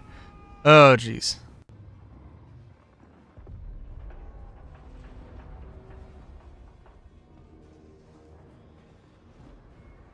Can you check on the dude? Oh no.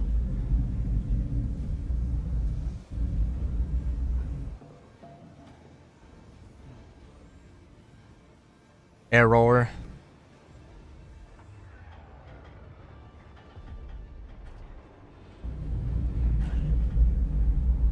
One singular med pen. Damn, the gauntlet is not well stocked.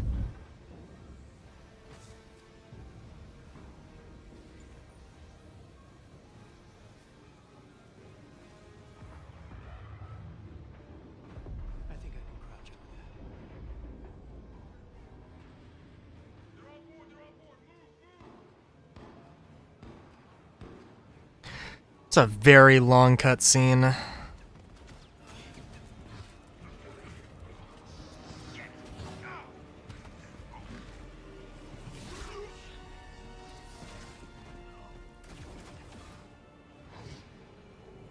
I am very curious.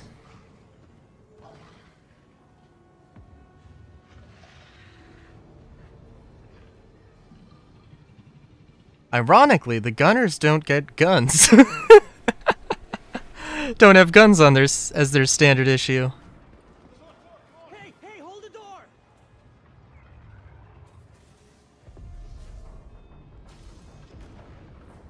Jackasses. Well, probably should have seen that one coming.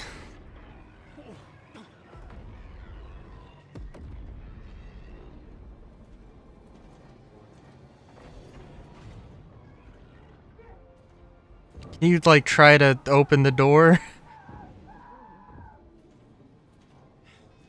need to find another way out of here.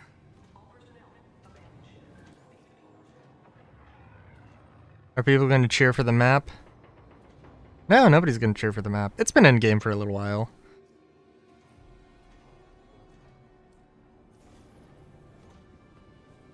Somebody has to have left a gun. Sleeping quarters.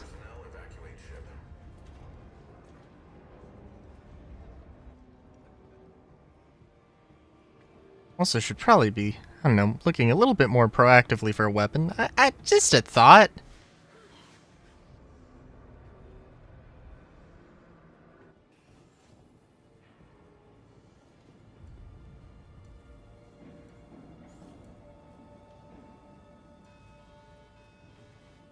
Also hate that they changed around the default controls and I don't understand it. I think no, X was crouch, or X was prone and left control was crouch, and they made left control prone and C crouch, which yeah, it's not brand.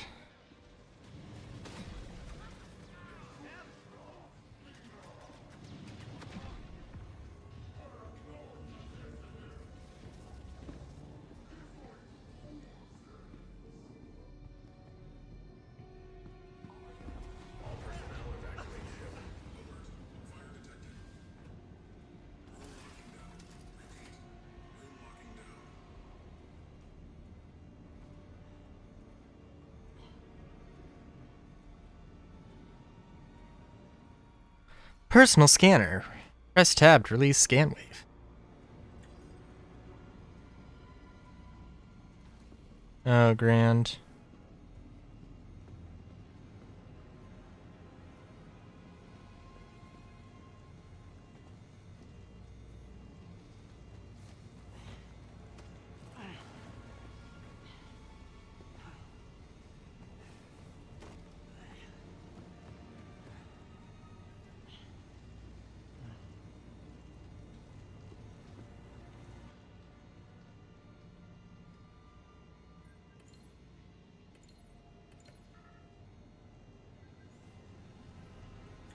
Grand.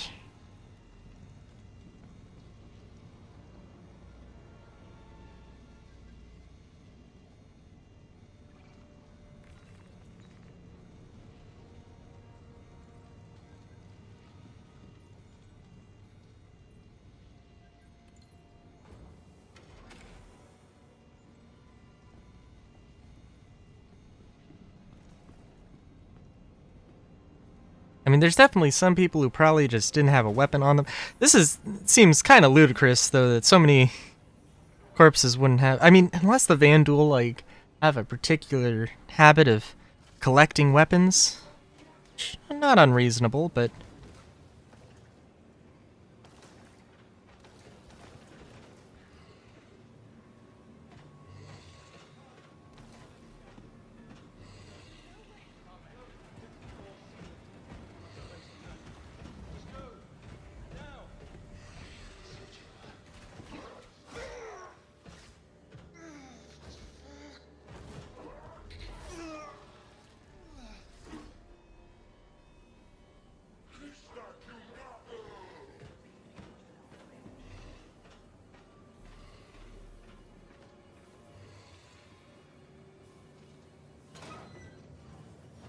Maybe you should have waited a few seconds before that.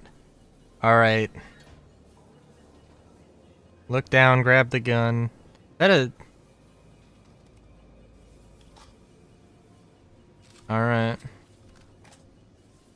Can you maybe grab some spare mags off of him, please? Thank you.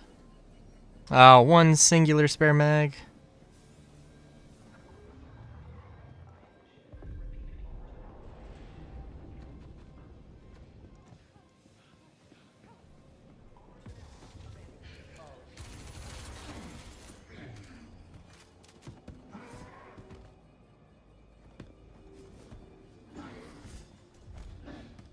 Oh, very nice. Hey, can you pick up the lance? Oh. That does seem pretty terrifying, gotta admit. I assume you can pick up the lance, and he's just not doing it. He's being a cheeky... he's being a cheeky game designer. And you're gonna need to get headshots. Alert. Fire detected. Room locking down. Repeat. Room locking down. Well, lovely.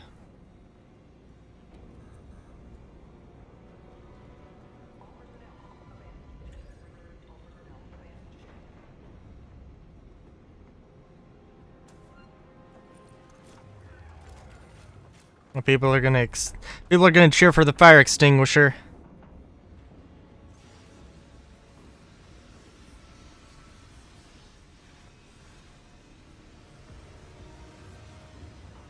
Oh no, okay.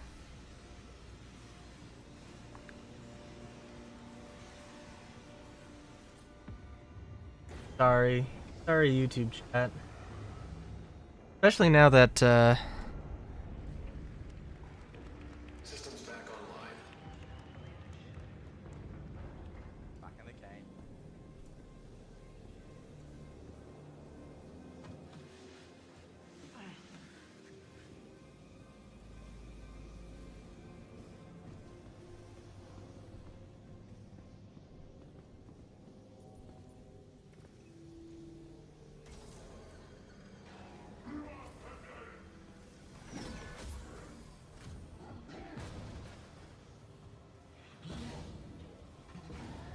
can you get your gun ready or?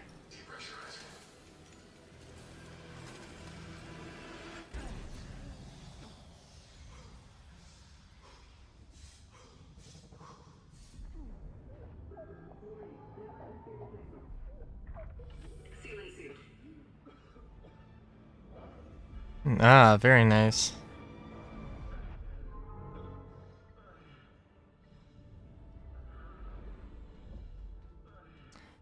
Well, it does a pretty good job of getting you into the thing.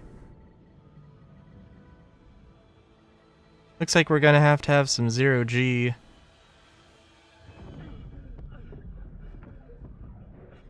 But this suit is probably not meant for zero-G. I was saying that, yeah, hey, it probably would be a good idea for a gunner to zero-G. Stop taking the time to let the crowd cheer and just fucking play the game. They have been pretty good about like just playing the game and not like showing things off too much.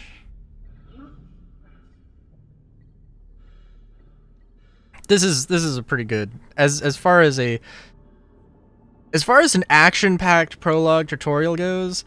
I think that one cutscene was very long. And it could have been probably interlaced between things maybe, but also I think that I don't think I necessarily got the idea that the UEE was losing. Kind of more so got the sense that I don't know, that it was kind of even. But obviously when the Krugeri goes, well, when you go down and then the Krugeri is like struggling.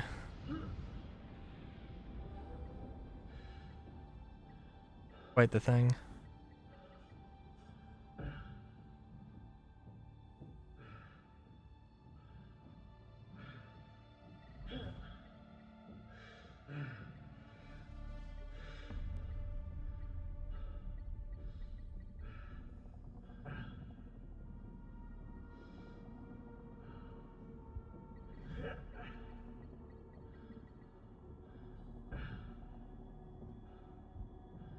So gotta wonder. Ships almost certainly aren't going to break apart in such a way, but also Didn't realize I don't have an EVA pack.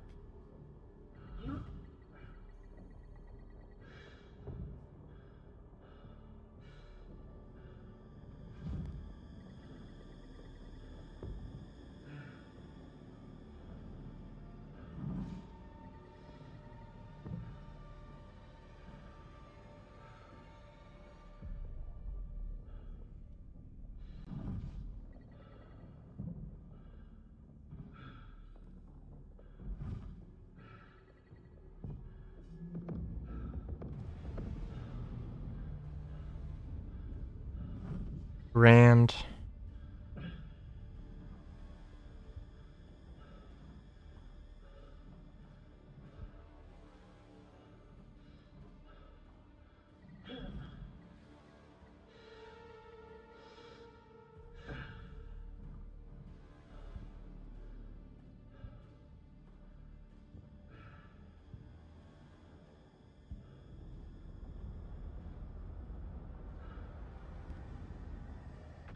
It's quite an excursion.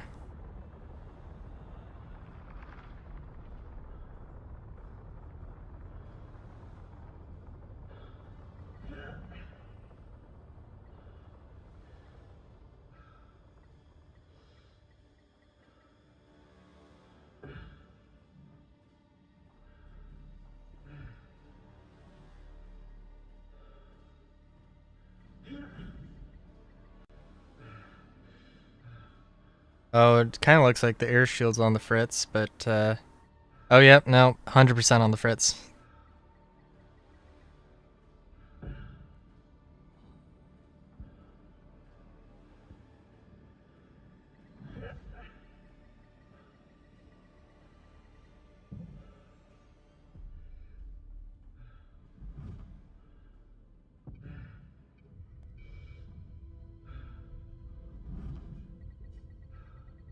Absolutely insane, though.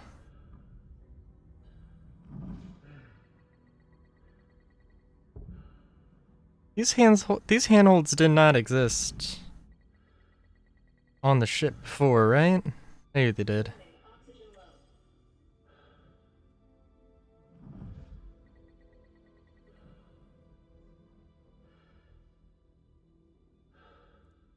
Pressurizing.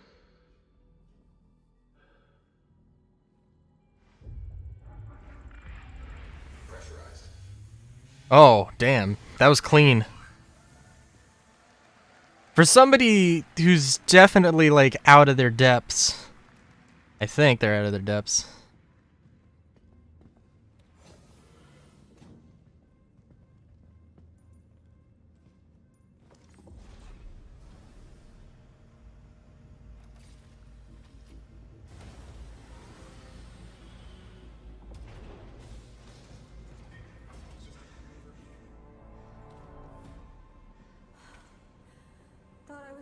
left. So did I. Look, I need your help with something. Follow me. We're running low on power, so we have to reroute our energy from our shields to our thrusters to change direction. Take a seat. I need you to steer the ship. Oh, very nice. Your first piloting lesson.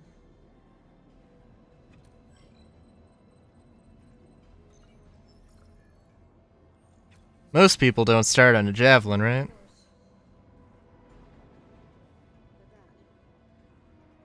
Ready? Go.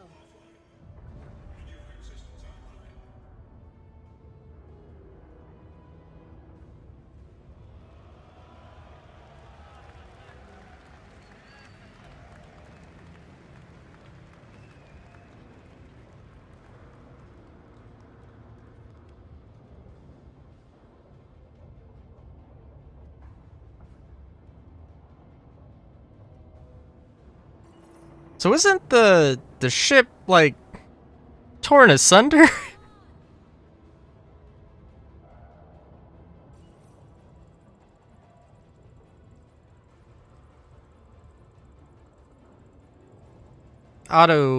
Autopilot is an interesting thing.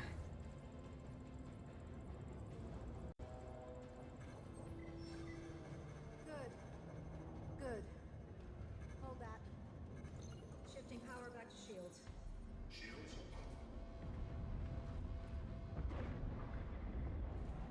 Engaging autopilot. I ordered you to fall back. Can't do that. You're dead in the water and we can help. The situation's under control. You are to reverse. You can't kill it. Not before it takes you out. We are boarded and burning. This is the only way. Lock your course. Get off that thing. Both of you clear? Aye, aye. Rachel. I will.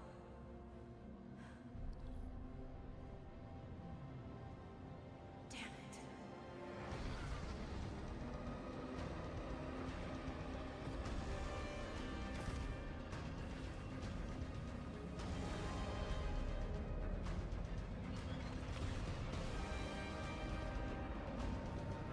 Oh, like solo boarders.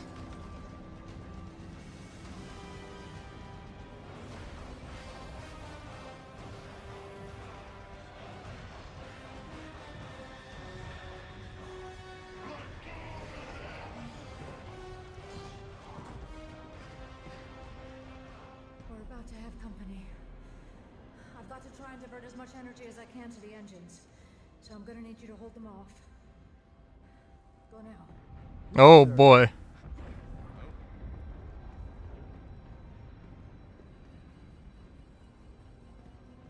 Also, what happened to the loot system?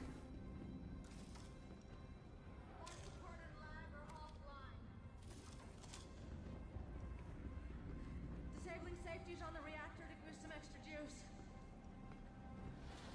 Focus on the door. Oh, I guess they're climbing the stairs?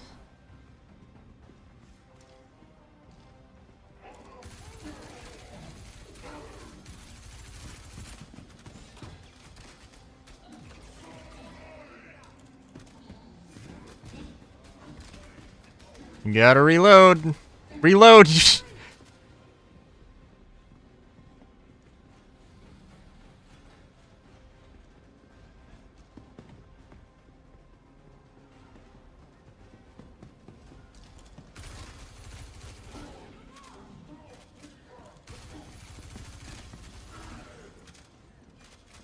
Sorry, I'm totally enthralled here.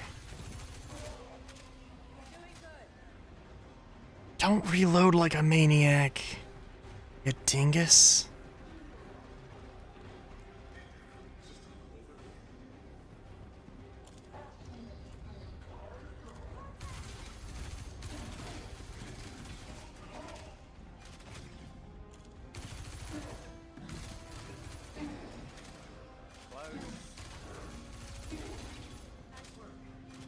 almost shot your captain in the head, dude.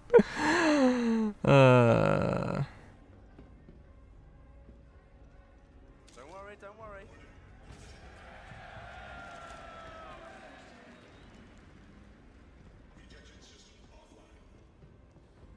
The escape pod door is jacked. I need you to manually override the door.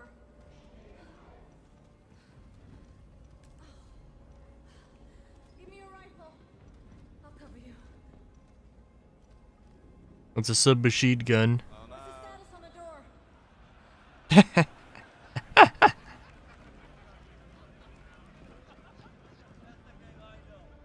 Jared, I think you can roll the next bit.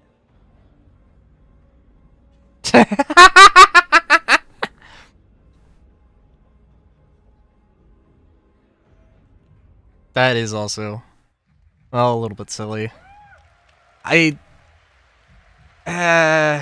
It's a submachine gun, that particular one. I do solemnly pledge, mind and body, I will defend the Empire with my life. Your application to the Flight Academy has been reconsidered.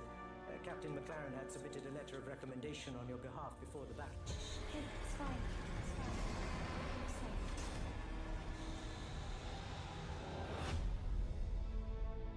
We may be a small crew, but the work we do matters.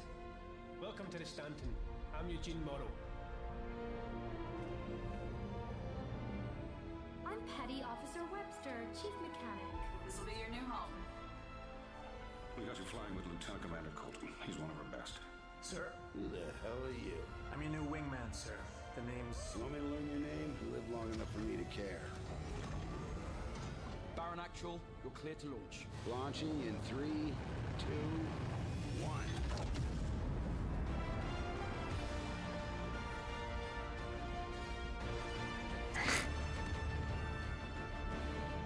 Oh, I'm so hopeful. It's not gonna be out this... Well, it's definitely not gonna be out this year, but... Oh, there are definitely some unique, interesting looking ships there. Maybe not... There might not be ships, they might be utility things. Well, somebody has to make them. And presumably they would still be... They would still exist.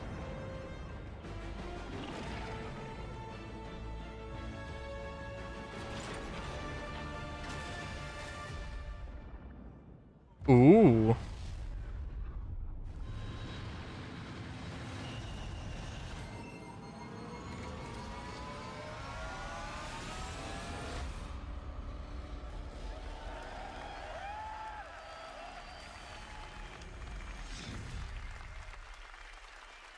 $2026. Good. Honestly, good. Well, we did say we were doing it live, risking the demo gods, and they brought their raft down on us. I think Rick Yeah. has to be our unluckiest playtester, because you're... I didn't die, though. You didn't die, that's true. I didn't But die. you also got the bug where she doesn't give you the gun at the end. This yeah. let me down, not me. Yeah, it's fair, it's fair. So anyway, I hope you all enjoyed the first gameplay reveal. There's a lot more that goes on in Squadron 42 after that, but that sort of sets up where you came from, and from there you go in to become a pilot and start serving on a smaller ship, the Stanton, which I think we've shown a little bit before. I think so. But Just a little bit. There's a lot more in the game than we were just showing there, and it also, I think, has been a lot more stable for me when I was playing these last few weeks. But you know, as I said at the start, we have 30 to 40 hours of gameplay, and you know, we're confident we can bring the quality of the game up to the level we've just shown and more without crashes. And both the team and I are confident of giving you this game in 2026. Obviously, you can see it's not going to be tomorrow because you saw a few crashes there. And speaking of the team, a lot of them are here tonight, and I'd like to extend a huge thanks to all of them for their hard work, love and passion and talent in crafting Squadron 42. So a lot of what you saw is all their love and passion. So thank you guys very much. You're amazing. And, you know, thank you for supporting us and allowing us to build such a ambitious game. I mean, crashes aside, there's probably not another game that has a prologue that has that much action. I mean, mostly there aren't movies that have that much action in the. I mean, Gladiator has don't get ahead of yourself. It's pretty action packed. I'll grant you, but like, for you all to be able to play it in. That's a challenge, and with that, I'll bid you good night, and we'll see you tomorrow to talk about the future of the verse. And I think there's some amazing stuff that Rich and the team are going to show that are going to blow you away, and we're going to talk about how we're bringing Star Citizen home, as well as Squadron 42. But the one thing that is good about the crash is now we don't have to convince anybody that it definitely was live. Yeah. But I am listening to Tyler and Jared next time, and we'll have a gameplay video. Thank you all, and good night. Yeah, that's probably fair. So, okay.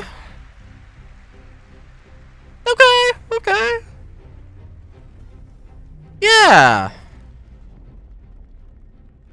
See you in the verse? Yeah, so I don't...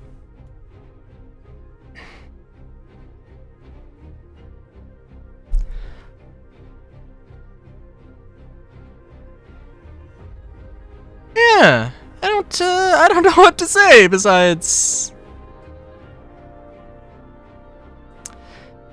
I am excited for that. That's... Alright, so...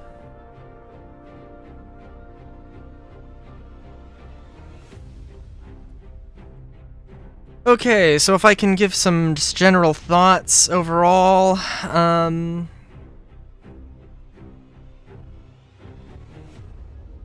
oh my god, do I need to take a piss?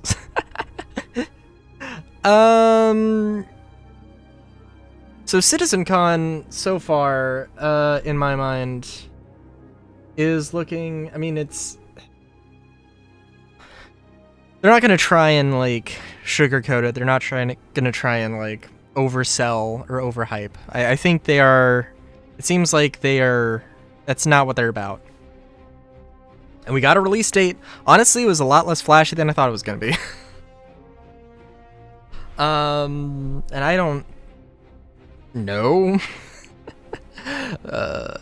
That's fine, honestly. Like, I was hoping maybe for a demo, like, if you bought the game.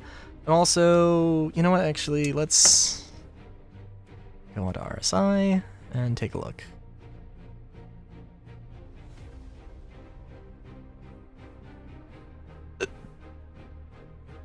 Squadron 42 section. I'm at Shop Squadron 42. The Dark of Valor. Okay, All-Star Cast.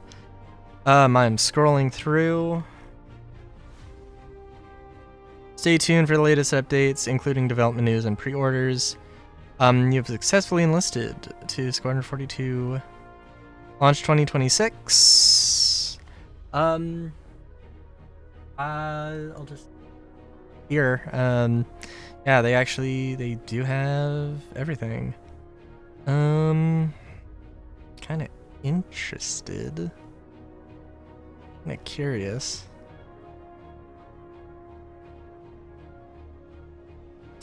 I'm kind of curious just because, like, I don't know. Yeah, it looks like that's it. So yeah, in general, I think they're doing a good job not trying to overhype things too much. I mean, they're understandably excited for stuff, and it does, but like, they're not even gonna humor us with estimates and like, cool, Phase 5 of Genesis looks so rad, but at the same time, when are we getting it? Like, all of this stuff I've just seen today, right? A lot of this stuff just came out of the blue. And again, newsletter, one of the first newsletters I saw was Klaus and Werner weapon attachments in 2019, and you know where they are? Not in game. And they, you know, were about as done as that render. So like, yeah, I definitely, 4.0, is 4.0 going to make it in December? We'll see. I don't know. I honestly don't know. But here's hoping.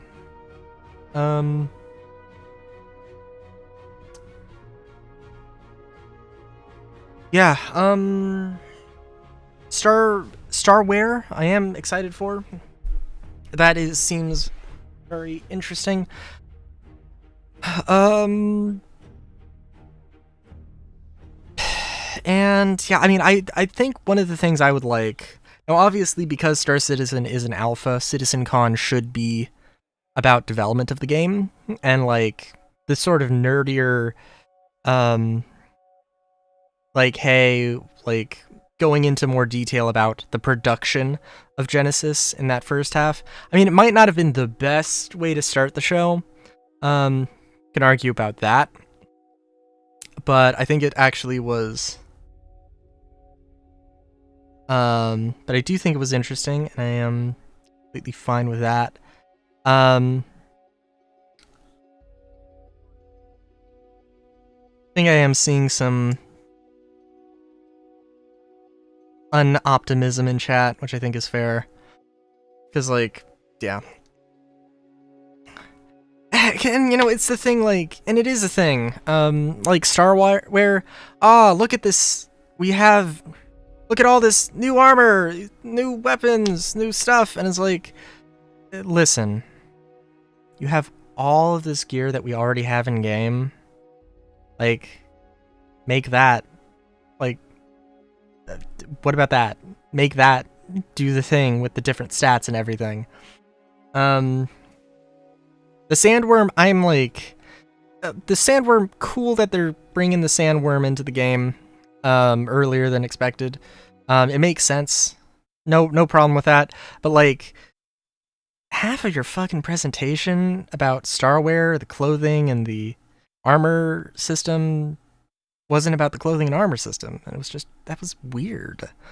I mean, like, you didn't want to spend time talking about that? I don't know. I do feel like a lot of this stuff, it would be very nice to maybe have seen on ISCs. A few sprint reports this year would have been nice, but fuck me, apparently. Yeah. I don't know. I'll be here tomorrow. Until then, have a good day, great day even.